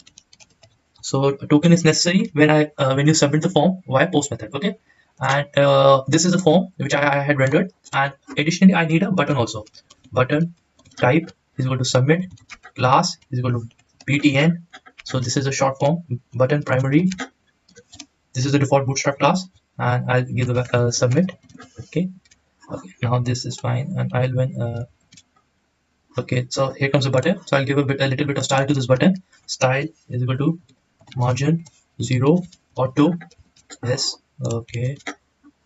Okay, it is not in the center, so I'll add display block. Okay, and what I can do, okay, margin 0 auto and 0 for the bottom. So what I'm going to do, so this is the full hand notation, which says on the top I'll give 1 rem, and on the left and the right auto, and on the bottom I'll give 0. So this will give, yeah, so it gives a margin top of 1 rem, and on the left and right it was auto, and the bottom it was 0. Okay, left and right auto, top is 1 rem and the bottom is 0. So this is pretty fine now. So I'll make now I'll move to the backend part, and what I told you, when I refresh this page, okay, so I was making a get request on this route. So when I made a get request on this route, or you can say on get request on this URL, so the form had rendered. But what if I make a post request? When I would be making a post request, and basically I would be submitting the form. Okay, so when I'm going to submit the form, so what I'm going to do, I'll make form is equal to feedback form request dot post. Okay, sorry, request dot post. So I'll get all the values when the form has been submitted using the post method. Okay, but still I'll make a if condition to check form dot is underscore valid to make sure the form is valid, and I'll make title is equal to request dot post, and title, okay, and subject. So I'll make again a same request for the subject. Subject is equal to request dot post and subject. Okay, now this is fine, and I would print title here and print subject here. Okay, and I'll return an HTTP response. Okay, but still I'll make a var is equal to str form submitted, and I'll give plus str request dot method. Okay, so this is fine till here. Yeah, now I'll return an HTTP response of var. Okay, if this form is not valid, what I'm going to do, so what I'm going to do, I'm going to render the form again, but okay, and I'll define my dictionary is equal to this dictionary is going to be same as this one. Here you can see form and form. Okay, and this is this and I quickly copy this. Okay, else. Okay, now this looks fine. This code I'll quickly give a quick overview. If the request.method was get, so this block of code gets executed, in which it says I'll render the form on the front end part. Okay, when I submit this form, so this block of code gets executed, which says request.method is equal to post. So form is equal to feedback form. I'll get all the values using request.post. If the form is valid, then I'll get the two values, that is subject and title. Then I'll print the title, print the subject, and I have given a named variable which says form submitted by request.method, and I will return the HTTP response of var. Else, if the form was not valid, so you need to check that if the form was not valid, so I would render the form on the front end part again. Okay, if the form was not valid, so what I'm going to do, it says I'll test app debug.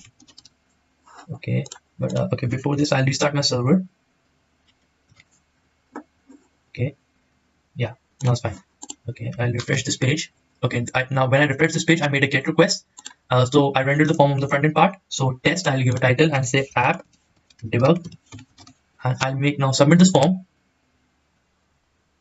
Okay, so I've submitted the form. Yeah, now it says form submitted post. So this was the method which I had defined. So when I submitted the form, so this block of code gets executed, and here you can see that I had executed two print statement here. One was the title and one was the subject. So title corresponds to test, and this here you can see test was title and app debug was there in my subject part. So thank you guys, thank you so much. I'll catch up in the next tutorial. So you need to be very careful by writing this code. You need to be very careful about writing which if condition is comes inside which if, then else, then elif part. So you need to have a quick you need to have a good overview on this. So in the next tutorial we are going to work what happens if the user if the form is not valid or something is wrong, then how we can show errors related to that form on the front end part. Okay, so thank you guys, thank you so much. I'll catch up in the next lecture. In this tutorial, we are going to work with the alerts in Django form. So basically alert handling in forms. So in this tutorial, we are going to handle alerts in Django. There are two types of alert. One is for error and another is success. So we will fill the form. We will fill form, validate and check forms for both the cases. Use Bootstrap on the front end to render and display messages. So let's get started with this. So till now we had made a form. So this was our form. Okay, on the request method and the basically here you can see on the get request we used to render the form, and the post request we used to submit the form. So we would apply the error handling on the post method part. So basically before this I will show you some process. The process here is about that we have alerts in Bootstrap. So what we can see, alerts provide contextual feedback messages for typical user actions with a handful of available and flexible alert messages. So there are basically many types of alert. So this is a primary alert, secondary, success. So here you can see the primary alert is in blue color, success is in green color, danger is in red color, and a warning is in yellow color. So another type of alert here you can see is like which are dismissible in nature. So here you can see that alerts which are dismissible in nature have a cross button on the right hand side which can be clicked, and on the refreshment when I refresh this page, so here you can see this alert message comes up again. So basically you can cross the button and dismiss the message for that purpose only. So let's get started with this. So first we will try to keep it simple. So if the form is valid, title is equal to request.post title, subject is equal to request.post subject. What I'll do, I'll create my dictionary, and irrespective of the result, my dictionary is going to have the form, feedback form. Okay, irrespective of the result, I'll make a condition. Okay, then my dictionary of success is equal to true, and in the same way my dictionary of success message is equal to form submitted. Okay, and then what am I going to do? I'm going to return this page. So I'll take request as a parameter. My form.to.html context is equal to my dictionary, and here you can see now I have returned the my form2.html and context to my dictionary. So basically I would move to this part. We would use this, and here you can see it's alert warning. So I told you can have a quick remember that warning is for yellow, danger is for red, and green is for success. Okay, what you can do, alert success, and this would, okay, and I will display the success message here, but only I would display the success message only on one condition, that is percent if success is equal to true, then only I will display this. So I would this is the end of the div block, and I would end the condition percent and if, okay, there's a slight error here, and I hope now it's right. So I would python manage.py run server. Okay, so I will move to my form. On the get request, I get request, I render the form, and but on the post I will check the error handling. So what we can do here, I will type test title test subject, and here you can see it says form submitted. Okay, so there was a slight error because I missed a single S here, alert success, so it could not display the background color. But I would refresh this page, it says form resubmission. Okay, now it's pretty fine, it says form submitted. So we can add a margin top to this. So basically this would help us out. That is equal to margin top is equal to 1 rem. Now it's pretty fine. We have a margin top, and on the cross button it is dissipate. So this is pretty cool. With this, for the same part we can do for the error also. Okay, but for this what we can do, you would move our views.py file. This would be an else condition. So first we will check the error. I did this first because I wanted to have a quick idea of how this works. Okay, but if title is not, okay, what we can do, this is our form. Okay, and we can here add p class is equal to text muted note title should be capital. Okay, so this says note title should be capital. Okay, so when we move to our form, okay, now okay, I'll save it here. Then no, this time I would make a get request and render the form. Okay, I think it is throwing an error. Okay, let me, for the time being, if one pass. Okay, now I would render the form on get request. Now this is fine. Okay, so it says title should be capital. Okay, this was just for the case I'm taking here. Okay, now if title is not is equal to title dot upper, so this is a string class in Python which can be checked. If title is not equal to title upper, then we can what we can do, we would do the same thing. My dictionary of error is equal to true. My dictionary of error message is equal to title title should be in capital letters. Okay, title should be in capital. Okay, I hope this is fine. We can have capital C here. Title should be in capital, and then I would render the page on the same part. Okay, my form.html. Okay, but I would only show the error only on one condition. That would be if error should be true, and this, then I would show an error message. Okay, and this should be my danger class. Okay, so I hope now you have a clear idea what's happening. So I would make a get request test title test subject. Okay, now it says title should be in capital. Okay, and if I make a I'll make a test title here like in capital, test subject, or we can have this in small letters, no issue, test subject. Okay, so it says form submitted. Now I hope guys this is very clear to you. So in next tutorial we are going to work with the more on error and exception handling with the routes, URL and pages, and even in the forms also. So thank you guys, thank you so much.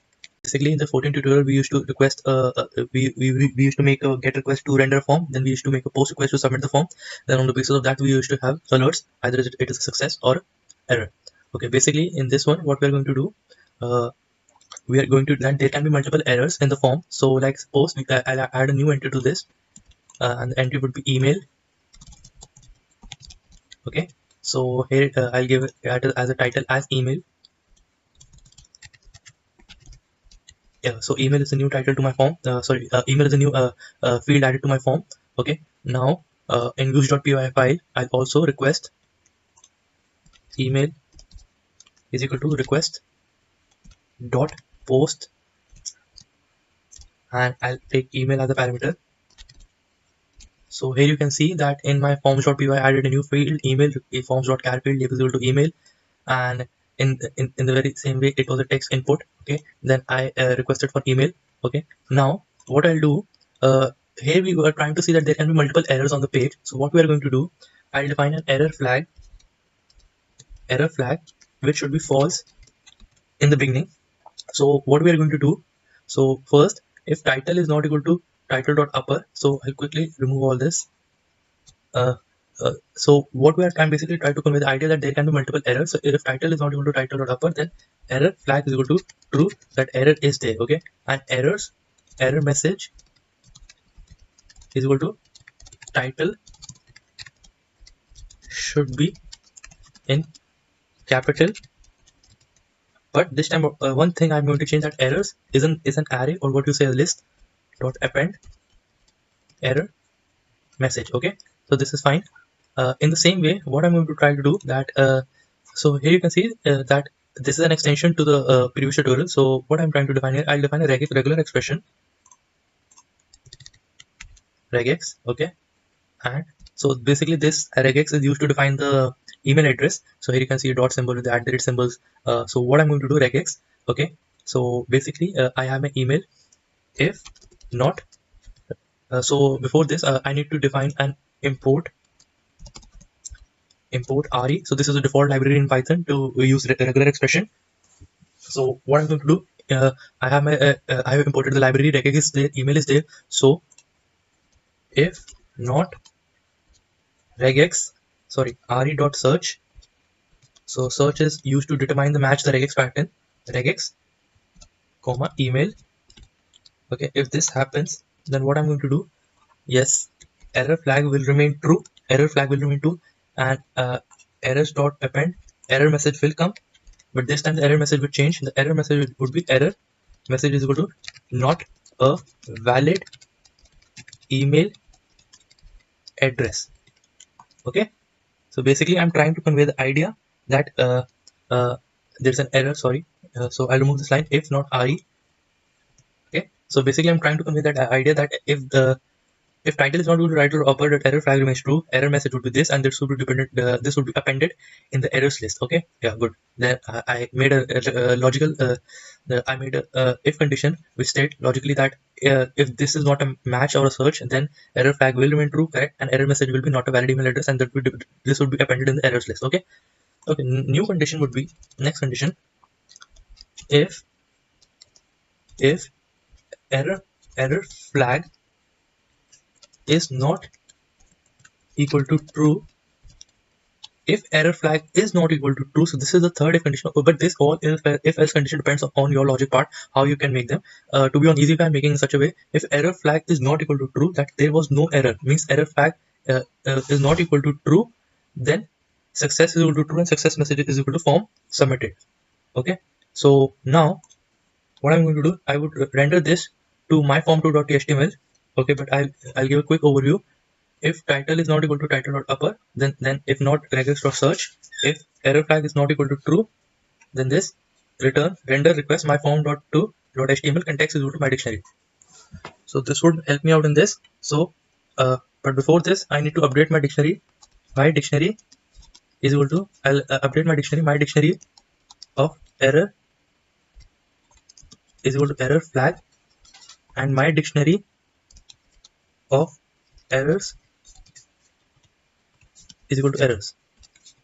Okay, so this is fine. So I would make a so now this would render my dictionary to my form2.html. Okay, before this, what we can do now, I would move to my form.2.html. So basically, in advance I've done this. Uh, if error is equal to true, yes, for error in errors, you need to print this error, this for loop would end and this if condition would end. Okay, so I would restart my server.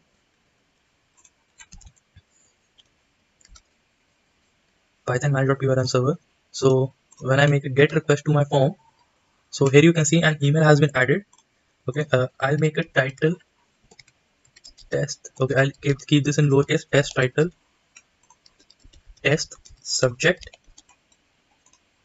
test mail, but this is not a valid email address. So here you can see title should be in capital and not a valid email address. Okay, I'll make this test title. I'll make this in capital, test title, test subject, and test mail. So this time the title is valid but the email is not valid, so it should return me only this error. Let's submit this form. Yes, it says not a valid email address only. So test title, test subject,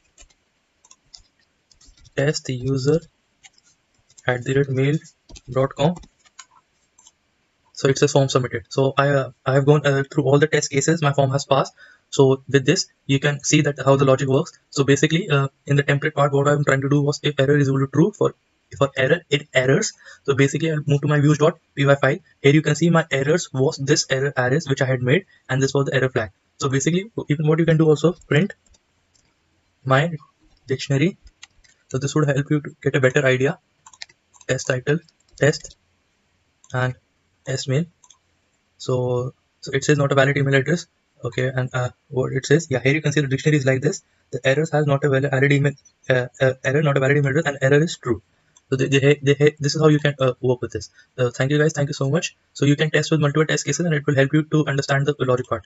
So thank you guys, I'll catch up in the next lecture. Thank you guys, thank you so much. So basically in this tutorial we are going to learn about 404 error handling page.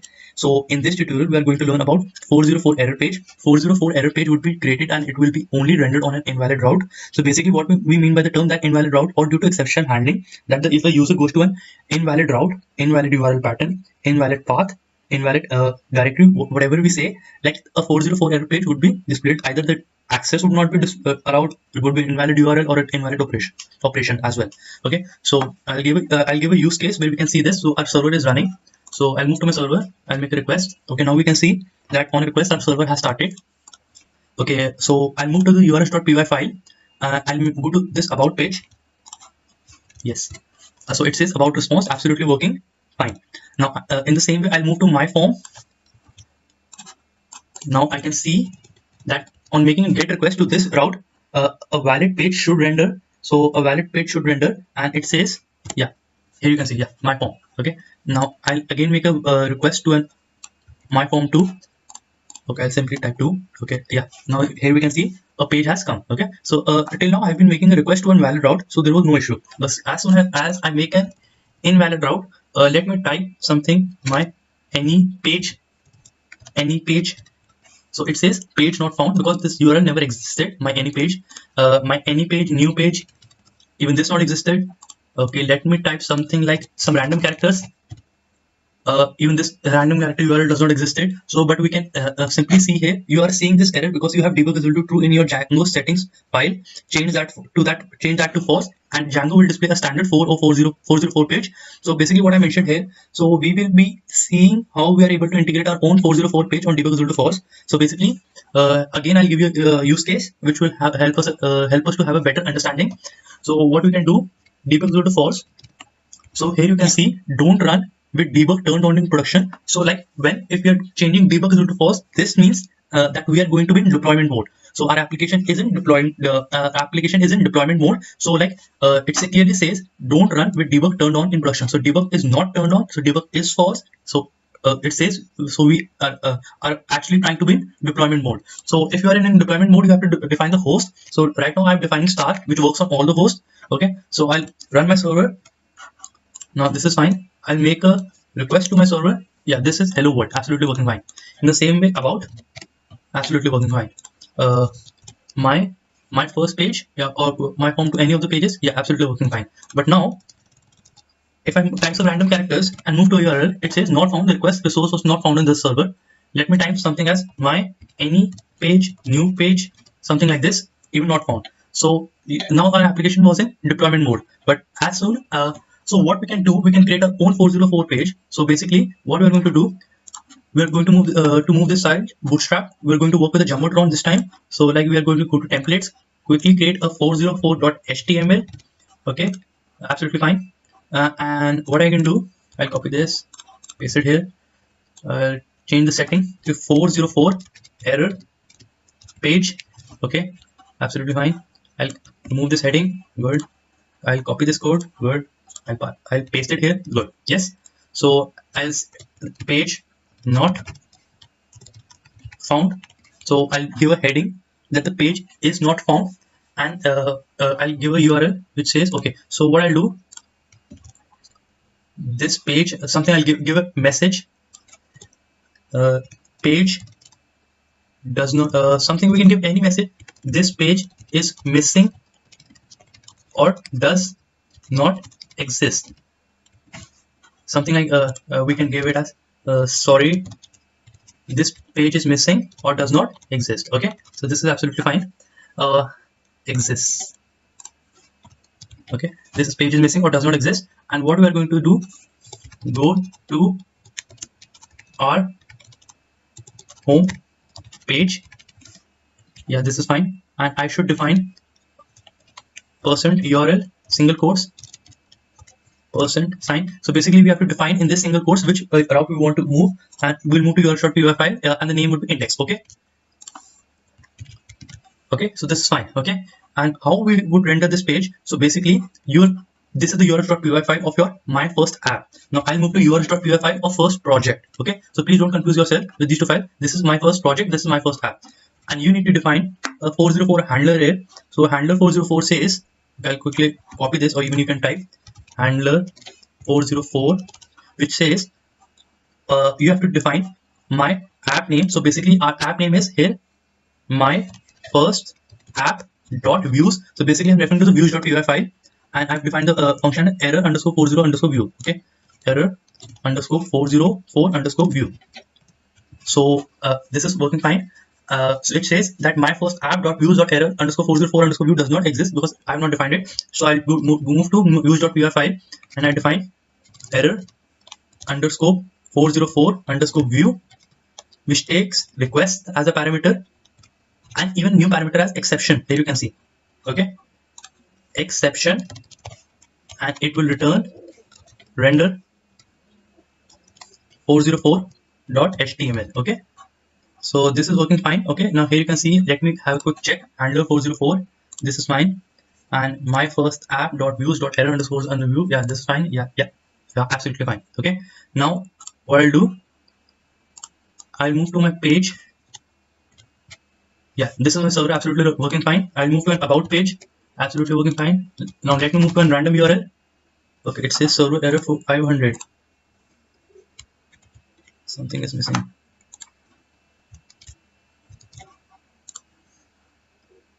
Okay, something is missing. Request. Okay, I'm really sorry for this. I had missed the request parameter here. Okay, this is absolutely normal. You return render request then HTML page. So you return render request and HTML page. Okay, I'll then restart my server. This is working fine. Now I'll make a random URL request. So yeah, now this is absolutely working fine. So it says page not found. Sorry, this page is missing or does not exist, and go to our home page. So yeah, we go to our home page, and you can see this time settings.py file debug is equal to false, and here that's how we can render our own 404 page. So guys, thank you so much. In the next tutorial we're going to try to build some basic applications, we would be working on some features as well also. So I'll catch up in the next lecture. We're going to start with the calculator app of our Django. So we're going to make a calculator app. So the I'll go to my repository. So I'm inside my repository, so I'll click on new terminal. So what we need to do, so the very first command we are going to type is Django admin start project Django projects. So in the end you define your project name. So I've defined the Django project as my projects. So here you can see the Django projects folder has been created. So I'll move inside my Django projects. Okay, fine. So I have a manage.py file inside this. Okay, yeah, this is absolutely fine. So I'll do okay, one thing we can do, what I can do is I'll type python manage.py. Okay, run server. I'll do first run server. So this should start the server on my local machine. Yes, the server has started. So I'll type localhost colon local, okay, so sorry for the mistake, so localhost colon 8000. Okay, yeah, here you can see the server has started, localhost colon 8000, or you can move to this as well, 127.0.0.1 colon 8000. Okay, so yeah, now I type python manage.py start app calculator app app. Okay, I hope I'm correct with the spelling. Yes, calculator app. Okay, so the calculator app is created. Okay, so what you can do, okay, Django projects, here you can see that our app is at the same directory level with the manage.py file. Okay, now one thing you can do, I'll create a virtual environment here. So you need to you might have to install a virtual environment package as well. So I'll type virtual env my env. So this would create an environment variable inside the project. So yes, I hope the environment variable has been created. Okay, for this virtual env, I would in case it throws an error, so you might have to install a virtual environment package using pip. I guess it's pip install virtual env. It's simple, or maybe I'll update this in next video. Okay, if it throws an error. Okay, so you can check out on the documentation as well.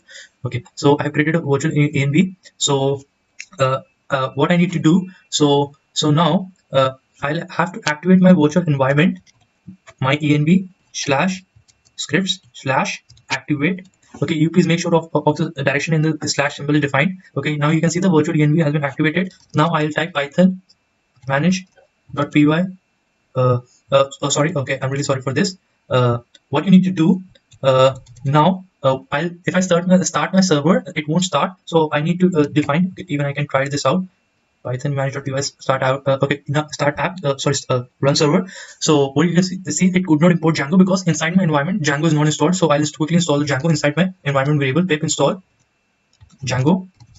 Okay, so the Django will be installed in the it will be installed in the environment variable. So by the time I'll give you a brief overview. So basically we are going to define the template directory, static files. Now we have created the project, we have created the app. Now we are going to create a requirements.txt file as well. So this will be all about development environment. Then in the upcoming, we are going to work with front end part, then back end part, then error handling.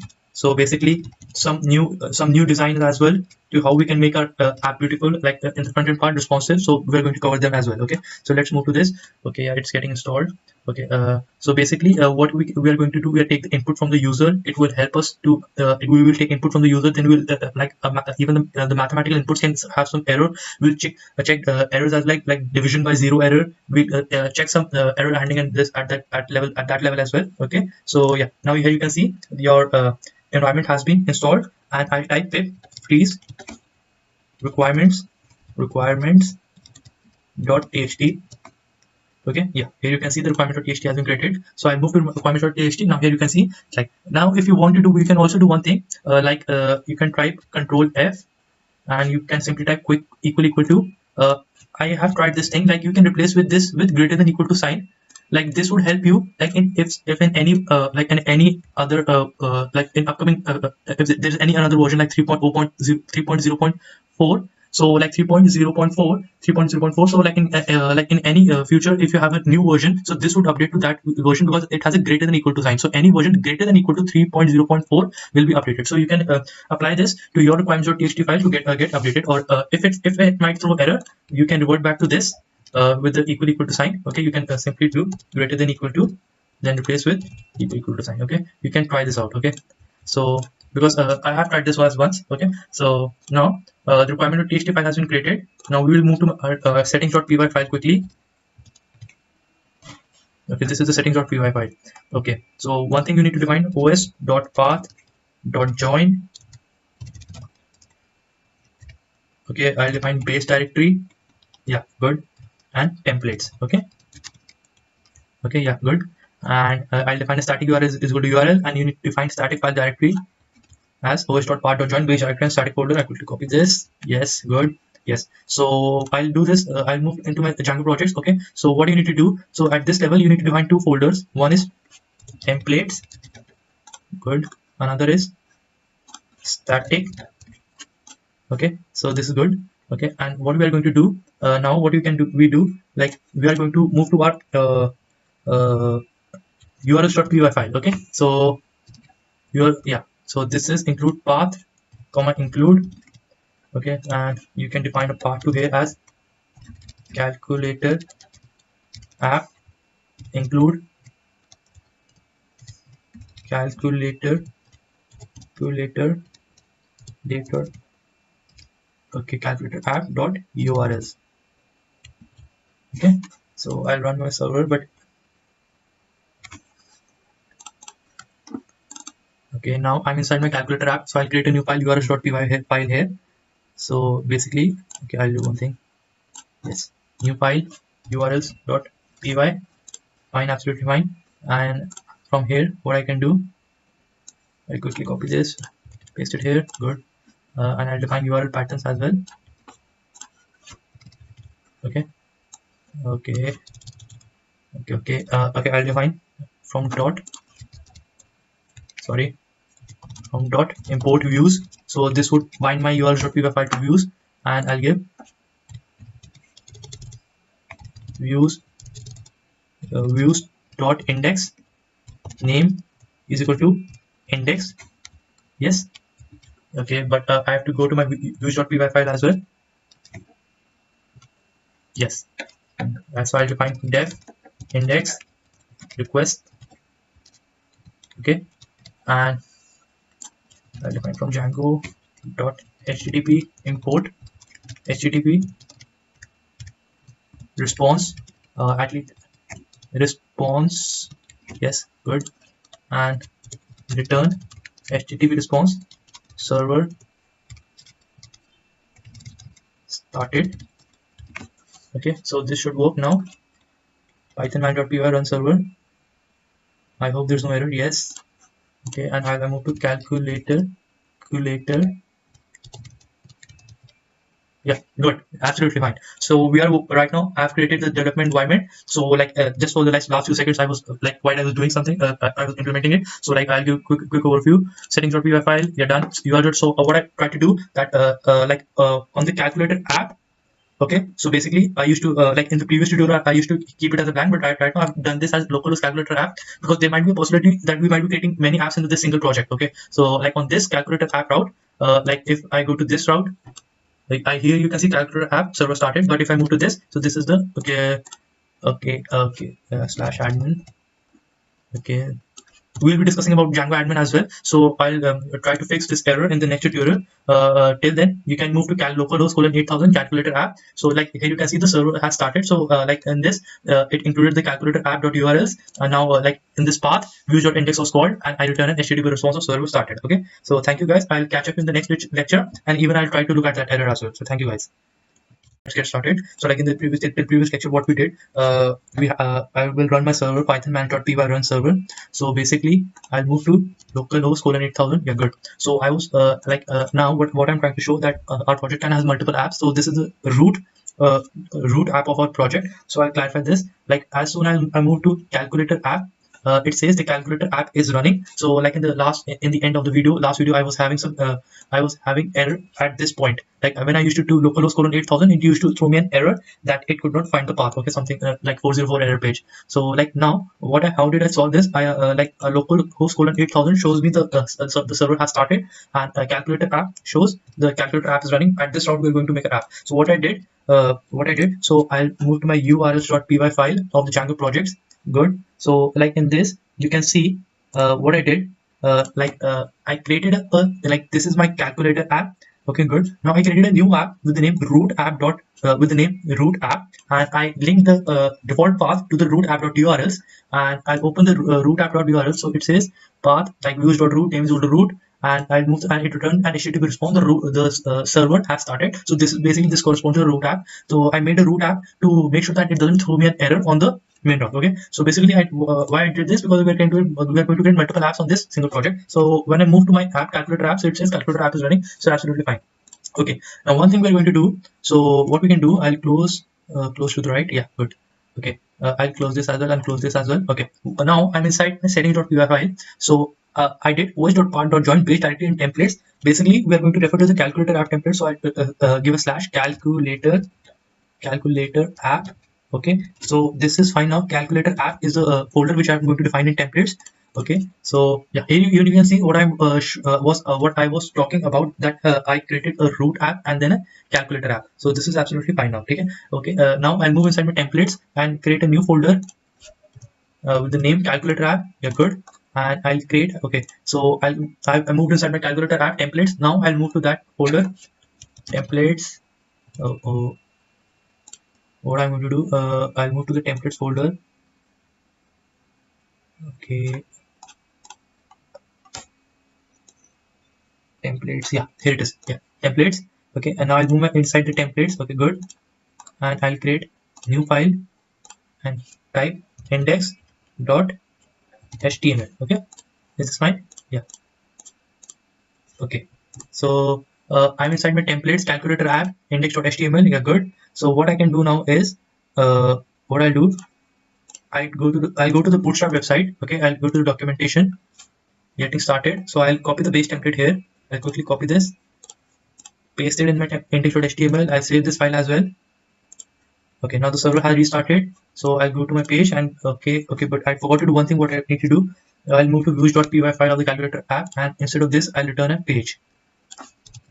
Return render request and then index.html. Okay, so I'll refresh this page. Okay, is there any error? Okay. I'll refresh this page. Yeah, it says hello world. So basically it's all working fine. Now what we have to do, like we have to create a footer, like navbar. We have to do a responsive design as well. So we'll quickly now do the work. So what we can do, let's quickly search out for navbar. Okay, yeah, here's the navbar. Okay, I can copy this. I'll move to my index.html and remove the heading. Okay, first I'll give a title as Django calculator later app. So this is going to be a single page application. So okay, so this is going to be a single page application. I can copy this, so we don't need a form. I'll cut this. Even I don't this. Okay, okay. So basically I don't need the nav down also, so I can cut this. Okay, okay, first I'll type Django calculator app. Good. And basically even I don't need this also. Not even okay, Django calculator app. Okay, I can save this, then refresh my page to see what's happening. Yeah, now it's absolutely fine. Instead of this, I'll give an about.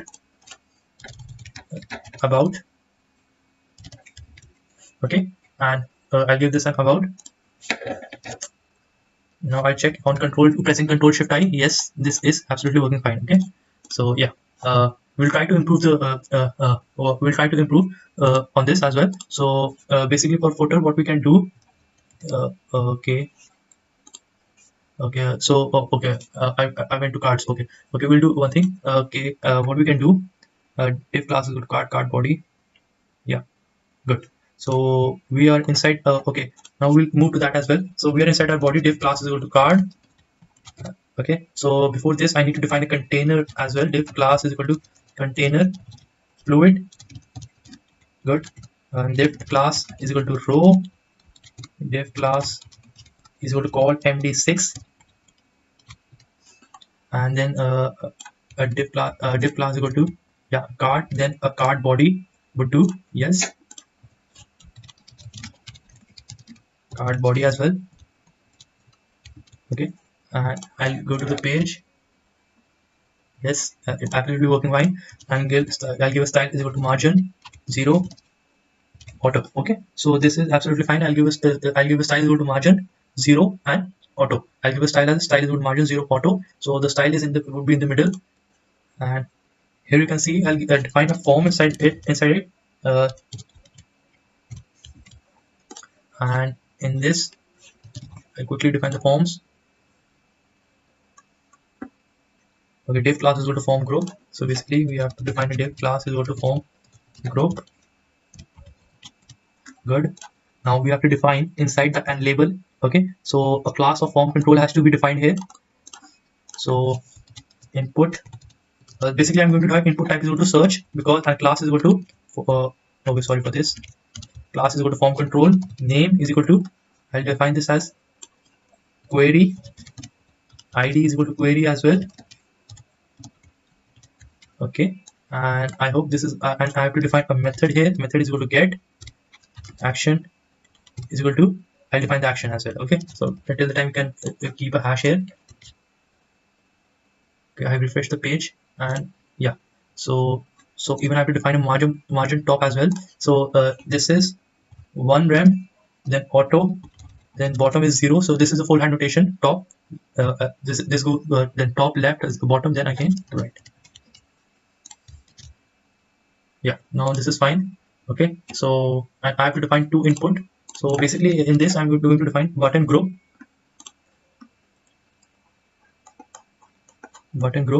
So basically the button group would work in this way, or we can do what we can do. I'm inside my form card body. So what I can do input type is equal to submit class is equal to form button primary. Okay, and I have to define as new input also, because if the user input type is equal to reset. Okay, class is equal to button primary. What we can do, refresh the page. Okay, yeah, this is absolutely working fine. We'll try to give different colors to the button. Okay, and now we'll add the footer. Okay, the footer would be in the same way we are going to do this. Div class is equal to container fluid. Div class is equal to row. Div class is equal to row. Then I'll do div class is equal to call md12. Okay, and I'll give this as, I'll define this as, okay, let me do one thing. I'll define this as footer class is equal to fixed bottom, because I want this to be remain at the bottom of the screen. Okay, and I'll define as a p. Okay, footer. Yes. Okay, here you can see the footer is being displayed, but what I can do, background light, will this work? Okay, let me check one thing. Nav is equal to background light. Yes, navbar light. I'm trying to give the same color to the footer as navbar. Okay, I'll check this out, but like we have made a raw structure to our application. So like in the next tutorial we are going to enhance this, and I'll even check this how I'll try to give, like we have made a raw structure to our header, then the block and the footer as well. So like in this in the next we're going to give some different color to this button, and we'll give a background color as well. So I'll catch up in the next lecture. Thank you guys, thank you so much. Like in the previous tutorial we made the front end, raw front end of our project. So now we would be completing it. So like the first thing I would like to show you about the footer. We had some issues in the footer like in the last tutorial. So like I'll right click here, click on inspect, and try to do something like this is our footer. So what I can do, I can add a background of black. Oh no, sorry, black. Yeah, now it's absolutely working fine. The text color should be white. Yeah, it's good. And text align should be center. Yeah, absolutely working fine. So we'll commit the changes here. So I add a style here. Background is equal to black. Good. And we'll make color is equal to white. Here color represent text color white. Good. And the text align should be center. Good. So what I want to do, we have this classical container fluid. I'll give a margin bottom here, margin bottom of at least 20 rem to be to give like this would help me out like to have a scrollable view downside. Okay, so like now it's working fine. So I'll move to the container fluid. Okay, this is the container fluid. Yes. So like here you can see I've given a margin of 20 rem, 22 rem, 24 rem. So like okay, I'll look into this. Okay, so next thing we can do, what we can do is we have about. So like we want an image here. So we'll add image. Class is equal to image fluid. Okay. Now I define a source to it. Source is equal to percent static. Okay, and then a percent sign and end symbol. Then logo dot jpg. I think this should be fine. Okay, it is throwing me an error. Okay, yeah. At the top of the template, you need to define percent load static, percent load static. Yeah. So it is throwing. Okay. Let me see. Like I'm in my templates, static folder. Oh, the name is main.jpg. Sorry. Okay, I'll move to the link, and this is main.jpg. Yeah. So we have an image here also. Good. So like yeah, it's fine. So what we can do, I'll align this button to the center, and what we can do, this is button primary. So I'll give success as button success, and this is as button danger. Okay, and I'll give a style is equal to display block.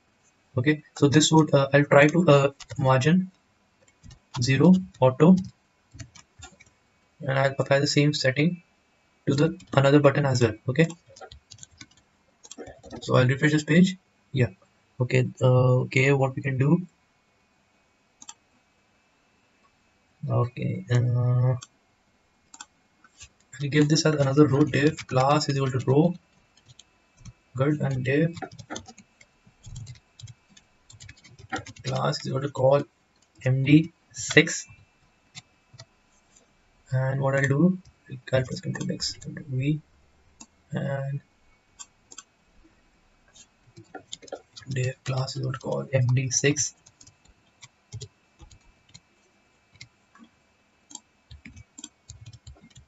Okay, so I tried to give a row to it. No, this isn't working. Div class is equal to call 6. Call 6.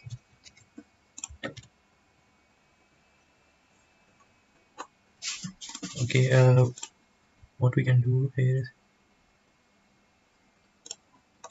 we will inspect it here.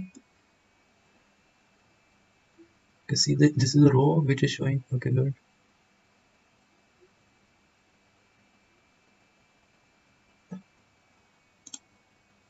Okay, the problem was that my call wasn't inside the row. Okay, so this now this is fine. Okay, my call wasn't inside the row, so now it is inside the row.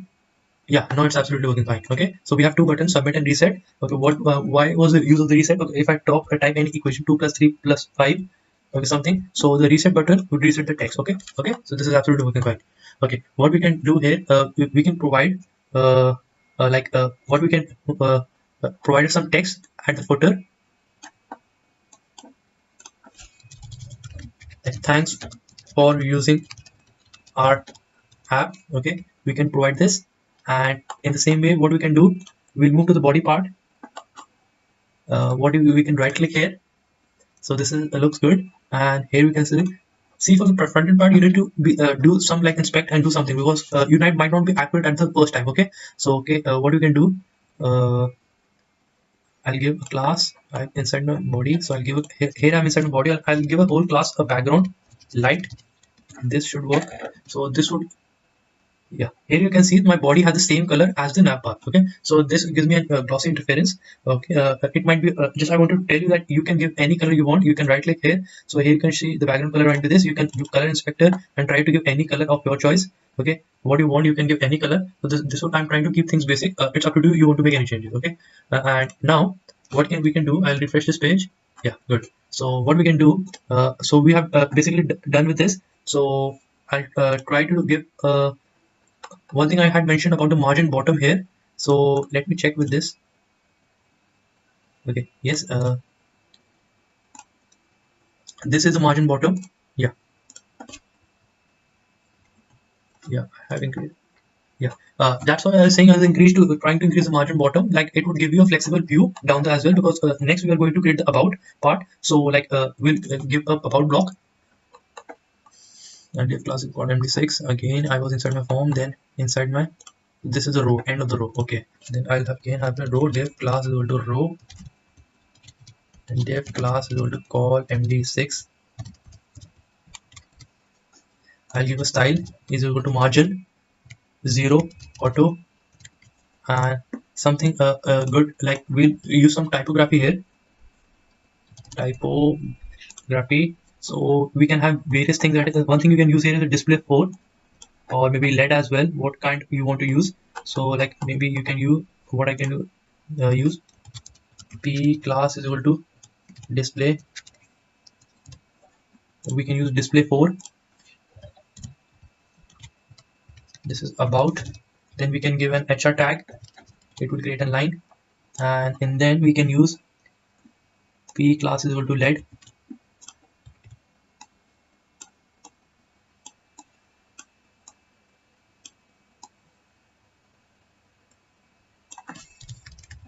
Our calculator app can perform mathematical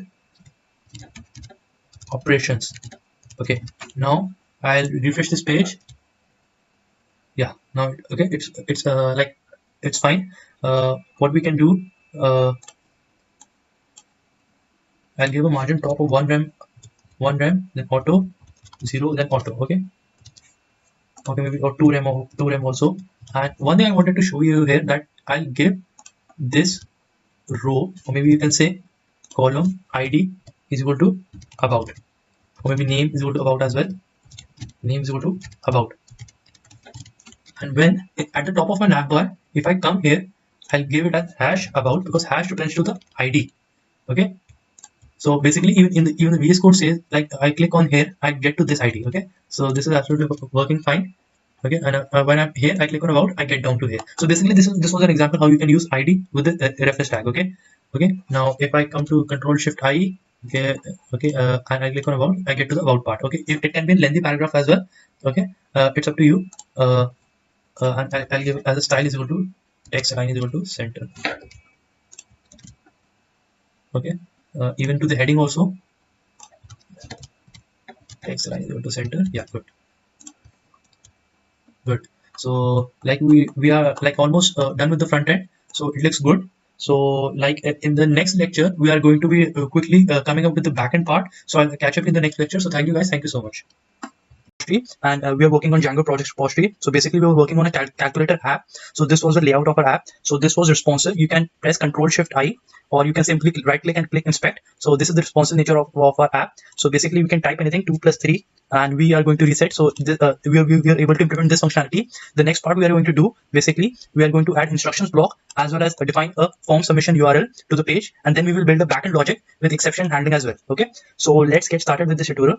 So basically what we can do, so this we can define a list li class is equal to nav item. Okay, then same way a anchor tag, which is represented by a nav link. Good. And href is equal to hash instructions. Okay, and instructions. Yeah, good. So this works fine. So we can we can move to the page and see this. Okay, yes, we can see here instruction has come, but as soon as I click, because I have not defined instructions ID, so what we can do, we can move to this, and we can see this row which represents the about block. So I'll copy this row, Control C, and then I press Control V. So I'll do this as instructions.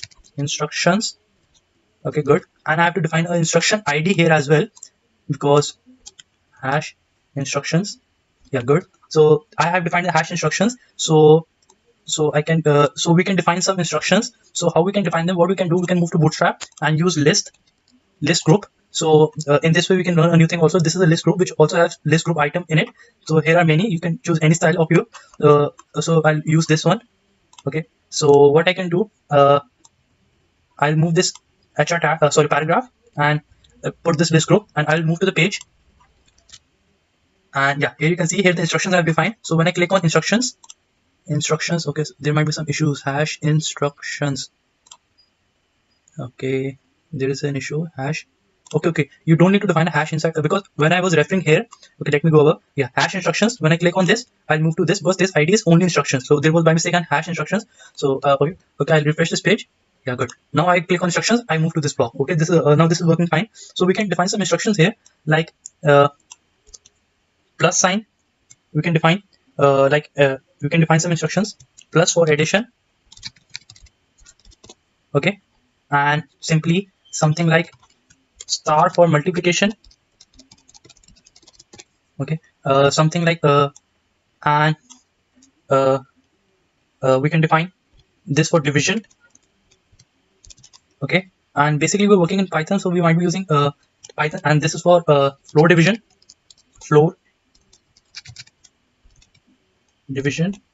Yeah, and we can try also like this for minus. Okay, so basically we have defined some instructions like plus for addition, minus, multiplication, division, floor division. We can another define like something like this also. Parenthesis also we can define. Okay, we can define as brackets. Okay, or we can simply type parenthesis. I think parenthesis. Okay, so basically parentheses are used to define a priority, like if you want to evaluate first that parenthesis then next. So we would move to the page, and I'll refresh this page. Okay, so this looks good. Plus or addition, minus, multiplication, division, floor division, and parenthesis. Okay, so this looks fine. So what we can do for we can define a new URL here. So we'll move to some backend part. So I'll move to urls.py file.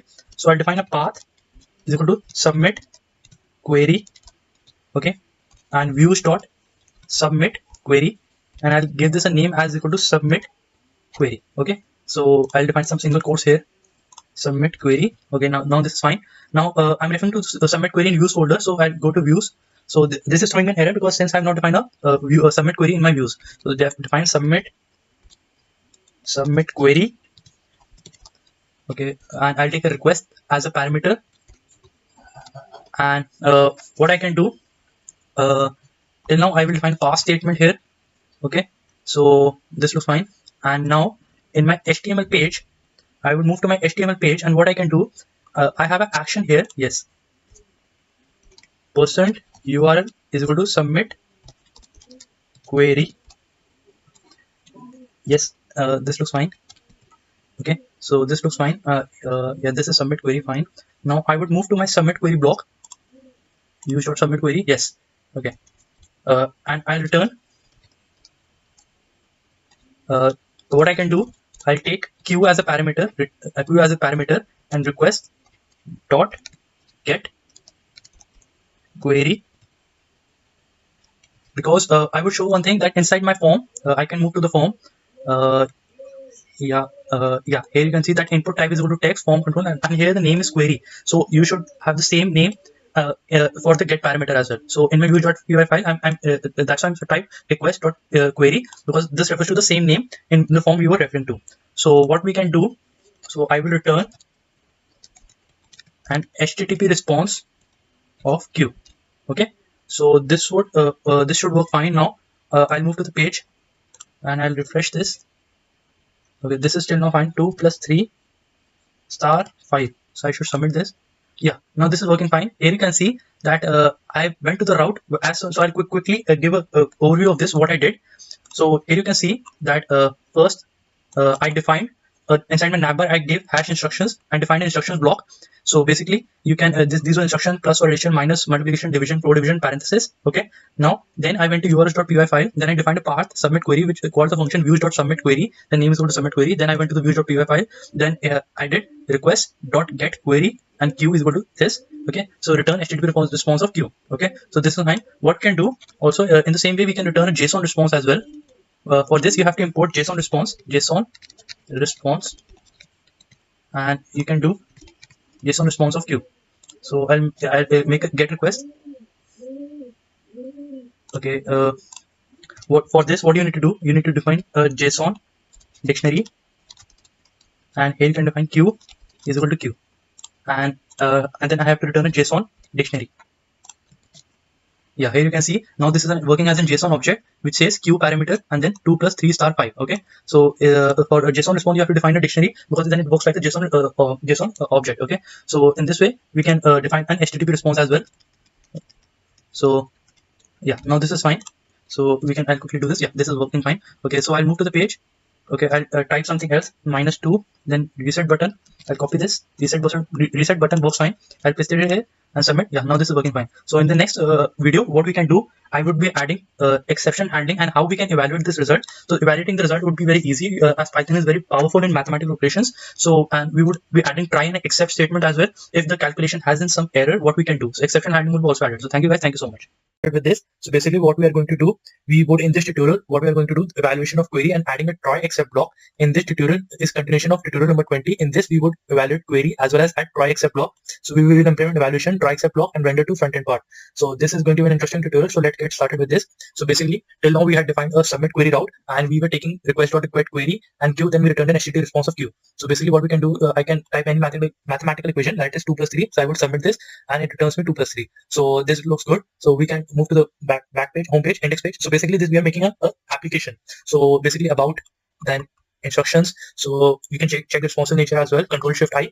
Okay, and this is the navbar and then instruction and this.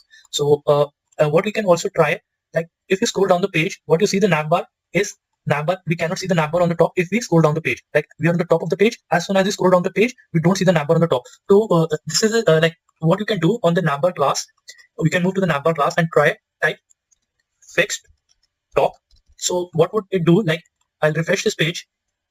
So like I'll refresh this page and you can see here's a navbar. Okay, and when you press Control Shift I, so when you scroll down the page, you see the navbar is fixed on the top. So this is an additional utility of to your front end part. If you want to carry on with this, then it's absolutely fine. So I just showed you like you can fix the navbar on top when you scroll down the page. So as soon as I remove this fixed top, so what I observe when I refresh this, okay, so the navbar is looking on the top, but as soon as I scroll, it disappears. So you can choose the functionality to your part if you want to use a fixed top additional utility of navbar. Okay, so now we'll move to use.py file. So we would add a try except block. Try if this is successful and accept. Okay, so this is fine. So what we are going to do, we are taking an answer is equal to eval. Eval is an inbuilt function in Python which takes a string as a mathematical equation, then evaluates it and returns an answer to that mathematical equation. Okay, so what you can do, answer is equal to eval q. Then I would define my dictionary. So basically the q would remain the q. Okay, and the answer would be the answer. And if this operation is successfully, if this try block gets executed, so I would say error is false. Okay, so this should work fine till now. And if what I can do, if this is true, like what I mean to say that if this operation is successful, then I would return render request, then index.html, and then I would context is equal to my dictionary. Okay, if this is true, then till the time being, I would say pass is equal to I would add a pass statement to the except block because it was showing an error. Because so this should work fine. Okay, now what I can do, if this is true, then this should work fine. Okay, then like I'll move to my index.html. This is a navbar. Okay, fine. Yeah, so this is a container fluid. So div class is equal to row, then div class is equal to call md6.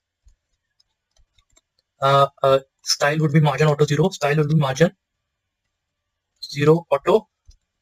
Okay, so if this, okay, what I can do, %if error.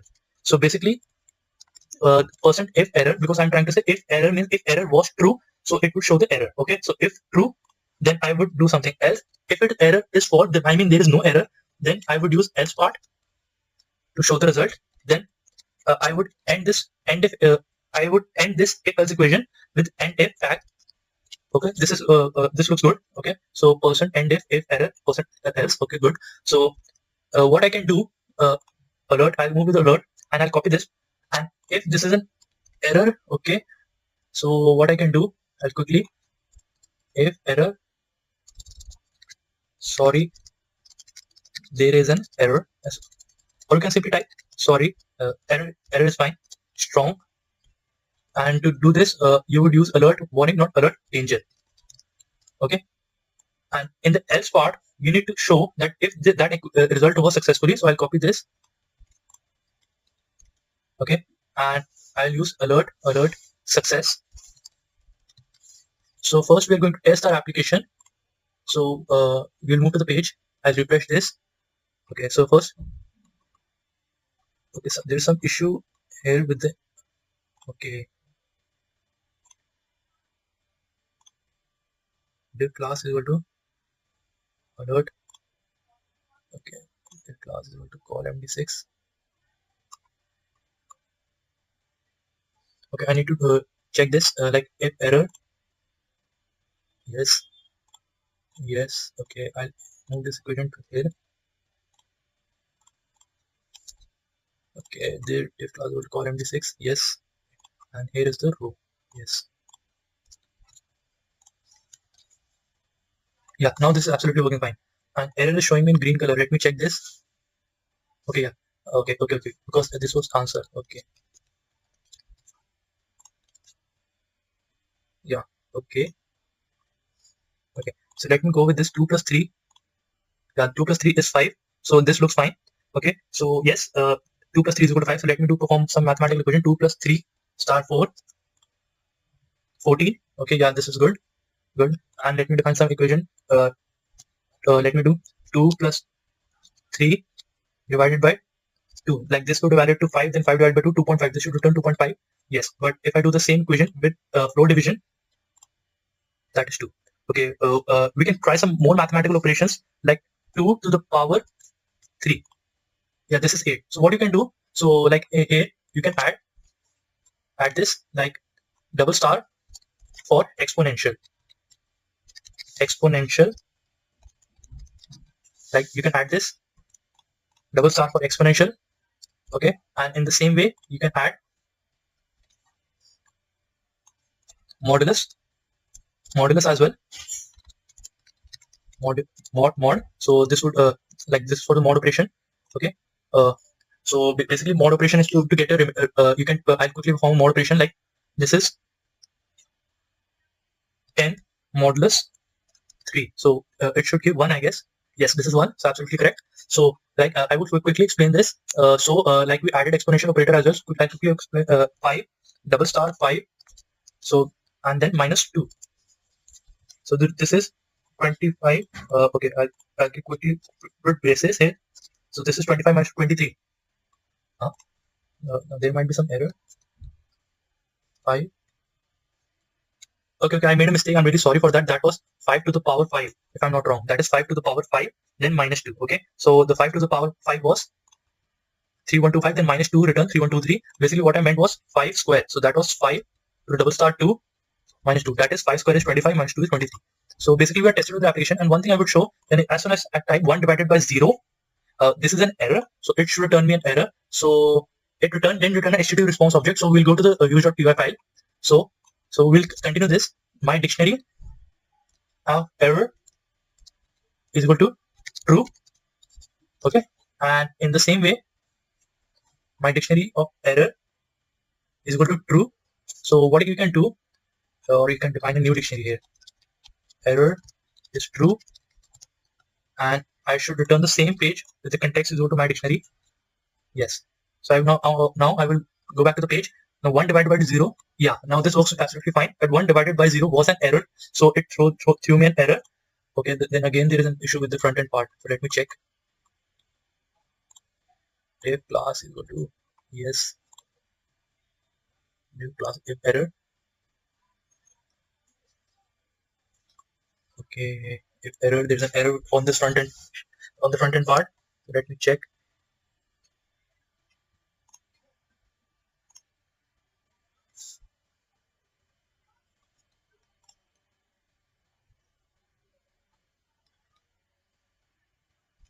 Okay, then I will show this is a div. Okay, So this div to call MD and the div to ends to row. Okay, if this error, then you display this row. Else, on the else part, what we can do? Div class is equal to row. Okay, good. Then again, I'll define. Sorry. Div class is equal to call MD6. Yes. Now I would close this div. Okay, this is a div. Now this is a div to the call and another div to the row. And this is the container. This should not be to the container fluid. Yes, now we'll move to the page. Yeah, now this is absolutely working fine. Now 1 divided by 0, so we'll quickly test the application. 1 divided by 0 error. Yeah, down the front end is good. And quickly 2 plus 3 is equal to 5. Yeah, 2 plus 3 is equal to 5. And this is on the left. Okay, let me check. This is a call MD6. If error. Okay. Let me move this.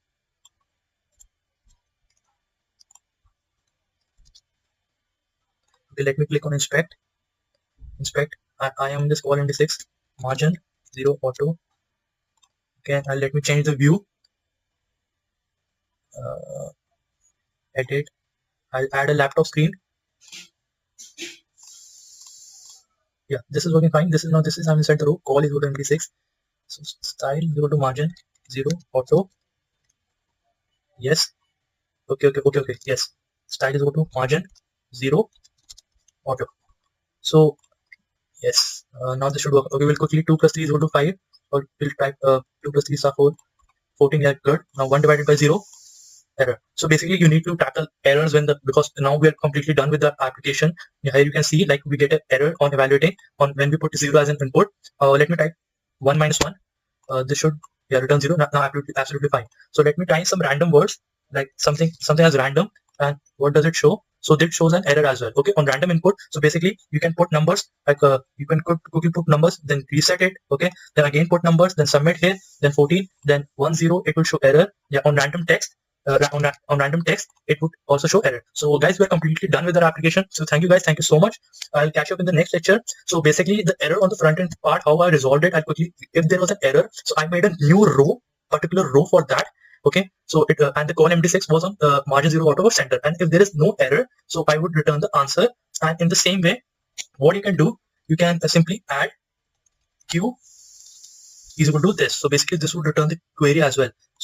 So we can do 2 plus 3. Yes, so here it says 2 plus 3 is equal to 5. So this is absolutely correct. So yeah, now this application looks pretty good. So you can try out the front end part. So just try to we'll also try the responsive nature of this app as well. So I have now Control Shift I. Okay, so basically I'll try something. 2 double star 3. Okay. So 2 double star is equal to 8. Yeah. So guys, this is absolutely fine. So thank you guys. Thank you so much. I'll catch up in the next lecture. So I have added some exponentialized modulus operator. You can try out some modulus operator that 10 mod 5. 10 mod 5. So this should be 0. Yes. So thank you guys. Thank you so much. I'll catch up in the next lecture. So thank you so much.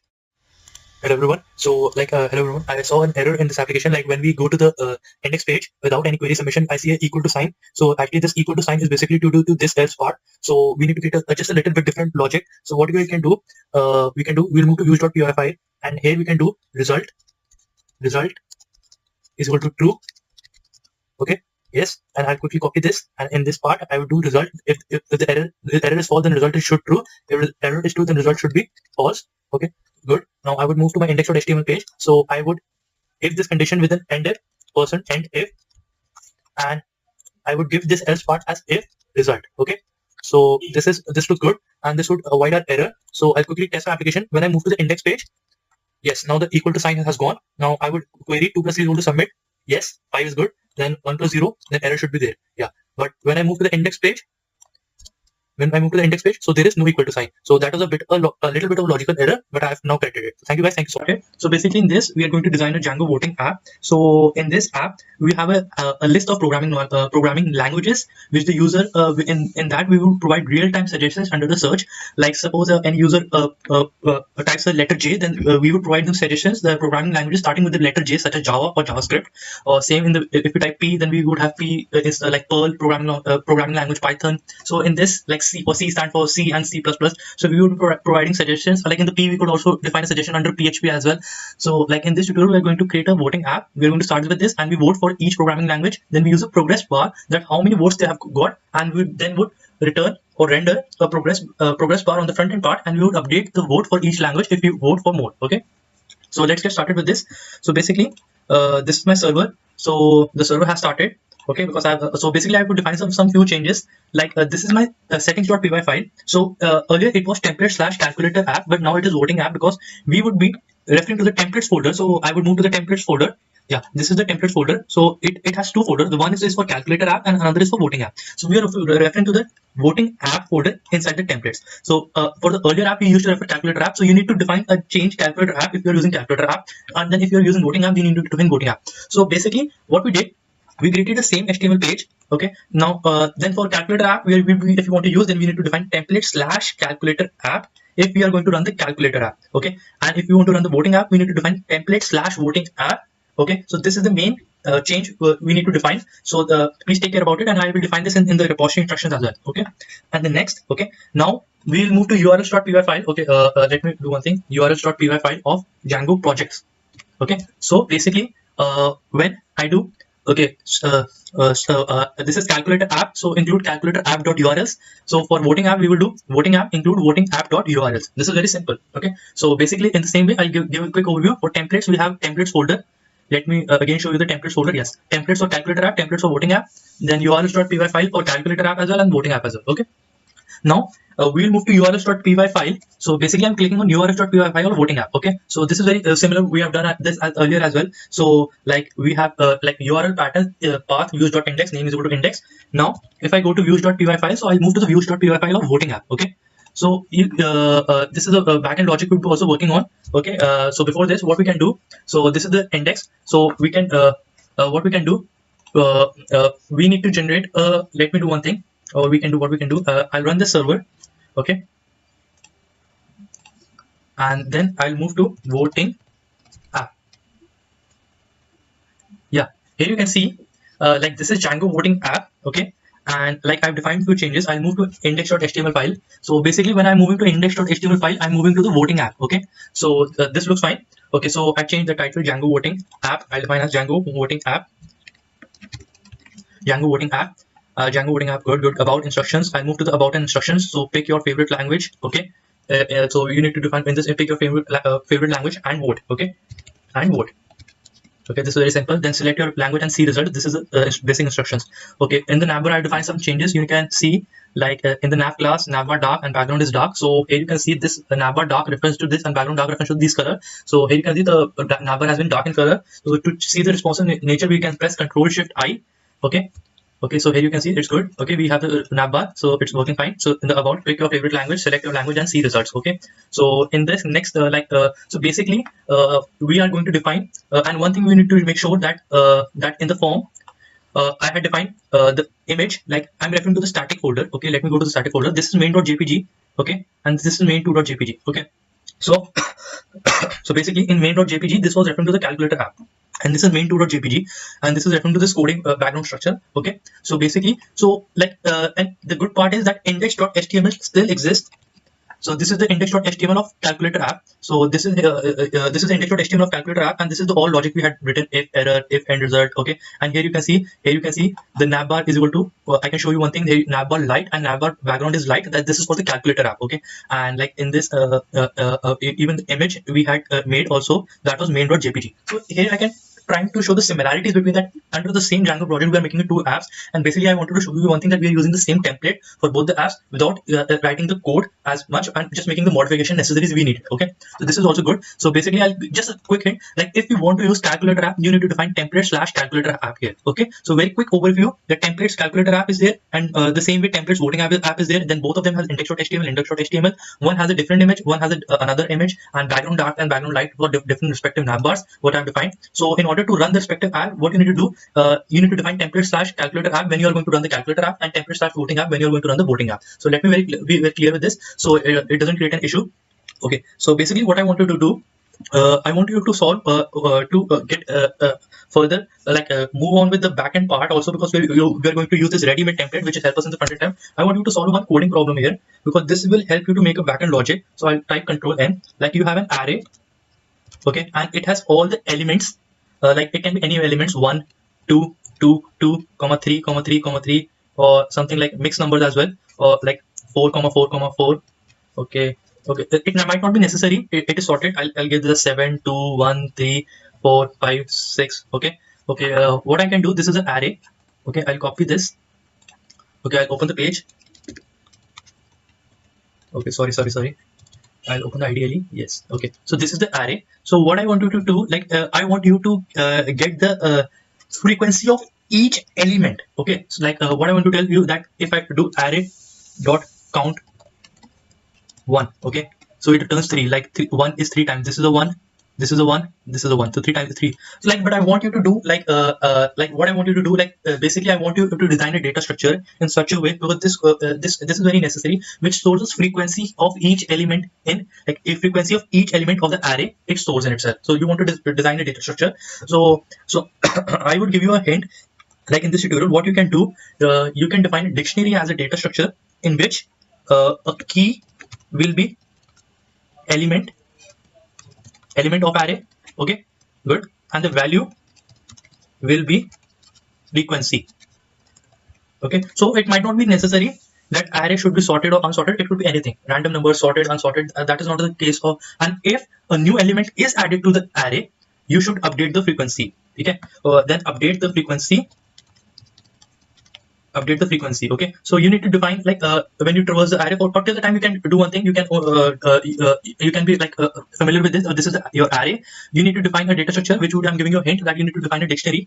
Okay, dictionary. Okay, so dictionary is the data structure you are going to use. So basically key will be the element of the array and value will be the frequency. So you need to define in such a way. Okay, so you can think on this problem, because this problem is very necessary for us to think on the backend part. Okay, until time what we have seen, images being changed, about changed, and information. Okay, I'll update the information part here. Okay, when I click on instructions part, I move to this and about. Okay, working fine. Okay, and I've changed the image as well as the number. So one important instruction, in order to use a calculator app, you need to change here template slash calculator app and template slash calculator app for calculator app, and template slash voting app for the voting app. Okay, in order to run the respective apps. Okay, so till now we are working on voting app, so we have defined template slash voting app. So I'll catch up you in the next tutorial. So we will solve this problem, because it's a very good problem. This is basically related to data structures and algorithms, but it will help you out to solve this backend part. So thank you guys. I'll catch up in the next lecture. We were going to make a voting app. So basically I gave a coding program in the end. So basically in this we are going to solve a coding problem and adding list of programming languages and batches to our front end. So we will check this out. So just let's get started with this. So basically I told you that you can work with the basically I gave you a coding problem in which I told you that you can create in which I told you that you can find the frequency of each element in the array. So let's solve that problem, because I told you that's very necessary to solve the problem, because it will help you to create a backend logic. So basically let's start with this. So basically I have an array.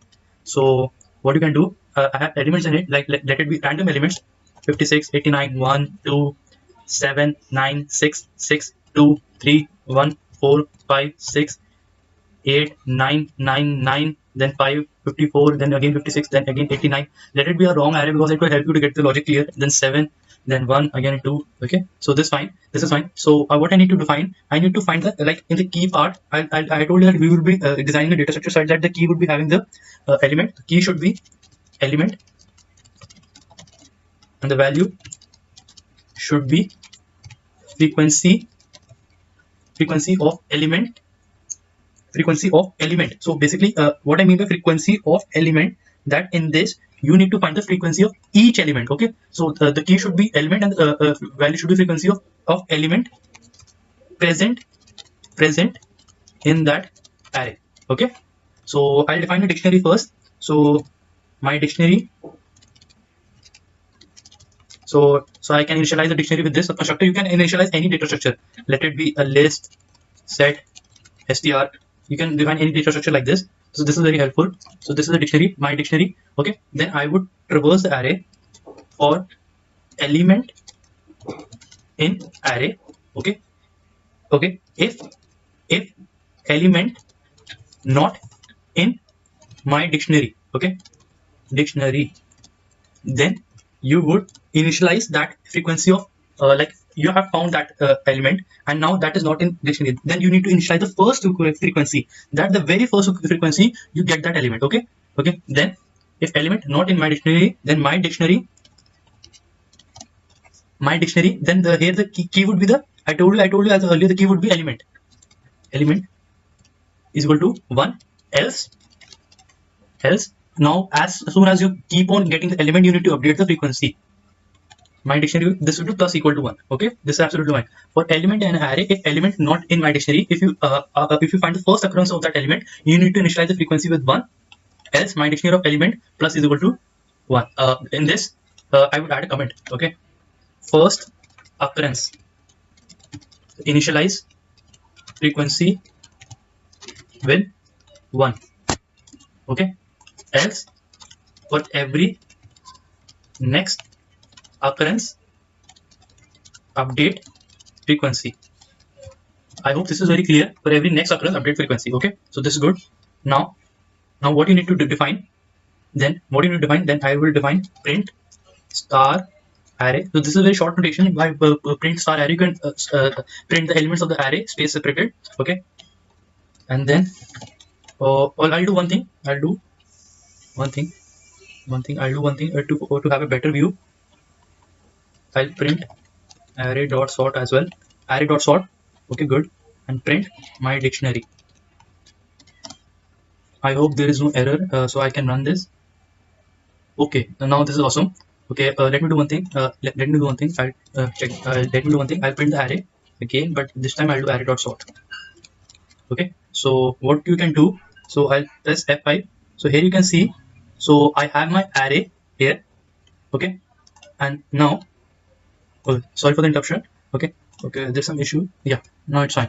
Okay, so this was our array. So then when I sorted the array, it looked this. So like here you can see the 1 has frequency 3. So here you can see the 1 has frequency 3. Okay, good. Okay, now this is fine. 1 has frequency 3. Then 2 has frequency 3 times. So let me check. 2, where is the 2? 2 has frequency 3. Good. Let me take a very random element. So here it is 9. So let me check the frequency of 9. 9 one time, then second time, third time, fourth time. Okay, I hope 9 is 4 times. Okay, now when I see the sorted list, because I have defined a sorted list in order that you grab easily, 9, 9, 9, 9, 9, the 9 is 4 times. So 9 is occurring 4 times. So this is fine. Okay, so this was a very good backend logic. This is the very same backend logic we are going to do when we are working on the backend part. So basically, I told you that here you can take any array, okay, and you can define the frequency. Like 5 is occurring 2 times. Yes, 5 is occurring 2. Here 1 is this time 5 and 5. Let me just check in sorted array. Yes, 5 is occurring 2 times. Yeah, 5 is 2 times. So this was our data structure we made to in which the frequency is updated and we store the frequency. So like here we have, this time we have used the array of integer, next time we are using an array of programming languages. Okay, so this would help us to make a backend part for logic. So what we can do, so I have moved to my server. So we are done with the coding problem. I hope you all have got this. So basically I hope you can change any values in the array. Okay, and try this out. Okay, this will basically help you out. Okay, so good. So then again we can see any answer. Then suppose like we can look for 89, which is occurring twice. Yeah, 89, here it is twice occurring twice, and we can see in the original array is 89 and 89. So absolutely works fine. So let's get to our server. So I'll do python manage.py run server. Yes. Okay, so I'll move to my voting app. I'll refresh this page.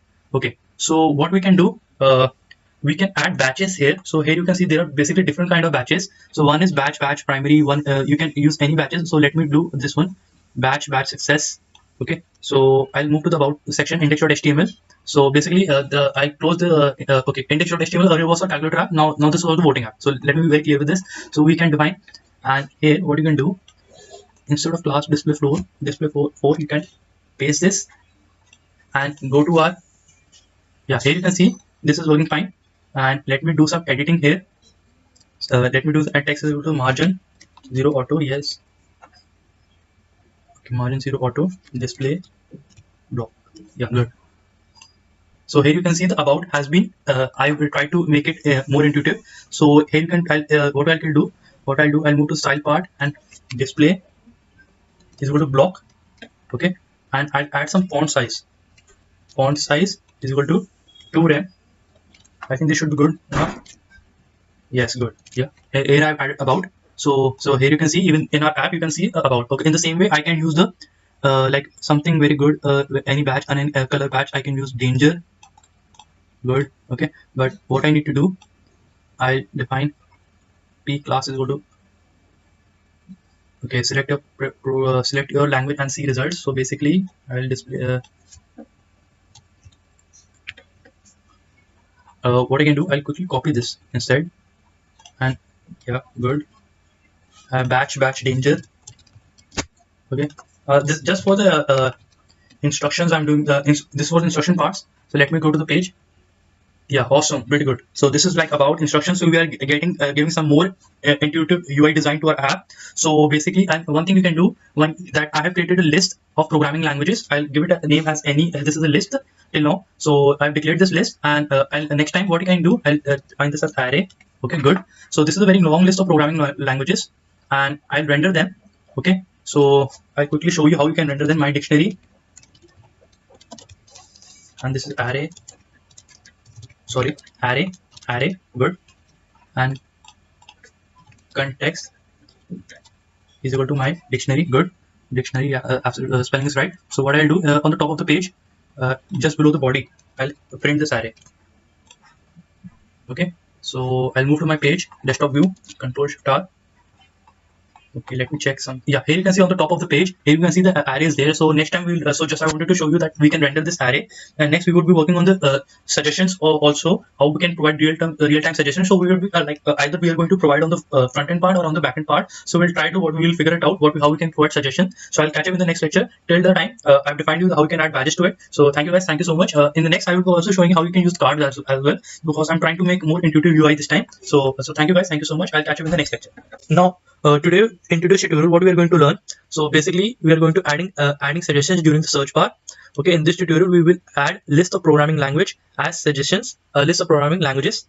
Okay, as suggestions to a search bar. We will implement this both statically and dynamically. So in today's tutorial, we are going to first do it statically. Then we'll also do it dynamically also. So I'll show you the difference why we need to do this. Okay, so this is the views.py file. Make sure you get this line from django.http import JSON response or HTTP response.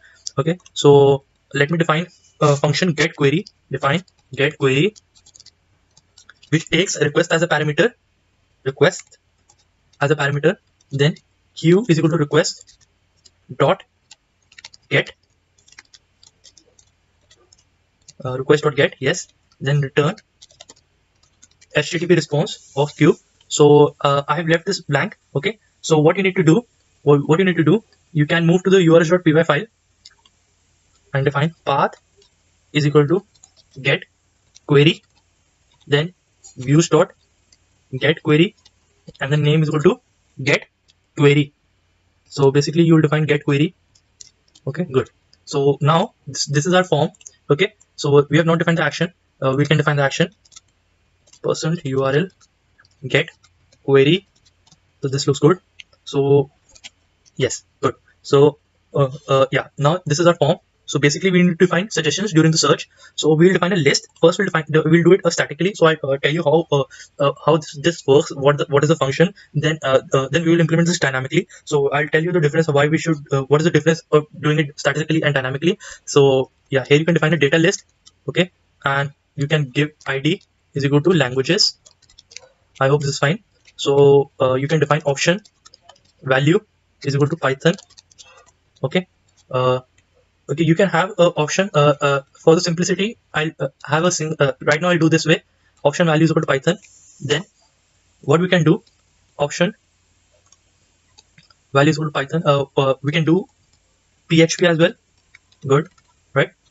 Then we can do option value is equal to PHP. Then option value is equal to Perl. Good. Then option value is equal to Perl. Then option value is equal to, let me have a programming.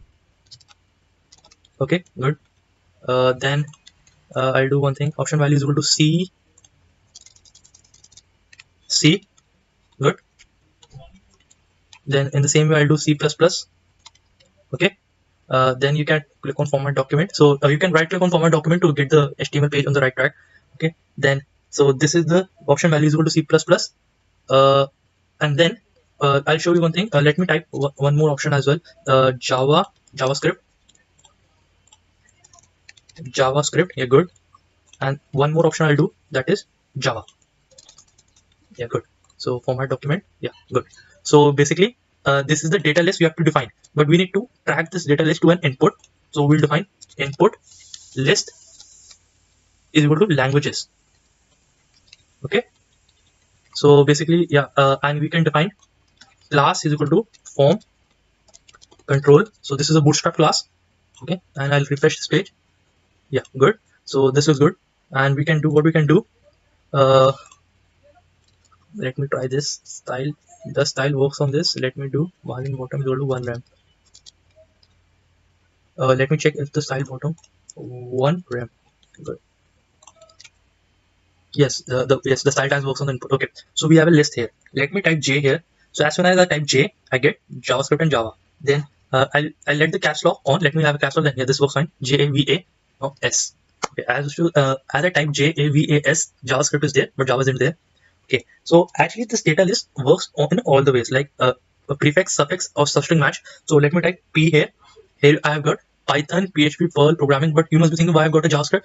This makes a substring match. Okay, so let me type PR, I get programming, PH, PHP, PY, Python.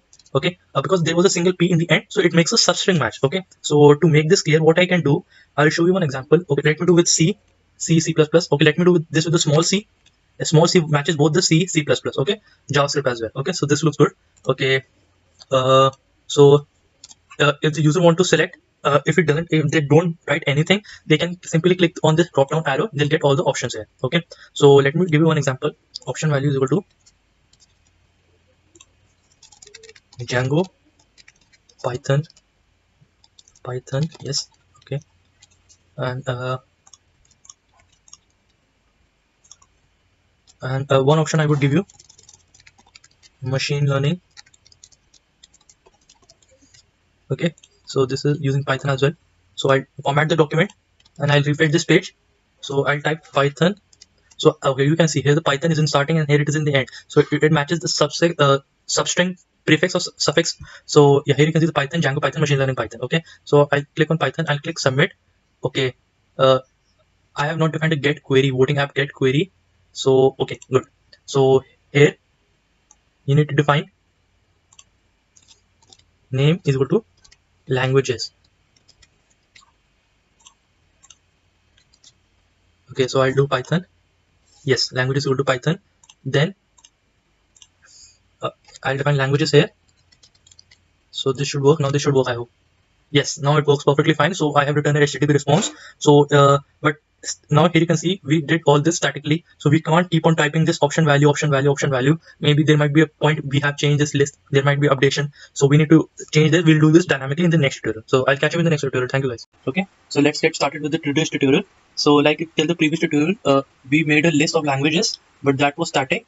But now we are going to make it dynamic. So very first thing we are going to do, we'll move to our views.py file, and here you can see I have made this array global so that this array can be rendered at any context. So we will also do that. So first what we are trying to do, that we have an array of languages, and index functions renders the array with the name array as well. Okay, so we'll move to our index.html, and there we see that when we move to our index.html, we have an input list is equal to languages and data list id is equal to languages. So that's perfectly fine. So what we are going to do, we are going to use Jinja template. So I'll show you one thing. For each language in array. Okay, then we would end this for loop and for okay, the what we are going to define a option value is equal to each language yeah, good. So I told you that we take only a single option tag. Okay, then we'll move to our use.py file, and then here we would return an HTTP response of queue. Good. So let me check. Now we move to our page, then we type Control Shift R. Okay, we would move to the index page. Yeah, this is the index page. So yeah, here we can see that we have a list of programming languages.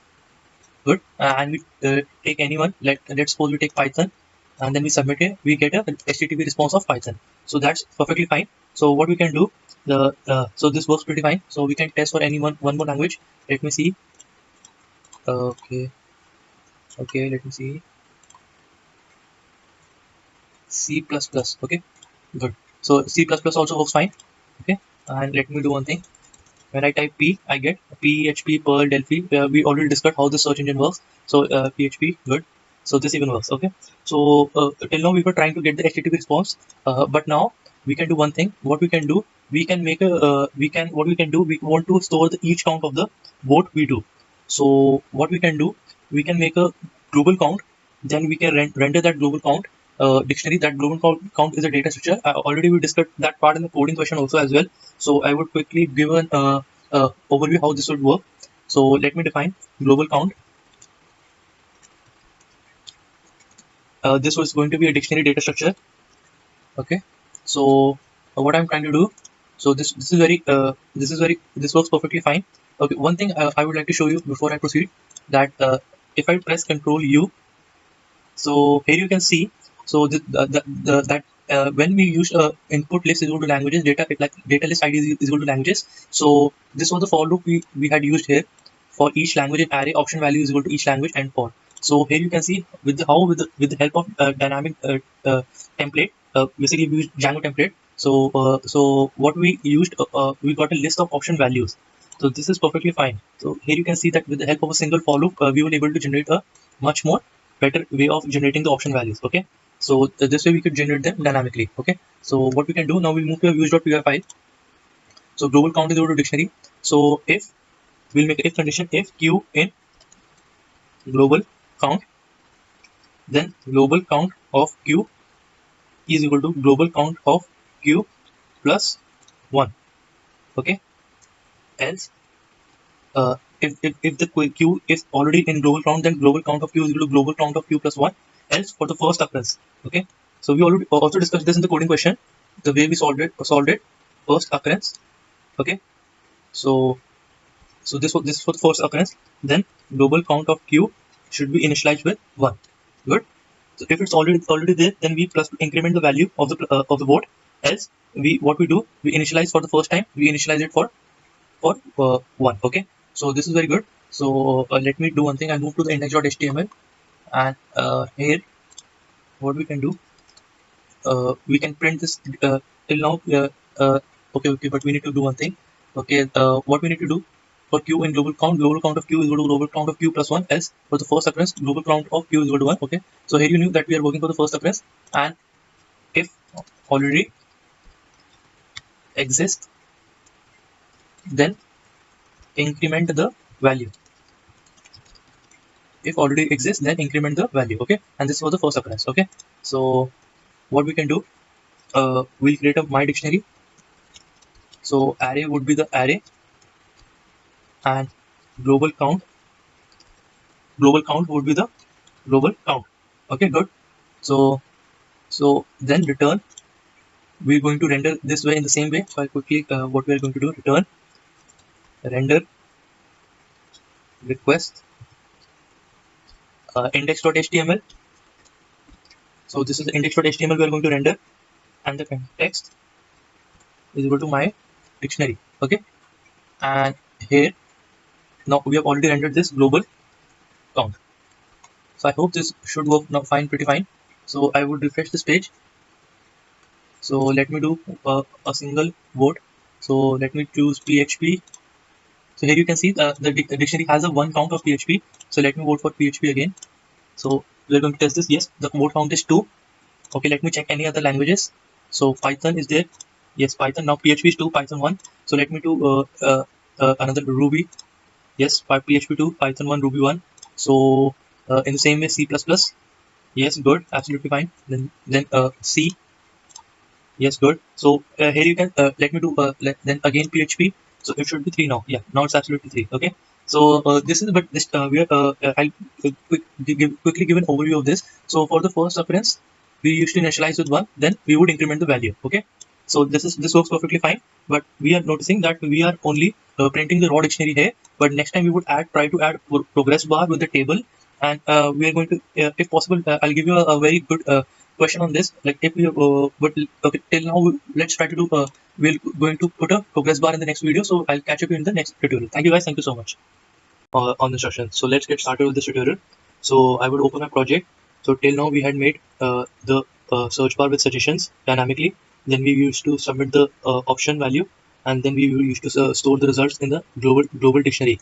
So this is the global dictionary we have defined here, and I can have a quick overview of this. So here you can see this is our navbar. So what we can do, I'll define a global dictionary here. Global count. Yes, so here it is, global count. So when I run my project, I'll refresh this page and let me check. So my server isn't running. I'll start my server, Python manage.py run server. I'll refresh this page. So here you can see my C language has 1 vote. Then Perl, like PHP, yeah, it has 1 vote. Then Python, 1 vote. Okay. In the same way, I'll give SQL 1 vote. Then I'll give vote to an SQL, another vote. So here it is 2 votes. So in the same way, we can keep on going with the server. So this is Python. I'll submit with the. So here it is 2 votes. So this works absolutely fine. So the next part we are going to do is add tables with progress bar. So basically, what we are going to cover in this tutorial, I'll show you here. So we are going to adding a table with progress bar. Now we are going to render the backend data to the front end with a table and a progress bar. For every language, we will add a progress bar as a measure of count of vote. So the progress bar is going to show the measure of count of vote. So the key, we'll have a table.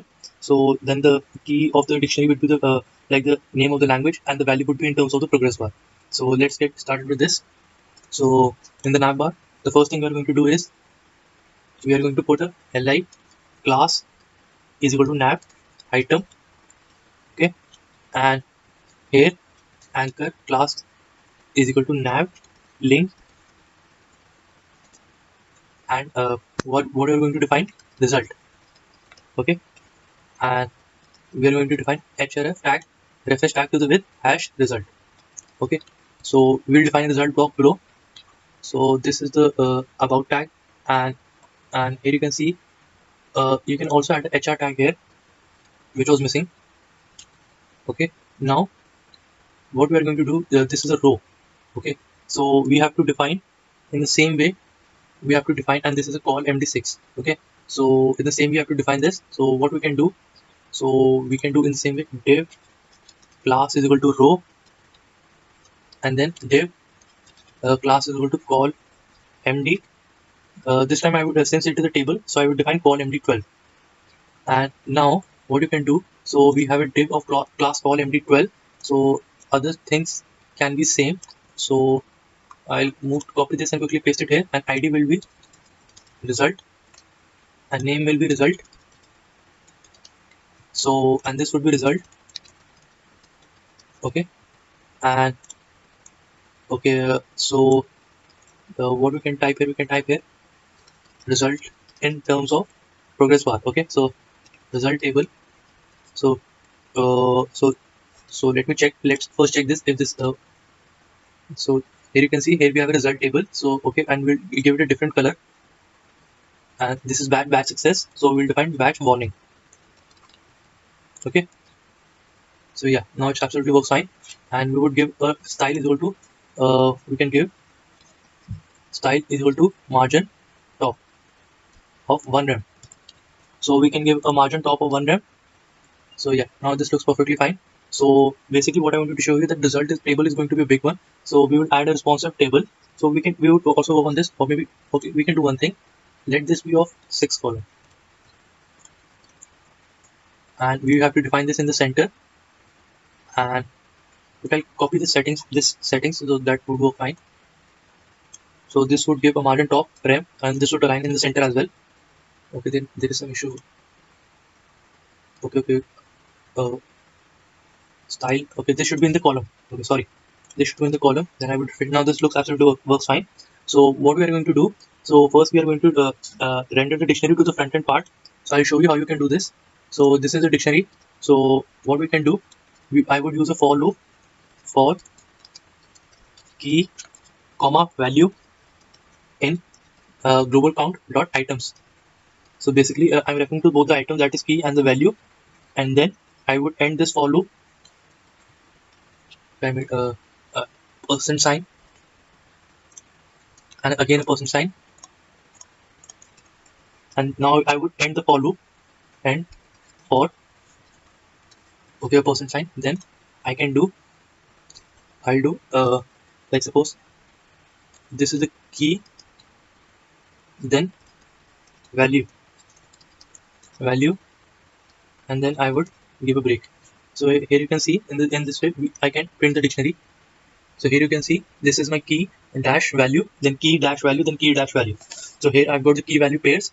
So we're going to work on this. So I'll give you a first. Then these are the tables. These are the tables which work in the Bootstrap. So we have a responsive table. So I'll show you responsive. Yeah. So here it is, responsive tables. So these are the responsive tables. So we have this class, div class is equal table responsive.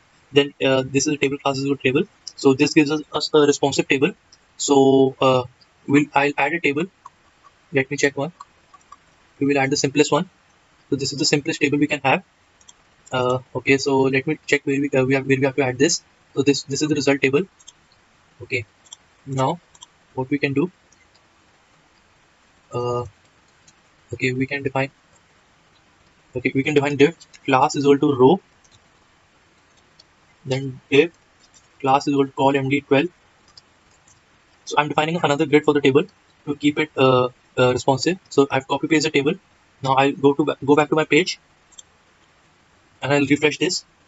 So here you can see I've added the table, and one class I have to add in the responsive table is this one. That is, this should be above the table class is equal to table. So I'll move to the page.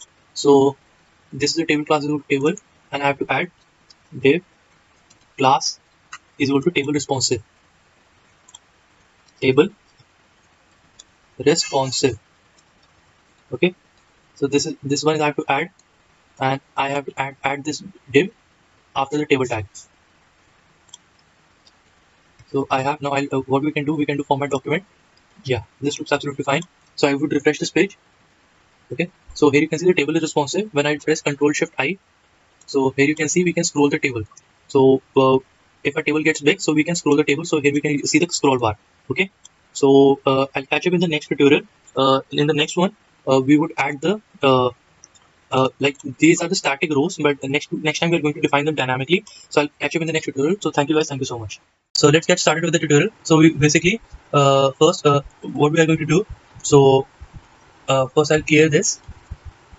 Okay, so first I'll run my server python manage.py run server. Okay, so basically we were working on progress bar, and we were supposed to add progress bar. So in this tutorial today we are going to add a dynamic progress bar. Like till the previous tutorial we had added a responsive table. Now we are going to add a progress bar. So in this tutorial we are going to add a dynamic progress bar and see how we generate count of votes using progress bar. So this is what we are going to do in this tutorial. So let's get started with it. So basically, so I'll move to my server. I'll run my server.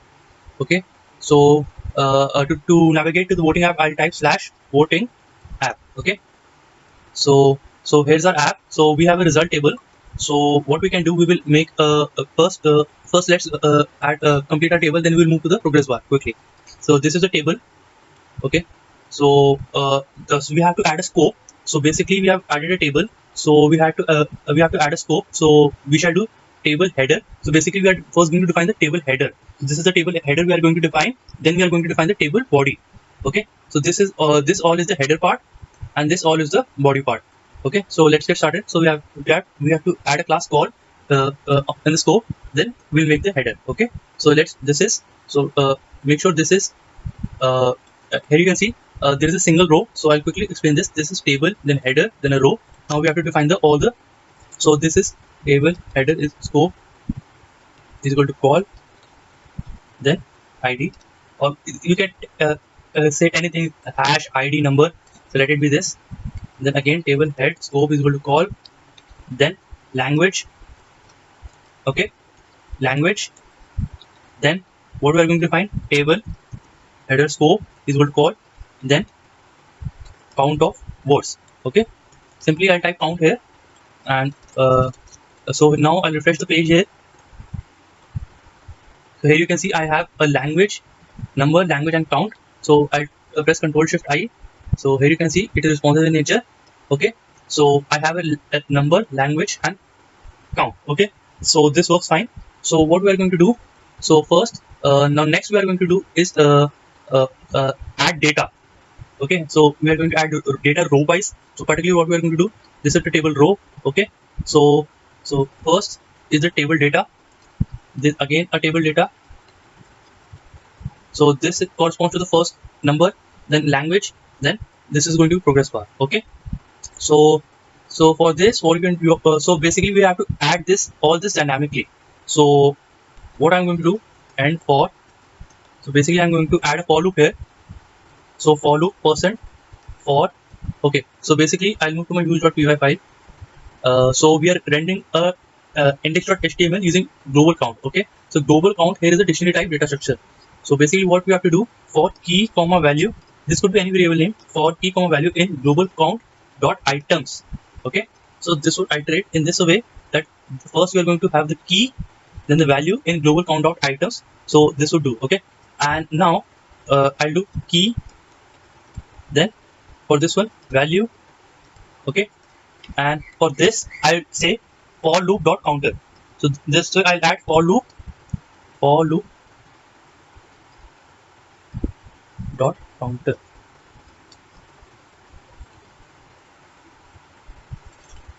So I'll refresh the page. Okay, so this works fine. So let me test this. I'll make language PHP. So here you can see number one, language count one. Okay, so let me do Java, and I have, okay, I have some issue here. The row is not coming properly. Okay, I had to put all this inside a table row. Okay, so now this should work fine. When I refresh this page, so I hit this URL Java, so the count should become 2. Okay, yeah, now it's perfectly fine. Now I have language PHP count 1, Java count 2. Let me add Python here. Okay, so here you can see even the dictionary is updated here. I'll hit the route again. Python is 3. Here you can see 3, then 4. So here you can see here the Python is 4. So this looks good. So we'll now add the progress bar. So for the progress bar, what we need to do, okay, so we can, like, these are the progress bar. So we can I'll quickly give an overview on the progress bar. So here you can see there's a background, multiple bars, striped bars, animated. So you can use use any. So even here you can see toggle animation. Okay, so here it is moving, little bit of moving stripes. Okay, here you can see this is again a class of striped colors in which you have blue, green, warning, danger. So here you can see, like, we added the same classes on the button as well, danger, warning, info, corresponding to the colors. Okay, so let's add a progress bar here. So let's take this one. Okay, so to basically in the part of value we are going to add a progress bar. So I'll split this td table data. Now I'll paste the code here. Yeah, so now basically I'll refresh the page. But right now there is no such dynamic count, so everything is full. So I'll make it dynamic. So what you need to do, so to so basically here you can see I have a div class due to progress. I'll quickly show you one thing. I'll press Ctrl U, so it would show how I rendered the code. So this was where is the table bar? Yes, here it is a table bar. So here the data has been coming dynamically. Table data is 1, then language PHP, table data PHP, then progress bar, and like this is the again coming dynamically. So I would show you one thing. If I inspect element, okay, and let me show you another view, laptop. Okay, so here you can see div visible, style visible. Can you see the difference? If I reduce the width 60%, the width has been reduced. Okay, specifically I'm referring to the where my cursor is pointer. So when I reduce to 50, it almost becomes half. Yes, it is half now. Then again, the way I'm reducing the width, the progress also reduces itself. Okay, so this is good. So now what we can do? So basically what I want to tell you, that style should have the value here, value. Okay, and even here you can type value. So this will show the value in numbers at the progress bar. Okay, so let me refresh this page. So here you can see I have 1 count, 2 count, 6. Okay, so let me add few more in PHP. Okay, so basically now you can see 2. Okay, and now I repeatedly hit this URL. Okay, so here you can see this has become 3. Okay, now 5, 6, then again, right? then there's 7. Yeah, same in the same way. Okay, the same goes for the Python. I'll make a submission. Yeah, here you can see the Python has 7 now. Okay, so now 8, 9, 10, 11, 12, 13, 14, 15, 16, 17. Okay, so this looks pretty good. So even next functionality we'll try to add that if you now you are seeing like these are the count of words, and if there are so many languages, let me add some another, the C. So C will have one count of word. Okay, then again let me do Python again, or Java, PHP, C++. Okay, if you want to compare these languages and if you want to sort them according to the count, like if you want to see among there are 10 languages, and if you want to see top 3, so how we can sort them, so I'll tell you how we can sort them. So in the next tutorial, I'll catch you in the next tutorial. So thank you guys, thank you so much. Knowledge. So let's get started with this tutorial. So basically, in today's tutorial, what we are going to learn, we are going to sorting the data by count of words. In this tutorial, we are going to sort the data by values in order to see the data from highest number of words to lowest number of words. Okay. Basically, we are going to see we are going to sort the data by values in order to see data from highest number of words to lowest number of words. So basically, we will implement our algorithm and we will learn how we can apply this on our Django project. So basically, we will before this, we can learn something on this. So suppose we take a random string hello world Python programming.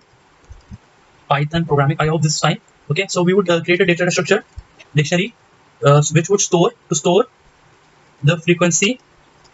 Okay, frequency of characters. I hope this is fine. So what we can do for CH and S, I hope this is fine. If CH and D, if the character is already in dictionary, then I would do D of CH is equal to D of CH plus 1. So I would increase the frequency. Increase frequency.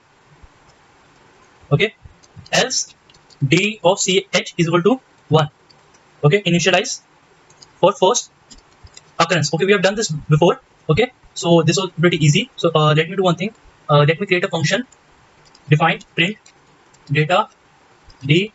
So here I will be key, is key, and D of I is value.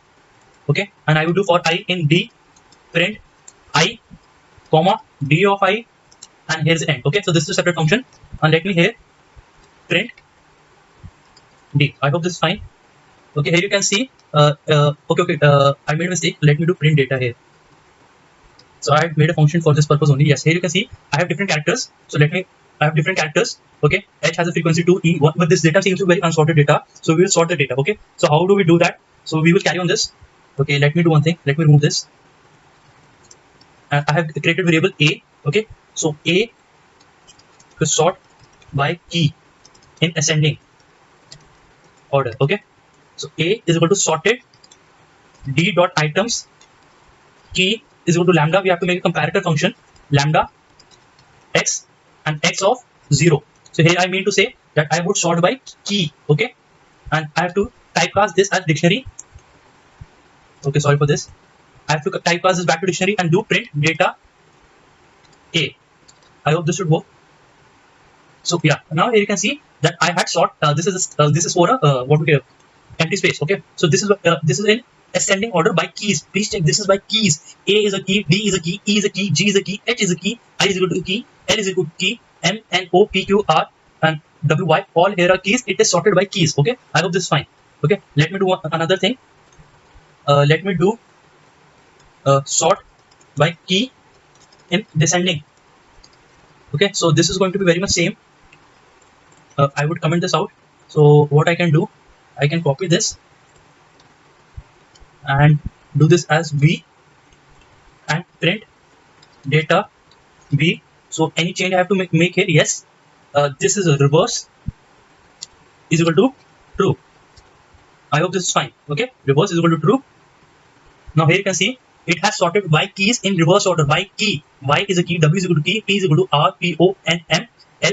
All are here keys, but has been sorted in reverse order. Okay. Now we'll do the same.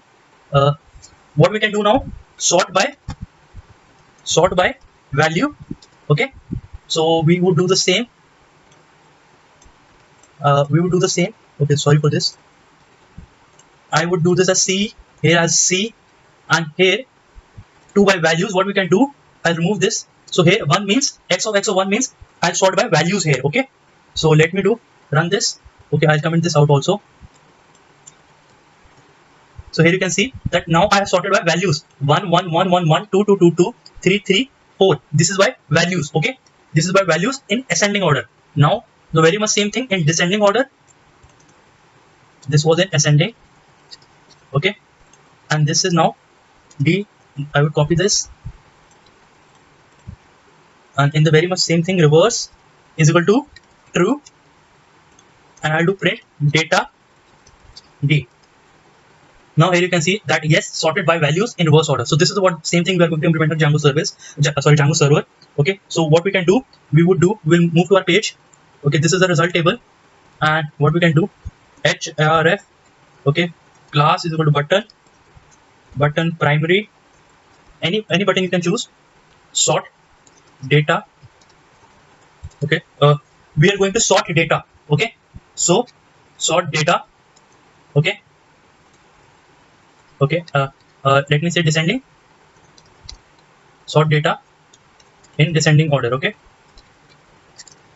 now we'll define a URL, path, sort data. I'll implement a function use dot sort data, and name is equal to sort data. Okay, so I hope this is fine, and I'll have to define a URL here, %URL sort data.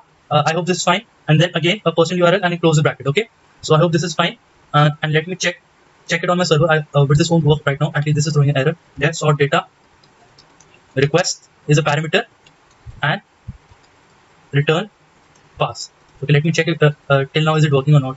Okay, so I hope this should work now. Okay, return. Okay, I made a mistake. Sorry. This should be pass. Okay, so now what I can do. Okay, I'll move to the link local host :8000. Okay, and now to the voting app /voting app. Okay, so here you can see sort data in descending order. I hope this is fine.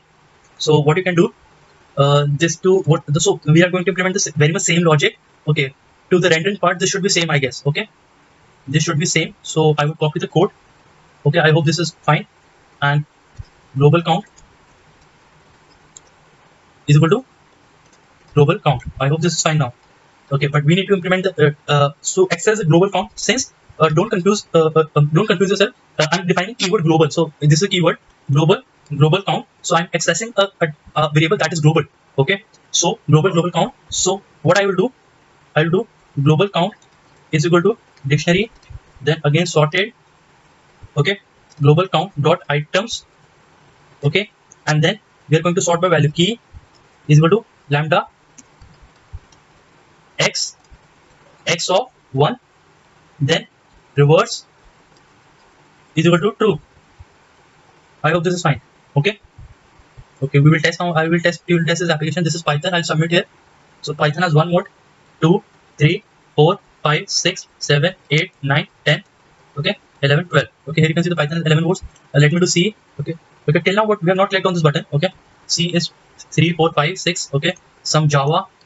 Let me submit here. 1 2 3 4 5 6. Okay, Java has 10 modes. So we might soon JavaScript. Okay, so JavaScript has 9 modes. Okay, now I'll click sort data in descending orders. Okay, now you can see the magic. The data has been sorted in descending order 12 10 9 7. Okay, so because we were able to implement the logic on the server side and get it rendered on the front end part, the data has been sorted by values. Okay, so you can try out more in such a way. Okay, we can do anything. Suppose I'll do Java here.